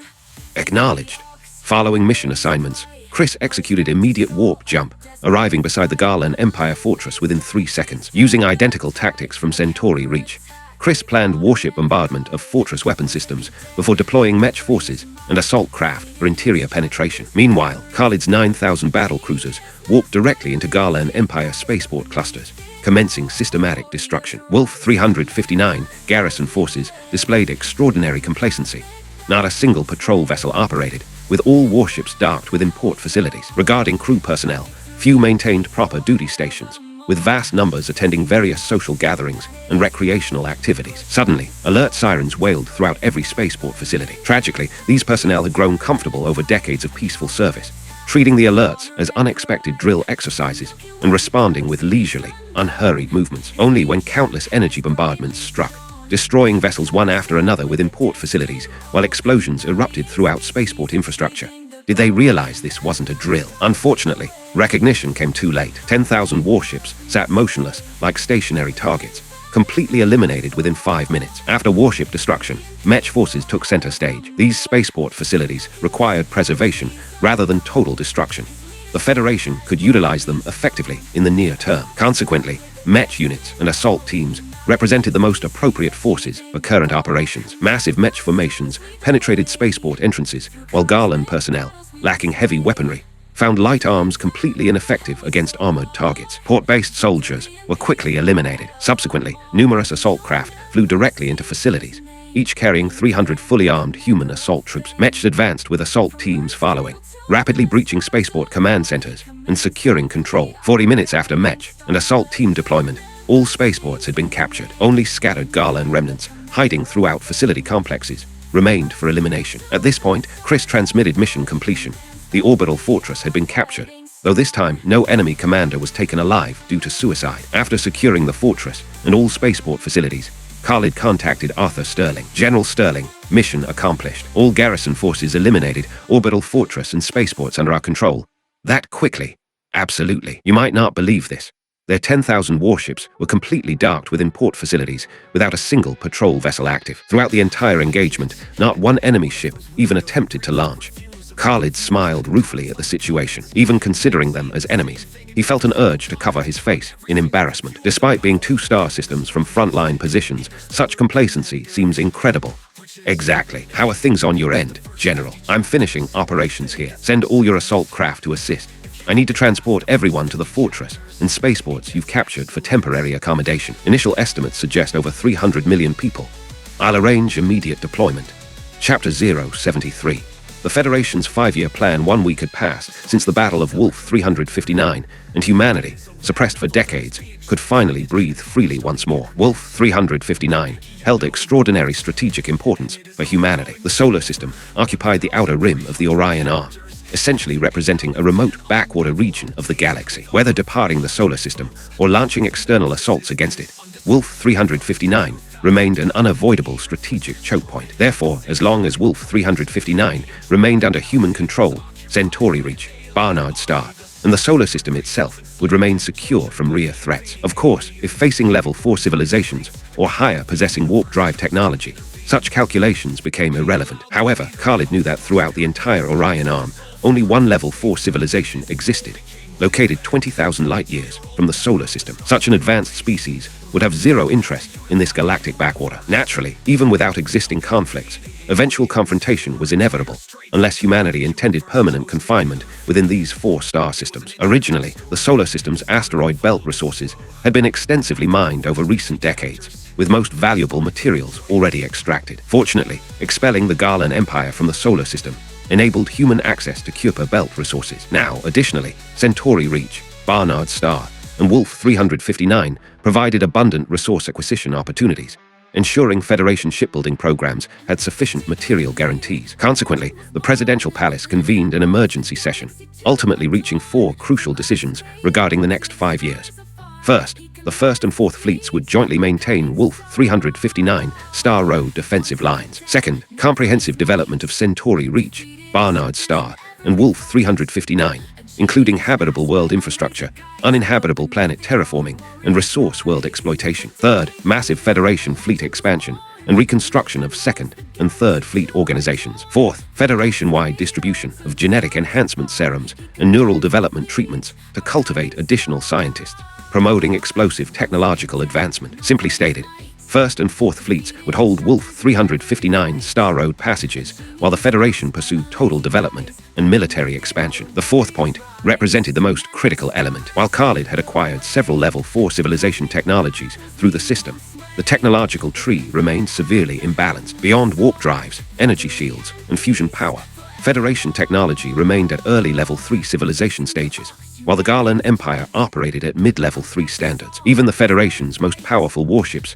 essentially possessed level 4 defensive capabilities and warp travel, but offensive power and sublight velocity remained solidly level 3. In other words, the current 40,000 warships could handle Garland Empire forces below 100,000 vessels. However, encountering Garland legions fielding 300,000 to 400,000 ships would prove problematic. Victory might be possible, but losses would be catastrophic, potentially crippling Federation forces. The Garland Empire possessed multiple such legions. Energy shields weren't omnipotent. Concentrated fire from dozens of vessels could overwhelm them instantly. This explained why full-scale war with the Garland Empire remained inadvisable. Delay favored humanity's position. However, Khalid wouldn't postpone indefinitely. System missions demanded Garland Empire destruction within 10 years. Over 1 year had already elapsed. Khalid planned to initiate Garland Empire assault operations following the first 5-year plan's completion. Aboard the Uranus Tactical Simulation Chamber, Zahid, you've confirmed my expectations. Your fleet command talents match your piloting abilities. Have you considered pursuing the fleet commander career path? Am I capable of such advancement, sir? After several fleet simulation exercises, Khalid's instincts proved accurate. Beyond exceptional mech piloting skills, Zahid Chowdhury possessed outstanding fleet command potential. Though lacking systematic training and completely outmatched against Khalid during simulations, this didn't diminish Khalid's recognition of his raw talent. If you're interested, I can arrange Royal Starfleet College placement. Dean Fulton could provide specialized individual instruction. Yes, sir. Thank you for this opportunity, Commander. I accept Royal Starfleet College advanced training. Excellent. Since the next 5 years promise minimal combat operations, await assignment orders. I'll arrange your transfer within days. Acknowledged, Commander. Zahid felt tremendous excitement since their previous encounter when Khalid had thoroughly defeated him. Recognizing the vast skill gap, he'd gradually become Khalid's devoted admirer. As Khalid's protege, what did he desire most? To emulate his mentor, simultaneously serving as godlike fleet commander, humanity's greatest mech pilot, and humanity's most brilliant scientist. This opportunity to advance along the fleet command path meant approaching Khalid's level. How could Zahid contain his enthusiasm? Beyond Zahid, Tina Shaw and Victor Zhang had also received Khalid's recent training, both now ranked solidly 3rd and 4th within the elite mech squadron. 1st and 2nd positions naturally belonged to Baron Kaplan and Zahid Chowdhury. However, Baron acknowledged that Zahid had completely matched his abilities.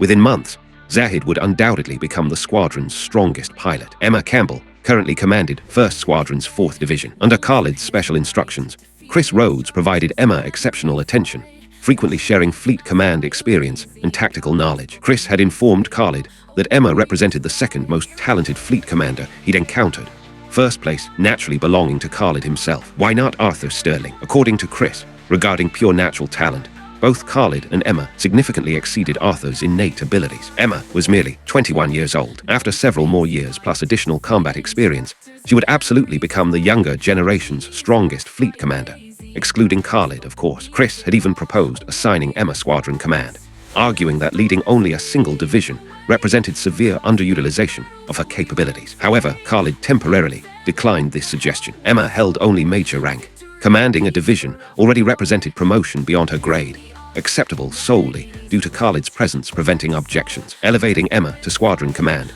would create serious problems. Squadrons typically required rear admiral or lieutenant general leadership. Direct promotion would harm rather than help her career. Khalid's own advancement had been more extraordinary than Emma's, with admittedly frightening promotion speeds.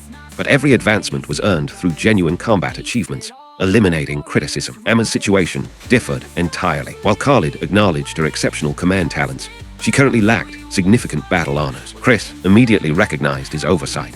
He'd been thinking too optimistically about the situation. Chapter 074. Secret mission 3 months after the Federation captured Wolf 359. News finally reached Emperor Ronan Garland's ears within the Garland System's Imperial Palace. Your Majesty, Wolf 359 Garrison reports the system has fallen to human forces. The commanding officer committed suicide in disgrace. Moreover, since humanity has reached Wolf 359, this strongly suggests Barnard's Star and Centauri Reach have also been conquered. What? Impossible. Don't humans possess only 20 to 30,000 warships? Your Majesty, General Barracks, 200,000 vessels were destroyed by human forces. We cannot underestimate humanity any longer. Currently, human fleets at Wolf 359 pose direct threats to Ashdod. We must prepare immediately. Prime Minister Ross Garland felt genuine terror. Among the Empire's 8 major legions, 6 remained locked in fierce combat along Cabot Empire front lines. Of the remaining 2 legions, the 3rd Guardian Legion had been annihilated in the solar system. The 4th Guardian Legion had just withdrawn from Cabot Empire operations, requiring approximately 9 years to reach Ashdod. Ashdod currently maintained only 50,000 garrison vessels. If breached, over a dozen star systems behind Ashdod, each defended by merely 5 to 10,000 warships, would offer no resistance whatsoever. Such losses would shake the Empire's very foundations. How could Ross not feel desperate urgency, order all surrounding star system garrisons to concentrate at Ashdod, seal the Star Road completely? Uncle, negotiate with the Cabot Empire immediately. I'll cede 3 star systems to secure their agreement for ceasefire. If they refuse, we'll fight to mutual destruction. They should accept such terms. Good. Upon ceasefire, leave 2 legions manning defensive lines, while deploying 4 legions toward human territories. Combined with the 4th Guardian Legion, already en route, will field nearly 2 million warships. I refuse to believe that won't destroy humanity. Acknowledged, Your Majesty. I'll proceed immediately. Ross rushed from the chamber to contact Cabot Empire frontline forces. However, the Garland Empire lacked Federation quantum communication technology. Such negotiations would consume considerable time. requiring at least 2 to 3 years for final agreements. Beyond Cabot Empire negotiations, Ross issued orders to 14 star systems within 12 light-years behind Ashdod, demanding all garrison forces concentrate there. Ross calculated that, within 5 years, approximately 90,000 vessels could assemble. Combined with Ashdod's existing 50,000 ships, total strength would reach 140,000. 140,000 warships defending Star Road positions should hold until the 4th Guardian Legion and subsequent reinforcements arrived. Maintaining Ashdod for 15 years would position nearly 2 million vessels for deployment, enabling complete Federation conquest without difficulty. Wolf 359, Star Road defense line, aboard the Uranus Khalid's training session, was interrupted by an unexpected communication request. "Uncle Campbell, what can I do for you?" This private communication from Edward Campbell surprised Khalid considerably. What was his protective future father-in-law planning now? "It concerns that Garland Empire commander, Moshe, you captured at Centauri Reach. We've been interrogating him for months and finally achieved breakthrough results." "I remember him. What intelligence did you extract?" Obtaining information from Garland Empire commanders genuinely surprised Khalid. These individuals possessed notorious stubborn resistance to questioning. Forcing them to talk required extraordinary measures, likely involving unconventional interrogation techniques. This intelligence proves extremely valuable. First, Wolf 359, Star Road, connects to a system called Ashdod, currently defended by 50,000 warships with no major legions nearby. Essentially, no massive Garland Empire fleets should attack Wolf 359 within 10 years. Second, Garland Empire main battle legions are concentrated along their border front lines, fighting the Cabot Empire, another level 3 civilization comparable to Garland's strength. Therefore, we're assigning your first fleet a highly classified mission involving the Cabot Empire. Observing Campbell's expression, Khalid had essentially predicted the mission parameters. Either they wanted cooperation agreements with the Cabot Empire for joint Garland Empire destruction, or deception operations, encouraging mutual Garland-Cabot annihilation. Khalid's assessment proved accurate. President Zara and Vice President Campbell shared identical strategic thinking. "We want your first fleet to impersonate a level 4 civilization, deceiving the Cabot Empire into deadly conflict with the Garland Empire." Exactly as expected, Khalid thought silently. "Understood. I accept this mission. Excellent. However, this represents absolutely classified operations. Federation fleet will issue no formal orders. We'll coordinate with General Sterling to maintain the fiction that First Fleet never departed. We've also obtained Cabot Empire capital coordinates from our prisoner. Transmission follows shortly." "Acknowledged, but I'll need specific resources to ensure complete credibility." "Elaborate." "I require energy shield devices, substantial quantities, but with built-in backdoor access systems. Level 4 civilizations providing assistance to level 3 species deserve appropriate compensation. Wouldn't you agree?" "Your thinking matches your father's precisely. We maintain over 10,000 energy shield devices in reserve storage. After installing backdoor systems, they'll be transported to Wolf 359. Depart immediately upon receiving this equipment." "Understood." After ending communication, Khalid's first action involved consulting the system-rewarded star charts, verifying prisoner-provided Cabot Empire coordinates. Complete trust in prisoner confessions would be foolish. Independent confirmation provided essential security. Coordinate comparison revealed accurate information, sparking Khalid's curiosity. What methods had broken Moshe's resistance? Did human interrogation drugs prove effective against Garland physiology? 1 week later, 200 Bull-class supply ships reached Wolf 359 Star Road defensive positions. These vessels carried exactly 10,000 energy shield devices, accompanying Khalid's first fleet to the Cabot Empire. With preparations complete, Khalid departed defensive lines under combat training pretenses, leading the fleet plus 200 supply ships. Arthur Sterling, having received advance notice, naturally offered no objections. After moving beyond defensive radar detection range, the force assembled in empty space, well clear of monitoring systems. Following mission briefings to squadron commanders and coordinate transmission, preparations concluded. 10 minutes later, space contracted violently as the First Fleet and 200 supply vessels executed warp jump at Khalid's command, vanishing into the void. Chapter 075. Intelligence aboard the Uranus. Khalid frowned intently at the virtual display screens showing comprehensive intelligence extracted from Commander Moshe during interrogation. The more he studied these revelations, the more he understood why the presidential palace had devised such an elaborate stratagem. Without this covert operation, the Federation would face overwhelming challenges, confronting the Garland Empire alone. According to intelligence reports, the Garland Empire maintained 8 Guardian Legions, 4 Border Legions, 1 Emperor's Personal Guard Legion, plus scattered garrison forces throughout various star systems. The 8 Guardian Legions each fielded between 300 to 400,000 warships. General Barak, who had previously attacked the Federation, commanded the 3rd Guardian Legion. Though only 200,000 vessels had entered the solar system, this represented the full force minus garrison troops left behind, and substantial combat losses accumulated during their advance. The 4 border legions served as specialized frontier defense forces, approximately 500,000 vessels per legion. 3 legions were stationed along Kabat Empire front lines at Star Road connection points, while the 4th defended against the Nizam-Nur Federation at their respective Star Road junction. This meant the Garland Empire simultaneously bordered 2 Level 3 civilizations. The Kabat Empire possessed roughly equivalent overall strength to the Garland Empire, while the Nizam-Nur Federation ranked slightly weaker. The Emperor's Personal Guard Legion controlled approximately 200,000 warships, despite seemingly modest numbers. These vessels represented the Garland Empire's most advanced technology, constructed using cutting-edge Imperial engineering for maximum combat effectiveness. Most significantly, 5,000 ships within this elite force had been purchased from the Maccabee Dominion, equipped with energy shielding systems. Warp drive technology remained unavailable. The Maccabee Dominion classified such equipment as restricted export materials. Consequently, this Guard Legion could simultaneously engage 2 standard Guardian Legions with reasonable success prospects. Finally, individual star system garrisons varied dramatically. Some locations maintained mere thousands of vessels, while others deployed 20 to 30,000 ships. Combined totals across all systems approximated 500,000 additional warships. Final calculations revealed the Garland Empire's existing fleet strength approached 5 million vessels. Compared to the Federation's 40,000 warships, the foundational disparity was staggering. Most troubling of all, Khalid possessed detailed Orion arm power distribution charts, indicating the Garland Empire ranked among weaker mid-tier Level 3 civilizations. What terrifying capabilities did stronger Level 3 powers possess? Or the Level 4 Maccabee Dominion? Humanity faces an incredibly long road ahead.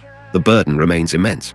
Khalid sighed deeply before continuing his intelligence review, focusing on Garland Kabat warfare reports. According to documentation, this conflict had raged for over 40 years. The Garland Empire alone had concentrated 7 Guardian Legions, plus 3 border legions on front lines. Nearly 4 million total forces. One crucial detail: the 4th Guardian Legion had withdrawn from frontline operations years earlier, ordered towards solar system operations supporting General Barak. Estimated arrival remained approximately 8 years distant. This development barely concerned Khalid. A mere 300,000 vessels arriving after 8 years posed minimal Federation threats. Moreover, system missions demanded Garland Empire destruction within 10 years. Roughly 8 years remained. Khalid doubted the 4th Guardian Legion would ever reach Wolf 359. The genuine threat lay in 4 million warships massed along current front lines. Even with warp drives and energy shields, Federation forces couldn't confront such overwhelming numbers. Complete restoration of 4 Federation fleets would yield merely 80,000 vessels total. Charging 80,000 ships against 4 million enemies was pure fantasy. 50-to-1 odds would thoroughly devastate Federation forces. Another significant threat was the Emperor's Personal Guard Legion.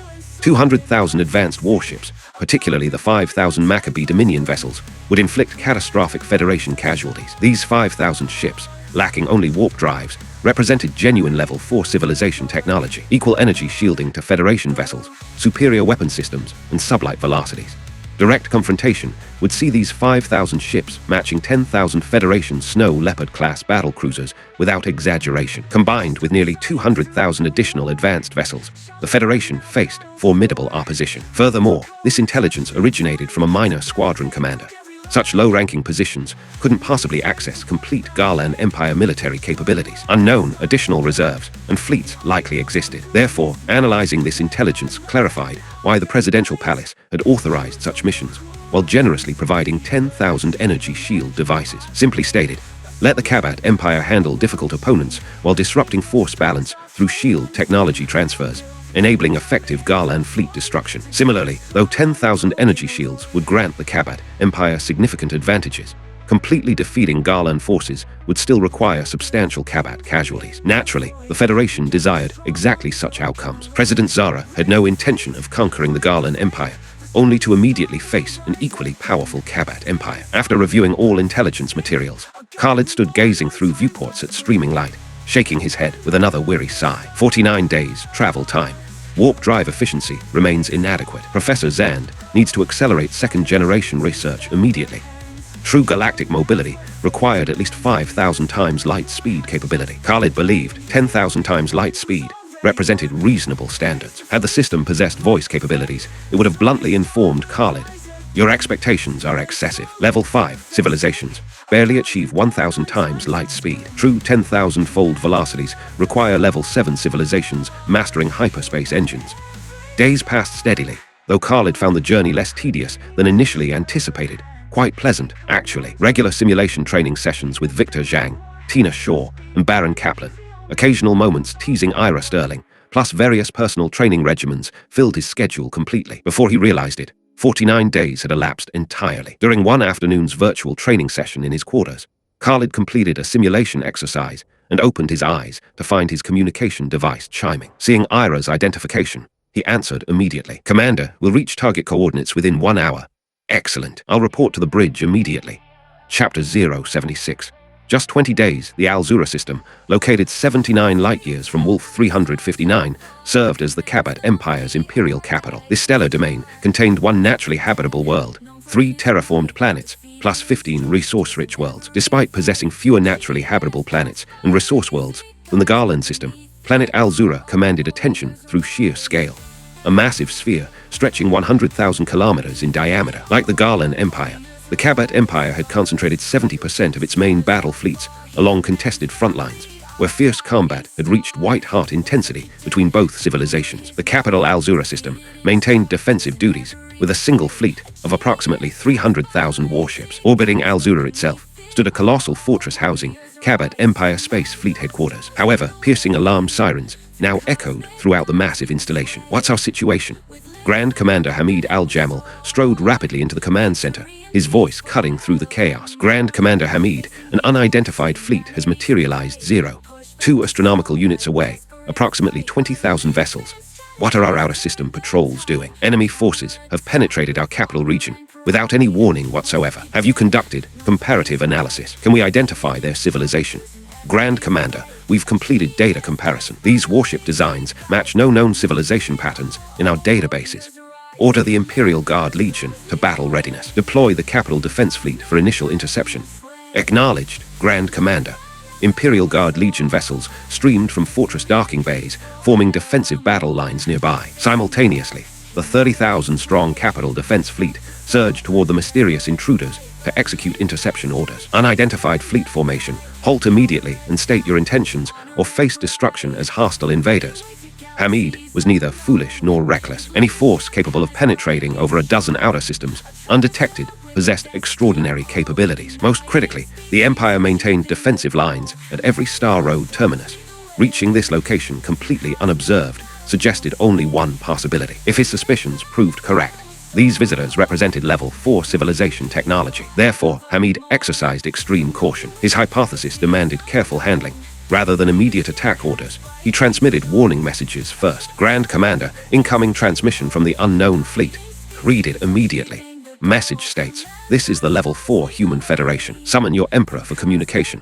The imperious tone and message content made Hamid's eyes narrow sharply. A level 4 civilization, after all. But why would advanced beings visit this galactic backwater? "Connect me to His Majesty Faisal immediately." "Acknowledged, Grand Commander." Aboard the Uranus Commander, what are our next steps? We wait. Shouldn't take long, then we mislead them completely. "Commander, incoming communication request." Only 3 minutes. Faster than anticipated. They'll be easier to deceive than expected. Accept the signal. Connection established.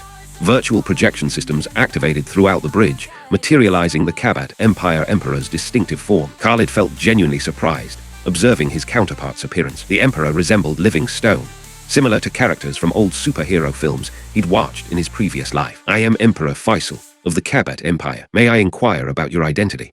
"I'm Commander Khalid of the Level 4 Human Federation, 108th Fleet, 9th Squadron, 3rd Division," Khalid replied, fabricating impressive organizational hierarchy to suggest vast Federation fleet numbers. Emperor Faisal's eyes narrowed noticeably. Though he'd suspected Level 4 civilization involvement, hearing direct confirmation still proved shocking. For Level 3 civilizations, Level 4 powers represented divine authority, absolutely untouchable entities. "What brings you to honor the Kabat Empire with your presence?" Faisal's tone carried respectful deference. Without concrete proof of their advanced status, maintaining courtesy cost nothing. Even if these visitors were fraudulent, he could eliminate them afterward, losing only minor dignity. Besides, no witnesses observed this conversation except the human commander, removing psychological pressure from Faisal's considerations. We've come to hire your empire for a specific task. Please elaborate. Destroy the Garland Empire. Why would level 4 beings need intermediaries for eliminating mere level 3 civilizations? Faisal felt confused by this unusual request. You're wondering why we don't act directly instead of employing your services. Please enlighten me. Simple explanation. Orion Arm contains existing level 4 civilizations, making this entire region their sphere of influence. Direct intervention would create conflicts, but warfare between indigenous level 3 powers falls outside such restrictions. You refer to the Maccabee Dominion. Exactly. How the Garland Empire provoked us needn't concern you. Simply eliminate them. Naturally, we'll provide appropriate compensation. Compensation. Correct. I brought 10,000 energy shield devices. Use these to upgrade your frontline vessels for tactical advantage. Upon mission completion, we'll provide additional rewards. Any questions? None whatsoever. Faisal felt incredulous disbelief. 10,000 energy shield devices. While the Maccabee Dominion sold such technology, their pricing was absolutely extortionate. Purchasing 10,000 units would consume the Kabat Empire's entire century of accumulated wealth. Yet this human civilization offered them freely, as advance payment, with greater rewards following Garland Empire destruction. Regarding Garland elimination, Faisal harbored no moral concerns. Both empires were already engaged in total warfare. With 10,000 energy-shielded warships at his disposal, victory seemed assured. This opportunity was literally heaven sent. Excellent. I'll deliver these shield devices directly to your front lines. That's unnecessarily generous. We can handle transportation ourselves. Your transportation. How long would that require? 10 years. 20. No offense intended, but your communications take half a year reaching frontline positions. Well, Faisal felt embarrassed, but couldn't dispute the observation. Frontline positions lay 30 light-years distant, accessible only through indirect Star Road routes, requiring approximately 15 years travel time. Such delays would indeed prove intolerable for level 4 civilizations. Arrange someone with appropriate authority to accompany our vessels to frontline positions. From here to your combat zones, we need only 20 days. 20 days. Faisal's mental calculations produced startling results that left him deeply shaken. That represents nearly 600 times light speed. Chapter 077. Mission accomplished at this moment. Hamid Al-Jamal occupied a specially prepared guest quarters aboard the Uranus. A chamber Khalid had personally ordered renovated for this crucial deception. Every piece of equipment that might expose Federation technological capabilities had been completely removed, transforming the space into an opulent ancient palace-style room that radiated luxury and refinement. This classical aesthetic perfectly concealed their true civilization level. Most importantly, Khalid hadn't forgotten the critical restriction: no unauthorized exploration of the vessel. The reasoning proved simple enough. Warships represented classified military installations where foreign dignitaries couldn't wander freely. Hamid found these arrangements completely reasonable. After all, Kabat Empire vessels would never permit alien observers unrestricted access to sensitive areas. 29 days of confinement presented no hardship whatsoever. Level 3 civilizations lacking warp drive technology required years, even decades, for Star Road journeys. 29 days felt remarkably brief by comparison. Hamid had long grown accustomed to extended voyages, and actually found this trip refreshingly short. Reclining on the luxurious bed, Hamid reflected on scenes witnessed before departure. 20,000 warships, composed entirely of battle cruisers and carriers. According to Khalid's introduction, this represented merely one division, with squadrons, fleets, and presumably entire legions above that organizational level. The scope of level 4 civilization power defied comprehension. Beyond sheer numbers, energy shields and warp drives created truly terrifying advantages. Energy shields enabled individual vessels to engage 10 opponents simultaneously, while warp technology rendered Star Road defensive lines completely obsolete. Gazing through viewports at streaming prismatic light, Hamid once again marveled at level 4 civilizations, truly untouchable forces throughout the galaxy. 29 days later, Al-Rashid system served as the Kabat Empire's frontier boundary, one of 3 Star Road connection points linking their territory with the Garland Empire. The Kabat Empire maintained 2 million fleet vessels here, while 2 light-years distant, the Al-Miraj system hosted 1,200,000 Garland defenders. Despite numerical superiority at this battlefront, Kabat forces remained frustrated by Al-Miraj Star Road exit defenses after 30-plus years of stalemate. Star Road passages imposed fundamental tactical limitations. Attacking forces could only emerge gradually from transit points, immediately facing concentrated crossfire from prepared defensive positions. No force could withstand such devastating firepower. Consequently, level 3 civilization warfare required 3 to 4 times numerical advantage for successful Star Road assaults, assuming equivalent technological capabilities. After 2 failed Kabat offensives 30 years earlier, This front had remained deadlocked ever since. Another tedious day, muttered frontline commander Farid al-Mansouri from the massive orbital fortress command center above planet Al-Rashid. Cannot attack, cannot withdraw. When will this nightmare end? Suddenly, piercing alarm sirens shattered his brooding as unknown fleet formations materialized near the fortress. Farid felt immediate panic. Where did they come from? Have our Star Road defenses been breached? No distress signals had reached them. This made no sense. Commander Farid, the unidentified fleet requests communication using our internal networks. What? Connect them immediately. Transmission established. Farid, it's been over 30 years since we last met, hasn't it? Grand Commander Hamid, what's happening here? Are these strange vessels? Newly commissioned Imperial units. Our databases contain no records. Observing Farid's confused expression, Hamid smiled ruefully. I'd probably react similarly in his position. This represents a level 4 civilization fleet that transported me here. They've also delivered valuable gifts. Level 4 civilization. Grand Commander, are you serious? Absolutely. This advanced species calls themselves the Human Federation. Emperor Faisal has concluded cooperative agreements with them, resulting in 10,000 energy shield systems, currently stored within their transport vessels. What? Energy shields? 10,000 units. Farid understood energy shield capabilities perfectly. Whatever agreements Faisal had negotiated didn't concern military commanders, but 10,000 shield systems would revolutionize their strategic position. Current stalemates resulted from inability to breach Garland's Star Road defenses. However, 10,000 energy-shielded warships could potentially shatter Al-Miraj defensive lines in a single coordinated assault. Correct. As Space Fleet Grand Commander, I hereby order Frontline Commander Farid to immediately assemble 1,000 battle cruisers and battleships for shield retrofitting. Acknowledged, Grand Commander. I'll arrange this immediately. Additionally, prepare fortress docking facilities for our Human Federation allies to unload cargo. Understood. Following communication termination, the entire fortress erupted into frenzied activity. Farid first cleared a complete docking section within the fortress, then dispatched traffic control shuttles to guide incoming transport vessels. Simultaneously, he selected 800 battle cruisers and 200 battleships from various squadrons for modification procedures. However, Khalid's subsequent actions left both Hamid and Farid absolutely thunderstruck. 200 Bull-class transport ships opened cargo bays, ejecting massive sealed containers containing energy shield generators directly into open space. Additionally, they unceremoniously deposited Hamid into his arrival shuttle and expelled him from the Uranus, though not before providing a quantum communication device. Watching the small shuttle depart from their docking bay, Khalid chuckled quietly. Unload cargo inside their fortress. That would expose our deception immediately. Mission accomplished.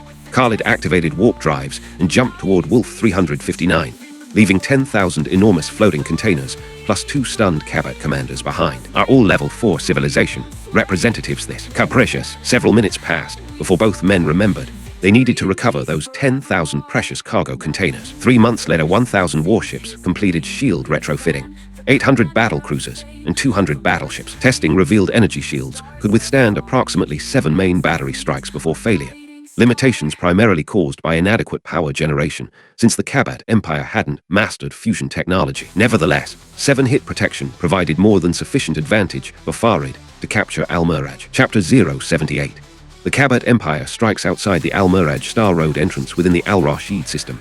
Countless fleet formations stretched across space in dense, methodical arrangements. Each battle group contained at least 100,000 warships, yet the most striking formation remained a compact squadron of merely 10,000 vessels. These 10,000 ships commanded absolute respect, composed entirely of battle cruisers and battleships equipped with complete energy shield coverage. Their combat effectiveness easily matched conventional 100,000 vessel fleets. This represented Commander Farid al-Mansouri's confidence for renewed Al-Miraj system assault operations. He had designated this force the Spearhead Fleet. All formations proceed according to plan sequence. Following Farid's commanding order, the Spearhead Fleet entered Star Road transit first, with subsequent squadrons following in carefully coordinated waves. The complete deployment required over 6 hours to funnel 2 million warships through Star Road passages. Farid, victory seems assured this time. Grand Commander Hamid Al-Jamal inquired with anticipation. Grand Commander, I guarantee 99% certainty of capturing Al-Miraj system without excessive casualties. Excellent. Al-Miraj system lay remarkably close to Al-Rashid, merely 2 light-years distant. Star Road transit required approximately 4 months, considered relatively short-range travel for level 3 civilizations. Cabot Empire's 2 million-strong armada approached Al-Miraj's boundaries, while Garland defenders remained oblivious to approaching catastrophe. Standard Star Road defensive protocol maintained 100,000 active garrison vessels, with remaining forces docked within surrounding fortress complexes. Maintaining over 1 million ships at maximum combat readiness for decades proved completely impractical. Furthermore, Star Road passages imposed fundamental limitations. Approximately 50,000 vessels represented maximum 10-minute transit capacity. Emerging forces immediately faced 100,000 ship defensive lines, while reinforcements mobilized from reserve positions. Consequently, excessive defensive concentrations served minimal tactical purpose. Available firing positions remained limited regardless of deployment numbers.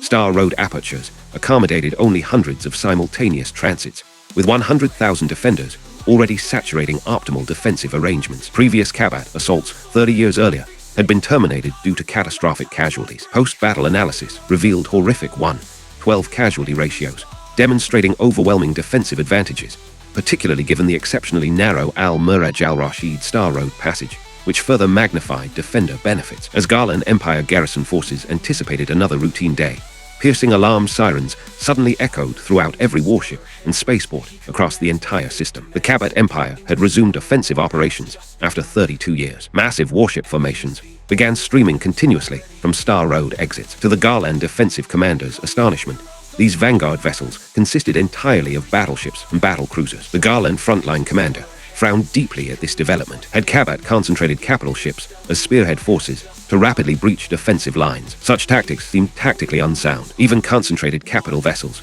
should crumble before numerically superior defenders employing multi-directional crossfire patterns. Despite sensing something unusual, immediate action demanded priority over extended analysis. He immediately ordered defensive batteries to commence firing. Meanwhile, over 5,000 spearhead fleet vessels had cleared Star Road transit, rapidly forming assault configurations while opening fire against defensive positions. 5,000+ battleships and battle cruisers, concentrated simultaneous bombardment, created absolutely spine-chilling firepower density, while Garland defensive forces fielded over 10,000 capital ships within their 100,000 vessel garrison. These units were distributed throughout the entire fleet structure. The initial exchange produced devastating results. Garland defensive lines suffered over 1,000 destroyed vessels, plus another 1,000 damaged units. Battleship and battlecruiser main battery calibers vastly exceeded frigate, destroyer, and cruiser capabilities. Direct capital ship strikes meant complete destruction or crippling damage. Conversely, the Kabat spearhead fleet emerged completely unscathed. Transparent blue energy shields materialized around every vessel, causing the Garland commander's eyes to narrow as he immediately recognized the dire implications. During the first engagement round, the Garland commander hadn't coordinated concentrated fire patterns. No individual vessel faced simultaneous capital ship bombardment. Most ships absorbed merely 2 or 3 main battery hits plus secondary armament fire from escorts, destroyers, and cruisers. Following 2 bombardment cycles, the Garland commander confirmed enemy energy shield deployment and ordered concentrated fire protocols. However, the complete 10,000 vessel Kabat spearhead fleet had now fully deployed. Heavily damaged units withdrew to formation centers, while the entire fleet began maximum velocity assault against defensive positions. Simultaneously, additional Kabat conventional forces continued streaming from Star Road passages. Despite the Garland commander's rapid tactical adjustments and concentrated fire implementation, nothing could halt spearhead fleet advancement. Final defensive calculations revealed approximately 500 enemy vessels destroyed before the formation crashed directly into Garland battle lines. This penetration spelled disaster. Defensive positions devolved into chaotic melee engagements, catastrophic for Garland forces. Intermixed friendly and enemy vessels eliminated coordinated bombardment patterns, while main batteries became too dangerous for use, forcing reliance on secondary armaments only. The spearhead fleet operated without such restrictions. Accidental friendly fire posed minimal threats thanks to energy shielding. A single main battery strike wouldn't prove fatal. How can this battle continue? The Garland commander felt overwhelming frustration. This represented pure technological superiority. No tactical solutions existed. He desperately wanted fleet withdrawal, but couldn't retreat. Spaceport reinforcements required several additional minutes for arrival, while secondary defensive lines needed at least 30 minutes for complete preparation. How could withdrawal succeed? Retreat might trigger complete frontline collapse. The Garland commander endured 1:30+ casualty ratios while continuing desperate melee combat. Maintaining such positions for 30 minutes seemed theoretically possible, but approximately 50,000 Kabat conventional reinforcements had already cleared transit passages and joined assault operations. with continuous additional forces still emerging. How can we hold 30 minutes against such overwhelming numbers? The next development created even greater panic. The Kabat spearhead fleet disengaged from first-line defensive positions, leaving conventional forces to handle remaining resistance while driving directly towards second-line defenses and still assembling Garlan Empire reinforcements. Chapter 079.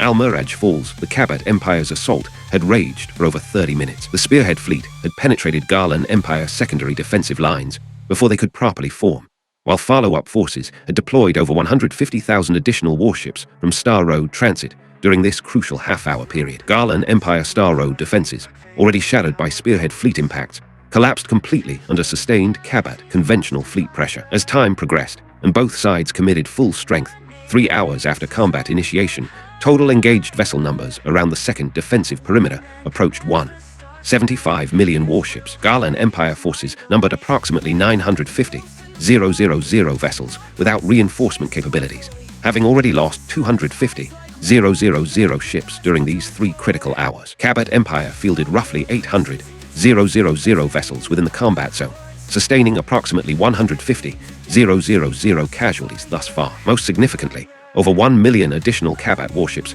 continued streaming through Star Road passages, 50,000 vessels arriving every 10 minutes. Victory's scales tipped inexorably toward Kabat dominance. The surviving spearhead fleet, approximately 8,000 vessels strong, had withdrawn to rear positions. Within million-ship engagements, 8,000 warships might achieve localized advantages, but would suffer disproportionate casualties. A wasteful deployment of elite forces better reserved for decisive moments. Given current tactical situations, the Kabat Empire needed only to avoid major errors, while relying on continuous reinforcement streams to overwhelm Almiraj defenders through pure numerical superiority. By the 4th hour, Kabat forces had swelled to 1 million vessels, while Garlan resistance dwindled to 800,000. The balance of power had fundamentally shifted. This transformation continued accelerating as 700,000 additional Kabat warships remained in Star Road Transit toward Almiraj. After 5 hours, force ratios expanded to 1.2 million versus 500,000, with Garlan fleet formations showing collapse indicators across multiple sectors. Finally, 8 hours after combat commenced, the destruction of the final Garlan Empire warship marked complete Kabat Empire victory over Almiraj system. This engagement cost the Garlan Empire 1.2 million vessels, while Kabat forces lost nearly 500,000 warships, including 2,000 spearhead fleet units. Almiraj's fall created profound strategic implications for the Garlan Empire.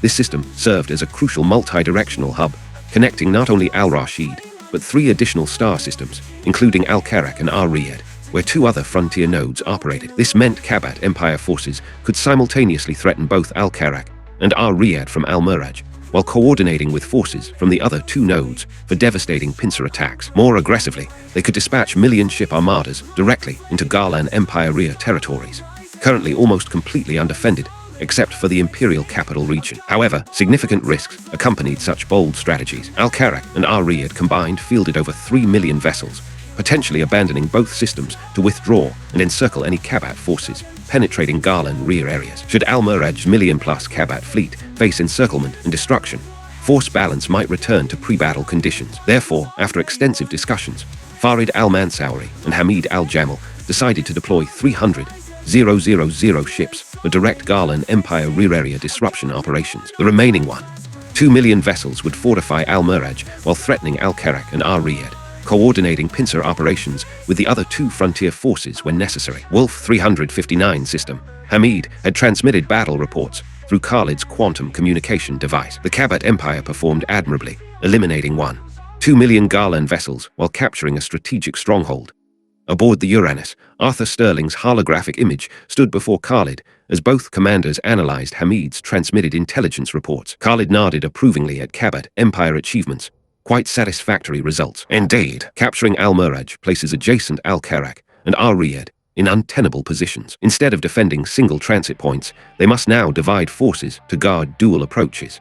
Arthur evaluated Almiraj from strategic perspectives. Losing this system created overwhelming disadvantages for Al-Karak and Ar-Riyad operations. Arthur believed any competent commander would withdraw both system fleets to establish new defensive concentrations at more favorable positions. Continuing Al-Karak and Ar-Riyad garrison duties after losing Almiraj served no meaningful purpose. Worse, Such stubbornness risked annihilating the Garland Empire's remaining 3+ million main battle fleets. General Sterling, how do you think Emperor Ronan will respond upon receiving this intelligence? Difficult to predict. Strategically optimal responses would redirect the 4th Guardian Legion to intercept those 300,000 Cabot vessels, while withdrawing Al-Karak and Al-Riyadh fleets to establish new defensive nodes. True, though intelligence from Commander Moshe described the Imperial Emperor as extremely volatile, frequently making irrational decisions during emotional outbursts. Without his rational uncle's counsel, the Empire might have collapsed long ago. Khalid recalled previous intelligence briefings. If accurate, the Emperor might refuse 4th Guardian Legion recall, driven by hatred over Prince Doran's death, to continue their advance toward our positions. Actually, I hope the Imperial uncle successfully persuades Ronan toward correct strategic choices. Mutual exhaustion between both empires serves our interests best. Easy Kabat victory over the Garland Empire would create significant pressure for us. Khalid shared his strategic assessment. Agreed. 3 months later, 45 light-years distant, planet Garland, Your Majesty, catastrophic news. Prime Minister Ross Garland burst through audience chamber doors with urgent haste. What's wrong, uncle? Such panic is unlike you. Al-Miraj has fallen. Impossible. Al-Miraj deployed 2 million warships, and those Star Road passages are extremely narrow. Even 300,000 to 500,000 vessels could repel millions of attackers. Emperor Ronan's expression showed complete disbelief. This was absolutely impossible. Your Majesty, under normal circumstances that would be true, but the Kabat Empire deployed over 10,000 energy-shielded warships as vanguard forces, directly breaching Star Road defensive lines. What? 10,000 shielded vessels? Chapter 080. Emperor Ronan's awakening within the Imperial audience chamber.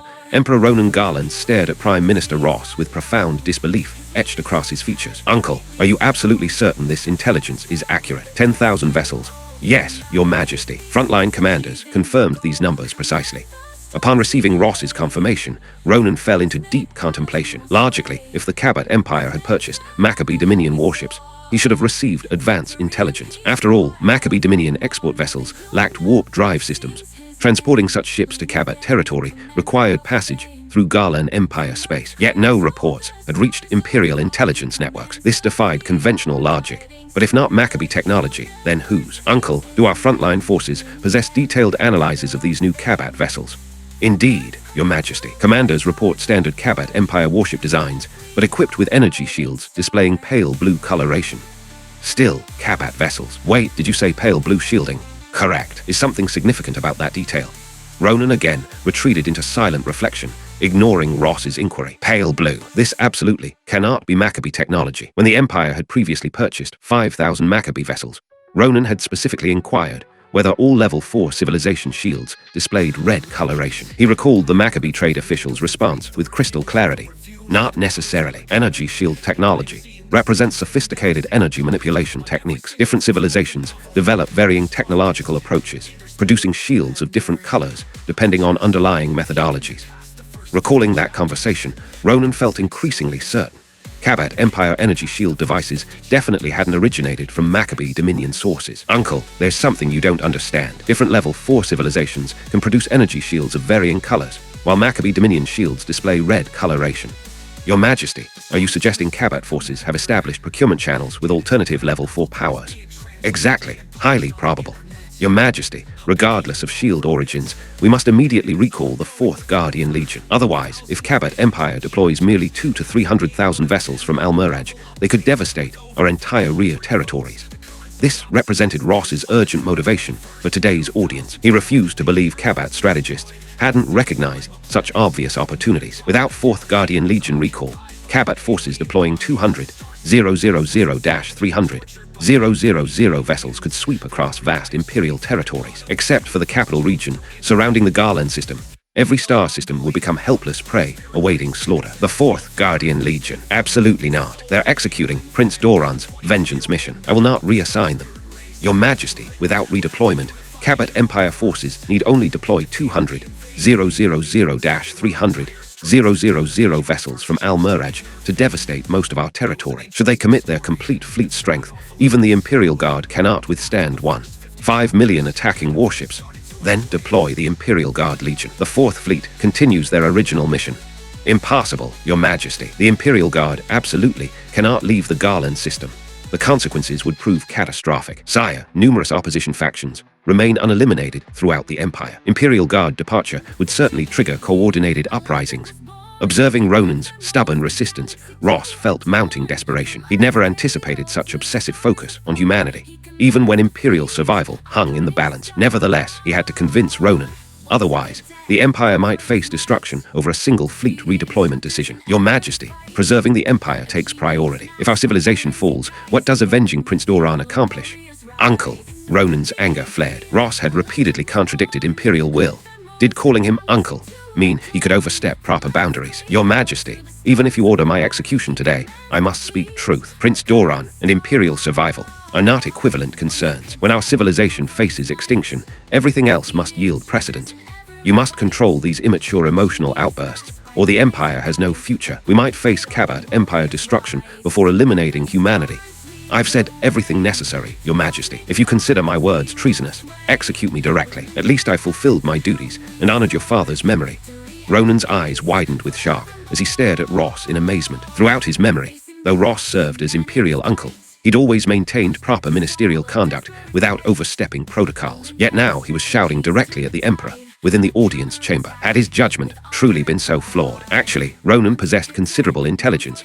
Otherwise, Ross would never have supported his ascension. He simply suffered personality flaws, particularly violent tendencies. Prince Doran had been his most beloved son. Since Doran's death, Ronan's emotional control had remained severely compromised. Now, facing Ross's direct confrontation, clarity began returning to his thoughts. Yes, humanity could wait decades for destruction, but if the Empire collapsed, what would discussions of human elimination matter? Observing Ross standing before him with closed eyes, seemingly awaiting Imperial judgment, Ronan suddenly understood many previously unclear situations. Uncle, I comprehend now. Notify the 4th Guardian Legion to reverse course and intercept potential Kabat strike forces. Your Majesty, you.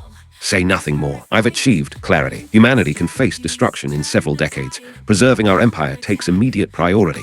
Acknowledged, Your Majesty. Tears streamed down Ross's face from overwhelming relief. Ronan had finally awakened to reality. The Empire might still achieve salvation. 1 month later, the 4th Guardian Legion, advancing toward human territories, received new orders from Ross. Commander Issa, latest directives from Defense Minister Ross. Read them. Al-Muraj fell 4 months ago. Kabat Empire forces may have deployed Legion strength units from Al-Muraj to sweep Imperial rear territories. 4th Guardian Legion ordered to immediately reverse course and intercept potential Kabat fleets, ensuring rear area security. Finally, Commander Issa, the Empire's survival depends on your actions.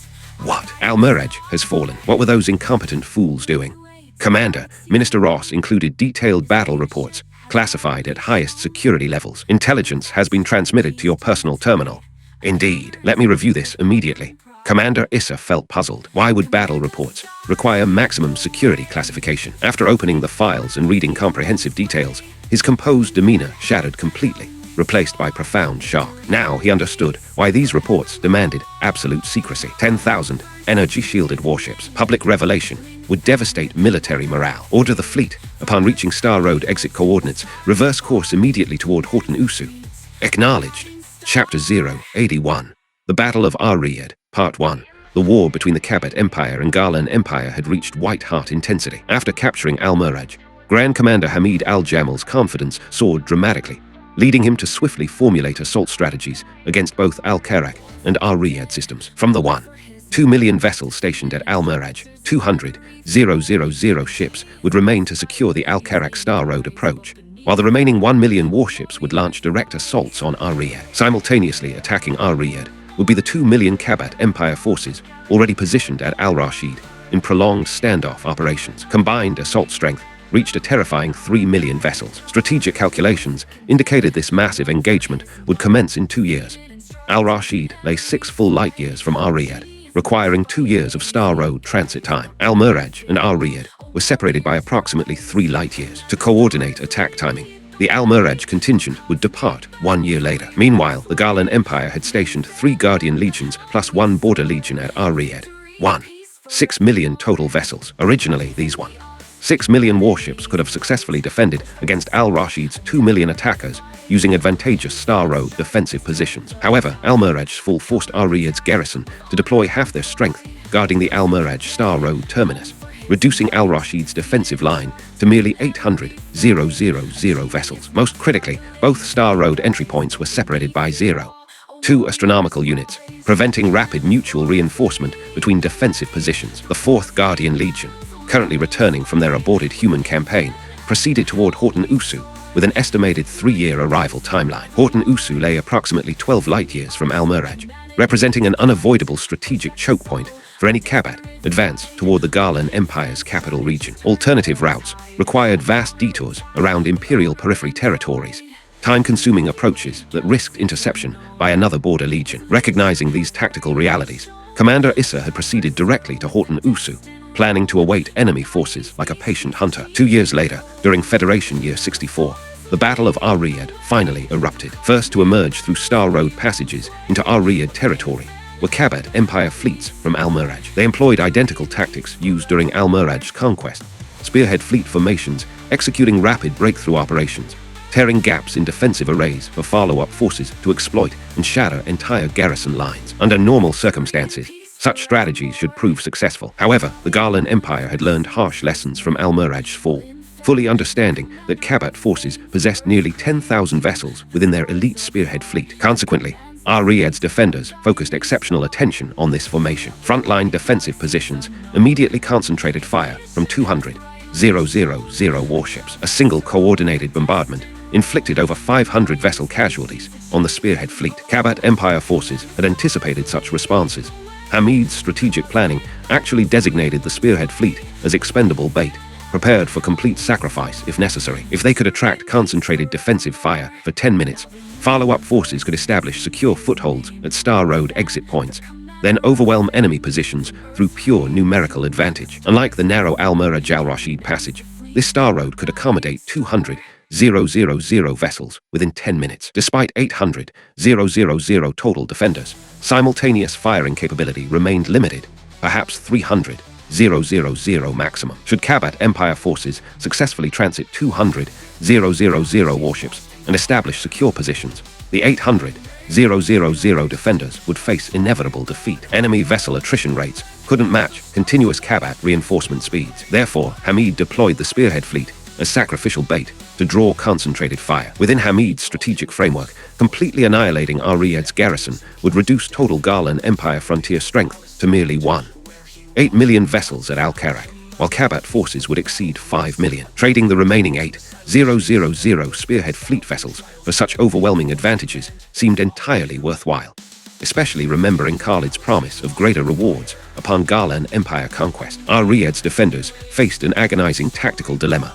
1. Concentrate maximum firepower to eliminate the spearhead fleet, but allow enemy follow-up forces to establish bridgehead positions. 2. Employ conventional defensive tactics without focusing on spearhead fleet elimination, risking Al-Miraj-style penetration, leading to complete defensive collapse. Finally, Ar-Riyad's garrison commander gritted his teeth and reached his decision. For ultimate Garland Empire victory, regardless of costs, this spearhead fleet must be eliminated here, even at the price of Ar-Riyad itself. First, eliminate the spearhead fleet, then inflict maximum damage on Kabat vessels before total garrison annihilation. This became his overall strategic approach. Quickly, all defensive formations received orders to concentrate devastating fire on spearhead fleet positions, while completely ignoring Kabat follow-up forces. 10 minutes after engagement commenced, the spearhead fleet had lost over 7,000 warships, while Garland Empire casualties proved equally massive. During breakthrough operations alone, spearhead fleet units destroyed at least 20,000 enemy vessels. Additionally, nearly 200,000 Kabat vessels emerging through Star Road passages during this period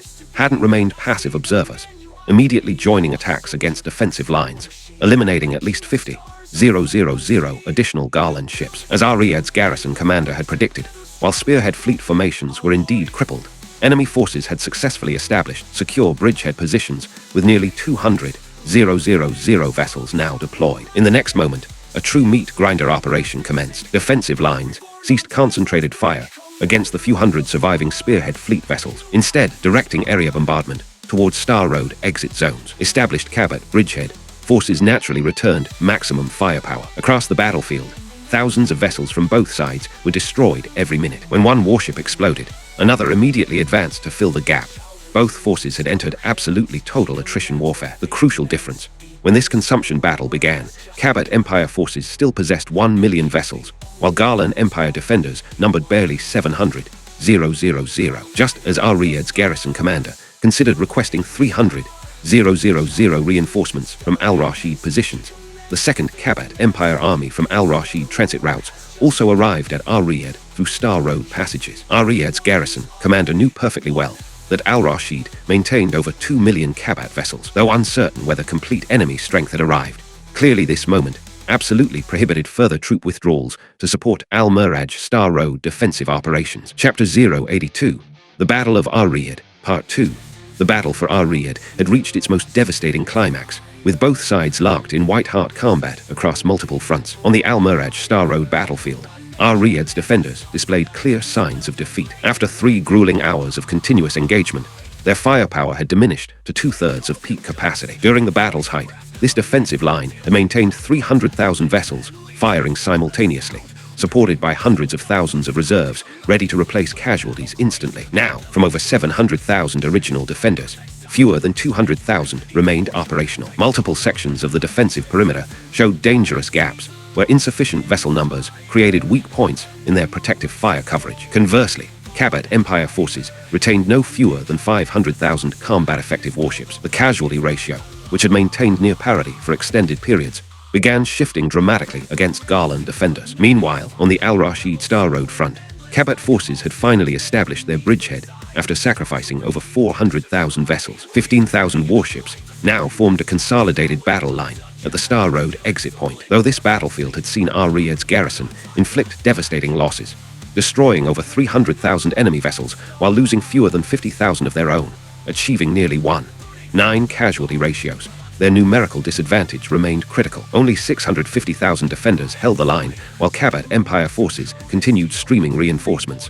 Beyond the 15,000 vessels forming the established bridgehead, 1.4 million additional warships advanced through Star Road passages to join the engagement. For Ariad's commanding officer, hope seemed utterly extinguished. When the 4th hour concluded, the Al-Miraj Star Road battlefield collapsed completely. Fewer than 20,000 scattered remnants continued feudal resistance across isolated positions. Regarding Garland Empire soldiers, Khalid had once observed with grudging respect that conventional collapse theory simply didn't apply to their forces. These warriors would maintain fire even as their final vessel faced destruction. Throughout Khalid's previous campaigns, except for Commander Moshe's surrender at Centauri Reach, when he'd mistakenly identified humanity as level 4 civilization, when had Garland forces ever capitulated? Every engagement required complete annihilation of enemy vessels before achieving victory. On this point alone, Khalid genuinely admired Garland Empire military personnel. Kabat forces advancing from Al-Miraj showed no interest in prolonged engagement with Ariad's survivors. Leaving 80,000 vessels to complete mop-up operations,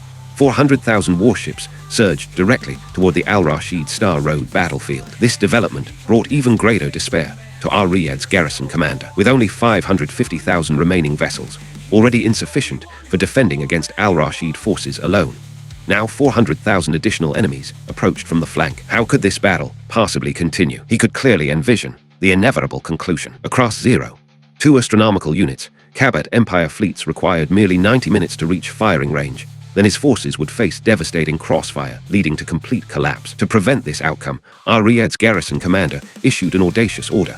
All vessels abandon defensive lines, maximum velocity advance, ram directly into enemy formations, and engage in close-quarters combat. Retreat was absolutely impossible. Garland Empire military doctrine strictly prohibited abandoning defensive positions. This principle was deeply ingrained in every soldier's consciousness. When General Barak had previously withdrawn from 2 asteroid belt defeats, that had been acceptable because he'd been the attacking force, not defending established positions. Had Arthur Sterling attacked General Barak's Jupiter installations, those defenders would have fought to their final vessel without retreat. Under such honor codes and military pride, this represented the garrison commander's only conceivable option: how to avoid enemy crossfire. Charge directly into their formations for melee engagement. Then the second force couldn't attack from flanking positions without risking their own Al-Rashid allies. Additionally, once committed to close-quarters battle, numerical disadvantages became less relevant, even facing 10-to-1 odds. Confined combat zones limited how many enemy vessels could engage simultaneously. Defeat was inevitable regardless, but identical outcomes didn't mean identical sacrifice. Better to inflict maximum damage, tearing chunks from enemy formations. This desperate resolve filled his thoughts completely. 550,000 defenders received orders and activated engines without hesitation, firing continuously while charging at maximum velocity toward Al-Rashid enemy arrays. This maneuver caught Kabat fleets completely off guard, even causing minor panic among their formations. What were Ar-Riyad defenders attempting? Suicide attacks. Knowing defeat was certain, they chose mutual destruction. 10 minutes later, over 500,000 warships crashed directly into Kabat fleet formations. Both sides immediately engaged in point-blank combat, while releasing all fighter squadrons simultaneously. Throughout the engagement zone, multicolored weapon discharges and explosion flashes created a chaotic light show of destruction. Even Farid al-Mansouri, approaching with 400,000 vessels for the planned pincer attack, stared in bewilderment. How could flanking maneuvers proceed when direct fire would be impossible? Maximum speed to the battlefield. Launch all fighters to provide support. This represented Farid's only viable option. Surely he couldn't order his own fleet to charge into the melee formations. That would delight Ar-Riyad defenders most of all. Over an hour later, Farid's forces reached battlefield perimeters as millions of fighter craft launched from carrier vessels, plunging into the combat zone. Now Ar-Riyad's garrison faced genuine hardship. Initially, fighter numbers had been roughly equivalent, creating balanced short-term engagements, especially since over 1 million Kabat capital ships remained in Star Road transit. However, the arriving 400,000 vessels deployed several million additional fighters, instantly transforming battlefield dynamics. Fighter ratios shifted to 1:3 against Garland forces, immediately creating overwhelming disadvantage. As time progressed and additional Al-Rashid vessels emerged through Star Road passages, this disadvantage continued expanding exponentially. By the 8th hour, Ar-Riyad's garrison had lost all fighter squadrons, while fewer than 200,000 capital ships survived. Their commander issued final orders, commands he'd never imagined giving. All vessels, even in death, take 1 Kabat warship with you. Any opportunity for ramming attacks, execute without hesitation. Following this directive, the entire fleet went berserk, charging forward while firing with desperate fury. Previously, despite battlefield chaos, both sides had maintained controlled vessel movements to avoid collisions. Now everything changed completely. Warship impacts occurred constantly throughout the engagement zone, Garland vessels ramming wildly, while Kabat forces desperately evaded these suicide attacks. An already chaotic close-quarters battle gained additional elements of absolute madness. This madness representing Garland Empire soldiers' final honor. 12 hours after initial engagement, the last Garland Empire warship exploded while charging toward a Kabat Empire battleship, destroyed mere moments before impact. With this final destruction, the entire campaign reached its conclusion. Chapter 083. New battle plans. Though the Kabat Empire had successfully captured Ar-Riyad, when casualty reports were compiled, Hamid al-Jamal's expression turned grim indeed. Garland Empire Ar-Riyad garrison. Total vessels 1, 6 million, losses 1, 6 million. Kabat Empire al-Muraj forces. Total vessels 1 million, losses 550, 000. Kabat Empire al-Rashid forces. Total vessels 2 million, losses 1 million. Kabat Empire Spearhead Fleet.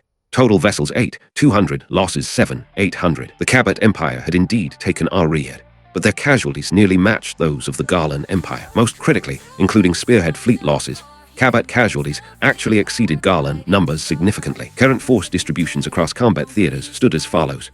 Kabat Empire, Al-Muraj system, 200,000 vessels Ar-Riyad system, 1. 45 million vessels Al-Rashid system, confronting Al-Karak. 1. 5 million vessels other forces. 300,000 vessels advancing through Garland Empire Heartland Garland Empire, Al-Karak system. 1. 2 million vessels Garland system. 200,000 vessels other forces. 4th Guardian Legion with 300,000 vessels proceeding toward Horton Usu, examining raw force comparisons, revealed 3. 45 million Kabat vessels versus 1. 7 million Garland defenders.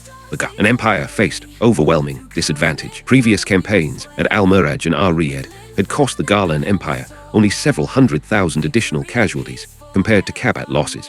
Not the primary cause of such dramatic force imbalances. The crucial factor remained the Garland Empire's borders with 2 Level 3 civilizations, requiring substantial garrison forces along the Nizam-Nur Federation frontier, preventing full commitment against Kabat Empire operations, actually including humanity. The Garland Empire now bordered 3 Level 3 civilizations simultaneously. Though humanity had achieved Level 3 status mere decades ago and remained relatively weak, they still tied down 2 complete Guardian Legions, over 700,000 military personnel, even after the 4th Guardian Legion's recall. Conversely, the Kabat Empire faced only the Garland Empire as a neighboring Level 3 power. Surrounding Level 1 and 2 civilizations served as tributary states, posing no threats whatsoever. allowing maximum force concentration for wartime operations. Originally, the strategic strongholds of Al-Miraj, Al-Riyad, and Al-Karak should have contained Kabat Empire advances, despite numerical disadvantages. Unfortunately, Khalid's intervention, providing energy shield technology to Kabat forces, shattered this balance, resulting in 2 of 3 strategic positions falling to enemy control. Current circumstances proved extremely unfavorable for the Garlan Empire. Their only viable option involved abandoning Al-Karak entirely, withdrawing defenders to Horton Usu for consolidation with the 4th Guardian Legion, blocking Kabat Empire armies beyond that choke point. However, such withdrawal would mean abandoning 17 outer star systems. The Garlan Empire controlled merely 38 systems total. Losing 17 would weaken them permanently, even if Horton Usu held firm. Conversely, gaining 17 additional systems would strengthen the Kabat Empire inexorably. As time progressed, strategic imbalances would become insurmountable. This explained why Emperor Ronan and Prime Minister Ross had consistently refused to withdraw Al-Riyad and Al-Karak garrisons to Horton Usu. While the Kabat Empire achieved Al-Riyad's conquest, the Human Federation completed 4th Fleet reconstruction ahead of schedule. Federation Year 64 had arrived, over 3 years since humanity reclaimed Centauri Reach, Barnard Star, and Wolf 359. During this period, intensive development of these 3 systems provided abundant resources while expanding warship production capabilities, finally restoring full 4th Fleet organization by Federation Year 64. The 2nd Fleet achieved full strength during early Federation Year 63 under Major General Senk Dennis's command, Arthur Sterling's former adjutant, recently promoted to Lieutenant General. The 3rd Fleet operated under Lieutenant General Quinn Klein from Federation Fleet Headquarters. Quinn shared history with Arthur Sterling. Both had graduated from the Royal Starfleet College together, ranked 1st and 2nd, respectively. Their career paths diverged after graduation. Arthur Sterling joined active fleet service, while Quinn accepted Lunar Headquarters assignments. When Khalid had asked Arthur about Quinn's capabilities, the assessment was mixed, competent but rigid in command style, excellent at defensive operations, but poor in offensive campaigns. Among the 4 fleets, the 1st, 2nd, and 4th had assembled at Wolf 359, while the 3rd Fleet, having just received final vessel and personnel assignments, would arrive within 1 week. Aboard the Uranus, Khalid conducted virtual strategy conferences with Arthur Sterling and Senk Dennis. The battle plan Khalid had submitted to High Command had received approval and distribution to all 4 fleet commanders. Khalid, I've reviewed the operational plan. Generally sound, though post-engagement procedures need clarification, Arthur Sterling observed. Yes, General Sterling, please proceed. Horton Usu's geographic position is indeed excellent. Externally, only 1 Star Road connection exists, while internally it offers 4 separate Star Road routes. Absolutely, a strategic prize worth fighting for, and capturing it shouldn't prove problematic. But how do we handle millions of Kabat Empire warships? Their objective will certainly be Horton Usu as well. It's their essential pathway to the Garlan Empire capital region. Arthur Sterling studied Khalid's submitted operational plan with genuine concern. Honestly, this strategy was remarkably bold. First, capture Horton Usu before the 4th Guardian Legion's arrival, then await their approach, using advantageous defensive terrain and technological superiority.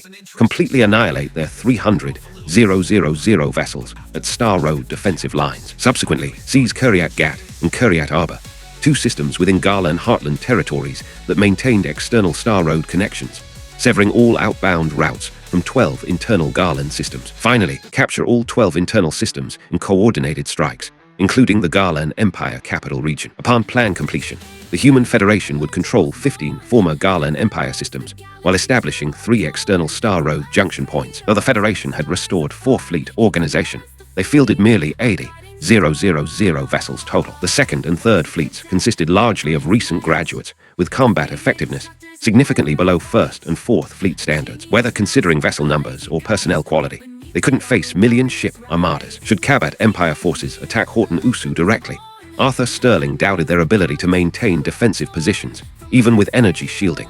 Such protection wasn't invincible, after all. Don't worry about that problem, General. It's already handled, Khalid replied with confident assurance. What? Arthur Sterling and Senk Dennis exchanged incredulous glances, staring at Khalid with expressions suggesting he was joking with them. Chapter 084. Assault on Horton Usu. How exactly did you handle it? Arthur Sterling regarded Khalid with deep skepticism. We're talking about millions of enemy vessels, and Horton Usu represents their crucial mid-war objective. How did you convince them to abandon it? Nothing too complicated. I simply continued our deception. informing them that we needed to establish a stronghold within this spiral arm. We've claimed 15 Garland Empire systems, and as compensation, offered them future purchasing rights for our energy shields, even nuclear fusion technology. That actually worked. Makes sense now. The two commanders reacted differently to Khalid's explanation. Arthur Sterling nodded with sudden understanding, while Senk Dennis stared in complete shock. Naturally, Senk felt bewildered. He knew nothing about Khalid's previous secret mission to the Kabat Empire, making this revelation particularly stunning. How could such simple words resolve everything? And when did we establish contact with the Kabat Empire? Observing Senk's confused expression, Arthur Sterling turned to provide brief background on Khalid's earlier assignment. So we're deceiving them again? Senk asked after receiving the explanation, his expression showing dawning comprehension. That's hardly deception. The Federation genuinely intends to sell them these technologies. That can't be right. How can we sell such powerful equipment to alien civilizations?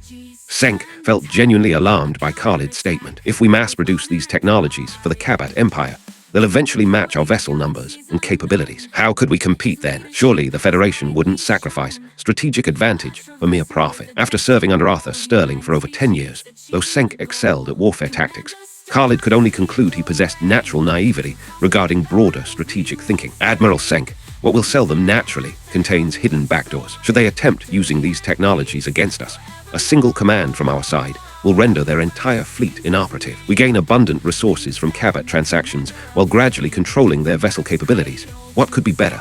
We can actually do that. Senk's eyes widened in amazement. Such devious planning. Arthur Sterling glanced at Senk with rueful amusement. His decade-long adjutant possessed excellent qualities, but remained excessively honorable, completely ignorant of conspiracy and intrigue. Actually, that wasn't entirely accurate. Senk understood various battlefield deception tactics perfectly well. His limitations concerned matters beyond direct combat operations. Enough discussion. Let's continue. Have we confirmed the 4th Guardian Legion's arrival timeline at Horton Usu? Arthur Sterling redirected the conversation toward operational matters. Yes, Star Road navigation maintains fixed 3 times light speed velocity. Previous intelligence from Commander Moshe provided the 4th Guardian Legion's position. Combined with Al-Miraj's full timing and strategic analysis, we can determine with over 90% certainty that they've reversed course toward Horton Usu. This assumes Garland Empire leadership doesn't make foolish decisions. Though even if they hadn't reversed course, it wouldn't matter since they'd require several more years reaching Wolf 359. Based on all available intelligence, our departure in 1 week should allow capturing Horton Usu before their arrival. Timing margins won't exceed 3 months, meaning after we secure Horton Usu, assuming all predictions prove accurate, the 4th Guardian Legion will emerge through Star Road passages within 1 to 3 months.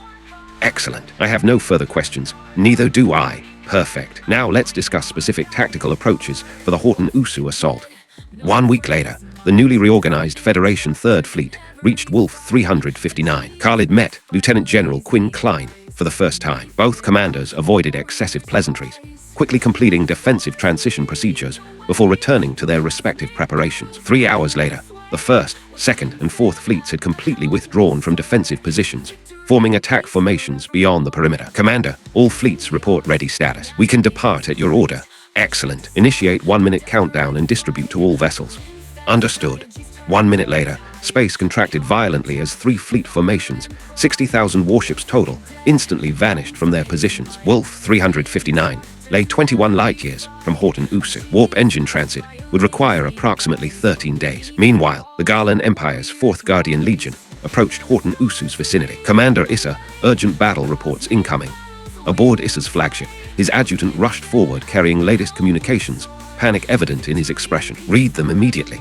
2 months ago, Ari had faced coordinated assault from Al-Rashid and Al-Miraj directions. The Kabat Empire deployed 3 million vessels, plus over 8,000 shielded warships. Under this pincer attack, Ar-Riyadh fell. According to final transmissions from Ar-Riyadh's commander, there won. 6 million defenders fought to the last soldier. Kabat forces also suffered catastrophic losses, estimated vessel casualties between 5-6 million, while Ar-Riyadh defenders destroyed 800 of their 200 shielded warships.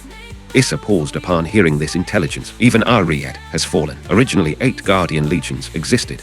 Now only his 4th Legion and the 7th 8th Legions at Al-Karak remained. Profound grief washed over Issa's thoughts. Adjutant, how far are we from Horton Usu? 30 days remaining, Commander Issa. Good. Once we reach Horton Usu, we'll deal with that Kabat strike force first, avenging our frontline comrades. Yes, sir.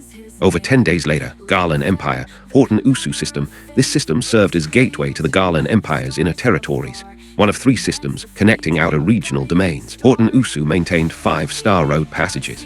1 linked external territories, while 4 others connected inner region systems, creating extensive transportation networks. Moreover, Horton Usu earned recognition as the Garland Empire's greatest fortress. Its external star road passage was even narrower than Almiraj, accommodating merely 200 simultaneous vessel transits. A few tens of thousands of defenders positioned at this star road entrance could theoretically repel million-ship armadas, truly representing the principle of one defender holding 10,000 at bay. Additionally, Horton Usu was famous for abundant resource wealth. 1 naturally habitable planet plus 42 resource-rich worlds existed within the system. Beyond planetary resources, Horton Usu contained 3 massive asteroid belt formations with combined scale exceeding the solar system's asteroid belt by at least 30 times. Consequently, the Garland Empire's largest shipyard complex operated here, producing 50,000 vessels annually without requiring external material imports. Everything needed could be sourced locally, demonstrating extraordinary resource abundance. However, battle alert systems that hadn't sounded for centuries suddenly activated this day. Woo. Chapter 085. Technological Dominance Orion Spiral Arm, Horton Usu system, as a major military-industrial stronghold of the Garland Empire. This system maintained permanent garrison forces of 30,000 warships. Despite receiving a series of troubling reports from frontline positions, Commander Yosef Garland of Horton Usu's defensive forces remained confident. The system's external star road passage was astonishingly narrow. Even with merely 30,000 vessels, he felt certain this greatest fortress of the Garland Empire could withstand million-ship Kabat Empire assaults. Currently, 30,000 warships formed a C-shaped defensive line around the Star Road exit. Any vessels emerging from Star Road transit would face comprehensive bombardment from 30,000 defenders across a 180-degree firing arc, combined with Star Road passages accommodating only 200 simultaneous vessel transits. The tactical situation seemed overwhelmingly favorable. Picture this: 200 ships emerging together, then 30,000 defenders delivering coordinated crossfire from multiple angles.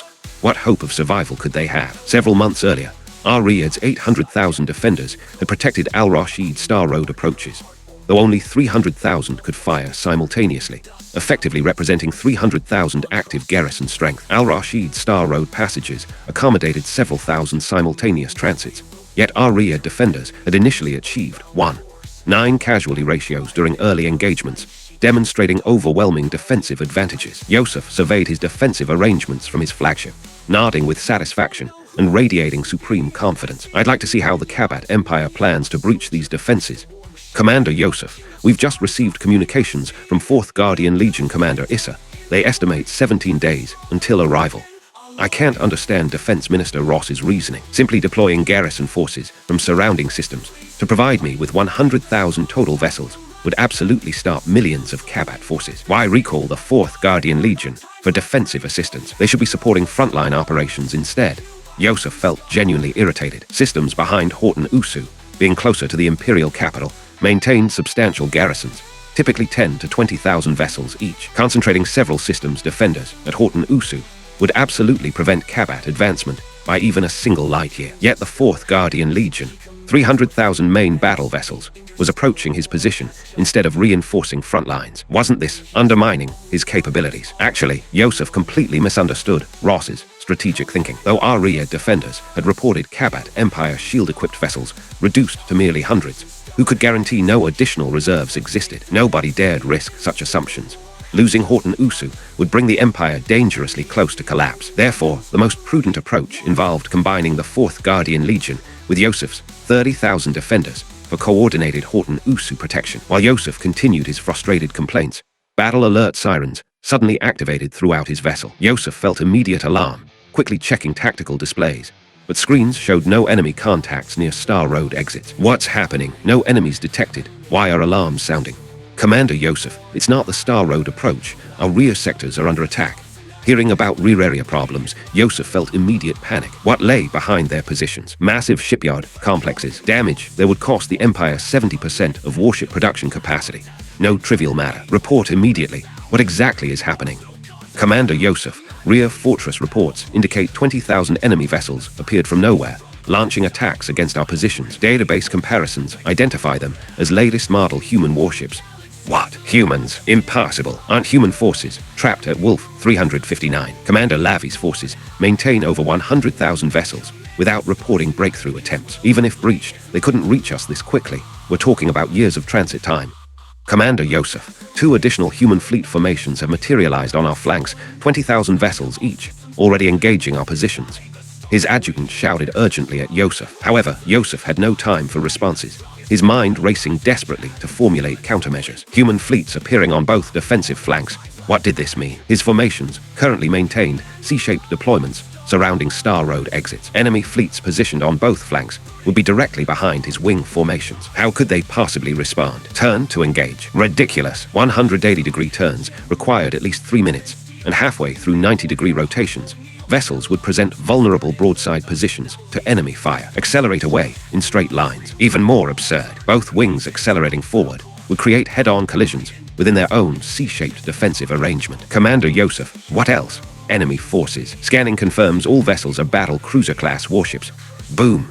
Yosef felt completely stunned. What had his adjutant just reported? 40,000 enemy vessels, all battle cruisers. Superior numbers. Absolutely advantageous positioning. Complete capital ship composition. Could this battle possibly continue? Commander Yosef, what more news? Can't you report everything at once? During secondary battery return fire, we discovered all enemy vessels possess energy shielding. Our attacks proved completely ineffective. Thud. Yosef collapsed directly onto the deck. All capital ships, energy shields, numerical advantage, positional superiority. These phrases echoed repeatedly through Yosef's consciousness. We're finished. Commander Yosef, what are our orders? Without countermeasures, we'll face complete annihilation within 10 minutes. His adjutant felt equally desperate. No possibilities remain. Order all carriers to launch fighter squadrons. All vessels turn to engage. Fight to the death. Let's try destroying a few enemy ships before our destruction. Commander Yosef, execute orders immediately. Also open communications. I must send final transmission to Defense Minister Ross. Yes, sir.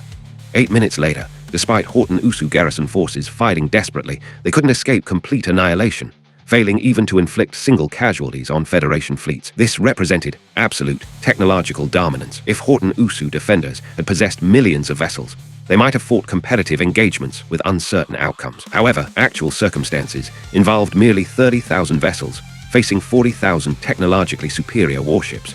Complete resistance proved impossible. Released fighter squadrons, attacking warship shielding, couldn't even match shield regeneration rates, ultimately suffering systematic elimination by defensive point defense batteries. While eliminating garrison forces, Senk Deniz's Second Fleet simultaneously neutralized rear fortress positions. Subsequently, 3 fleet formations advanced toward their next designated objectives. Senk Deniz targeted shipyard complexes, while Arthur Sterling and Khalid divided their fleets into squadron-sized formations, with individual units advancing against resource worlds and habitable planets respectively. 3 hours later, all system resistance had been completely eliminated. Every planetary body and orbital shipyard complex now remained under total Federation control. Chapter 086.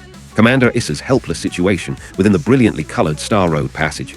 A massive fleet advanced through swirling cosmic currents. Commander Issa, we estimate 10 minutes until Horton Usu arrival. Have we received any communications from Horton Usu recently? No, sir. Our last transmission arrived 17 days ago. Something feels wrong about this. Alert forward formations to exercise extreme caution during emergence. Maintain full combat readiness. Since Horton Usu faced potential Kabat Empire attacks, Commander Issa had previously instructed Commander Yosef to transmit status updates every 10 days. 17 days of communication silence troubled him deeply. Though Issa doubted Kabat forces could easily breach Horton Usu's defenses, persistent unease gnawed at his thoughts. I hope nothing serious has occurred. Horton Usu system. Barieli direction Star Road, exit 3 Federation fleet formations had established inverted triangle defensive positions around this location. Khalid, Arthur Sterling, and Senk Deniz had maintained vigilant watch for over 10 days. Truly, this waiting game proved exhausting work. The uncertainty of enemy arrival timing demanded constant high alertness. Unlike ancient warfare with advanced scouting capabilities, Star Road combat offered no early warning. Enemies appeared only upon direct emergence. Throughout these tense days, all personnel remained in heightened states of mental preparation. However, complete sleeplessness would have caused systemic collapse before enemy contact. Khalid had organized 3-shift rotational deployments. During non-combat periods, 1/3 of each fleet remained in rear areas for rest and recuperation. The 3 fleet commanders also rotated rest periods accordingly. Commander, Garland Empire vessels emerging from Star Road Passage, 1,000 contacts. Finally, order all fleets to commence firing establish crossfire patterns. Acknowledged. Since coordinated 3-commander control would create tactical chaos, Khalid had assumed temporary command of 2nd and 4th Fleet operations, while Arthur Sterling and Senk Dennis managed captured shipyard complexes and planetary occupation duties with extensive Mech Legion and assault team support. The Barieli Direction Star Road represented medium-width passage capacity, accommodating approximately 1,000 simultaneous vessel transits, reasonably efficient throughput rates. However, defensive positions fielded 54,000 battle cruisers, creating devastating crossfire coverage from 3 directions around exit points. This firepower density matched complete Garland Empire Guardian Legion strength. Standard Guardian Legion compositions included merely 2,000 battle cruisers per 10,000 total vessels. 4th Guardian Legion warships emerged through Star Road passages in successive waves, but each formation faced immediate devastating bombardment without possibility of meaningful resistance. Within 5 minutes, 10,000 vessels had been completely destroyed. Intelligence reached Commander Issa immediately. Commander Issa, our advanced formations have reached Horton Usu and encountered human fleet ambush at Star Road exits. 60,000 enemy vessels. Humans. How could this possibly involve human forces? Are you certain of this identification? Confirmed, sir. Database comparisons match intelligence previously transmitted by Wolf 359 garrison forces. Identical human advanced warship designs. Wait. I recall Wolf 359 garrison reports mentioned human advanced vessels possessed energy shielding, correct? Yes, Commander Issa. Current forward fleet transmissions confirm this assessment. Our attacks prove completely ineffective. Listening to his adjutant's reports, sudden realization struck Issa's consciousness. Energy shielded, advanced warships. Wolf 359. Mysterious assault. Could this involve warp drive technology? If accurate, many previously inexplicable circumstances suddenly made complete sense, including how human forces had captured Horton Usu undetected. But this seems impossible. How could humanity suddenly achieve level 4 civilization status? Yet purchasing vessels from the Maccabee Dominion seemed equally unlikely. Issa knew his empire had exhausted over a century's accumulated resources, acquiring merely 5,000 shielded warships. Beyond the massive resource requirements for outfitting 60,000 vessels, warp drive technology represented absolutely non-transferable Maccabee state secrets. Therefore, however improbable, the remaining hypothesis must represent truth. Humanity had genuinely achieved level 4 civilization, though limited population and territorial constraints restricted their fleet scale. Commander Issa's deductions proved largely accurate, though humanity remained pseudo-level 4 rather than genuine level 4 civilization. Nevertheless, even pseudo-level 4 status commanding 60,000 energy-shielded warships exceeded 4th Guardian Legion capabilities for independent resistance. Contemplating these grim realities, Issa felt overwhelming despair. His current location, deep within Star Road passages. Star Road Transit operated independently of vessel propulsion systems. Entry initiated automatic 3 times light speed progression through passage networks, like riding ocean currents. Within Star Roads, acceleration, deceleration, course reversal, and even attitude adjustments proved impossible. Forces could only advance forward until reaching destination coordinates. In other words, Commander Issa remained completely powerless, forced to watch successive 1,000-ship waves emerge and face immediate annihilation. Order all carriers to deploy fighter squadrons outside vessel hulls immediately.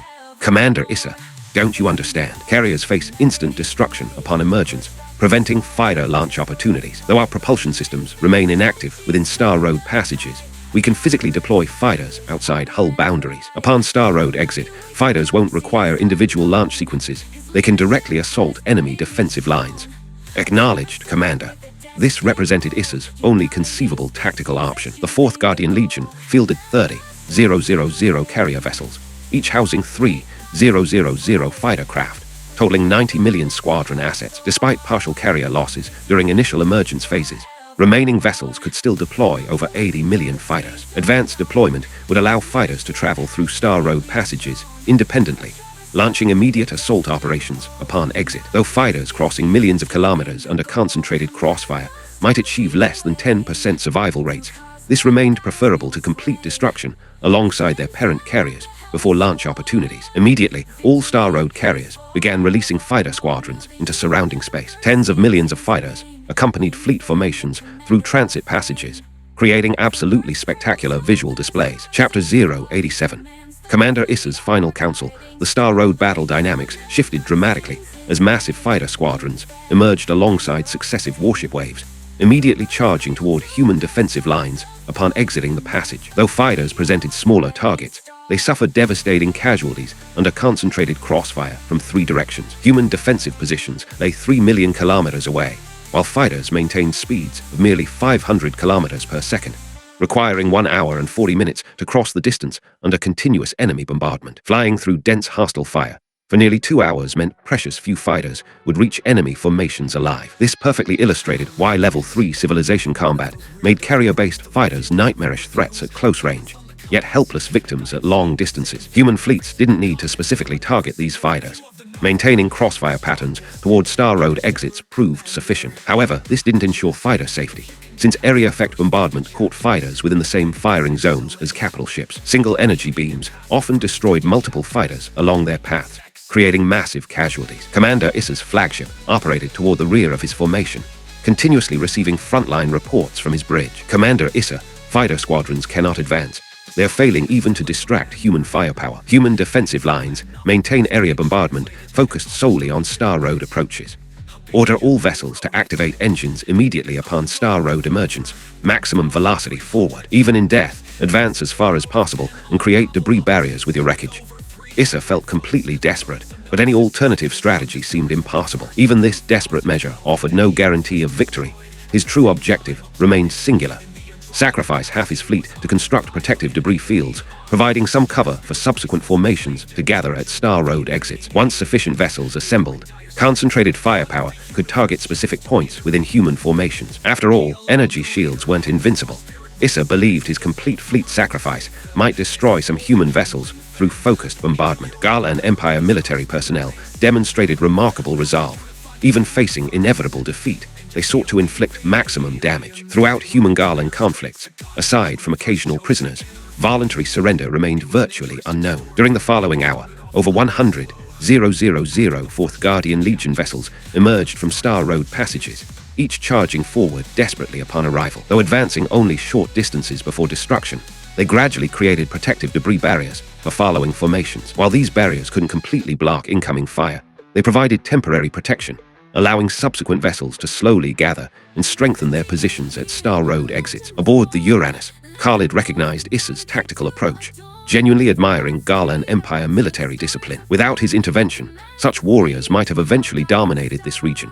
Though he couldn't assess the Nizam-Nur Federation, certainly the Kabat Empire couldn't compare to such dedication. However, admiration wouldn't prevent decisive action. Simply establishing forward barriers and believing safe assembly possible behind them. How naive. Ira ordered 2nd and 4th fleets to cease fire and warp to flanking positions around enemy assembly points. Establish crossfire coverage. 1st Fleet continues frontal assault. Blast a clear path through their debris barrier. Understood. At the Star Road exit, 4th Guardian Legion forces had successfully assembled over 30,000 vessels, with additional waves continuing to emerge and join their formations. Commander Issa, human flank fleets have ceased firing.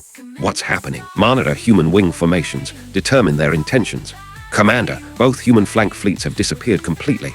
Disappeared. Could this mean? No. Issa felt immediate alarm. Damn, how could he forget humanity? Possessed warp drive technology. Current formations maintained forward debris protection, but offered no flank coverage, and warship broadside sections represented their most vulnerable areas. As Issa realized human tactical intentions, devastating crossfire erupted from both flanks. Numerous vessels suffered direct broadside impacts, instantly becoming expanding fireballs. We're finished. 30,000 level 3 warships facing 40,000 level 4 vessels in coordinated crossfire. What hope remained? Obviously none. After destroying these 30,000 assembled vessels, the remaining 70,000 ships within Star Road passages faced identical annihilation. Adjutant, assume fleet command for final resistance. I must send His Majesty one last transmission. Understood, Commander Issa. Serving as your adjutant these years has been my greatest honor. Without further explanation, his adjutant comprehended the situation completely. Issa nodded acknowledgement, left the bridge, and entered his private quarters. Opening communication systems, he began recording his final message. Your Majesty, humanity has achieved level 4 civilization status. They possess energy shielding and warp drive technology. Victory has become impossible for us. Though as a military officer I shouldn't and don't wish to speak these words, circumstances force this counsel. Surrender. Facing level 4 technological superiority, perhaps only surrender can preserve our empire. For imperial survival, temporary humiliation means nothing. Your Majesty surely knows human history through our intelligence networks. They've achieved interstellar capability within mere decades, now entering level 4 status. Their species potential exceeds even the Maccabee Dominion. Therefore, before my inevitable death, I offer final advice. Even becoming humanity's tributary civilization is preferable to continued warfare. This represents the Empire's only survival path. After completing his recording, Issa transmitted the message, then sat on his bed, awaiting final moments. 5 minutes later, a main battery ion beam struck Issa's flagship, instantly transforming the entire vessel into an expanding fireball. Following this assembled formation's destruction, First Fleet bombardment carved clear passages through debris barriers, again projecting firepower directly towards Star Road exits. Star Road combat returned to its original pattern. 1,000 ships emerged, 1,000 ships died. 40 minutes later, no additional vessels appeared through Star Road passages, officially confirming 4th Guardian Legion's complete annihilation and the Horton Usu operation's total success. Chapter 088. Interstellar Blitzkrieg. After capturing Horton Usu and annihilating the 4th Guardian Legion, Khalid's operational plan entered its second phase. Interstellar Blitzkrieg. The core strategy leveraged warp drive technology's unmatched mobility to rapidly seize Kiryat Gat and Kiryat Arba before the Garlan Empire could respond, completely severing their heartland territories from external domains. Subsequently, they would sweep through all star systems surrounding the Garlan capital region. According to gathered intelligence, within Garlan heartland territories, significant fleet concentrations existed only at the capital region's 200,000 vessel Imperial Guard fleet and Al-Karak's 100,000 strong garrison. Khalid felt confident about completely overwhelming these regions within 3 months, while simultaneously eliminating Al-Karak and thoroughly isolating the Garlan capital region. One day after the 4th Guardian Legion's complete annihilation, the Interstellar Blitzkrieg commenced. Khalid and Arthur Sterling led separate fleets toward Kiryat Gat and Kiryat Arba respectively, while St. Denis remained behind with 5,000 vessels defending Horton Usu. He then organized his remaining forces into 3 groups of 5 squadron formations each, launching direct assaults against 3-star systems surrounding Horton Usu. Since Kiryat Gat and Kiryat Arba lay toward Nizam-Nur Federation territories, their outer regions contained numerous star systems with border legion garrisons stationed at territorial peripheries. Therefore, these 2 locations represented low-risk zones with minimal defensive forces. Each maintained merely 10,000 vessel garrisons. 12 days later, Khalid's first fleet reached Kiryat Gat, 2 light-years distant. After easily defeating its defenders, he stationed 5,000 vessels as garrison forces, then divided his fleet for attacks against surrounding star systems. 15 days later, Arthur Sterling's 4th fleet arrived at Kiryat Arba, 24 light-years away. Facing only 10,000 defenders, they captured the system with remarkable ease. Following predetermined plans, Arthur similarly left 5,000 vessels as garrison before rapidly advancing toward neighboring systems. Throughout Garlan Empire heartland territories, a true interstellar age blitzkrieg erupted with devastating effectiveness. Utilizing warp drive technologies, unparalleled interstellar travel speeds, energy shielding superior defensive capabilities, and the Garlan Empire's sluggish communication networks, human forces swept through surrounding star systems before Emperor Ronan or Defense Minister Ross received any intelligence reports. During this period, approximately every 2 or 3 days brought another star system under human Federation control, demonstrating absolutely breathtaking operational tempo. By the 32nd day of interstellar blitzkrieg operations, among 15 star systems within Garlan Empire heartland territories, excluding the Garlan capital region and Al-Karak, which remained locked in confrontation with Wolf 359. All remaining 13 systems had fallen completely under human Federation authority. The Garlan Empire's capital region had become a completely isolated island. However, only now did Defense Minister Ross receive Commander Issa's transmitted message. After reviewing its contents, Ross's expression transformed dramatically as he rushed toward the Imperial Palace. "Your Majesty, terrible news. Disaster has struck. Defense Minister, what's happening? Has the Kabat Empire breached Horton Usu?" Observing Ross's pallid complexion, Emperor Ronan felt immediate alarm. What catastrophe could terrify his uncle so completely? Had Horton Usu truly fallen? If Horton Usu was lost, half the empire would be finished. "Your Majesty, this message arrived from Commander Issa. Please review it immediately." Ross began operating communication systems, and moments later, the audience chamber displayed Issa's final recorded video transmission. The revelation proved absolutely shocking, beyond imagination. "Uncle, is this intelligence confirmed? I know Commander Issa well. He wouldn't fabricate such reports. Your Majesty, Issa transmitted this message over a month ago. Human fleets possessing warp drives and energy shields certainly haven't remained idle at Horton Usu during this time. Uncle, you're suggesting star systems near our capital region may have already fallen completely. Your Majesty, That's exactly my assessment. If my projections prove accurate, we've likely become a completely isolated island.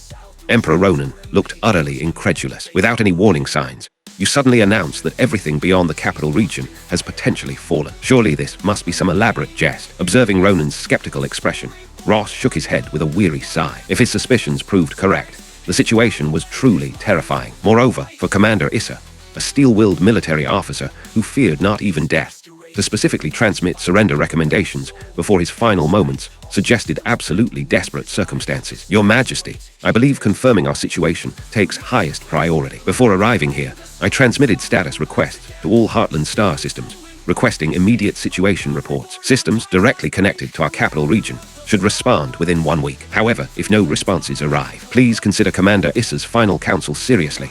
Uncle, you. Emperor Ronan exploded with rage. Ross actually suggested considering Issa's recommendations. Issa's suggestion involved surrender. He was the Garlan Empire's emperor, and his uncle advocated surrendering to humanity, potentially becoming their tributary civilization. How could such words be spoken aloud? Witnessing Ronan's mounting fury, Ross sighed deeply before continuing. Your Majesty, naturally, I hope everything represents mere paranoid speculation. However, if these assessments prove accurate, nothing surpasses the Empire's survival in importance. Get out. Your Majesty, I said get out. Ronan's thunderous roar echoed clearly to guards stationed outside the audience chamber, who exchanged worried glances. Everyone wondered what catastrophic events could cause His Majesty to berate Lord Ross so violently. They'd never witnessed such unprecedented scenes. Though the Emperor possessed tyrannical tendencies, he'd always shown deep respect for his imperial uncle, never displaying today's explosive behavior. Yes, Your Majesty, I shall return with confirmation reports when they arrive. After speaking, Ross performed a respectful bow before withdrawing from the audience chamber. Watching Ross's departure, Emperor Ronan's eyes reflected turbulent, shifting emotions. Surrender, even if every speculation proves true. Such capitulation remains absolutely impossible. I would prefer leading the entire empire toward mutual destruction, rather than surrendering to the humans who murdered Prince Doran. As Emperor Ronan descended further into madness, Khalid's forces maintained relentless momentum. 3 fleet formations stationed 5,000 vessels, each at external junction star systems, while leaving only single Mech battalion garrisons at other locations. Given Garlan Empire Star Road travel speeds, Guardian Legion forces required over a year reaching territories beyond the capital region. Therefore, non-junction star systems needed only temporary Mech unit deployments to suppress any remaining planetary resistance forces missed during fleet operations. After organizing garrison arrangements across captured systems, 3 fleet formations advanced toward Al-Karak with 15,000 vessels each, totaling 45,000 warships for the final assault. Chapter 089. Conflict among commanders. Al-Karak had lost its former tranquility. Throughout the void, energy beams of various colors flickered constantly, accompanied by fireballs erupting continuously around the battle space. Beyond the 45,000 vessels from the Federation's 1st, 2nd, and 4th fleets, an additional 20,000 warships from the 3rd Fleet joined the engagement. Without employing any complex tactics, they simply overwhelmed their opponents through sheer force superiority, crushing 100,000 defenders within mere minutes. After all, these represented local garrison forces cobbled together from various star systems rather than frontline fleets, second-tier regional formations with mediocre capabilities. Federation forces achieved victory with remarkable ease, though whether enemy commanders proved incompetent or simply unlucky remained unclear. All defensive responses consisted of area bombardment patterns, never once attempting concentrated fire throughout the entire battle. Human warship shields could withstand at least 15 main battery hits from Garlan Empire capital ships. What could area bombardment possibly accomplish? Previous Garlan Empire commanders, encountered by Khalid's forces, had initially struggled with energy shielding, but quickly adapted to concentrated fire tactics, seeking breakthrough opportunities. This marked their first encounter with commanders who never realized the need for focused bombardment, even until war's end. Personnel who prepared for losing dozens or hundreds of vessels felt almost disappointed by such effortless victory. Well, within any vast empire, a few incompetents inevitably exist. Actually, Khalid had misjudged the situation entirely. Al-Karak's commander represented perhaps the most unfortunate officer encountered thus far. When battle commenced, he was conducting fleet inspections aboard a shuttlecraft. Human fleets materialized without warning. After ordering immediate return to his flagship, devastating area bombardment arrived instantly. The poor commander met his tragic end during the first attack wave, struck directly by a main battery ion beam. Not even ashes remained. His adjutant and entire staff perished alongside him in the shuttle disaster. effectively eliminating all senior command personnel in one stroke. Sudden warfare without unified leadership doomed the entire fleet to disorganized, purely reactive responses. Individual star system contingents fought separately rather than coordinating efforts. Predictable results followed. After clearing all Alkerac planetary positions, 4 fleet formations activated warp drives for transit toward the Garland Empire capital region. Operations officially entered their third and final phase. Federation fleets now faced only one remaining opponent: the Imperial Guard fleet stationed within the Garland capital region. The Imperial Guard represented Emperor Ronan's personal fleet, approximately 200,000 vessels plus 5,000 quasi-level 4 warships purchased from the Maccabee Dominion. Why quasi-level 4? Because Maccabee export vessels lacked warp drive technology. However, these 5,000 warships shouldn't be underestimated. Excluding warp capabilities, their speed, firepower, and defensive systems all exceeded human vessel specifications. Human warship weapons remained within level 3 civilization parameters. Even energy systems and shielding represented first-generation technology, equivalent to early level 4 civilization standards. Moreover, all 5,000 vessels were battleship-class formations. Overall, these 5,000 warships equaled over 10,000 human vessels in combat effectiveness. Regarding the 200,000 Imperial Guard vessels, these represented the Empire's most advanced technology applied without cost constraints, possessing combat capabilities far exceeding standard main battle fleets. Therefore, Khalid and his colleagues never underestimated this final resistance force. Though victory seemed certain, careless approaches might inflict massive casualties, something the Federation desperately wished to avoid. Aboard the Uranus, Khalid conducted virtual strategy conferences with 3 fellow commanders. To ensure our losses remain within acceptable parameters, we must find methods for eliminating those 5,000 quasi-level 4 warships first. Khalid, you designed this operational plan. Surely you've already developed solutions. Speak directly. Arthur Sterling smiled knowingly, cutting straight to the point. He didn't believe Khalid lacked strategic options at this stage. Excellent. My thinking follows these lines. Fellow commanders, what are your assessments? This represents a viable approach, though success depends entirely on whether opponents take the bait.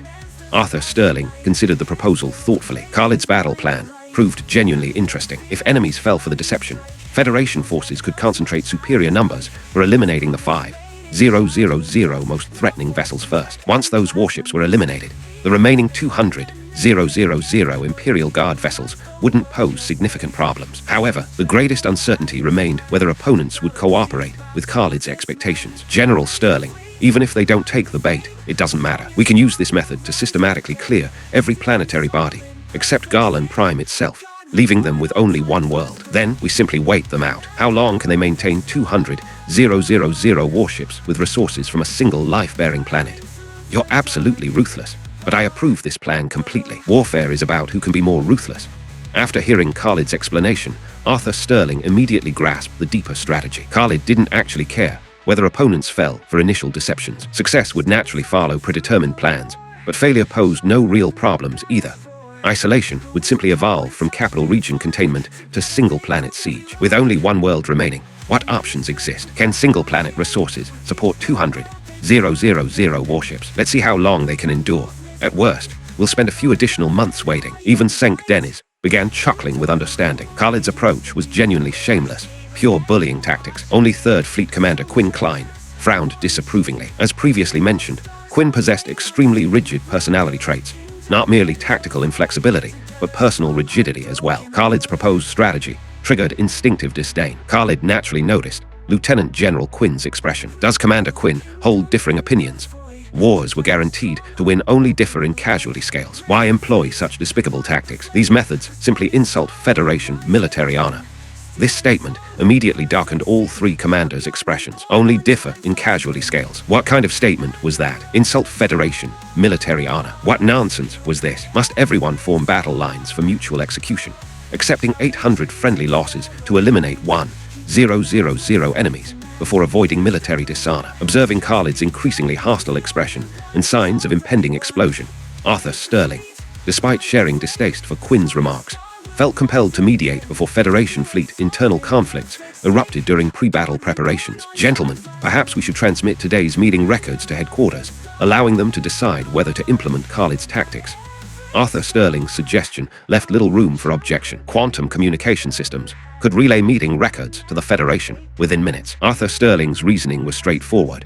President Kyan and Vice President Edward would certainly support Khalid. Additionally, Federation Fleet Marshal Alastair Duncan, whom he knew well, would never endorse Quinn's perspective. Diplomatically speaking, this meant allowing higher authorities to decide. Bluntly stated, it meant using superior officers to silence Quinn's objections. Chapter 090.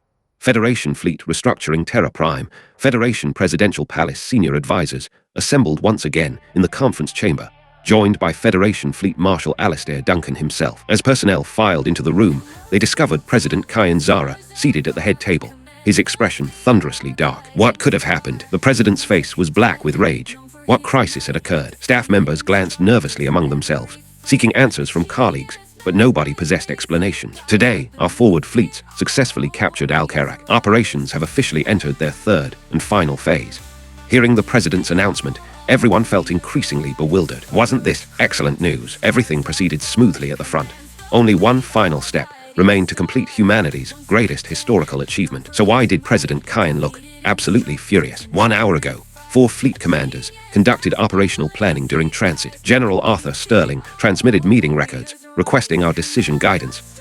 This statement left everyone completely confused. Actually, upon first receiving Arthur Sterling's transmission, President Kyan had felt equally perplexed, asking us to decide battle tactics. We're not military professionals. This makes no sense. However, after reviewing complete meeting records, Kyan's expression had immediately darkened, leading to this emergency session. I understand your thoughts. Our frontline commanders creating chaos. Initially, I shared that assessment. You should review Arthur Sterling's transmitted records first.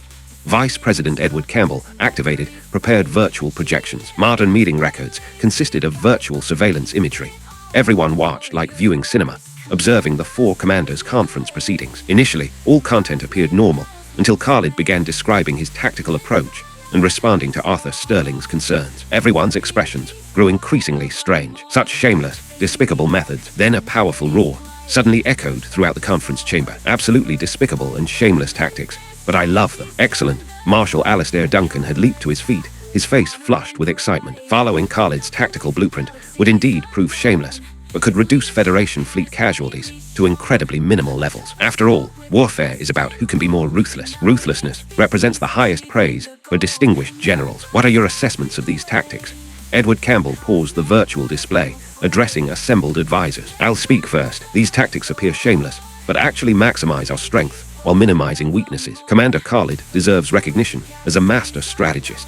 Marshal Duncan immediately offered the highest military praise. Other personnel nodded agreement. Though advisors weren't military experts, they clearly understood Khalid's operational intentions from the meeting records. Indeed, implementing Khalid's tactical approach would absolutely devastate the Garland Empire's Imperial Guard fleet, while rendering their 5,000 quasi-level 4 warships completely ineffective. Soon, everyone voiced opinions unanimously supporting these tactics, though they remained puzzled about what had triggered President Kyan's explosive anger. Several astute advisors already suspected answers lay within the paused footage. Excellent. Let's continue viewing.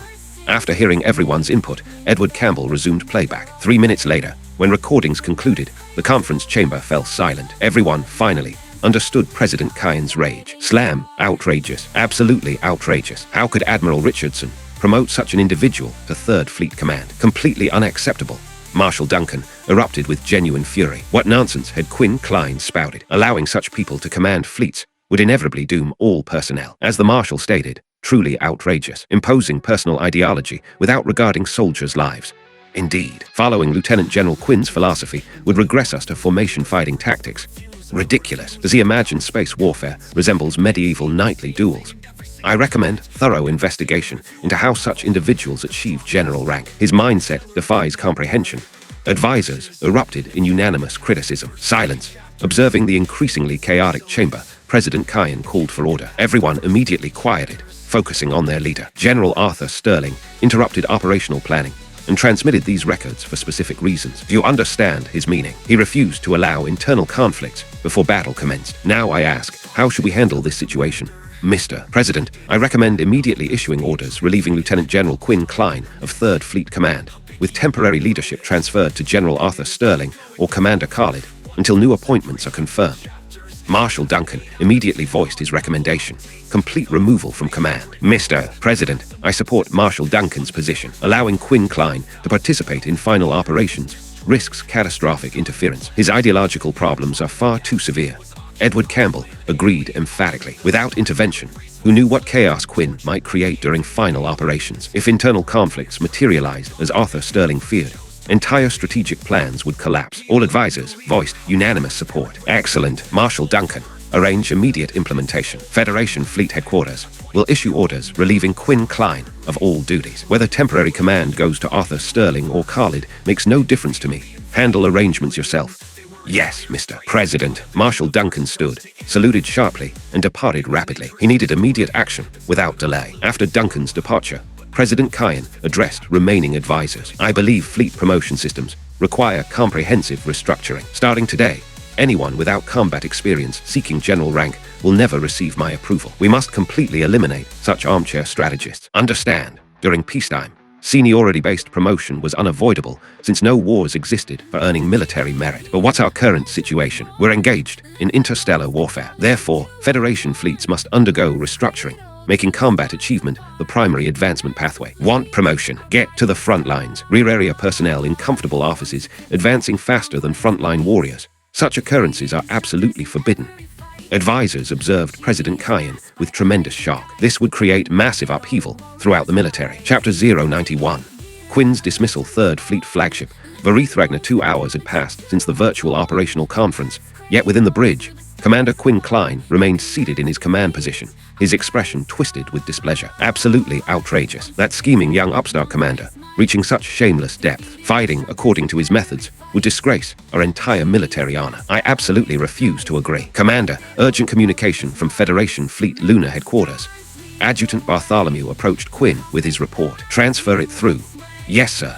The next moment, Marshal Alistair Duncan materialized through virtual projection within the bridge. Marshal, Quinn immediately stood and saluted. Lieutenant General Quinn Klein, effective immediately. You are relieved of all duties and confined to quarters until the Garland campaign concludes, after which you will return to Federation Fleet Headquarters for investigation. 3rd Fleet Command transfers temporarily to Rear Admiral Khalid until new command appointments are confirmed. Adjutant Bartholomew. Official orders have been transmitted. After confirmation, you will execute these directives.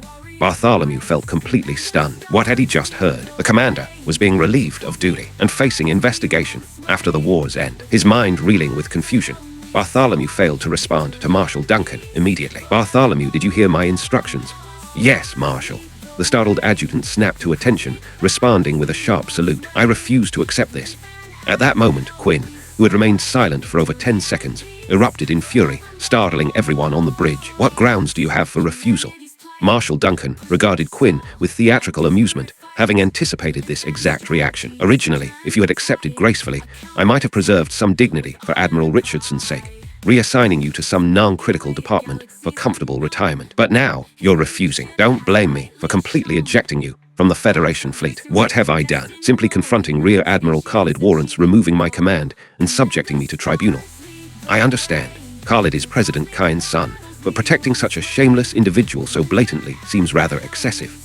Adjutant Bartholomew and other bridge personnel gasped in shock upon hearing Quinn's words. What had they just learned? Rear Admiral Khalid was actually President Kyan's son. Their commander was being dismissed simply for arguing with him. If true, this represented absolute corruption. Bridge crew members' expressions grew increasingly grim. Observing their reactions, Quinn felt slightly triumphant. By exposing Khalid's identity, everyone would surely support him. Meanwhile, Marshal Duncan's expression became increasingly hostile. He understood Quinn's strategy perfectly. Create public scandal, forcing withdrawal of dismissal orders through manufactured outrage. But you're deluding yourself. Adjutant Bartholomew, accompanying these orders is a meeting record. Please display it. Yes, sir. Soon, meeting recordings played throughout the bridge, with personnel watching in puzzlement. Like presidential advisors previously, after hearing Khalid's tactical proposals, everyone mentally criticized the shameless approach. However, being experienced military officers and bridge command personnel, none were fools. Though such tactics appeared despicable toward Garland forces, from Federation fleet perspective, Khalid deserved recognition as a master strategist, achieving victory with minimal casualties. Then recordings reached Quinn's confrontation with Khalid. Quickly, everyone's expressions toward Quinn transformed completely. Adjutant Bartholomew, do you have further questions? No, Sir Marshal. Excellent. Execute orders immediately. Yes, sir. Without requiring Bartholomew's commands, 4 security guards at the bridge entrance advanced, fixing Quinn with hostile stares. Escort Lieutenant General Quinn Klein to confinement quarters. No release without my direct authorization. Understood. 4 guards immediately seized Quinn, dragging him away. I refuse. I spoke correctly. That Khalid boy is a shameless bastard, disgracing military honor. This is favoritism. Don't you understand? Though Quinn continued shouting while being removed, entire bridge personnel observed coldly, completely ignoring his protests. Adjutant Bartholomew, during this operation, 3rd Fleet Command transfers temporarily to Rear Admiral Khalid. After campaign completion, Federation Fleet Headquarters will appoint permanent command. Acknowledged. 1 week later, Garlan Empire Capital Region, Planet Garlan within the Imperial Palace, Defense Minister Ross again entered the audience chamber. Your Majesty, after confirmation, we can definitively state that all surrounding star systems have fallen completely. The capital region has become totally isolated. Is that so? Emperor Ronan responded with complete indifference, shocking Ross profoundly. What was wrong with His Majesty? With the Empire facing imminent destruction, the Emperor responded so casually. Observing Ross's astonishment, Emperor Ronan remained silent, displaying apparent detachment while continuing to read upon his throne. Your Majesty, fine, I understand. You may leave. Your Majesty, what has happened to you? Human fleets could arrive at the capital region at any moment. What would you suggest? Like previously, recommending surrender, even begging to become humanity's tributary civilization. Emperor Ronan fixed Ross with an ominous stare, his eyes gleaming dangerously. Ross had never seen Emperor Ronan regard him with such hostility, causing immediate anxiety. However, for the Empire's survival, he resolved to persuade the Emperor today. Your Majesty, for Imperial continuity, personal honor means nothing. The Empire's survival depends entirely upon your decision. Ha! Finished speaking. Guards. Emperor Ronan laughed coldly before shouting commands. Your Majesty, what are your orders?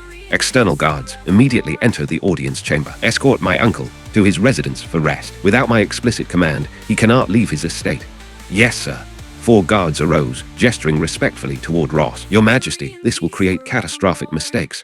I ordered my uncle escorted home. Why are you hesitating? Emperor Ronan increased his volume dramatically, frightening the guards into immediate action as they seized Ross from both sides, dragging him away. Shortly after Ross's removal, a guard rushed inside, panic-stricken. Your Majesty, urgent military intelligence. Speak. Yes, sir. Orbital monitoring stations report human fleet formations detected within the capital region. 65,000 vessels. Chapter 092. Emperor Ronan's humiliation within the audience chamber. Emperor Ronan listened to his guards' report with continued composure. What are their current positions?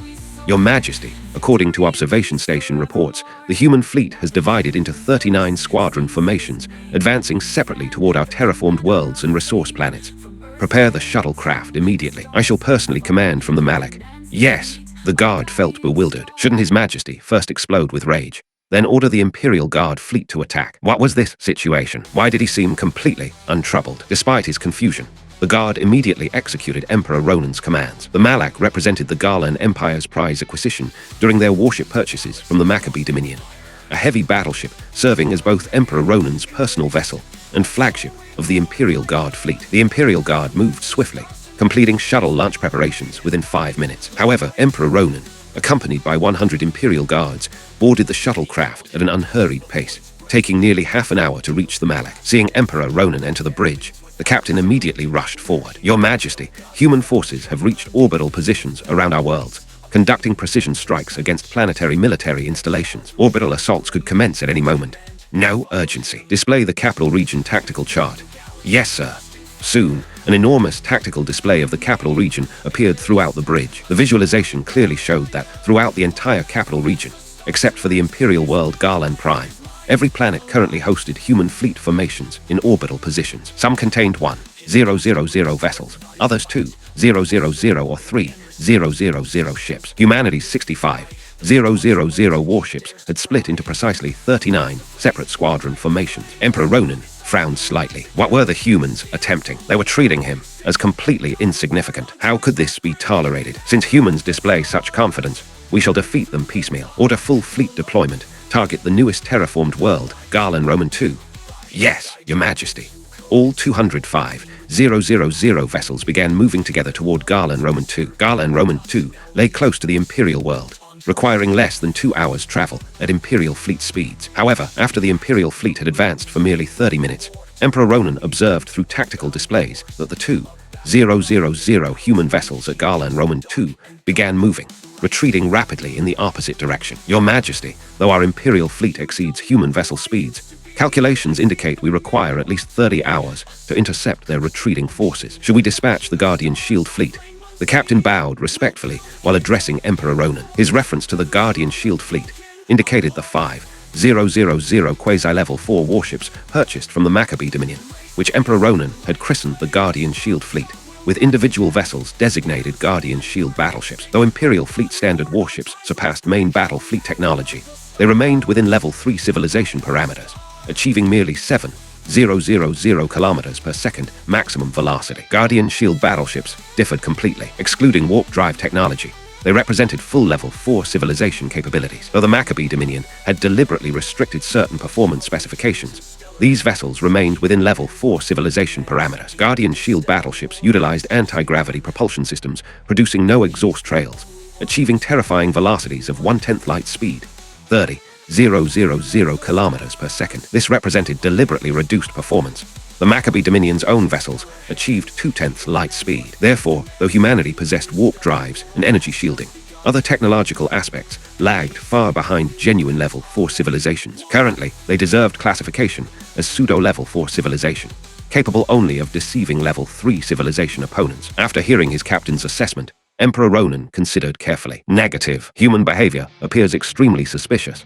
I suspect deception. The Guardian Shield fleet cannot operate independently. Order fleet course. Change toward Garland Roman 4. Observe whether human forces there display identical responses. Acknowledged. The entire Imperial fleet ceased pursuing retreating human formations, instead turning toward Garland Roman 4. 5 astronomical units distant, Garland Roman 7 orbital positions the Uranus, and 3,000 warships maintained position here. Within the bridge, virtual projections of Arthur Sterling and St. Denis appeared before Khalid. Khalid, apparently they didn't take the bait. Arthur Sterling smiled while addressing Khalid. To prevent command confusion, the entire battlefield now operated under unified direction from this 3-commander council. 4 fleets had subdivided into 39 squadron formations, accepting virtual headquarters coordination. Expected outcome. Now comes the main performance. Wait for the 37th Squadron's return to Garland Roman 2, while the 39th Squadron prepares for opportune withdrawal. Khalid's tactical approach was fundamentally simple.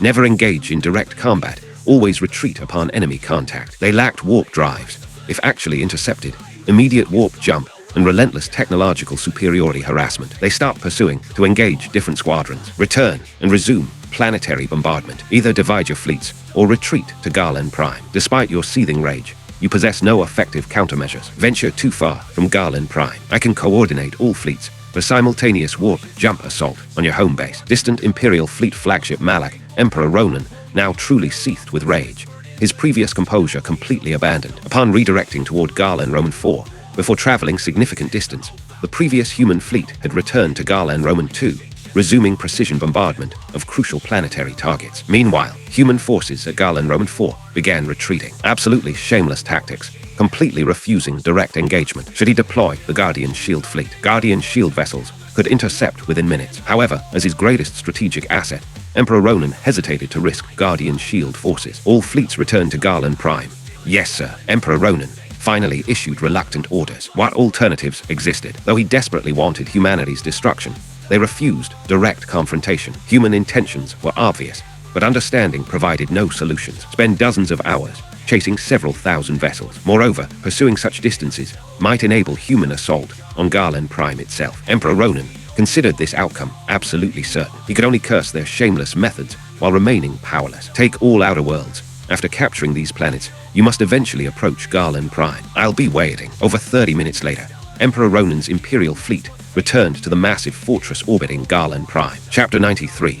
Exhausted supplies. 1 full day had passed since human fleets entered the Garland Empire's capital region. Above Garland Prime's orbital zone stood a massive fortress, the Imperial fleet's primary base. This colossal installation represented the pinnacle of Imperial technology, requiring 50 years of construction and possessing combat capabilities equivalent to half the Imperial fleet. With Imperial fleet forces and fortress defenses working together, even Khalid's 65,000 shield-equipped warships wouldn't dare attempt direct assault. Of course, Khalid had never considered frontal attacks. At this moment, he continued commanding fleet operations to capture terraformed worlds and resource planets one by one. The Imperial capital region indeed surpassed other star systems. Each world resembled a fortress, armed with comprehensive defensive systems. Even after orbital warships conducted precision strikes, eliminating most heavy weapons and installations, substantial armaments remained hidden within industrial sectors. Since these territories would eventually belong to the Federation, Khalid wouldn't simply destroy resource extraction facilities and industrial complexes. Rebuilding would require countless years. After consultation among 3 commanders, they ultimately relied on mech units and assault vessels for orbital landings, with warships serving as artillery support. Ground forces could request bombardment strikes at any moment, despite paying relatively modest costs. Though they secured control over most planetary territories, considerable resistance persisted. Khalid's orders were clear: avoid direct confrontation. We have abundant time. Advance methodically. For particularly troublesome industrial zones, if necessary, order direct warship elimination strikes. No need to preserve 100% of industrial facilities. Personnel lives take absolute priority. 3 days later, 12 terraformed worlds and 27 resource planets had fallen under complete control, leaving only scattered resistance unable to organize effectively. By the 5th day after combat began, no resistance remained across 39 smaller worlds. At this point, Emperor Ronan within the fortress displayed bloodshot eyes, having received multiple daily reports from planetary forces throughout these days. Messages maintained uniform content, surrender notices, and desperate appeals for reinforcement. By the 4th day, all planetary capitulation reports had arrived. Cursed humans, you've taken 39 worlds. Now you can finally come for decisive battle. Emperor Ronan muttered through clenched teeth while studying Capital Region tactical displays. In his logic, humanity's objective involved conquering the entire Capital Region. By waiting at Garland Prime, humans would eventually be forced into final confrontation. Unfortunately, expectations proved beautiful while reality remained harsh. 1 day passed. Humanity's 39 squadron formations remained at planetary orbital positions. 3 days passed. The situation persisted unchanged. 10 days elapsed. Humans still demonstrated no movement. 15 days had passed since combat began. Emperor Ronan grew restless. What exactly were these humans doing? After controlling all planets, 10 days passed without any action. Your Majesty, a guard approached Emperor Ronan with obvious anxiety. What's this panic? Maintain proper conduct. Speak immediately. Yes, sir. Garland Prime has just reported that with resource supplies from other worlds cut off for 15 days, the planet will soon experience critical shortages. Garland Prime, serving as the Empire's capital, maintained no industrial facilities and conducted no resource extraction, preserving pristine conditions. However, this created problems.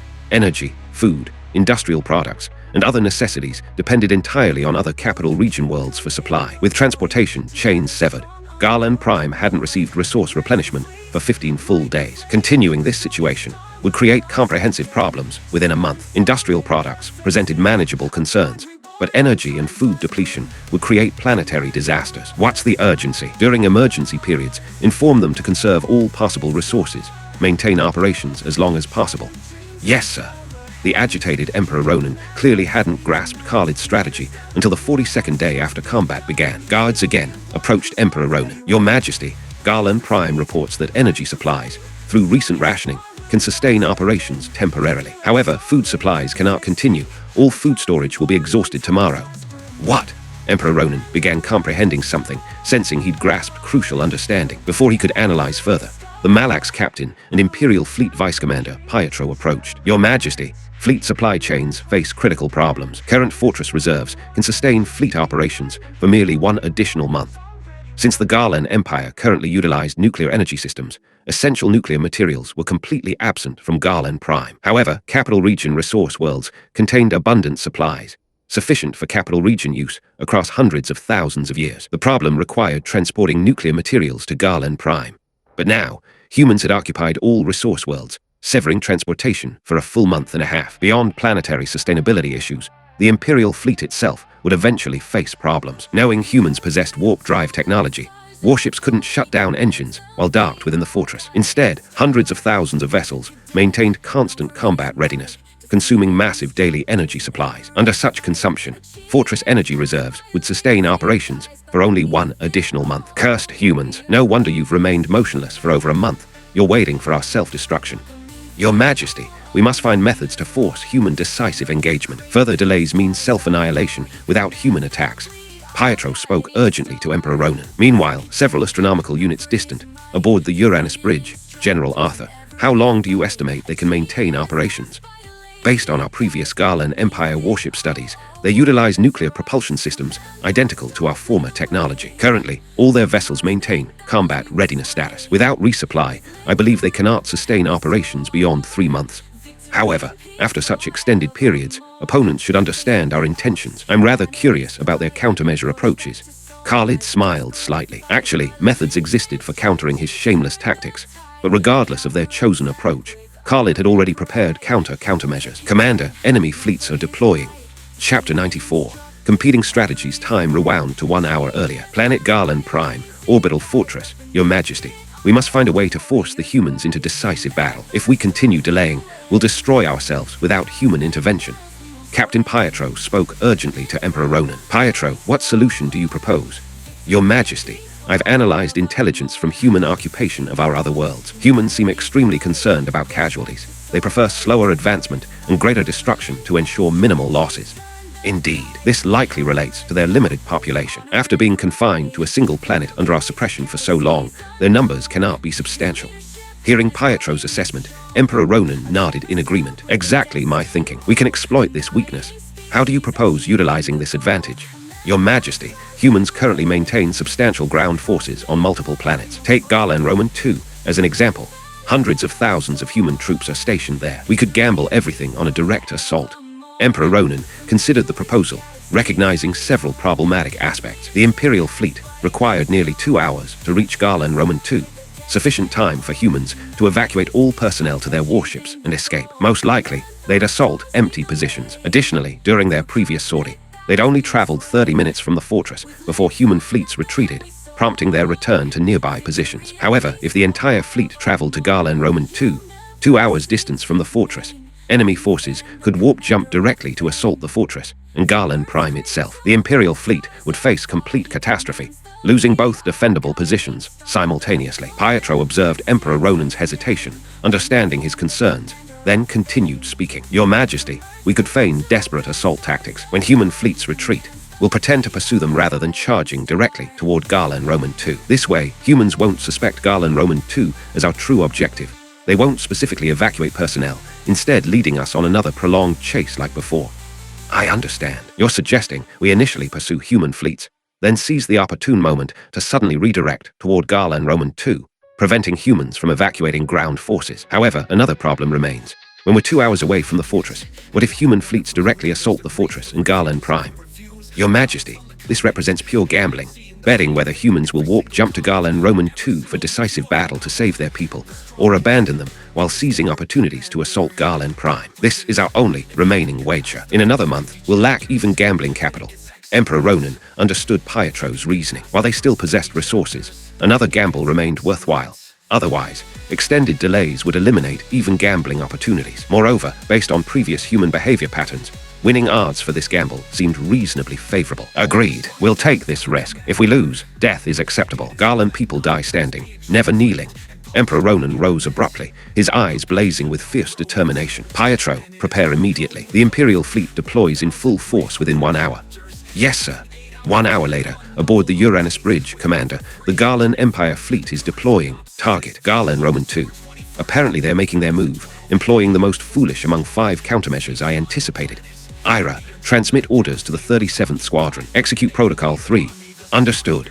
The 37th Squadron consisted of Federation, 1st Fleet's 1st and 2nd Squadrons, with frontline command under Chris Rhodes. From the beginning, Khalid recognized Garland Roman 2 high probability of becoming the campaign's crucial battleground, so he positioned his most trusted commander there. Worth noting, within the 1st Squadron's 10 units, besides Emma Campbell, another familiar figure served, Zahid Chowdhury. After returning to Academy Advanced Command Studies years ago, Zahid graduated 3 years prior, rejoined the 1st Fleet, and steadily advanced to Lieutenant Colonel rank, commanding a single unit-sized fleet. Emma had already achieved Colonel rank. After this battle's conclusion, she would likely earn Brigadier General promotion, commanding an entire squadron formation. Garland Roman 2 orbit, 37th Squadron, Commander, latest orders. Read them. Enemy main forces are advancing toward your position. Execute Protocol 3. Hearing his adjutant's report, Chris's eyes brightened with anticipation. After enduring so many days, decisive battle time had finally arrived. Order ground forces. Execute Protocol 3 immediately. Yes, sir. Planet Garland Roman 2 surface. Over these days, hundreds of temporary bases had been established planet-wide. Simultaneously, assembly commands echoed throughout every installation. All base commanders received Chris's transmitted orders. Protocol 3. Move, move, move. Everyone, double time. You have 30 minutes maximum. Anyone causing delays will face military tribunal personally. Similar shouts resonated throughout every base. Individual tactical computers displayed Protocol 3 details as personnel mobilized rapidly. 30 minutes later, numerous mechs emerged from temporary hangars at each base, taking positions along defensive perimeters in full combat readiness. Meanwhile, the 37th Squadron's 2,000 orbital warships began withdrawing in the opposite direction from Imperial Fleet approach. The fleet initially orbited Garland Roman II, completely utilizing planetary gravity for acceleration boost, then departed rapidly after escaping Garland Roman II influence. Garland Empire Imperial Fleet, Flagship Malak, Your Majesty, human fleets are retreating. Did they evacuate ground personnel? Negative, Your Majesty. We detected no objects breaching atmosphere into space from the planet. Radar shows no targets rendezvousing with human fleets. Excellent. Humans apparently assume will behave like a month ago. Begin the performance according to script. Full fleet pursuit of human forces. Yes, Your Majesty. The Imperial Fleet accelerated to maximum squadron velocity, pursuing Chris's 37th Squadron. At this moment, both Khalid and Emperor Ronan observed tactical displays with slight smiles, identical thoughts echoing through their minds. Success. Chapter 095. Operation Phase 3 Garland Empire Imperial Fleet, Flagship Malak Bridge, Your Majesty. We've reached optimal timing. Garland Roman II lies directly to our starboard, approximately 10 minutes travel. Excellent. Order the fleet to abandon pursuit and turn starboard into Garland Roman II orbital approach. Yes, sir. Simultaneously, aboard the Uranus Bridge, Commander, enemy forces are changing course. Target assessed as Garland Roman II. Transmit Protocol 3 Phase 2 to all fleet formations. Combat operations commence in 10 minutes. Understood. 10 minutes later, the Imperial Fleet reached Garland Roman II orbital zone. Pietro, scan planetary surface. Detect human ground armaments. Yes, sir. Your Majesty, surface scans reveal at least 30,000 human mechs positioned along base defensive perimeters in full combat readiness. Only 30,000. Seems rather limited. Your Majesty, remaining units are likely concealed within hangars on standby without activation, therefore undetected by thermal scanning. Possible. Order fleet targeting of all human installations. Destroy one base every 10 minutes. Yes, sir. The next moment, 100 Imperial Fleet vessels opened fire on Garland Roman II, utilizing secondary batteries at 20% energy output. Warship firepower proved too devastating. Main batteries might destroy the entire planet's ecosystem. Even secondary weapons required power limitation to 20% maximum for planetary bombardment. Hundreds of crimson energy beams sliced through atmosphere, striking a base installation with tremendous force. 500 perimeter mechs and the massive central hangar vanished instantly, completely obliterated without trace. Aboard the Malak Bridge, Emperor Ronan observed human base annihilation with intense satisfaction. Pietro, any human response? Not yet. Your Majesty, human fleets have completely disappeared. They've executed warp jumps. Good. Alert all vessels for combat readiness. Critical situation, Your Majesty. Human fleets didn't approach our position. They've warp jumped to Garland Prime, attacking our orbital fortress. Immediately. Deploy Guardian Shield Fleet, advance units to coordinate fortress defense. Hold human forces until main fleet arrival. Emperor Ronan felt genuine alarm. If Garland Prime's orbital fortress fell, the fleet would lose final supply capabilities. The campaign would effectively end. However, Garland Prime's orbital fortress wouldn't surrender easily. Maintaining defensive operations for 20 to 30 minutes remained feasible. Emperor Ronan could only dispatch Guardian Shield Fleet advance forces to coordinate fortress defense. Guardian Shield Fleet achieved 30,000 kilometers per second velocity, reaching orbital fortress within 10 minutes, while other formations followed subsequently. Emperor Ronan believed Guardian Shield Fleet and fortress coordination could absolutely withstand human assault until main fleet reinforcement. Leave 1,000 vessels behind. Completely destroy all human installations on Garland Roman II. Yes, Your Majesty. Following orders, 5,000 Guardian Shield battleships began acceleration toward Garland Prime. Finally unleashed from Torta space fleet constraints, Guardian Shield formations achieved full capability, rapidly accelerating to 30,000 kilometers per second, 1/10 light speed, 6 times Imperial Fleet velocity. Tremendous speed indeed. 10 minutes later, aboard the Uranus Bridge, Commander, targets have entered predetermined ambush perimeter. Excellent. Order all fleet formations. Initiate Protocol 3 Phase 3 immediately. Understood.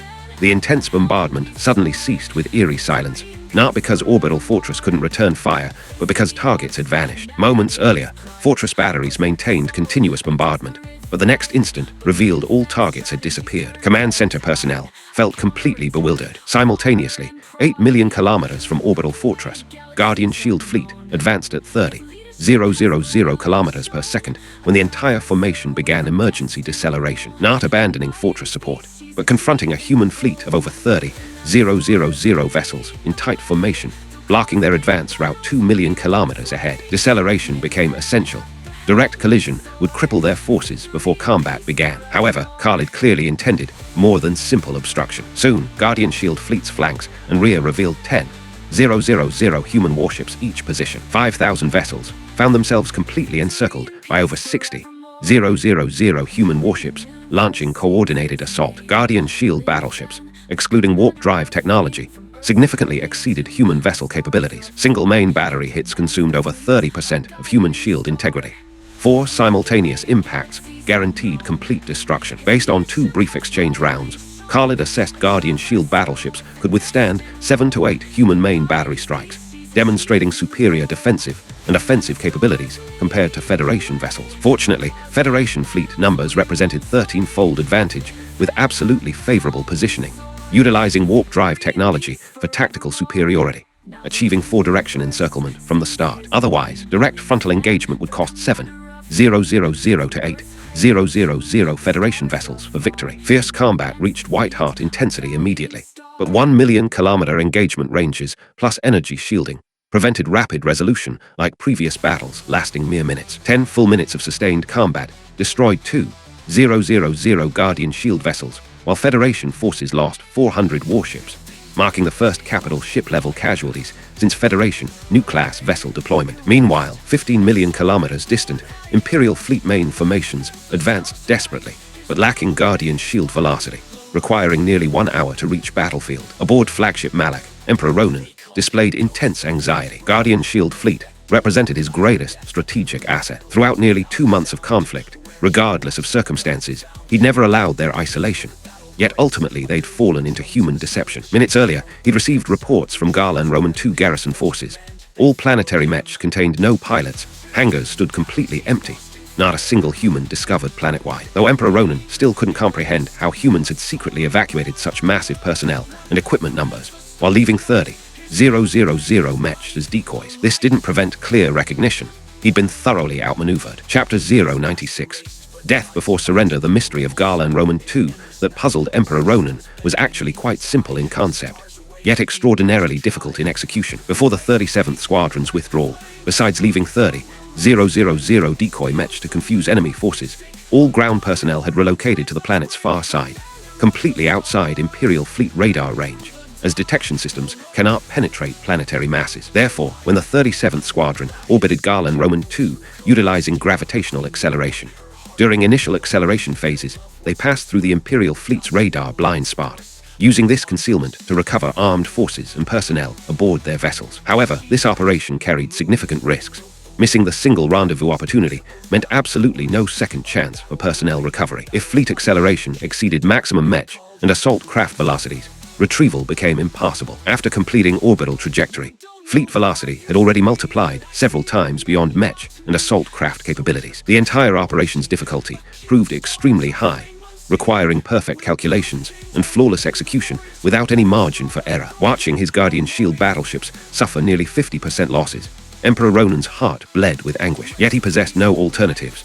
Still 50 minutes from the battlefield, he could only watch helplessly as Guardian Shield vessels disappeared one by one from tactical displays. Simultaneously, aboard the Uranus virtual projections of Arthur Sterling and St. Denis stood before Khalid. Genuine Level 4 civilization warships demonstrate incredible power, and these represent performance-limited versions.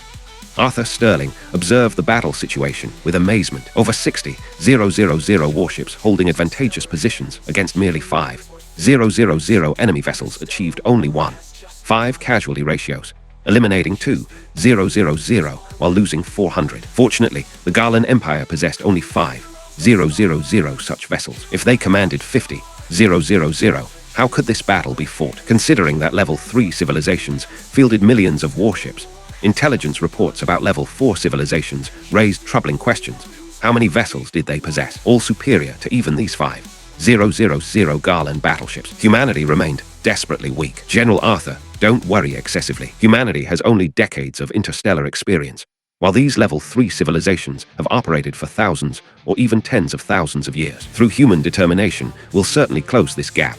Commander Khalid speaks correctly. Since genetic enhancement and neural development treatments became widespread 5 years ago, we're experiencing explosive technological advancement. New breakthroughs emerge daily. Senk also reflected with wonder. Federation transformation over these 5 years had been tremendous. Since the 2 revolutionary treatments became available 5 years prior, the entire scientific community had undergone radical transformation, with research breakthroughs accelerating at incredible rates. Moreover, humans now enjoyed extended lifespans. Previously, scientists maintained peak research productivity for merely 20 to 30 years, but now possessed over 2 centuries. During these 5 years, no deaths from aging or disease had occurred, causing daily population explosions. Similarly, scientist numbers increased daily. With such continued growth, how could technology not explode? Enough discussion. This is nearly finished. Following Khalid's words, everyone refocused on tactical projections. Enemy forces had dwindled to 800 vessels, though Federation fleet casualties weren't insignificant. Over 600 ships lost. Ira, alert Baron's elite guard, Mech squadron for preparation. We need to capture several battleships. Their weapon systems and propulsion technology require study. Order fleet formations to cease area bombardment when enemy forces drop below 30 vessels. Switch to precision targeting. Understood. 5 minutes later, Guardian Shield Fleet retained only 3 battleships. Federation forces ceased attacks, while the Uranus led first squadron formations in direct warp jump, positioning behind surviving vessels. Careful, methodical fire stripped enemy shield integrity, followed by massive Mech assault waves. After eliminating 3 Guardian Shield battleships' point defense systems, numerous Mech and assault craft swarmed forward, breaching hull plating to penetrate vessel interiors. Soon, fierce combat raged throughout all 3 vessels. Under Mech unit suppression, Garland military personnel, armed only with small weapons, quickly succumbed. Assault teams successively secured all 3 battleship bridges. Commander, Baron reports successful capture of all 3 vessels. Excellent. Notify all formations. Operations enter final phase. Yes, sir. Distant Imperial fleet, flagship Malak Emperor Ronan's expression appeared extremely grim. Moments earlier, his greatest strategic asset, Guardian Shield Fleet, had been completely annihilated. More than simple destruction, his final communication revealed only 3 surviving battleships with human forces already penetrating vessel interiors. Bridge capture imminent. Afterward, all communications ceased. Clearly, humans had captured the final 3 Guardian Shield battleships. Damn them! Your Majesty, without Guardian Shield Fleet, we possess virtually no chance against human forces. Captain Pietro displayed obvious anxiety. Those represented over 60 000 energy-shielded warships. Though human vessel combat capabilities fell short of Guardian Shield battleships, overwhelming Imperial fleet forces presented absolutely no challenge. What alternatives do you suggest? Your Majesty, perhaps enduring temporary humiliation now, will provide future opportunities to restore Imperial glow. Whoosh!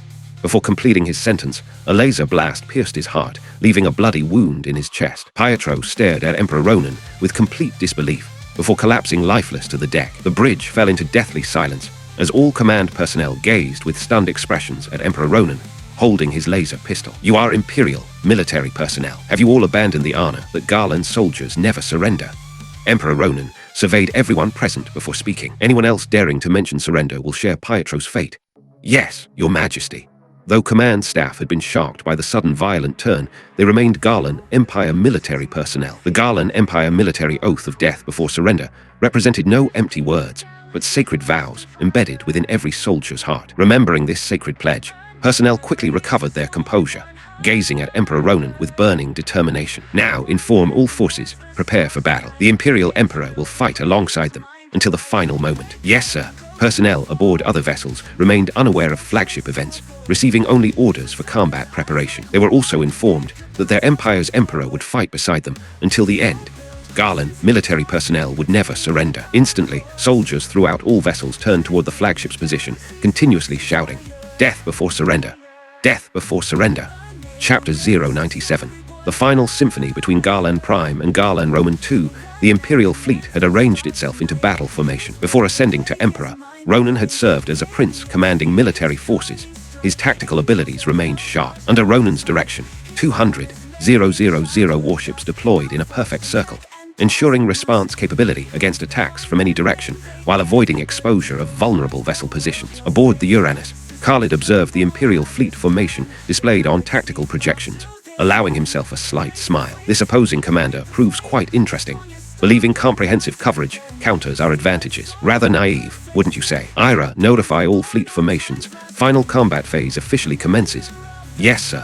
1 minute later, Federation fleets executed complete warp jumps. However, their destination wasn't the Imperial fleet's position, but Garland Prime's orbital fortress. After materialization, 4 fleet groups immediately resumed fortress bombardment. Since previous attacks had already occurred, most surface armaments had sustained damage, resulting in significantly weaker defensive responses compared to initial assaults. Distant Emperor Ronan witnessed this development with rage, nearly causing him to cough blood. I've prepared for decisive final battle, yet humans ignore my forces again, returning to attack the fortress. Is there no limit to such humiliation? Order fleet formation dissolution. Immediate relief deployment to Garland Prime's orbital fortress. Yes, Your Majesty. The Imperial fleet's current position required approximately 20 minutes travel to reach orbital fortress. Ronan felt absolutely uncertain about successful intervention. 5 minutes later, massive Federation mech formations penetrated fortress interiors, sweeping toward critical installations throughout the structure. At this moment, Imperial fleet forces remained 5 million kilometers from Federation positions. How long before we can bring human fleets within firing range? Your Majesty, 5 additional minutes required. Excellent. Notify Fortress Garrison. They must hold defensive positions for 5 minutes regardless of circumstances. Yes, Your Majesty.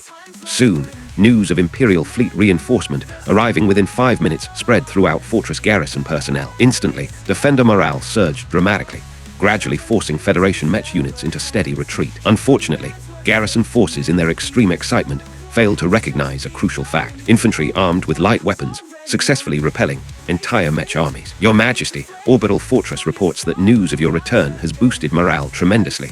Our forces have repelled humanity's first assault wave. Magnificent, truly worthy of our Imperial military. What's the human response? Have they deployed second wave forces? Your Majesty, humans haven't launched secondary deployments, instead recovering their withdrawn first assault units, likely recognizing our imminent fleet engagement range. Highly probable. Ignore their movements. Maintain original plan, advancing toward human fleet positions. If they refuse engagement, we'll force the battle. Yes, Your Majesty. However, reality delivered another stinging blow to Emperor Ronan. After recovering all mech forces, Federation fleets executed immediate warp jumps, once again vanishing from Ronan's sight. Cursed humans, absolute cowardice incarnate. Despite superior strength over Imperial forces, they still refused direct confrontation. Your Majesty, the orbital fortress remains compromised, yet contains substantial supply reserves. Should we enter the facility to maximum transfer materials aboard our vessels? Hearing subordinate reports, Emperor Ronan studied the orbital fortress, truly devastated. External armaments almost completely destroyed, defensive capabilities eliminated. Yet fortress interior storage contained month-long fleet supply reserves. Abandonment was unacceptable. As precautionary measure, maximum material transfer to all warships seemed prudent. Order fleet division into 2 operational groups, one maintaining external surveillance, the other entering fortress for supply recovery. Subsequently, alternate group responsibilities. Yes, Your Majesty. Following command execution, Imperial fleet quickly detached half their vessels into fortress docking bays, beginning urgent recovery of warehouse materials. Simultaneously, distant Uranus Bridge observing 100,000 warships entering fortress facilities. Khalid, Arthur Sterling, and Senk Dennis all displayed subtle smiles. Khalid, truly speaking, Garland Empire forces encountering you represents 8 generations of cursed misfortune. Absolutely correct. I estimate their commander will soon experience blood-coughing rage courtesy of Commander Khalid. Indeed, this represents the crucial step within final phase operations. Nearly 2 months have passed, time to conclude this ultimate campaign. Hearing Khalid's words, Arthur Sterling and Senk nodded agreement, including previous stellar system assault operations. The entire campaign had lasted over 3 months, finally approaching conclusion. Ira, conduct the final symphony. Simultaneously prepare all fleet formations for warp jump according to predetermined plans. Understood. Several minutes afterward, precisely as 100,000 Imperial fleet vessels entered orbital fortress, suddenly, multiple fortress sections erupted in blinding brilliance, apocalyptic scenery unfolding instantly. Emperor Ronan's eyes widened in complete disbelief. He now recognized absolute certainty. Nuclear detonations. Only now did he recall previous fortress reports claiming successful repulsion of humanity's first assault wave. Careful consideration revealed the truth. Repelling what exactly? Light-armed soldiers, defeating mech formations. Everything was too late. 100,000 warships perished directly within their own fortress, while massive internal nuclear explosions shattered the entire structure into countless fragments. high-velocity debris scattering in all directions. External surveillance forces of 100,000 vessels naturally suffered collateral damage. After debris clouds passed through fleet formations, Emperor Ronan discovered additional losses of 20,000 vessels, with over 30,000 of the remaining 80,000 sustaining damage. The Malak, protected by energy shielding, avoided harm, but within the bridge, Emperor Ronan sat paralyzed in his command seat, unable to speak for extended periods. Just as Imperial fleet remnants displayed complete chaos without tactical formation, Khalid's final strike arrived. Over 60,000 warships warp-jumped directly around surviving Imperial forces, immediately commencing comprehensive bombardment upon materialization. Completely disorganized Imperial fleet formations, combined with Emperor Ronan's total paralysis, proved incapable of organizing defensive responses, experiencing unilateral slaughter. After 10 minutes of combat, Imperial fleet survivors numbering 80,000 vessels had been reduced to fewer than 1,000. Chapter 098. Emperor Ronan's final madness. Above Garland Prime's orbital zone, the slaughter continued relentlessly. Imperial fleet remnants had dwindled to barely 800 vessels, nearly every ship bearing battle damage. Within the Malak's bridge, Emperor Ronan stared with bloodshot eyes at the steadily diminishing warships surrounding his position. His clenched fists gripped so tightly that fingernails pierced skin, blood trickling steadily to the deck plating. He had lost, catastrophically, completely. Yet before death claimed him, perhaps one final action remained possible. Transmit communication request to enemy forces. Yes, Your Majesty. The bridge communications officer felt puzzled. Was His Majesty considering surrender? Without dwelling on the thought, he immediately executed Emperor Ronan's command, dispatching the communication request. Nearby, aboard the Uranus Bridge, Commander, incoming communication request from enemy flagship. Accept the transmission. Let's hear what they have to say in these final moments. Establishing connection now. The next instant, Emperor Ronan's image materialized before Khalid, while Arthur Sterling and Senk Dennis's virtual projections flanked him. I am Emperor Ronan Garland, of the Garland Empire. Which among you commands this fleet? Hearing Ronan's words, all three Federation officers displayed obvious surprise. None had anticipated that the Empire's ruler personally commanded Imperial fleet operations. Arthur Sterling immediately caught Khalid's attention with a meaningful glance, indicating he should handle the dialogue. Understanding the silent communication, Khalid responded with calm composure. That would be me. Emperor Ronan, does this communication concern any final words you wish to convey? You. Khalid's blunt response darkened Emperor Ronan's expression, though he couldn't formulate effective rebuttals. His survival prospects remained virtually non-existent. I have no intention of wasting words with you people. I know your civilization has achieved partial level 4 status. How do you suppose the Maccabee Dominion would react if I transmitted this intelligence to them? Emperor Ronan spoke with confident smugness. Arthur Sterling and Senk Dennis immediately paled with alarm. This threat carried devastating potential. What would the Orion Arms' sole hegemonic civilization do upon discovering another level 4 power emerging within their sphere of influence? The answer required no contemplation. Immediate elimination before the rival civilization could mature. Could the current Federation resist Maccabee Dominion forces? Absolutely impossible. A mere 100,000 Maccabee vessels could annihilate Federation territories completely. For absolute certainty, the Maccabee Dominion might deploy over 1 million warships, utterly beyond Federation defensive capabilities. Only Khalid maintained perfect composure while observing Emperor Ronan. What do you want? Intelligent response. My demands are simple. I accept death. The Garland Empire can become yours. I require only one thing, something completely insignificant to your people. State your terms directly. I want the murderer who killed my son Doran. Deliver him for my personal judgment, and everything I've promised becomes reality immediately. Hearing Ronan's demand, Arthur Sterling and Senk Dennis exchanged awkward glances. Doran's killer. That was Khalid himself. Ridiculous. Even Khalid felt momentarily stunned. Surrender an entire empire just for me. This man is genuinely an emperor. Shouldn't he demand human withdrawal instead? This scenario seems completely wrong. Observing Emperor Ronan's confident expression, Khalid found the situation almost amusing. Time for another reality check. Given your empire's communication technology, any message you transmit would require centuries to reach the Maccabee Dominion. Correct. Humanity entered the interstellar age merely decades ago, yet we've already achieved partial level 4 status. In several centuries, who do you believe will fear whom? Us or the Maccabee Dominion?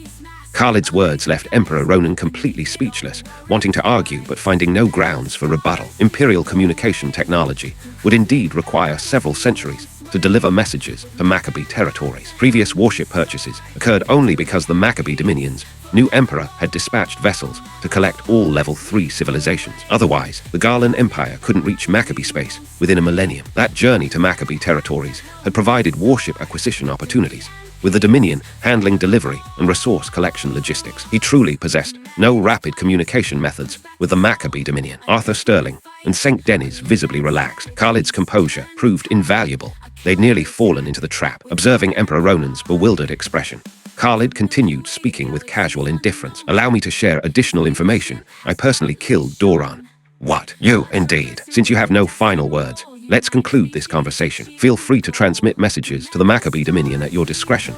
With that declaration, Khalid severed communications. Khalid, your composure amazes me. I was genuinely alarmed.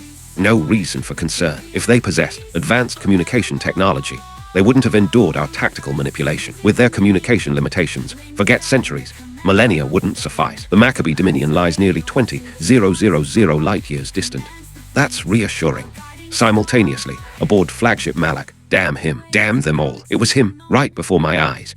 Emperor Ronan stared at the projected Uranus, roaring with uncontrolled fury. Order fleet formations into assault configuration. Target their flagship, that silver-white vessel. Full attack power. Destroy it completely. Your Majesty, that vessel occupies the center of enemy formations. With fewer than 800 remaining ships, breakthrough seems impossible. Silence. Issue the command. Either we break through and destroy their flagship, dying like soldiers during the charge, or we face shameful annihilation here. Choose. Yes, Your Majesty. Imperial fleet's final 800 vessels formed protective formation around the Malak, launching final assault toward Khalid's position. While charging, they unleashed maximum firepower, desperately expending all remaining ordnance. Khalid, they're coming for you specifically. Aboard the Uranus, Arthur Sterling's projection teased Khalid playfully. I'm considering whether to grant them heroic death or humiliating defeat. Khalid's unexpected statement momentarily stunned Arthur Sterling and St. Denis, while arousing their curiosity. How would heroic death look? What about humiliation? Heroic death means destroying them during their charge, letting them die, advancing courageously. As for humiliation, how would humiliation work? Simple, we warp jump away immediately. Let flanking and rear formations handle cleanup. Hearing Khalid's explanation, Arthur Sterling and St. Denis truly understood what demonic strategy meant. Their earlier assessment proved accurate. Facing Khalid in battle represented 8 generations of cursed misfortune. Both men shared this identical thought. Chapter 099. The Emperors fall within the void. The Garland Empire's Imperial fleet, barely 700 surviving warships, launched their final desperate charge toward the Uranus's position. However, simultaneously aboard the Uranus, the atmosphere felt distinctly peculiar. Arthur Sterling and St. Denis stared at Khalid with obvious astonishment. How had they never noticed this man's devious nature before? Fellow commanders, which approach do you prefer? Whatever you like. Excellent. Since that's the case, to ensure we sustain no additional casualties, let's choose the second option. Additional casualties. Even the first method wouldn't produce any losses against merely 700 severely damaged vessels. Both men silently criticized his reasoning, suspecting Khalid's choice stemmed from Emperor Ronan's earlier death threat. Pure vindictiveness. Actually, they overthought the situation. Khalid simply felt conventional tactics didn't suit his style. Demoralizing enemies on battlefields represented a great commander's duty. Even in final moments, this core philosophy must be maintained to the end. Ira, order all First Fleet vessels. Cease fire immediately and prepare for warp jump. Yes, sir. Nearby, within the desperately charging Imperial Guard fleet flagship Malak, Emperor Ronan studied tactical projection displays showing his fleet gradually approaching the Uranus. Yet his expression remained extremely grim. Losses accumulated too rapidly. At this rate, they'd never reach the Uranus. Within 3 minutes, Imperial Guard forces would be completely annihilated. Order all vessels with main batteries capable of targeting their flagship. Adjust firing angles for coordinated barrage. Ships outside main battery range will provide secondary weapon support. Regardless of forward formation obstacles, blast straight through. Yes, Your Majesty. Emperor Ronan understood this action's limited significance. Among 700 remaining vessels, only approximately 500 retained functional main batteries, those with firing angles covering the Uranus's direction, capable of simultaneous engagement, wouldn't exceed 50 ships. Additionally, with enemy formations protecting their center and countless vessels blocking approaches, his meager forces couldn't break through enemy lines.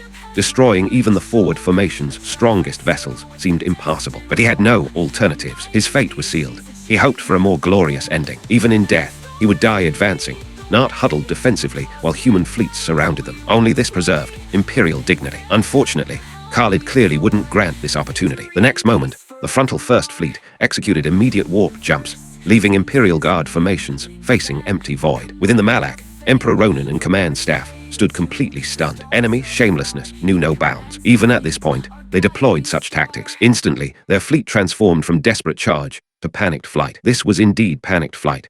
Federation's 2nd and 3rd fleets flanked them, while 4th Fleet pursued from behind, with empty space ahead. Absolute shamelessness. Emperor Ronan roared with tragic fury from the bridge, though such venting represented his only remaining option. Battle outcomes couldn't change. Under these circumstances, attempting high-speed arc maneuvers for course changes would allow enemies to adjust accordingly. Maintaining relentless pursuit, escape was impossible. Without arc maneuvering, they could only decelerate to full stop, then use lateral thrusters for directional changes. However, this deceleration and turning process required at least 10 minutes. They'd be destroyed before completing deceleration, let alone direction changes. Therefore, regardless of Emperor Ronan's choices, he couldn't escape dying during retreat rather than heroic advance. 3 minutes later, under 3-directional fire convergence, Imperial Guard fleet's final 700-plus vessels perished completely. Flagship Malak survived mere seconds longer. After sustaining over 20 main battery hits rapidly, the Malak could no longer maintain shield integrity. Subsequent attacks struck directly, detonating the vessel within the void. An emperor's dynasty ended thus. Planet Garland Prime descended into chaos. Khalid's internal nuclear detonation of orbital fortress produced massive debris, while much scattered into outer space. Significant portions plunged planetward. Though Garland Prime hadn't yet suffered Federation fleet devastation and retained intact surface defenses, complete interception proved impossible given overwhelming debris quantities. After intercepting portions, remaining fragments crashed down violently, creating deadly debris storms across Garland Prime. Post-storm assessment revealed severe planetary damage. Numerous cities and military installations suffered catastrophic destruction with massive casualties. However, Khalid demonstrated no mercy. While Garland Prime struggled with rescue operations, Federation fleets reaching planetary orbit began raining death beams groundward, conducting precision elimination of threatening targets. At this moment, Ross, imprisoned within the Royal Detention Facility, witnessed descending light beams through his cell window. Sigh. Ronan, why couldn't you listen to me? Ross exhaled deeply, reaching his decision. Seconds later, tremendous crashes echoed from the cell. When guards arrived to investigate, Ross lay motionless on the floor, head bloodied and silent forever. 1 hour after eliminating all surface threats through precision strikes, massive mech formations and assault craft had assembled in dense orbital arrays, prepared for atmospheric entry and orbital assault operations. Aboard the Uranus Khalid, Garland Prime is enormous. Our scans indicate at least 20 billion Garland inhabitants remain. How do you intend to proceed? General Arthur, have you ever witnessed surrendering Garland forces? Have you seen genuinely submissive Garland people? Khalid, you plan to? Even Arthur Sterling, hearing Khalid's words, realized his intentions and felt immediate alarm. General Arthur, this is the universe. Survival of the fittest represents the prevailing theme here. Misguided mercy only harms our descendants. I understand your reasoning, but shouldn't we contact the presidential office first? Let them decide. No, waiting for their decision would harm future generations. Too many officials, they prioritize personal reputation. Even understanding this truth, they'd choose letting descendants bear bitter consequences. General Arthur, say no more. I'll accept all responsibility. Khalid, you. Ira, order all fleet formations. Orbital assault operations commence immediately. Yes, sir. Additionally, inform them, 1 month from now, I want no Garland inhabitants remaining on this planet. Understood. Ira bit her lip, turning to transmit the orders. Chapter 100. Clearing the staff above Garland Prime's orbit, tens of millions of mechs began their orbital descent. Their mission was simple: suppress any remaining ground firepower that hadn't been completely eliminated. After that, assault craft would launch their operations. The Garland inhabitants on the planet resisted with fierce determination. Even with most heavy weapons destroyed, surviving defenders clutched light arms and fought desperately to the death. However, such resistance proved utterly futile. Light weapons couldn't inflict fatal damage on mech units. After eliminating all remaining resistance forces, a planet-wide massacre commenced. While the entire world turned crimson with blood, the Federation Presidential Office received Khalid's battle report. President Kyan Zara, Vice President Edward Campbell, Marshal Alistair Duncan, and numerous staff members had gathered in the conference room. I've called everyone here urgently because frontline battle reports have arrived. The campaign led by Khalid has concluded perfectly. I've transmitted the report to each of you. Please review it first. After Kyan finished speaking, the assembled staff felt considerable excitement. 15 entire star systems, and the most developed 15 in the Garland Empire at that. Combined with their existing 4 systems, Federation territory would instantly expand into an interstellar civilization spanning 19 star systems. With such foundations, given just 10 years for Federation development to address their warship shortage weakness, They could absolutely become the dominant regional civilization. The excited staff immediately activated their personal holo devices to access Kyan's transmitted report, reading carefully. Several minutes later, among the 9 staff members, 6 frowned deeply. At the report's conclusion, they discovered Khalid's plan for complete Garland population elimination, causing several advisors' expressions to turn extremely grim. Mr. President, General Khalid has overstepped his bounds. Exactly. How could he commit genocide? He never consulted our opinions before implementing such a plan. This is unauthorized action. I recommend recalling General Khalid for military tribunal proceedings. The 6 advisors spoke one after another, displaying their bleeding heart sentiments with complete abandon. Bang! Just as Edward prepared to speak, a thunderous crash echoed through the conference room. Marshal Alistair had slammed his palm against the meeting table. Have you said enough? Alistair's eyes blazed with fury as he swept his gaze across those advisors, delivering a booming rebuke. This is the interstellar age. You still think we're living in the Earth era? The universe operates like a primitive jungle, where only the most ruthless predators survive. Put away your hypocritical bleeding heart complexes. People like you will eventually doom humanity. The old marshal unleashed his full verbal assault. He despised nothing more than these severely afflicted bleeding heart advisors, who only created obstacles at crucial moments. Regarding Khalid's Garland population clearance plan, Alistair strongly approved. A group that would absolutely never surrender or submit. What purpose would preserving them serve? If they remained, would the Federation support them? Complete nonsense. Keeping these people would be equivalent to planting a ticking time bomb within Federation territory. Colleagues, the Federation doesn't necessarily treat every civilization this way, but Garland culture presents special circumstances. You should have seen reports indicating they've never had a single person surrender. Even captured prisoners absolutely refuse submission. Therefore, preserving them creates only future disasters. After Alistair concluded, Edward immediately continued the argument. But Mr. Vice President, taking such action would create terrible public perception. Public perception. That's all you care about. Public perception. Khalid made an excellent point. If we consulted with you people, you'd only consider your personal reputations and public image, rather than whether such actions might create bitter consequences for future generations. This isn't greatness. It's selfishness, understand? Selfishness. Edward pointed at those advisors with frustrated disappointment. Enough. The interstellar age has no place for false virtue. Those who can't adapt should vacate their positions for people who can. We'll vote now. Those supporting General Khalid's decision, raise your hands. President Kyan, who had remained silent from the head position, stood and spoke while raising his right hand. 12 people in the conference room possessed voting rights.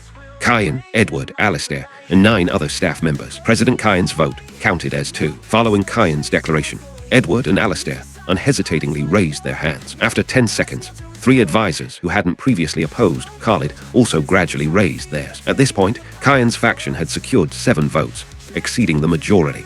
But he didn't declare the session concluded, continuing to hold his hand while watching those 6 advisors. Edward understood that Kyan was offering them one final opportunity. Whether they could seize it depended entirely on themselves. Moreover, Kyan had spoken very clearly. Those unable to adapt to the interstellar age should vacate their positions for people who could. Anyone still unable to comprehend the president's meaning, or who understood but chose continued defiance, truly wasn't suitable for remaining in their current positions. After 1 minute passed, 1 advisor raised his hand, followed by 3 more over the next 2 minutes. Only 2 final advisors remained in the conference room, wearing defiant expressions while sitting motionless. Opportunities had been provided, along with 3 full minutes of consideration time. Kyan naturally wouldn't continue indulging them. Very well. I now declare that General Khalid's solution has passed with 11 votes of 13 in favor. Simultaneously, I announce that effective immediately, Jaren Kuttner and Io Lucio are relieved of duty. After Kyan finished speaking, the remaining advisors' expressions changed dramatically. Although the president had indeed threatened such action, they hadn't expected him to actually follow through. The 4 advisors who had raised their hands felt secretly relieved. Fortunately, they hadn't resisted to the bitter end. Meanwhile, Jaren and Io's faces turned ashen as they glared at Kyan with fury. I refuse to accept this. I'll inform the public about today's events and let Federation citizens deliver justice. Io shouted angrily at Kyan. He had already formulated his plan. Upon leaving this conference room, he'd hold a press conference to inform all Federation citizens about the situation unfolding on Garland Prime. He didn't believe that under his passionate oratory, Federation citizens would support Kyan. However, his excessive anger had caused him to forget one crucial detail. Any information from this conference room was strictly prohibited from external disclosure, with violations punishable as treason. Are you certain you want to proceed? Absolutely. Are you afraid? Very well. Since you insist on this course, don't blame me for showing no mercy. The next moment, a presidential guard unit opened the door and entered. Mr. President, has something occurred? Immediately detain Io Lucio on treason charges, pending further proceedings. Yes, sir. The guard members showed no emotional reaction whatsoever, directly moving forward to restrain Io. Kai and Zara, what authority do you have to arrest me? Authority? Have you forgotten that everything discussed within this conference room constitutes Federation top secrets? Anyone leaking such information faces treason charges. I already gave you an opportunity, yet you remained determined to proceed. Therefore, I must handle this according to regulations. Take him away. Only now did Io realize his critical error. Instantly losing all bodily strength, he was dragged away by the guard members. 15